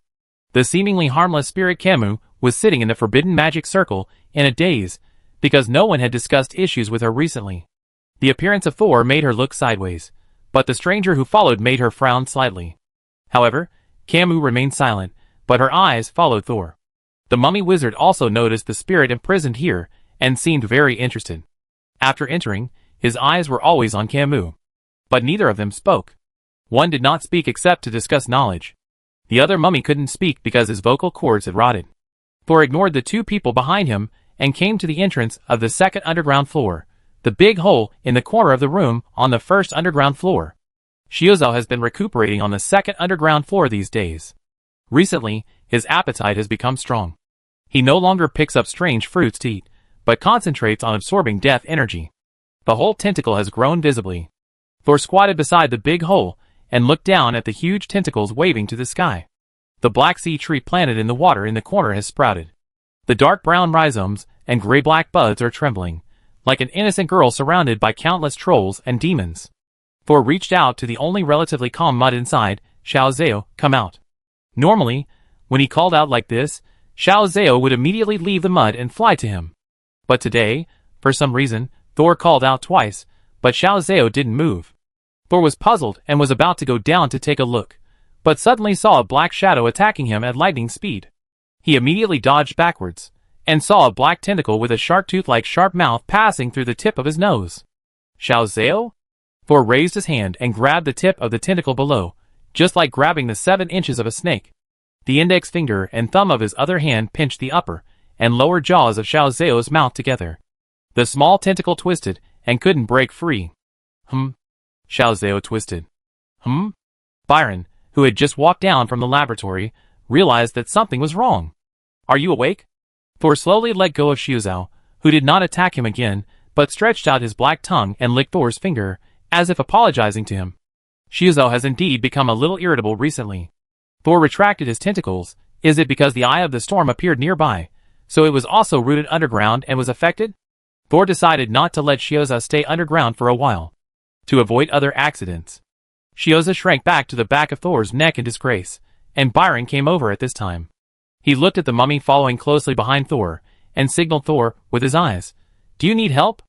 Although Byron was only a first-level wizard, his elf skin had a charm effect that affected his mind, and it could help Thor defeat the enemy by surprise. But Thor shook his head, and didn't let Byron participate. "It's okay, senior. I go out for a while, and you can continue your research at home. If everything goes well, I should be back in half a month." Byron never asked questions. He nodded and believed Thor's words unconditionally. Taking Shiozo with him, Thor took a few more tools and potions from the lab table, then turned to the mummy wizard, who had been following him, and said, "Okay, now we can go." The two returned to the ground, and Redbeard was not surprised to see Thor come back obediently. Blue Hair pushed the monocle on his face, and examined Thor, but he didn't seem to find anything unusual, so he let go of his hand. "Let's go!" Redbeard turned around first, and the others followed him. The mummy wizard still followed behind Thor, as if he was determined to keep an eye on him. "What are your names? When we enter the old manor, I can't call you Redbeard, Blue Hair, or Mummy, right?" Who would have thought that Redbeard turned around and grinned? "Ha, your summary is accurate. Just call us like this. We don't even know each other's names. We only call each other by code names." After saying that, he stepped out of the Rhine Lake boundary and took off directly. Blue Hair didn't like to talk. He just looked back at Thor and followed Redbeard. The mummy behind him didn't move, as if he was still waiting for Thor to go first. This mummy wizard is really watching closely. But with him by my side, he can be a cover. Thor didn't hesitate, and immediately took off to catch up with the two red-bearded men in front of him. Then, he heard the sound of breaking through the air behind him, and the sound quickly approached him, and the distance between the two was probably less than 1 meter. 2 hours later, they landed in front of the woods next to the old manor. Somewhat unexpectedly, this place was unusually lively. Thor looked at the crowd of onlookers in front of him, and couldn't help but twitched his mouth. Didn't this pair say that she would secretly spread the news and let the Firefly Master and the Dream Maker notice the abnormality? Now it looks like this. Why does it feel like it has become an open secret? Chapter 6:16. Red Beard was also somewhat surprised that there were so many people around the old manor. However, the Judgment Court acted tough and didn't care whether there were people watching. Red Beard directly released his mental pressure, almost pressing the first-level wizards and wizard apprentices to the ground. The noisy conversation stopped abruptly, and almost everyone looked at the three people with either fear or resentment. From now on, we will take over here, and everyone else will leave immediately. Red Beard walked in front of the crowd, his voice as loud as a bell. Immediately, the crowd complained, but no one dared to confront Red Beard. When Red Beard and his group approached, the crowd even automatically opened a passage to let them pass. But when Red Beard entered the inner circle, he found a woman closest to the old manor. Even the blue-haired man, who had always been impatient, changed his expression after seeing the woman, becoming serious and gloomy. Red Beard laughed heartily. Miss Lucy has also come to the land of no man. The female wizard called Lucy actually exudes the magical power of a second-level wizard. She wears a white slim-fitting shirt with a lotus leaf collar and a gray jacket that slims her waist. The lower end of the jacket flares outward like a skirt. She wears slim-fitting gray trousers of the same color and a pair of riding boots. She really looks like a noble lady dressed in a neutral style, not a wizard. Lucy turned sideways and glanced at Red Beard, but her eyes finally fell on Thor. I guessed you would go to ask for the wizard Thor, so I waited for you here. This person actually knows me. Thor looked at the Red Beard with a completely different attitude. This Miss Lucy seems to have a very high status.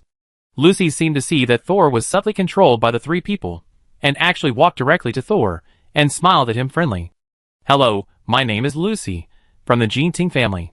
Nice to meet you. Your mentor Gorza and I are childhood playmates. If you encounter any trouble, you can tell me. Huh? It turned out to be the mentor's childhood sweetheart, but I have never heard Mentor Gorza mention this person. He didn't even mention the Jinting family. But it looks like a behemoth similar to the Huiguang family.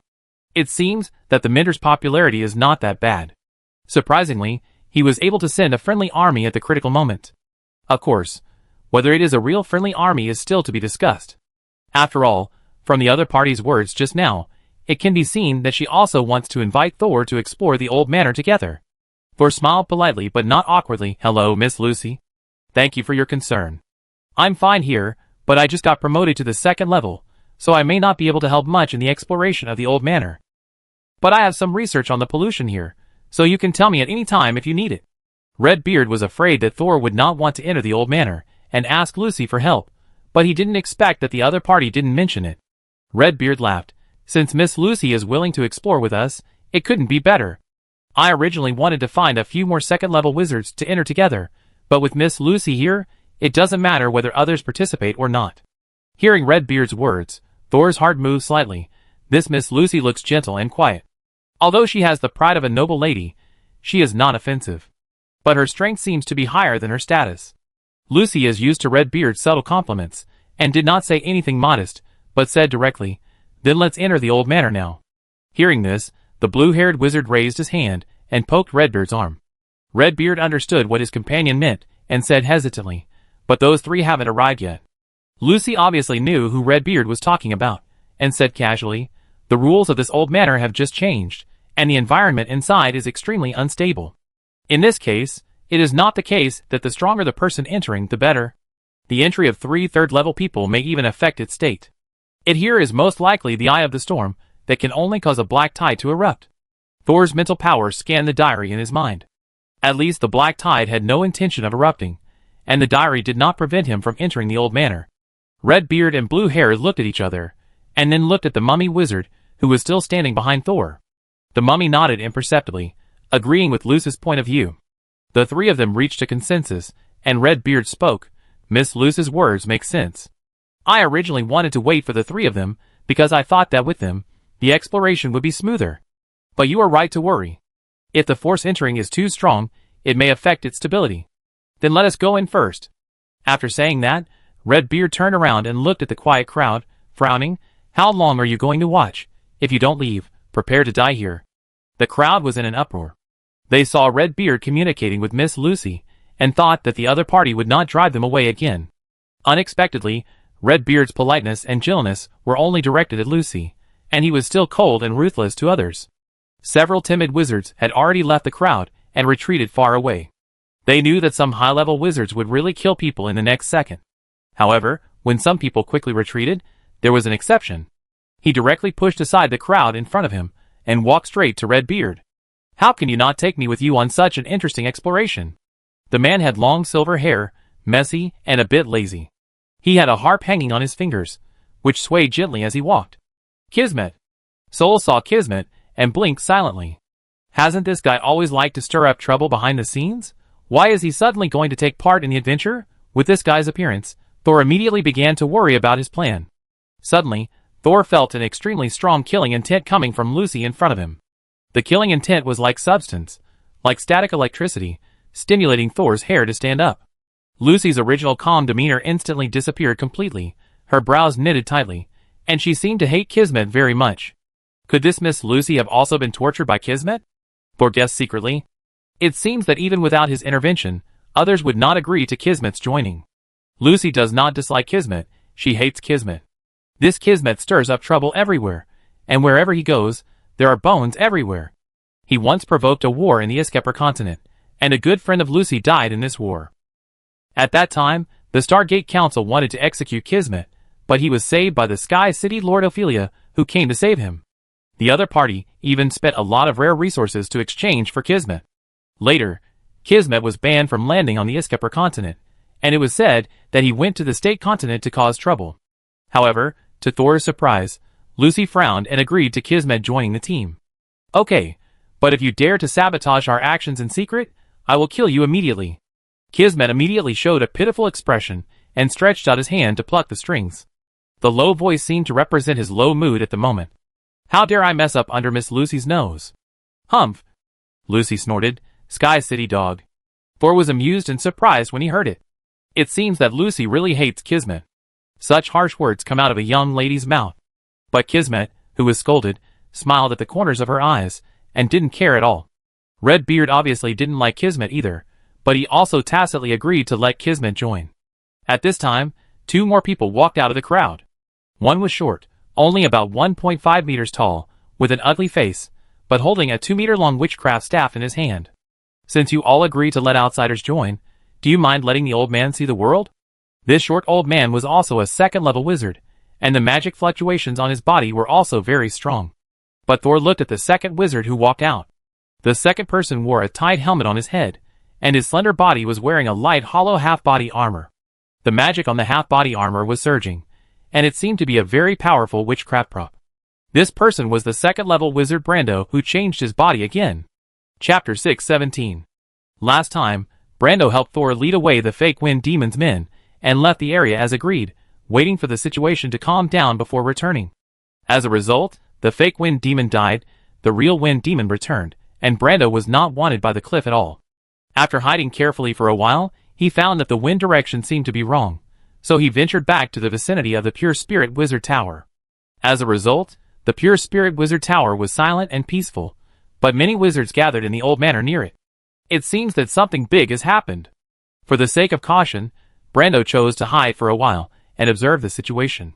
As a result, after observing for a few days, he found that someone came to visit the Pure Spirit Wizard Tower and took Thor away.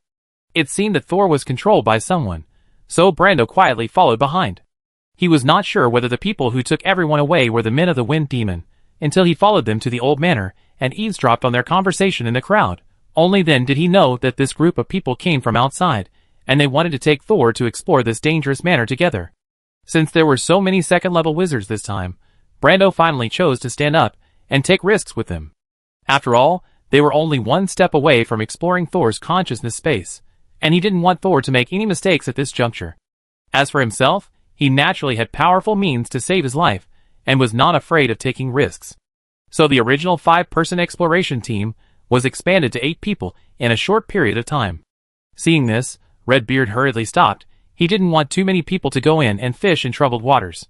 So he rejected the remaining first-level wizards, who wanted to join the team, and drove them away in a rude tone. As a result, because Lucy agreed to let 3 foreign wizards join, these first-level wizards thought that the other party was easy to talk to, and they begged and refused to leave. Before the Redbeard got angry, a ball of white mist suddenly emerged from the blue-haired wizard's body and covered the few people. The white mist seemed slow, but was actually fast. 2 of them ran a little late, and were immediately covered. In the blink of an eye, their bodies turned red, as if they were thrown into a boiling pot, and then they foamed at the mouth and fell to the ground and died.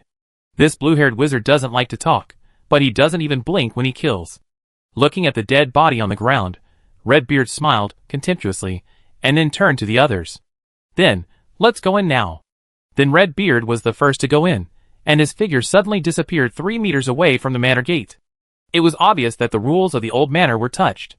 Such a sudden change did not scare others. Lucy walked behind Redbeard without changing her expression, and her figure disappeared. Then came the blue-haired wizard. When Thor was about to follow the blue-haired wizard in, Kismet suddenly cut in line. He walked in front of Thor, turned his head and winked at him, as if to deliberately annoy him. But Thor saw Kismet facing him, opening his mouth, his lips moved slightly, and silently uttering a word. If he was not mistaken, it was probably woof woof. Thor lowered his eyes and pretended that he saw nothing, and silently followed Kismet into the manor. After Thor stepped into the vanishing boundary, the blazing sunlight above his head suddenly changed, and the surrounding environment became extremely dim. Thor looked back in shock and saw an empty field behind him. The mountains and forests that once existed had disappeared, and there were only deep mountains and a crescent moon in the distance. The environment inside the old manor was completely different from the outside world. Is this an illusion? When Thor looked back, the scene he saw was even more horrifying. The people who entered the old manor before him were standing in front of him, keeping moving forward, but standing still in a certain place. It was as if their time was suddenly stopped. Redbeard, who entered first, stood on the porch, raising his hand as if he was about to push the door. Blue Hair, holding a monocle, stood not far in front of Thor, and seemed to have discovered something unusual, observing normally, but his movements stopped. Miss Lucy avoided the main door, and walked under the porch as if she wanted to enter from another place, but she also stopped in place. As for Kismet, who entered the manor before Thor, he was lying on the window next to the gate looking inside. The corners of his mouth curled up slightly, as if he had seen something interesting. Even Kismet was stilled. Sol did not approach the manor immediately, and did not even take a step, just standing there. He raised his hand and released Herman, who was the fastest, and asked him to go forward to observe the few still people in front. Herman approached carefully, and then quickly came back, his face full of horror. Master, they are not breathing, no heartbeat. Sol frowned deeply. Look at their epidermis and nerve endings. Are there a lot of deaths? Herman swallowed his non-existent saliva and rushed over again. After a while, he ran back again, and this time the fear on his face was not as deep. No, their bodies are all active. It's like... Thor's face was as dark as water. It's like their time has been suspended. So there is no heartbeat, no breathing. Thor looked up at the sky and whispered, "Is this one of the rules of the old manor? It's really not simple. Can such a manor become the burial place of the dream maker Clark? Or will it become the last scenery he saw?" Sol took a deep breath and walked towards the manor. Soon after this group of second-level wizards entered the manor. The wizards, who had just been driven away, sneaked back. But this time they didn't dare to surround the manor openly, but hid in the woods or underground, quietly spying on the situation in the manor. However, before they could take a few glances, a very terrifying pressure suddenly came from the sky. In the west, the grass and trees were lying on the ground, and the mountains seemed to be shorter. The land in the south was dyed orange and red, like the setting sun, but the scorching sun was still emitting high temperatures above their heads. Several wizards, who had been in the ownerless land for many years, immediately reacted. This was a sign that the third-level wizards Feng Yao and Ingju had appeared. The pupils of a group of people were shaking. They couldn't believe that the strangeness of the old manor could even alarm the third-level wizards. This was no longer something they could participate in. They all stood up and left quietly and hurriedly as they came, for fear of attracting the attention of the third-level wizards. The first person to fall from the sky was the wind demon pair, who was holding a little maid in her arms. After the little maid landed, she immediately looked anxiously at the old manor, but she couldn't see the familiar figure, and turned back to look at Pear, and Pear signaled her not to worry. After a while, a group of yellow-green clouds quickly approached the old manor, and then landed 50 meters away from the wind demon, and in the blink of an eye it turned into a bald wizard wearing bright yellow armor. At this time, a little wizard who had been hiding in the soil, and had not left ran forward and bowed to the two of them. Master Wind Demon, Master Firefly, 8 second-level wizards just entered the old manor.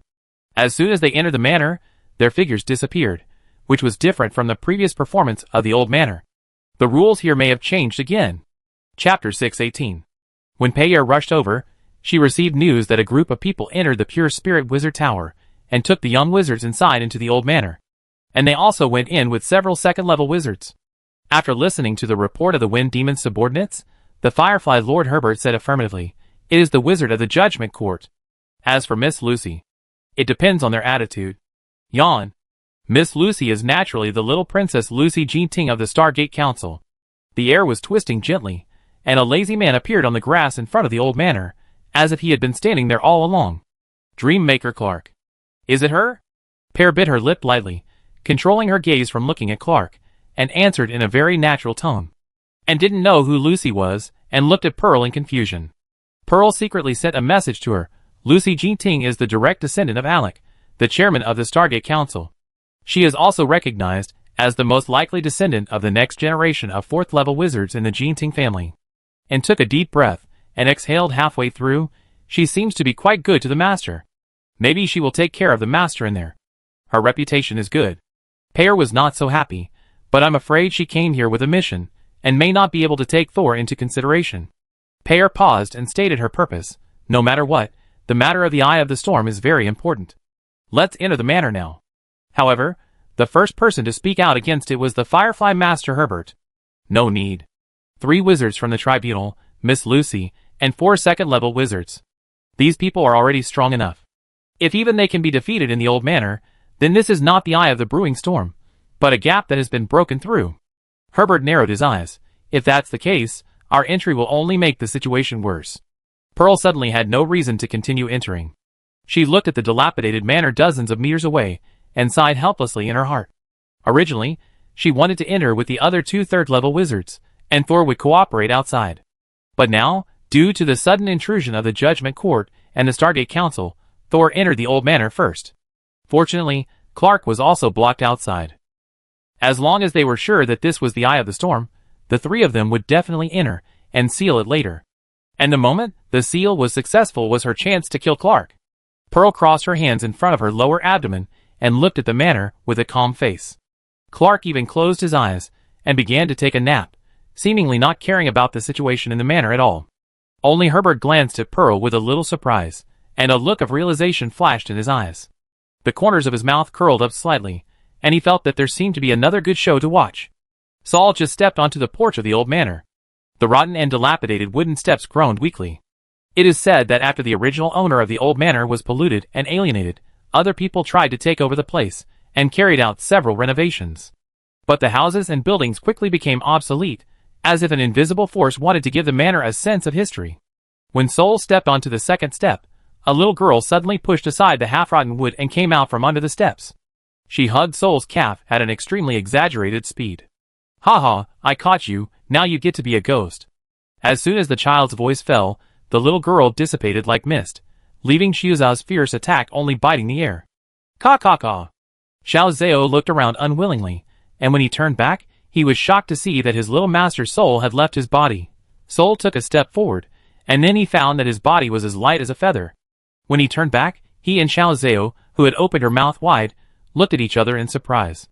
He then realized that the little girl's so-called ghost was actually a literal meaning. Is it hide and seek? What will happen if you catch the little girl, and what if you can't catch her?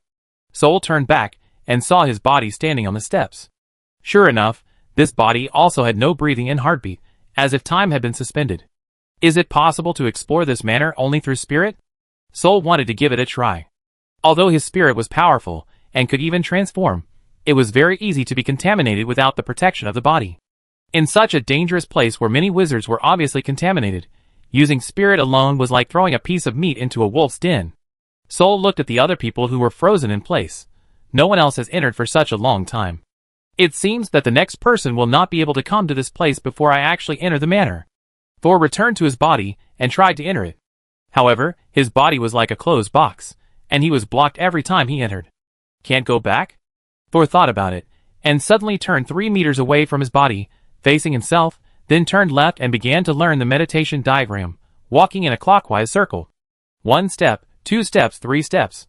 Thor tried to focus on the movements and demeanor of walking, and didn't think about whether he could return to his body. 4 steps, 5 steps, 6 steps. A soft barrier appeared in front of Thor. He tried to move forward, but felt a strong resistance. No matter how hard Thor tried, he couldn't get in. He half closed his eyes, but didn't give up. The diary was gently turning as Thor called, and it didn't stop at any page. And with the diary's rustling sound, a translucent white silk thread was pulled out of the diary, wrapped around Thor's body, and drilled out from his palm. At the same time, Thor looked up expressionlessly, and saw the same translucent thin line coming out from the center of his forehead. But the thin line only went out 5 centimeters and stopped growing. Thor raised his forearm slightly, and the faint line on his palm seemed to be guided and flew towards the thin line between his eyebrows. The barrier that had just blocked Thor was like a layer of window paper, and was easily broken through by the faint line. When the 2 faint lines entangled with each other, Thor felt the connection between himself and his body again. He took a step forward. This time, there was no obstruction. He returned to his body. When he opened his eyes again, the manor in front of him had changed. It was no longer the old manor with rotten wood and cobwebs everywhere, but a simple, cold, and clean manor. Am I in another place? Thor moved his hands and feet, without any stagnation, and then continued to climb the stairs. When entering, Xiaozu saw Kismet standing on the corridor, and it suddenly bit the other party with its little mouth. But just as he bit it, it opened its mouth with a puff-puff sound, as if it had eaten something very unpalatable. You become much more aggressive recently. Are you really growing up? Soul grabbed Xiaozu's neck and pulled it back. Don't put everything in your mouth. Soul looked at Kismet, who was still standing in front of the window, and pushed the door open and walked into the old manor. Chapter 6:19. Brendo was the second to last person to enter the old manor. As soon as he entered, he found that the world here seemed to have changed, and the people in front of him, who were frozen in place, made him tremble with fear. These people? He immediately denied his previous guess. No, it's impossible that they all got into trouble. This is not the abyss. He quickly regained his composure and scanned the entire manor again, but was surprised to find that Thor was not here. He is the only one who is not frozen here? What happened? In any case, Thor seemed to have escaped the door kill, which made Brando a little relieved. Since Thor can do it, I should be able to do it too. Brando's bag also contained 3 bodies. Because he ran away, he brought almost all his belongings with him. I don't know where Thor entered the old manor from. Brando looked around, and suddenly found footprints on the ground. This footprint went straight into the manor, only Thor was not trapped outside, and the path he took could lead him into the manor. Brando narrowed his eyes, and prepared to follow Thor's path. However, as soon as he stepped onto the rotten steps, he suddenly felt someone holding his calf. I caught him, now it's my turn. Before the little girl finished speaking, Brando's head flew away from his body and flew into the air. The little girl stopped talking halfway, her face gloomy, her eyes looking at the flying head with resentment. You're cheating. Brando ignored the little girl and just paid attention to his own body. Sure enough, after the little girl touched his body, a numb feeling spread from the soles of his feet upwards.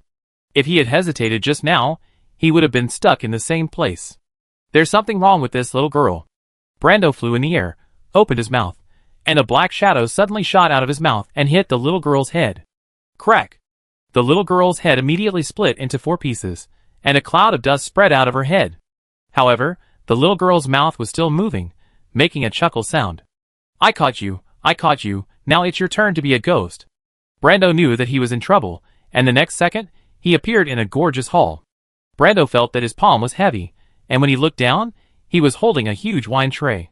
On the wine tray were more than a dozen crystal goblets filled with amber liquid. He actually became a bartender in the banquet hall? What are you still standing there for? Go serve wine to the guests. If any guest runs out of wine, you just have to wait to become a new wine glass. Brando was suddenly pushed by someone.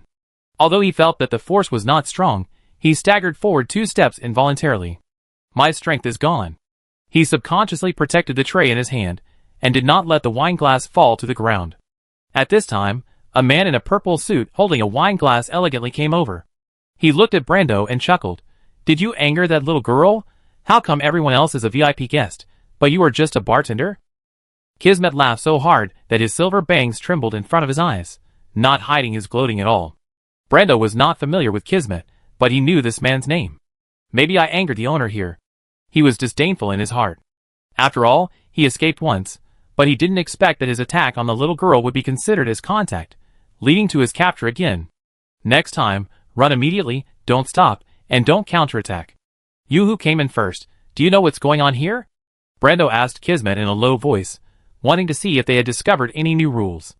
So far, the only thing we have discovered is that we have to play our roles well, otherwise we will be kicked out by the host of the banquet. Kismet put the goblet to his lips, his eyebrows curved, and this time his smile was a little more obscure. Just now, the blue-haired wizard wearing a monocle ignored the butler's obstruction and insisted on going upstairs.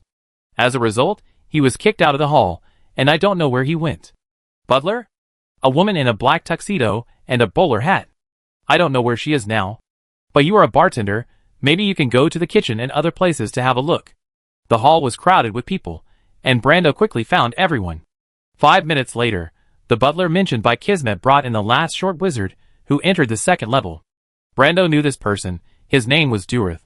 Because of a failed witchcraft experiment, his body shrunk by 1/3. This was probably the first time in his life that he wore a formal dress. He looked like he couldn't even walk. But Durant waited for a few more minutes, but still didn't see Thor. He couldn't help but ask Kismet, who had just invited a lady to dance, "Did you see the young wizard who came in behind you?" Kismet, who seemed to have forgotten the purpose of coming in, paused with a smile on his face. "You mean Thor? Do you know him too? The reputation of the Pure Spirit Wizard Tower is not low." Kismet chuckled, then stopped smiling. "I haven't seen him." "Never." The guests, servants, and even the hostess who only appeared occasionally were not Thor. Brando remembered Thor, the only one who had not appeared outside the manor, but he did not tell Kismet about it. "I go look for him." The identity of a bartender also has its advantages. He would not arouse people's suspicion no matter where he went. Brando walked around the hall with a wine tray. When he was about to go up the circular staircase deep in the hall, he was stopped by the butler. "You can't go up without Madame's request." "Sorry." With the blue-haired wizard's previous experience as a lesson, Brando didn't bother and left directly. But just as he turned around, he heard the sound of thump-thump on the stairs. The sound was very urgent, completely different from the leisurely and cheerful style in the hall. Brando immediately looked back and saw a woman who looked exactly like the housekeeper and was dressed exactly the same as her came to the middle of the stairs with an anxious look on her face. She shouted to the noisy hall without any image, "Enemy attack! Enemy attack! Someone broke into the manor." The music in the hall stopped suddenly, and all the guests looked at the stairs in astonishment. But the wizards who were inexplicably dressed as guests were delighted. All those in the hall temporarily lost the ability to cast spells, so they couldn't even go up to the second floor. Now that one more person broke into the manor, this boring dance finally began to change. Lucy immediately left her partner and followed the crowd to the circular staircase. Who broke into the manor? Is it a robber? People stood in the hall, looked up at the butler, and asked one after another. It was an uninvited thief. The butler's face was stern, and veins on his forehead were bulging. He stole our lady away. Chapter 620. Are you the knight who came to save me? The little girl, who looked only 5 or 6 years old, hugged Thor's neck tightly and hung with him outside the balcony on the 3rd floor. Thor supported himself on the edge of the balcony with one arm, waited for a moment, exerted a little force, and propped himself up with one arm. The room was empty at this time. Thor returned to the room with the little girl in his arms. Do you need someone to save you? At this time, Thor answered the little girl's question. The little girl giggled, smiling, I don't need to be saved, but I'm bored and need a toy, or more. As she said that, she raised her hand and pressed it on Thor's head. Now I order you to be my guardian knight. Thor took the little girl's hand off his head and said helplessly, I'm a wizard, not a knight. The little girl opened her mouth wide, forming an O shape. Why don't you listen to me? Thor heard this and asked the little girl, Why should I listen to you? Do other people have to listen to you? The little girl said confidently, Of course, everyone here must listen to me. She frowned, You are not a knight, you are a bad guy. As if she realized that Thor was different, the little girl suddenly leaned back hard, opened her mouth wide, and shot her scarlet tongue at Thor's face like a sharp arrow. However, a black tentacle appeared in front of Thor at a faster speed, directly wrapped around the girl's tongue, and then pulled it hard. Paw! A bloody tongue fell to the ground. Sol and the little girl froze almost at the same time. Ah! Even though she had lost her tongue, the little girl still screamed sharply, almost piercing Sol's eardrum. Before Sol could give an order, Foresaw went up and wrapped the girl from head to toe into a cocoon. Even her eyes were sealed tightly. However, the screams did not stop. Ah! Ah! Sol looked down, and suddenly found that the continuous and sharp screams came from the tongue on the ground. The bright red tongue that was cut off had grown a mouth at some point. Not only that, as it continued to scream, it also grew a pair of eyes. At this time, the screams had attracted people outside. Thor casually picked up a cushion from the large bed with pillars and gauze beside him, and threw it on the tongue, then took Foresaw and the little girl, who was tied up like an earthworm, and jumped out of the balcony again. Then, he took out the Eye of Exile from the storage device with one hand, and pressed it directly on his index finger.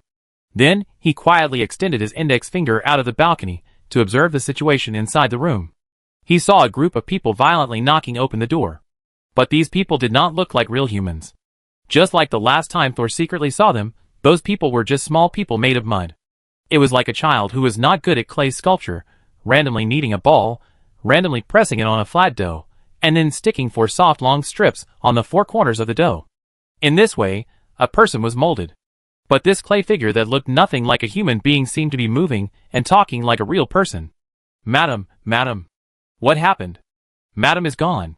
The pillow on the ground suddenly trembled, and then a hand stretched out strangely from the narrow gap. Then another hand, and then 2 legs. The proportions were like a normal woman with a slender figure. Then the cushion was lifted up, revealing the person underneath. It turned out to be the tongue again.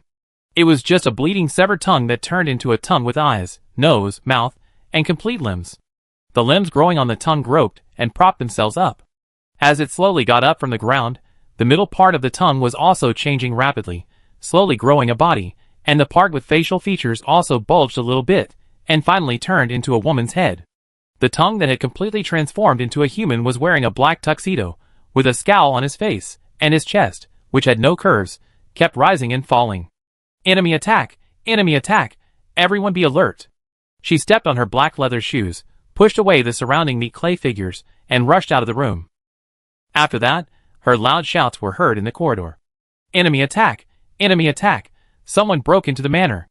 The banquet in the hall on the first floor was completely disrupted. After the woman in the tuxedo left, the meat clay figures searched around the room. But they were obviously stupid, and did not find Thor hiding under the balcony. After searching and finding nothing, these clay figures rushed out of the room again, and went to other places to look for the thief who stole their wife. Then, Sol jumped onto the balcony again. The little girl twisted on the ground. Foresaw slowly let go of her eyes. I have something to ask her. Foresaw reluctantly let go of the little girl's head, revealing her big, blinking eyes. Somewhat surprisingly, the little girl looked at Sol without being angry, but with a look as if she saw candy. Seeing that the little girl seemed to be able to communicate, Sol was relieved. I ask you a few questions. If you can answer them well, just blink. If you scream again and bring in those brainless people, I will tie you up again and never let you out. The little girl immediately began to blink desperately. Sol asked Foresaw to let the girl go slowly. The girl was very obedient and did not yell. She even said to Sol, have fun. I have decided not to let you listen to me anymore. What you say and do yourself is much more interesting than what I arrange. Is this girl a bit masochistic? Sol didn't want to pay attention to her strange setting. This guy who can split into another woman with a broken tongue must be a creation of the rules here.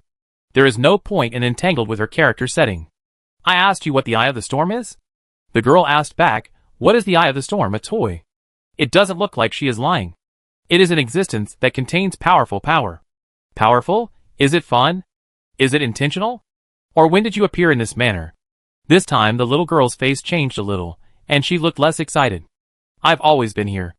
I'm the master here. Sol just thought the little girl was talking more seriously, and then she continued to say seriously, you are all my toys and servants. She started talking nonsense again. Sol decided to change the question one last time. If it didn't work, He would take this guy, who was obviously affected by the pollution, to look for him everywhere. If you are really the owner of this manor, and have been here all the time, then you must know when the rules of this manor were changed, right? Is it because of some abnormal influence that caused this place, or made you become what you are now? Sol originally thought that if the girl still said she didn't know, then he would take people away. But the girl answered with a look of joy, I know this too. Some time ago, I made a wish, and then a toy suddenly appeared on the ground. Finally, a decent answer appeared. Sol immediately asked, where did the toy appear? Is it still there? The toy appeared in my laboratory, and is now on my throne. I looked down at the toy's tower. Chapter 621. Thor packed the little girl again, and hung her on his back, then opened the door to check. There was no one in the corridor. He rushed out of the room, and immediately turned into a shadow, rushing forward. Before he found the little girl's room, he had passed by the corridor leading to the tower. It was only because of the little girl's movement that Thor chose to enter the third floor. This gorgeous manor was also decorated in a complicated way. There were a lot of flashy furniture. For example, in the corridor where Thor was running now, there were small hollow tables made of black iron in the middle. At most, these small tables can hold a small fruit plate. Now, all the small tables are empty. Besides being decorative, they can only block Sol's running route. As soon as Sol ran to the end of the corridor, he heard a few hurried footsteps at the corner. He quickly stood against the wall, his figure blurred, almost blending into the champagne-colored wallpaper. However, the footsteps approached and moved away.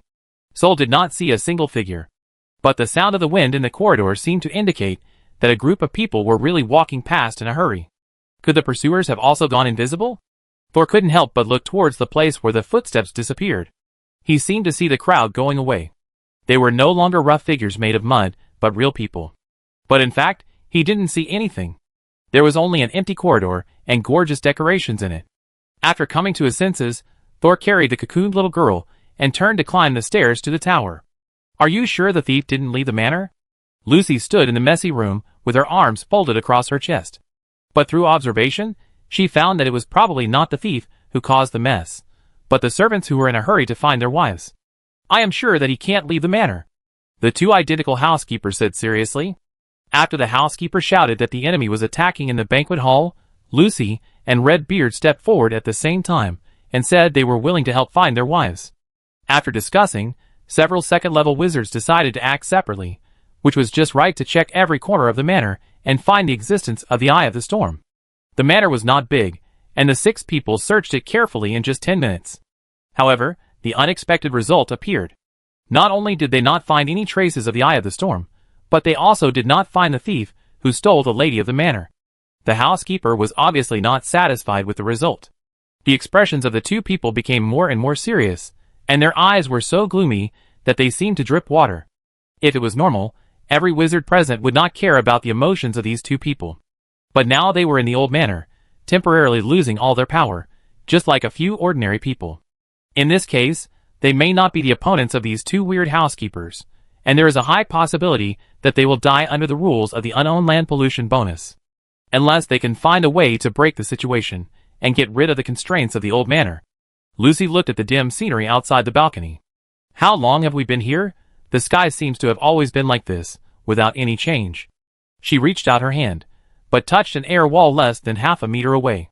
She turned around and said to Redbeard and others, who were studying a small bloodstain on the ground in the house, there is a barrier about half a meter outside the balcony, and we cannot break through it with our current strength. Brendo did not approach but stood behind the crowd. This manor is completely closed, so the 2 housekeepers said that the thief could not escape from here. Drought tapped the ground impatiently with his cane. But we have searched the entire manor and found no thief at all. Lucy thought, could it be that there is no thief at all, and everything is just the 2 housekeepers acting, or the lady ran away secretly? Kismet had been squatting beside the pool of red blood, staring at it with interest. It was as if there was actually an interesting painting there. He looked up and smiled at the others. Who do you think that thief is? The others looked at each other, and the image of a person appeared in their minds at the same time, but no one said his name tacitly. Thor. Redbeard frowned, and he didn't like this answer, which was probably the truth. On the one hand, he hoped to crack the secret of the old manor as soon as possible, find the Eye of the Storm, and seal the Eye of the Storm. Based on this mentality, he hoped that Thor was the thief and broke the rules of the old manor as soon as possible. But when he thought about how Thor was invited by him and others, he was worried that the other party would take the opportunity to retaliate. At this moment, he hoped that the thief was actually the blue-haired wizard. It was just that the other party had no news after being driven out. At that time, the blue-haired wizard wanted to go upstairs with a more or less tentative meaning, but he didn't expect that he only insisted once, and the other party drove him out of the manor.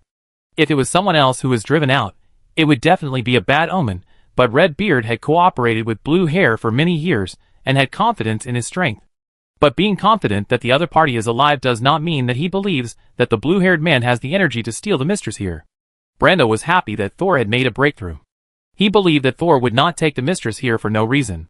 However, the housekeeper was present, so they couldn't say it directly, so Brando just asked, "What do you think the thief wants to do by stealing the lady of the manor?" Lucy suddenly remembered something and turned to ask one of the housekeepers, "Is there any secret room or secret passage here that only your lady can enter?" The two housekeepers shook their heads in unison. "No. This manor does not have any secret rooms or tunnels, nor any places that only the ladies can enter. Everywhere the ladies can enter, we can enter." Everywhere? Lucy was a little confused. If all places can be entered, then there would be no blind spots in their search just now. Where exactly is the thief? At this time, the mummy wizard who had been standing at the door and never spoke turned and left the room. Redbeard and Lucy were still discussing where Thor might be. Kismet suddenly lost interest in the bloodstains on the ground. "He didn't show up at the beginning. Maybe he's not in the same place as us." He spread his hands and said to the others, "Collective action is meaningless. Let's split up and look for a way out."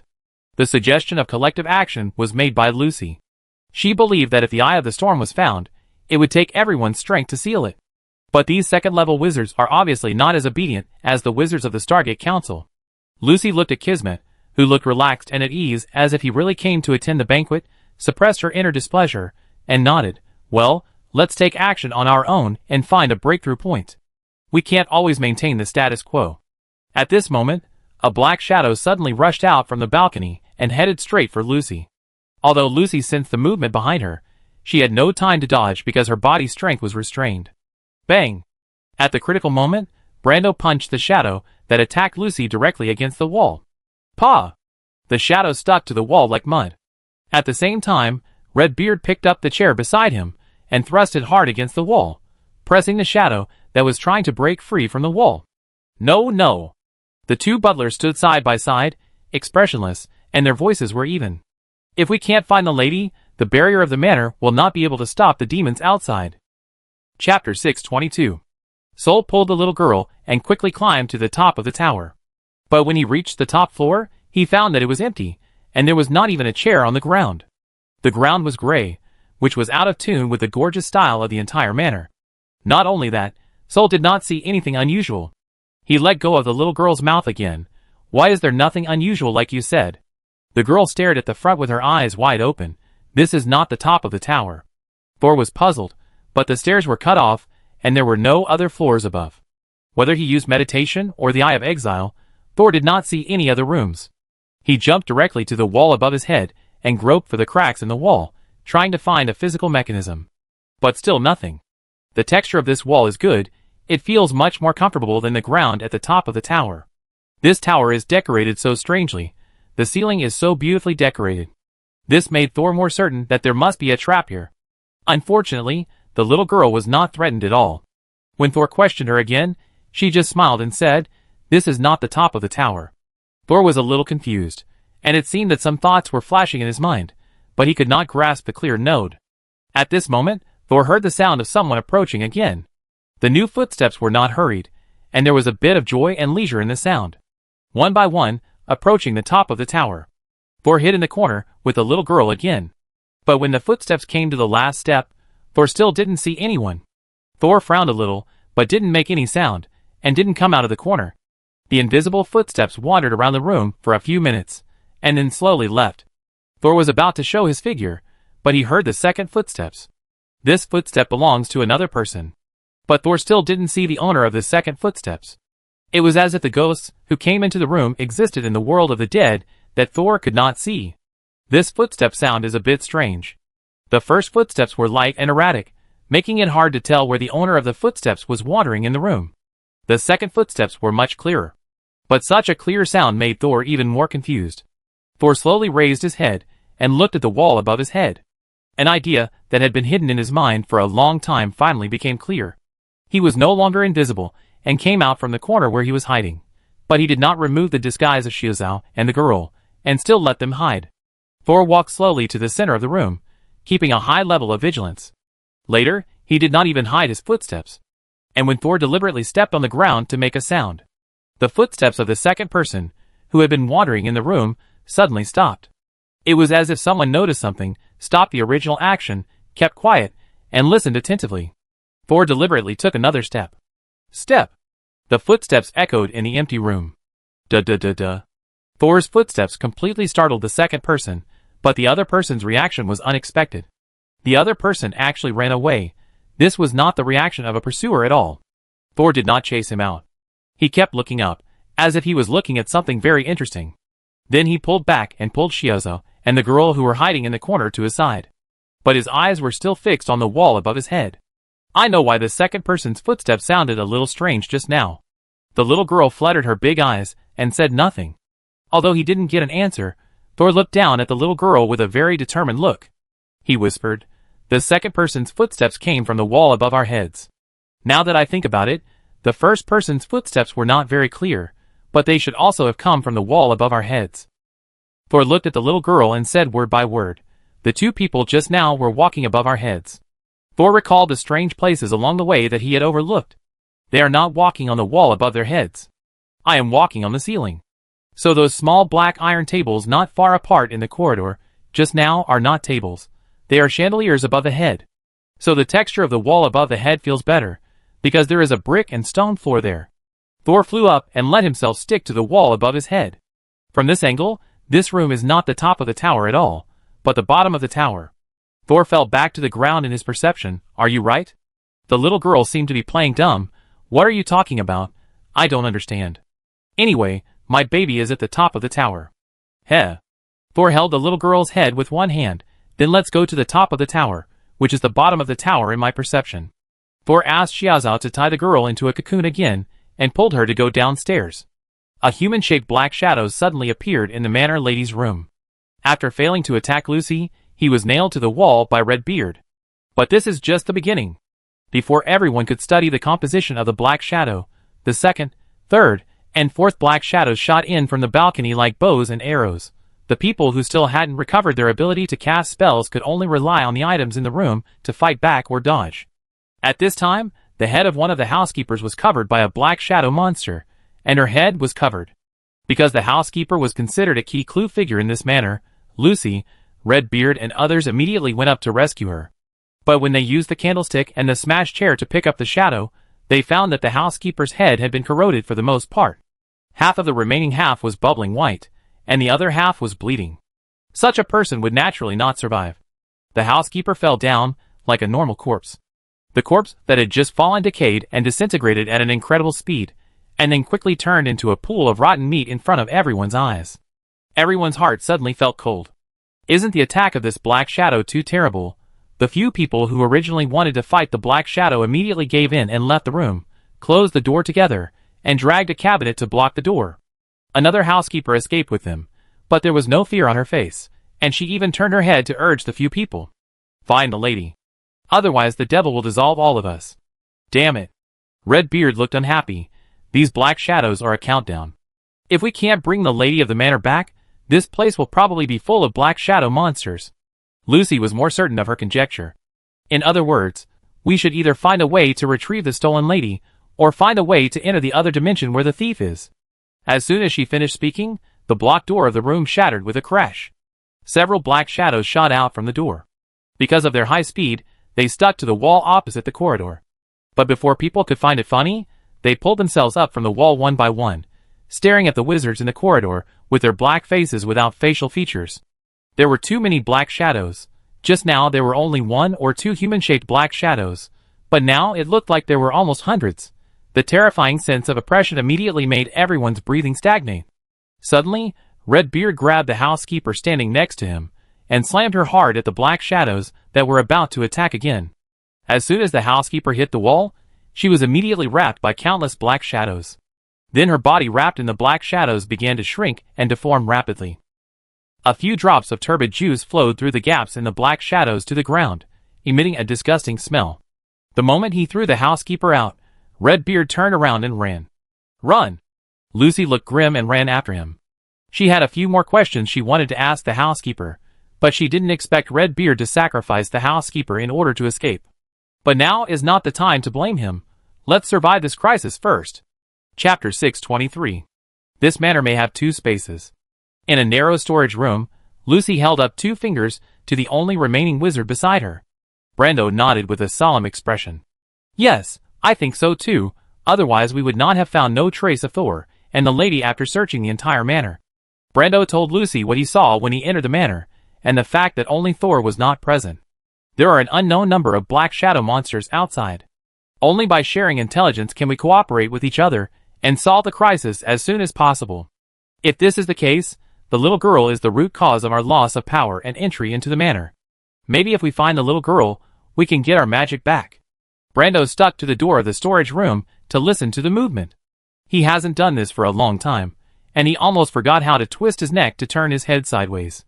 Or we need to think of some other way. We all lost consciousness before entering here, and we still can't connect to our spirit bodies. Maybe we are in a certain conscious world. Brando thought of Thor's consciousness space. The place where he stayed for only a few seconds, and was so scared that he ran away immediately. If you are completely addicted, it will be very difficult to wake up. Brando scratched his hair. His mental power is already very outstanding among the second-level wizards, but he still can't find the flaws of this world. There is a bonus from the rules of the Borderlands here. We can't break through the restrictions with our own strength. Lucy admitted that it was quite dangerous here, but her expression was still calm. Now there are those corrosive black shadows outside. Do you have any other way? Brando was considering whether to knock himself unconscious. At this time, Lucy suddenly knelt down, clenched her fists, and gently rested them on her chin. The wrath of thunder shakes the world, and the sword of law cuts off evil. I, Lucy Jean Ting, ask for your favor, Lord of Thunder Arik.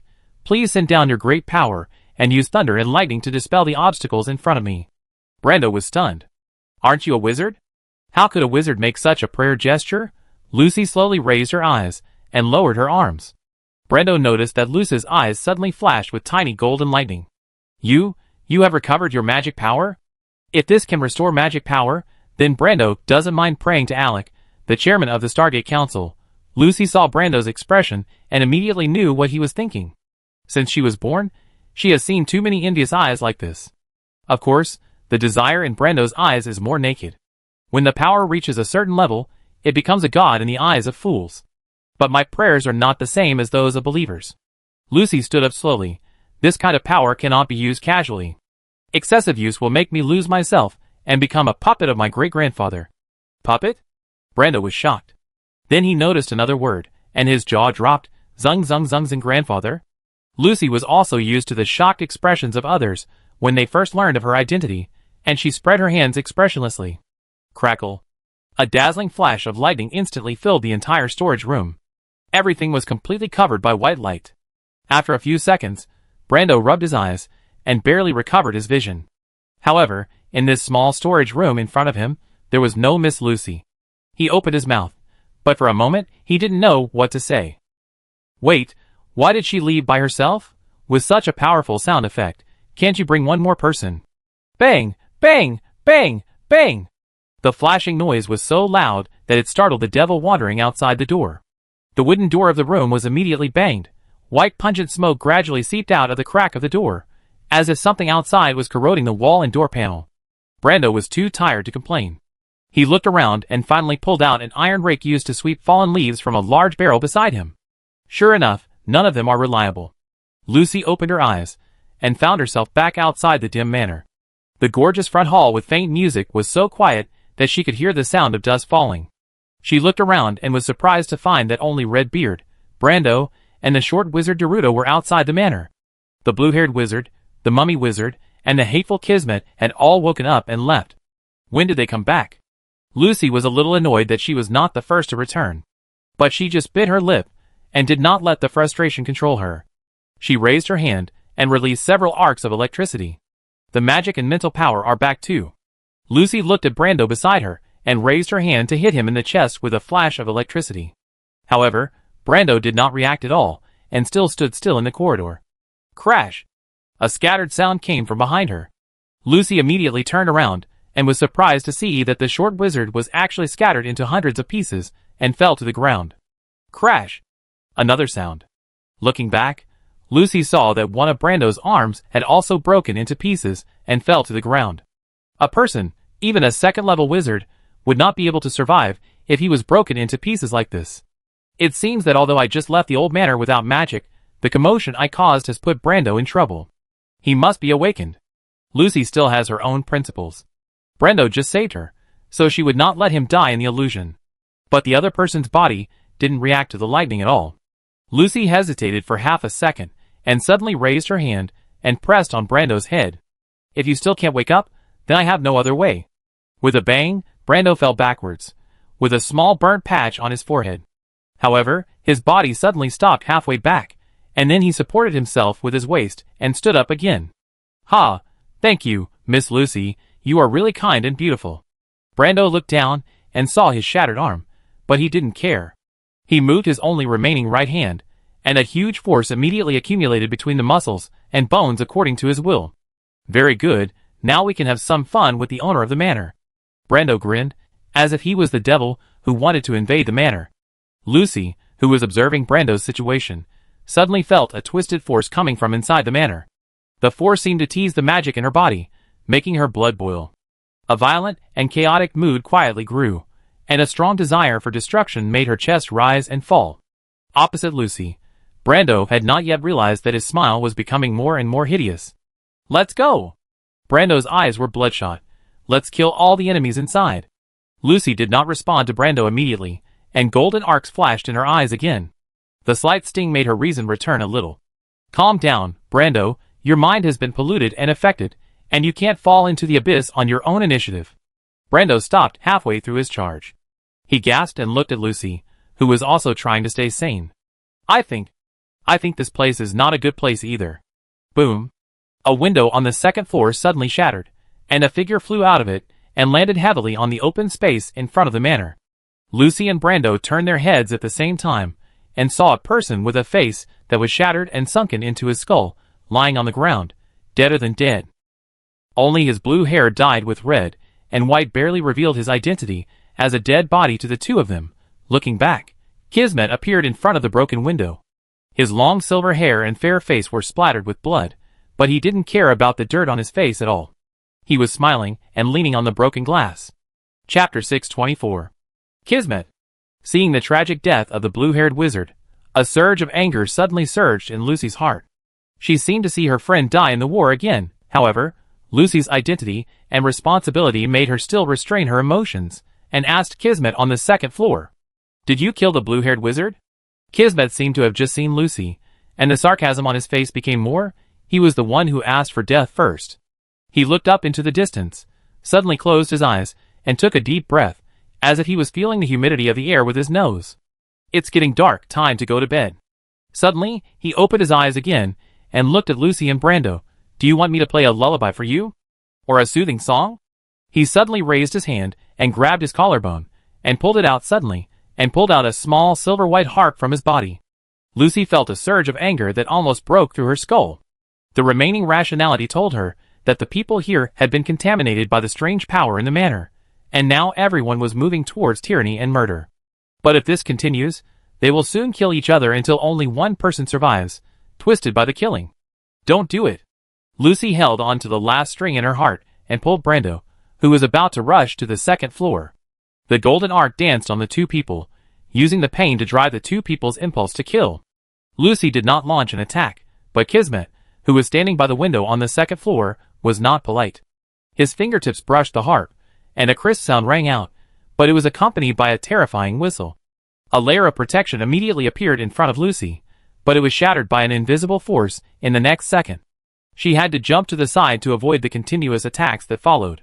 His resonance was so strong that it almost instantly shattered my protection. I'm afraid that ordinary witchcraft can't remain stable in front of Kismet. Open places are not good for me. The next second, Lucy and Brando rushed into the old manor again. As soon as they entered the gate of the manor, The sound of the piano outside stopped. But after entering the manor, the irritable feeling became more and more obvious, as if hundreds of ants were crawling along their bones and drilling into every corner of their bodies. What exactly is this pollution? Brando looked at Lucy painfully. Such a strong influence must be the eye of the storm. The electric current in Lucy's body could hardly help her maintain her sanity. We must find the location of the eye of the storm as soon as possible and seal it. Although I don't know what the crazy eye you keep talking about is. Brando raised his head, but this unpleasant feeling seems to come from above. Lucy recalled the structure of the entire manor that she saw outside the manor. The highest point of this manor should be the tower.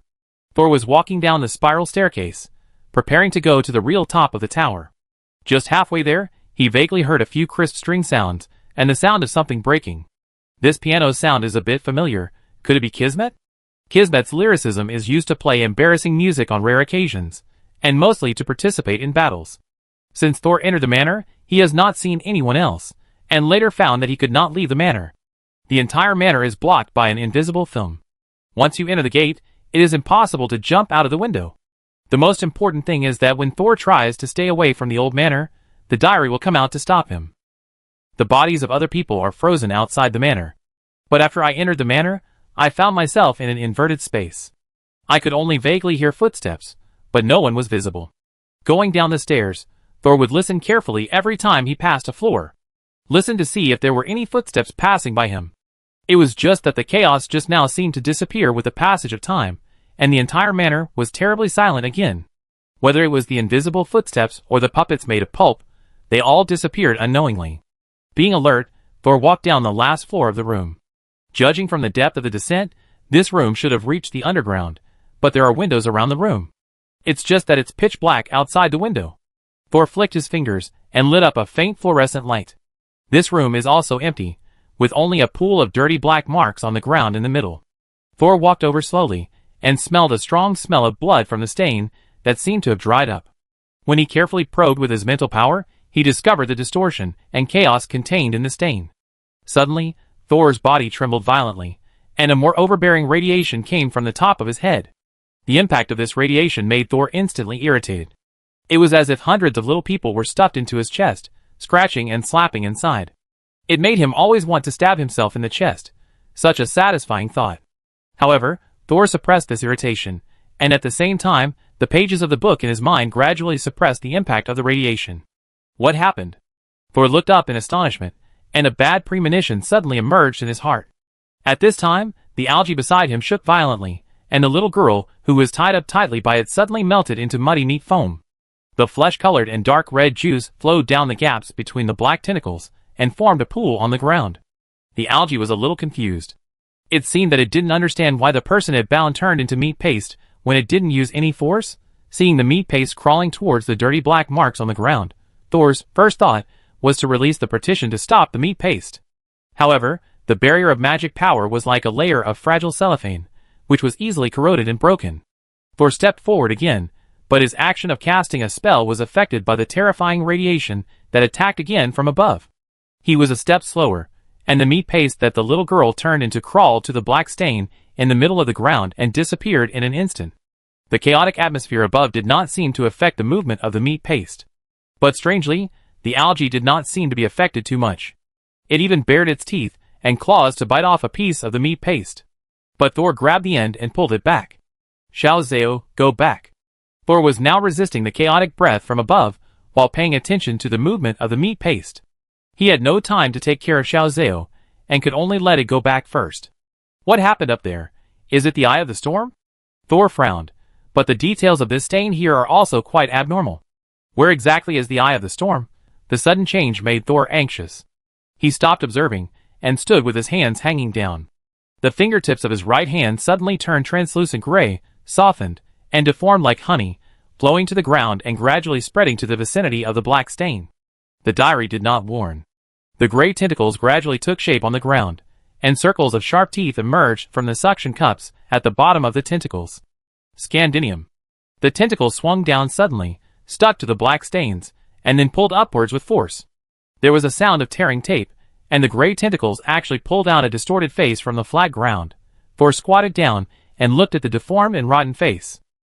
It should be the face of a middle-aged woman, but judging from the proportions of the facial features, it is similar to the little girl who turned into meat paste. If I'm not mistaken, you should be the original owner of the old manor, the wizard who was alienated by pollution?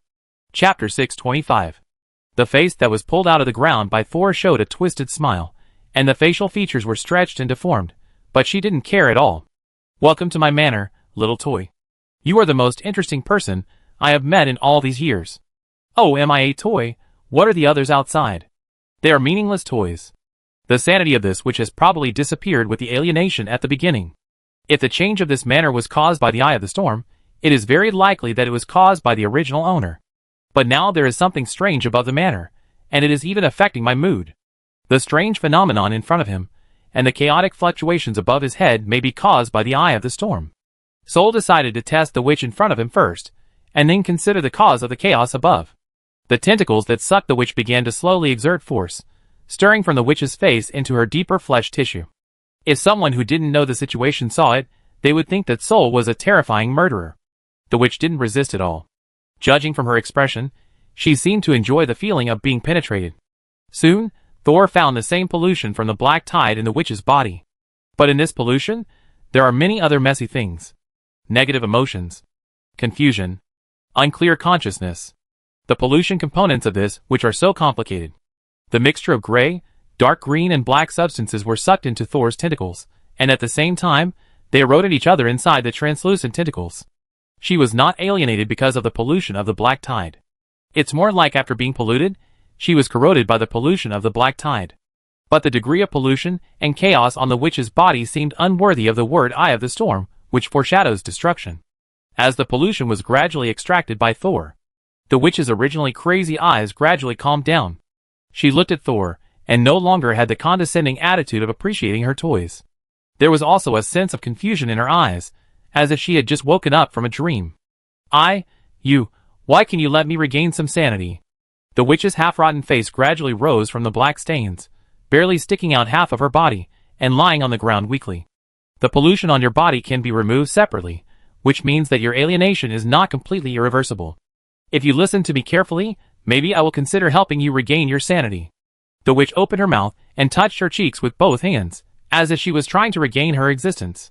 Suddenly she laughed softly. It turns out that I haven't completely alienated yet. But this was told to me by a strange wizard. Thor frowned and squatted down. Why did you alienate? Is it related to the Eye of the Storm in the Borderlands? Do you know what the Eye of the Storm is? However, the witch had never heard of the term Eye of the Storm. From her dazed eyes, one could barely see her confusion. I don't know what you were talking about. At the beginning, my research failed, and my magic backfired, and I was terribly polluted. But when I turned into a monster, none of my friends and servants came to save me. They all wanted to leave this manor before I completely lost control.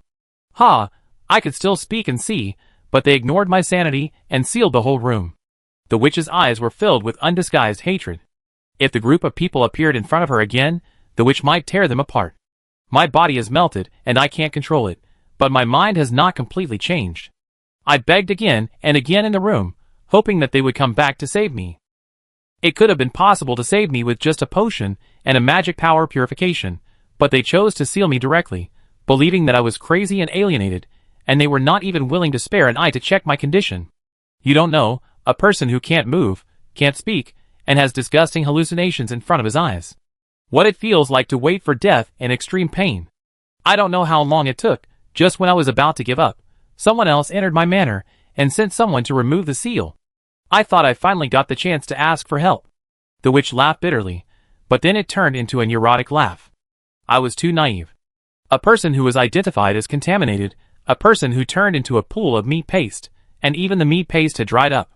How could they believe that I am an ordinary person?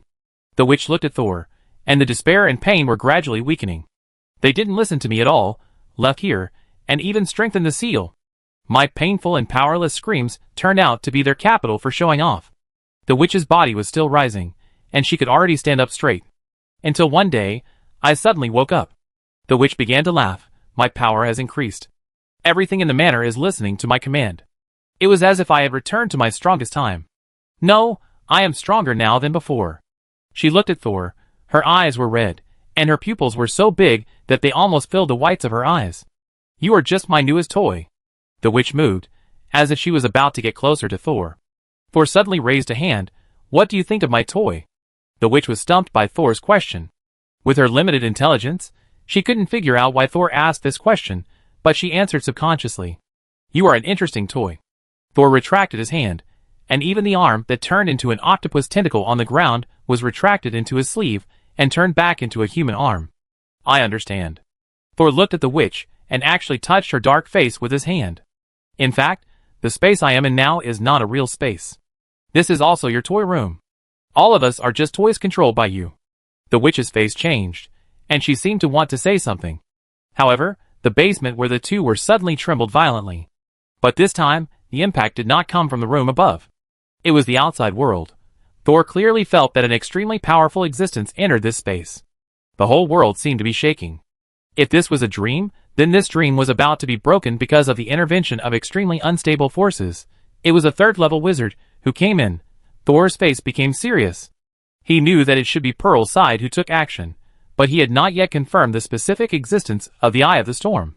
Could it be that this is not the Eye of the Storm, but the source of chaos and malice above his head is the Eye of the Storm? If Thor and his companions entered this manner like a small stone thrown into the lake, causing ripples on the lake, then the powerful existence of the third level was like a brick hitting the mirror, directly smashing the mirror into pieces. Soon, the whole space trembled again. The picture in front of Thor suddenly twisted and trembled as if the signal was bad.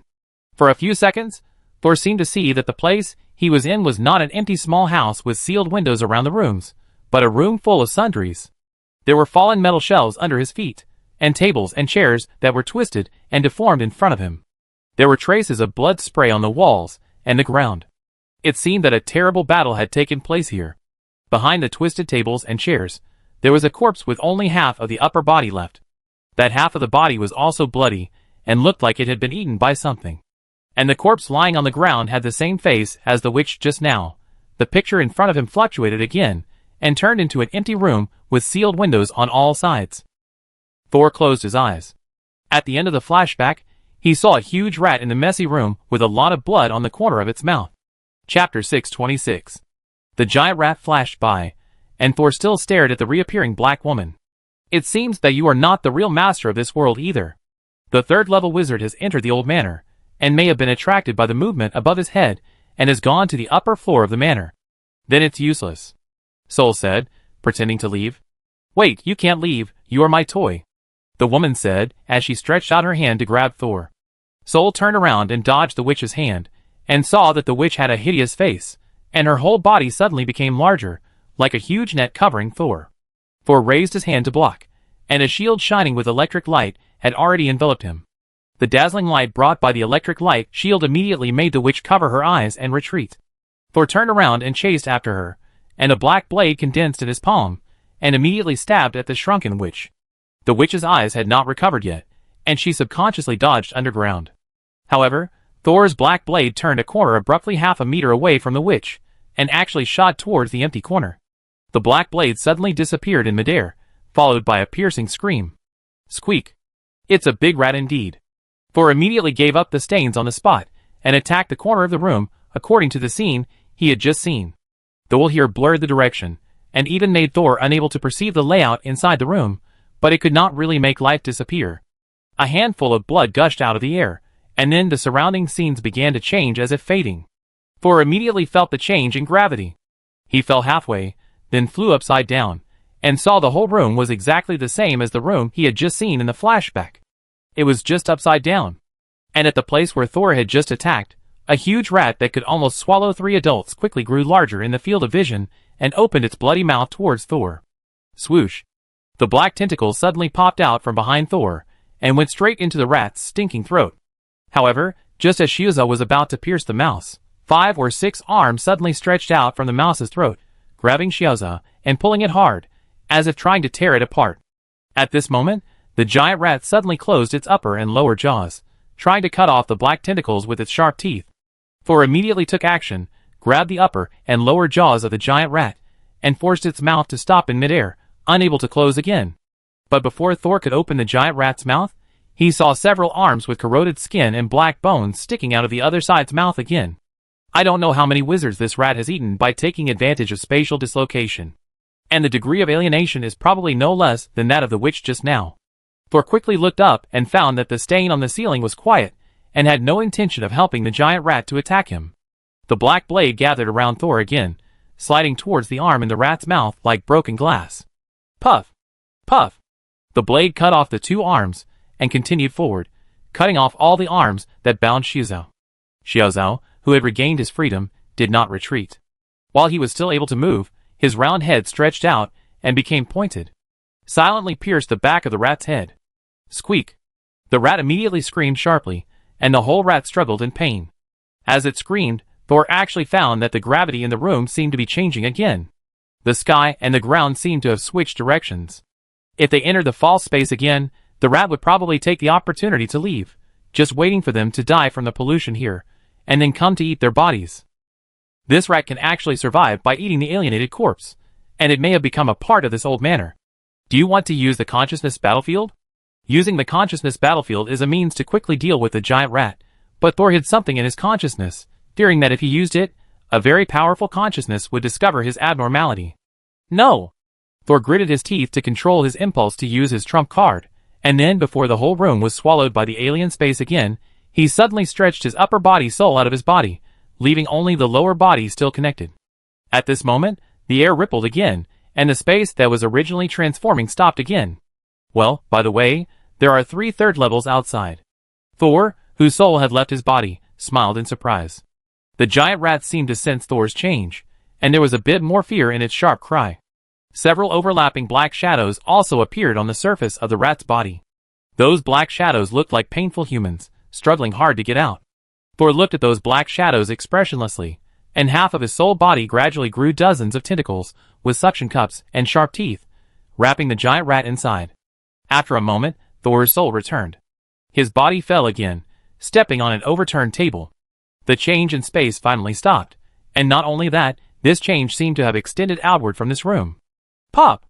Xiaozhou returned, and the giant rat's body fell to the ground, having turned into an irregular rat skin. Xiaozhou approached Thor, and opened its shark-toothed mouth. A monocle fell off. Isn't this the eye of the blue-haired wizard? He was actually eaten by rats? Thor didn't know what happened to the blue-haired wizard, but he didn't expect that when he saw him again, he would only have one relic left. Xiaozhou opened the giant rat's stomach, and Thor found the source of pollution in its corrupt soul. Based on his experience in treating other people during this period, he basically determined that this source of pollution was the reason why the giant rat could devour the bodies of other wizards. But this source of pollution was not the Eye of the Storm. Its ability to accommodate all kinds of pollution was completely different from the characteristics of the Eye of the Storm described by Pearl. This rat is not the Eye of the Storm either. Is the Eye of the Storm the same place where the chaotic radiation wave just came from? Soul felt a little strange. The Eye of the Storm is not on the person who controls the old manor. Could it be that the changes in the old manor have nothing to do with the Eye of the Storm? The giant rat died, the space was restored, and the chaos was gone. The corpses that were gnawed and pitted all over the ground suddenly began to rot faster, making it impossible to identify the original identities of these people.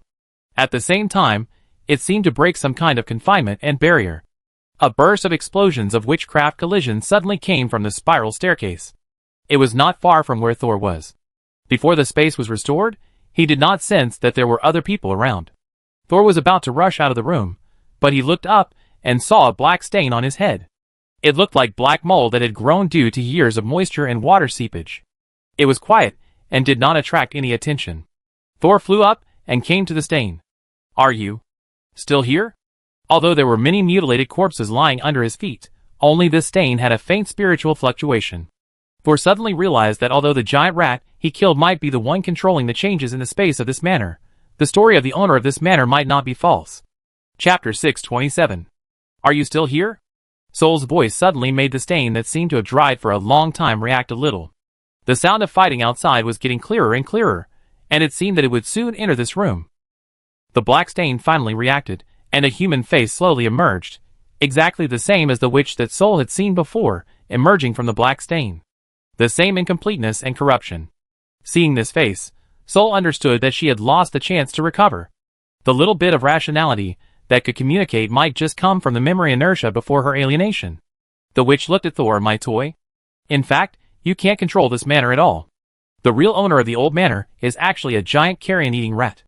The mask-like face tilted a little, trying to look at Thor. It was my only playmate during that time. It said that if it ate me, it could take me everywhere. The black face grinned. As long as I can regain my freedom, it doesn't matter whether the owner here is a human, a monster, or a rat. The witch's face quickly dehydrated, and along with the stains on the wall, a large number of fine cracks appeared. Some black residues fell down, revealing the dark yellow wall behind. After the giant rat died, the witch who depended on the rat also disappeared. But I don't hate you, my lovely toy. I don't want to be trapped in an illusory life forever. Now, the pollution source that bound me has collapsed, and I will soon be free.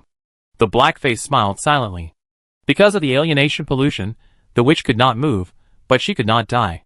The thought of this kind of pain made people feel uncomfortable, as if ants were crawling all over their bodies. Even if you get freedom, you will die. Soul silently completed the words that the witch could not say. Boom!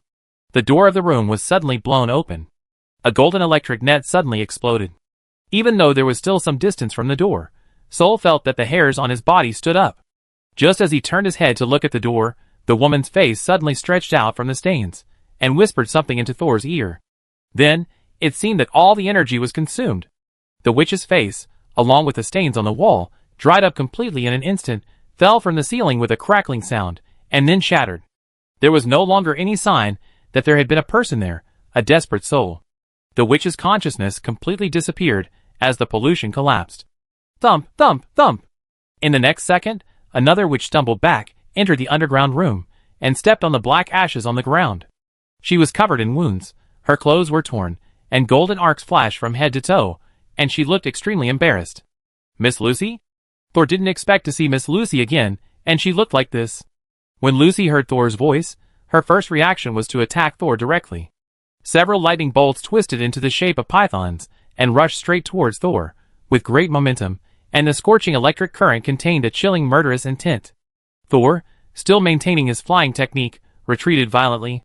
However, the electric python, which had missed its first attack, turned its head and attacked Thor again. Thor retreated, his lips moving constantly. Then he had nowhere to retreat, and stuck to the corner. The next second, the electric arc python suddenly opened its mouth at Thor in the corner. At the same time, a barrier composed of golden arcs suddenly appeared in front of Thor, which withstood the electric python's first attack and directly directed its current into the nearby wall. The nearby wall was charred and emitted a burnt smell. Seeing Thor's series of responses, Lucy, who was about to attack, was stunned and quickly withdrew her hand. Are you Thor?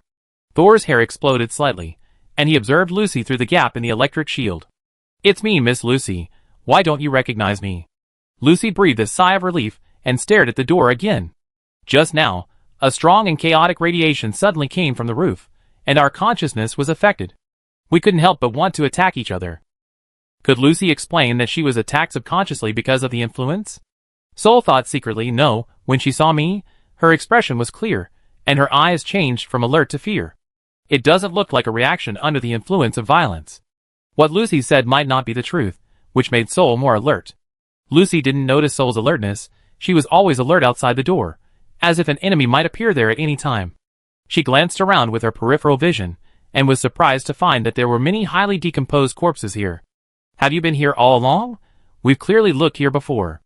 Lucy seemed to be asking Thor, but she didn't pay attention to Thor's reaction and continued to stare at the door. Just as Thor was about to speak, suddenly, a slender arm pressed on the door that was flipped outward. Then Kismet, with messy hair, poked his head out from behind. Ah, I caught you. Kismet's eyes then turned to Thor beside Lucy, and his smile became more cheerful, another one. Looking at Kismet's appearance, Thor thought he might have a seizure again.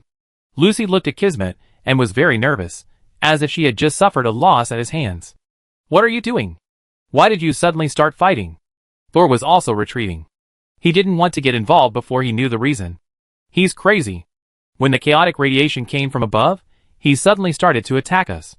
He destroyed Redbeard's body, seriously injured Brando, and has been chasing me until now. He? Kismet smiled and agreed, then suddenly attacked. He didn't take out the harp, but the strings sounded again. Be careful. In the emergency, Lucy only had time to warn Thor, and then golden lightning burst out all over her body again, like a huge flower bud, wrapping her body. However, a large amount of lightning trembled violently in the sound of the string, and then broke one by one. In the end, Lucy was shaken to the wall behind her and fell down again. Sol watched everything that happened in a blink of an eye in surprise.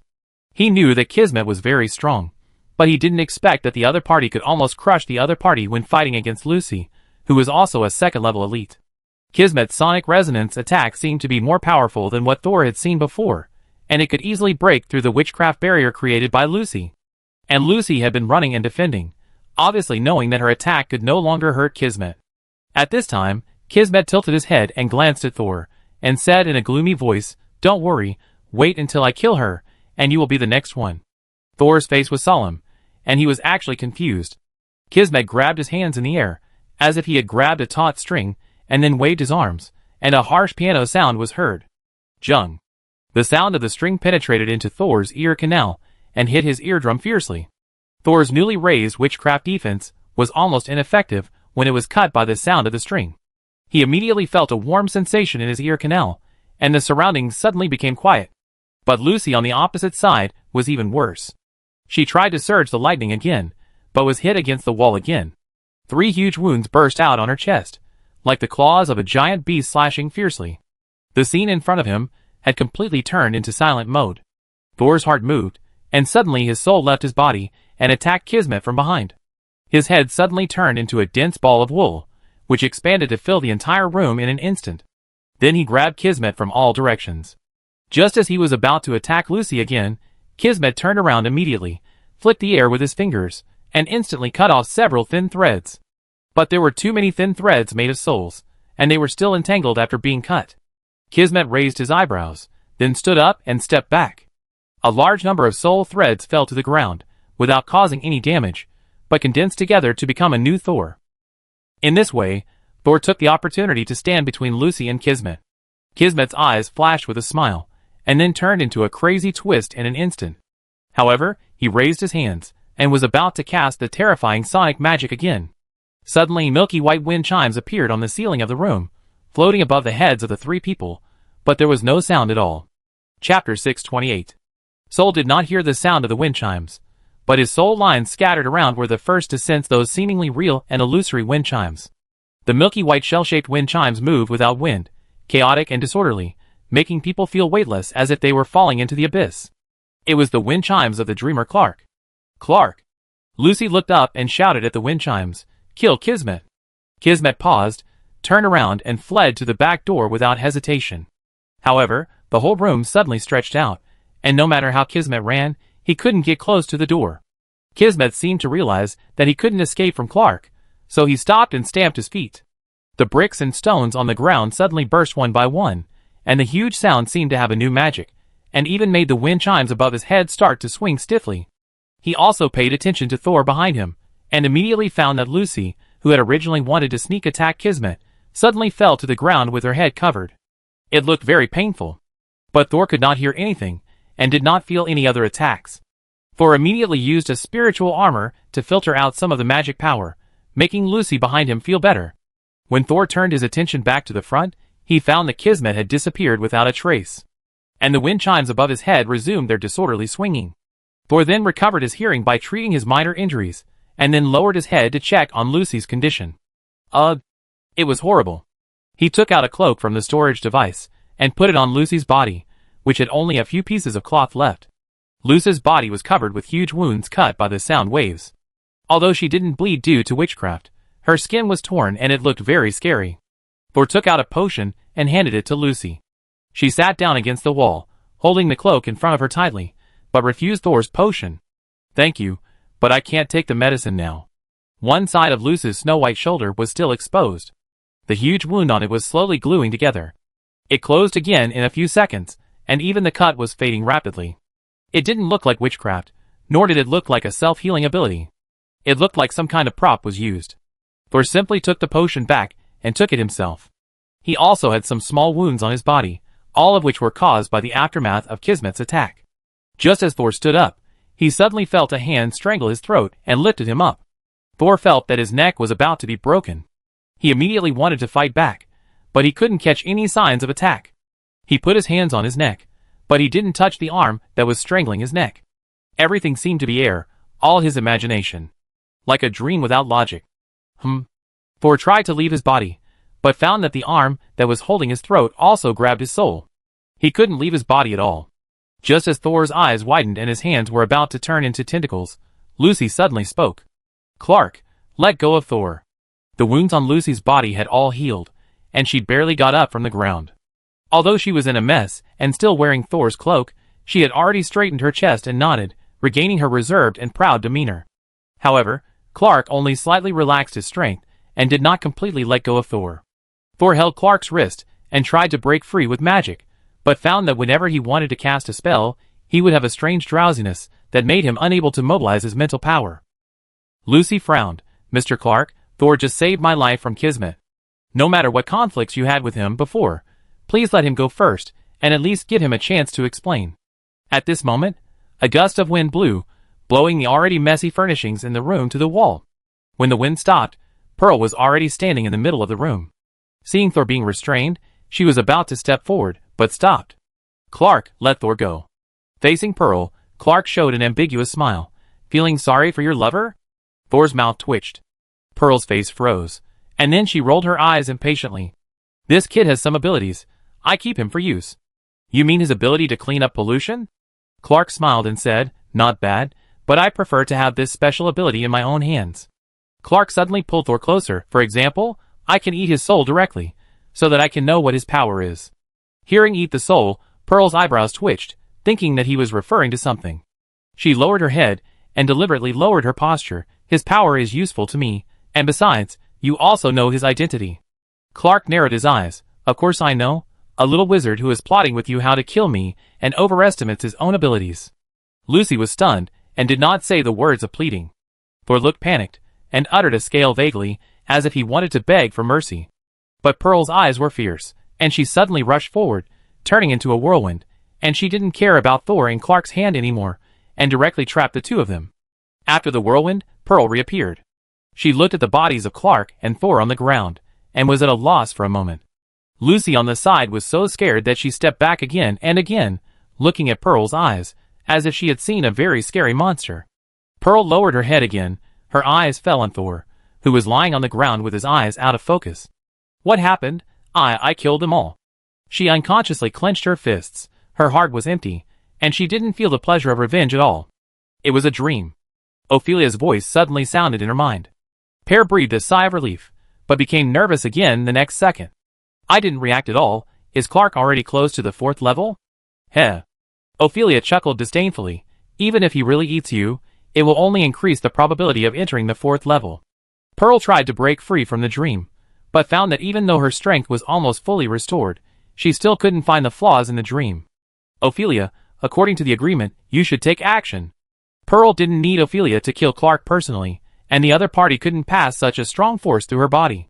She only needed Ophelia to help her get rid of the entanglement of the dream. As long as the dream invasion didn't disturb her mental power, she would be sure to keep Clark in the old manor forever. However, Ophelia, who was supposed to fulfill the agreement, suddenly fell silent. Pearl waited for a while. Every second seemed like an age. "Ophelia? Ophelia!" Her face instantly became ferocious.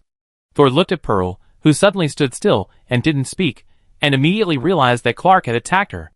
Now Pearl might have been pulled into the dream. Thor immediately panicked and tried to divert Clark's attention. As long as Ophelia took action, Pearl would be able to quickly break free from the dream. If Clark let down his guard at this time, it would be the best opportunity for a sneak attack. Chapter 629. However, Thor struggled for a long time, but did not wait for Ophelia to make a move. Clark pulled Thor's face close and said to him like a dream, "Are you waiting for Ophelia to help her?" Thor was startled, and his pretended struggle stopped immediately, staring at Clark. "Do you think that Ophelia, a 4th-level wizard, can enter the no-man's land, but others can't? There are other 4th-level wizards, who have also come in. Aren't they afraid that this place will collapse?" Thor twisted his neck and suddenly became thinner, like a strand of hair, and slipped out from Clark's fingers. Clark looked surprised and looked down at his hand. "You didn't use your mental power, but you were able to change your form and escape directly. Did you combine your soul and body? You're not afraid of death." After Thor broke free from Clark, his body had returned to normal. The combination of flesh and blood is indeed a very dangerous witchcraft transformation, otherwise the Blood Rose family, Apprentice would not have fallen so quickly. But Thor's initial transformation of the soul-devouring Esther itself has the step of combining soul and blood, which is very consistent with the transformation of flesh and blood. After Thor escaped from Clark's shackles, he immediately shouted to the motionless Pearl, "Sir Ophelia, no matter what the reason is, you can't let Pearl be swallowed by Clark's nightmare, right?" Pear's body trembled slightly, as if Ophelia was ready to take action. However, Clark moved his lips and silently uttered a few words to Ophelia. Then he spoke again, "I know what you are here for. I only want the soul of the Wind Demon. You can still use her body. You don't want the balance to be broken, right?" Pearl's body actually returned to calm. I don't know what conditions Clark offered to Ophelia. The other party didn't even care about his own sister. As soon as the voice fell, Thor felt a very strong mental power fluctuation coming from behind him. This mental power fluctuation was very familiar, and it clearly belonged to Clark opposite him. But at this time, his mental power came from behind. Thor turned his head suddenly and immediately looked at Clark, who was squinting. He didn't know when the other party came behind him. Sure enough, relying on others is not enough, and you still have to rely on yourself in the end. Thor no longer hesitated and immediately tried to force Clark to enter his consciousness platform. However, the other party's mental power was as solid as a mountain, and Thor couldn't pull him at all. Not only that, Thor felt a strong sleepiness after releasing his mental power. His eyelids immediately became heavy, as if filled with mercury, and he almost looked for his lower eyelid without hesitation. In between sleep and sleep, Thor faintly heard Clark's voice as cold as winter. "Never attack someone higher than you, even if your mental power is so strong that it moves me. Let me see what gave you such a special talent." Lucy on the side wanted to say something but stopped, but she knew that although her great-grandfather was Alec, the chairman of the Stargate Council, she was only at the second level at this time, and still had no say. In the pursuit of knowledge and powerful wizards, only one's own strength can win real respect. Thor had a dream. In the dream, he was growing backwards. He saw the scene when he just entered the Borderlands. But this scene disappeared quickly. Time reversed and turned into a stream of light. Thor saw himself communicating with Archaeostasia in the stream of light. But this picture was also distorted and stretched to the distance. He saw himself fighting under the Wizard Tower, and Kelly running towards him. These images also did not last long. He crossed the Blue Water Bay, crossed the Valley of the Hands, walked out of Ralph Manor, returned to the Wizard Tower, and returned to the day when he had just participated in the Apprentice test. Sid, who was sitting in front of him, laughed. "Two opposing elements? You really wrote it casually." Nick on the side did not speak, but just looked at Thor quietly. Thor saw himself reaching out to take the doll in the middle. He remembered that at this time, he had made up his mind to faint during the test of mental strength. Although he didn't know why he could escape the magic test and survive by fainting, the diary didn't say it was not possible, which meant it was okay. The next second, Thor found himself in his weak body at that time, staring at the doll. And the familiar "save me" and the "kill me" mixed in it. Soon, Thor felt dizzy and uncomfortable all over, as if someone reached into his brain and kept stirring it, causing the nerves in his body to be pulled and torn. He wanted to look away, but told himself to hold on. As long as he held on, he would survive. Gradually, darkness began to invade his brain, and numbness crept up his spine. "That's enough," Thor thought, "I'm going to faint."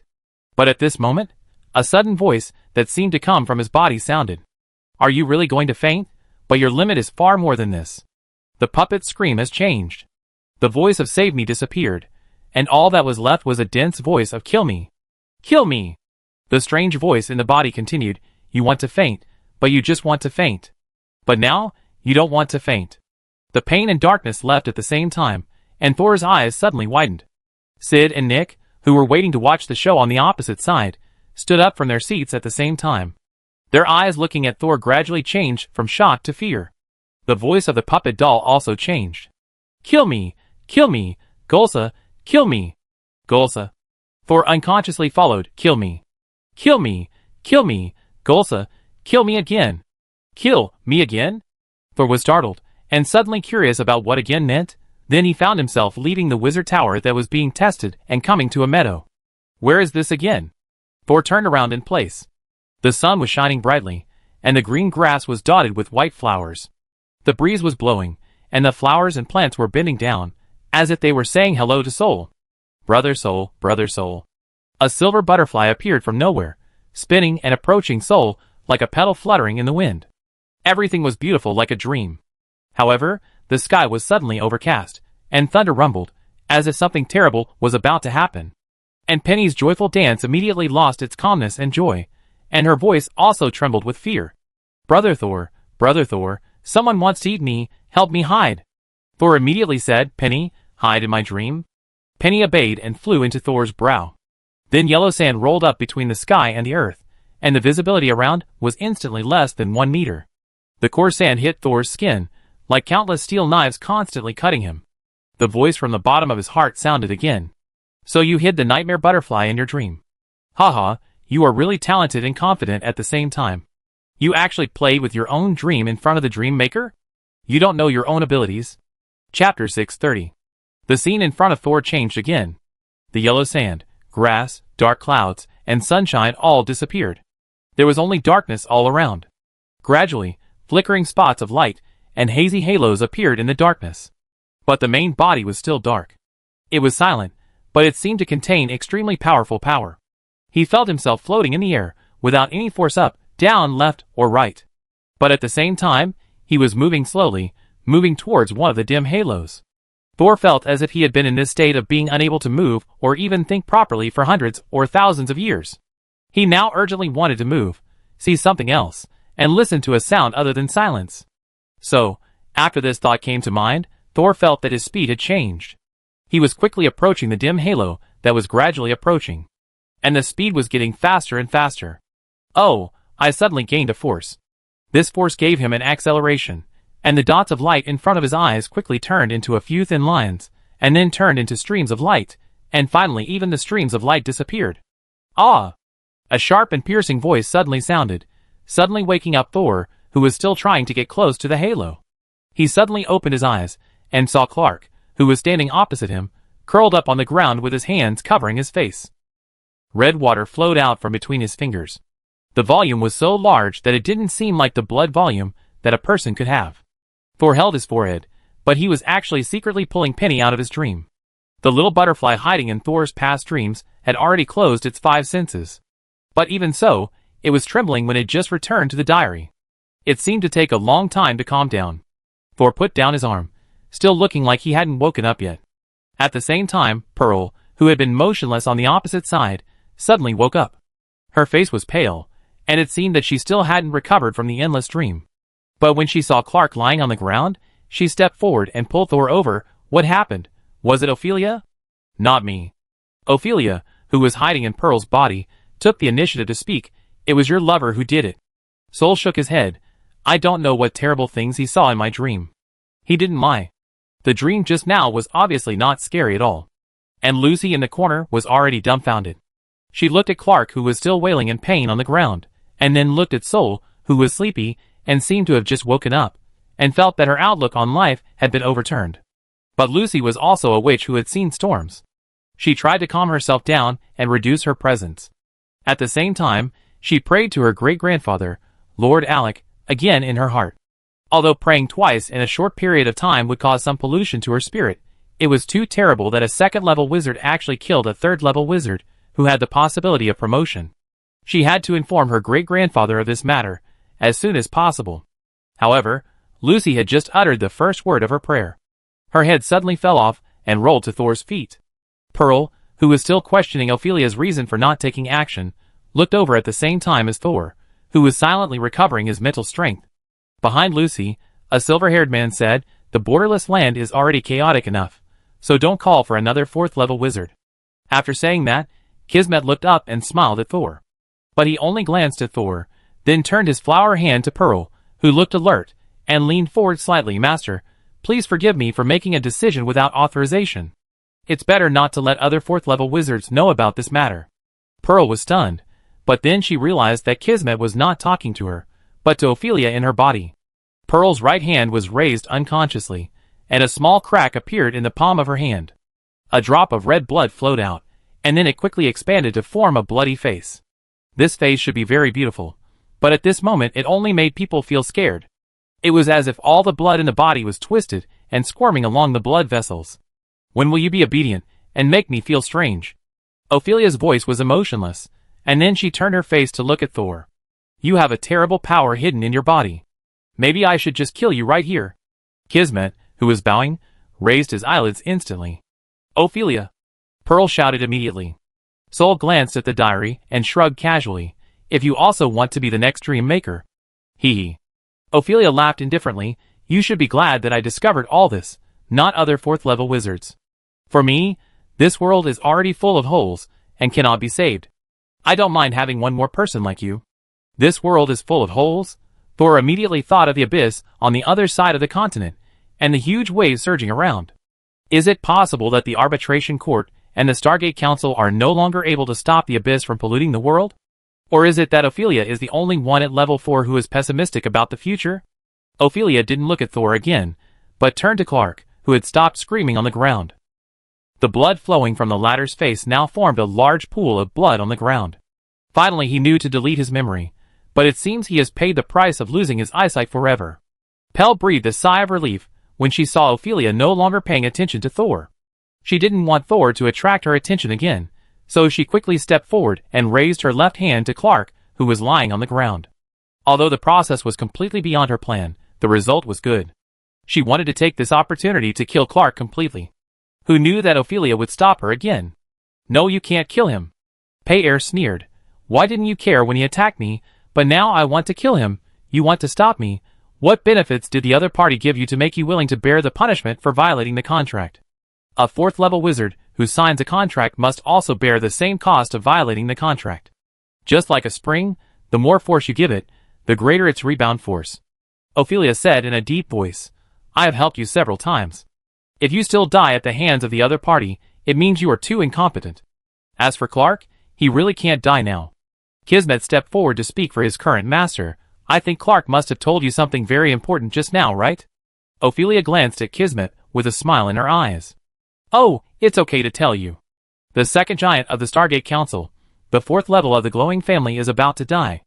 I don't know if it's because of the rabbit's death. Ophelia's voice is also a little heavy. There are only 2 4th level wizards in the Stargate Council. If one dies, then no matter how strong the remaining Alec is, he will inevitably be at a disadvantage when facing the Judgment Court with 2 4th level wizards.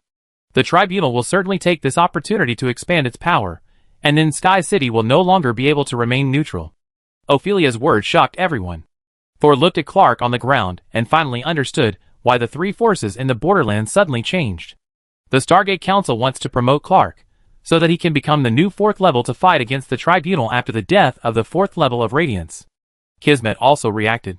He held his cheeks with both hands and pouted his mouth as he looked at Clark, who was unconscious on the ground. Envy.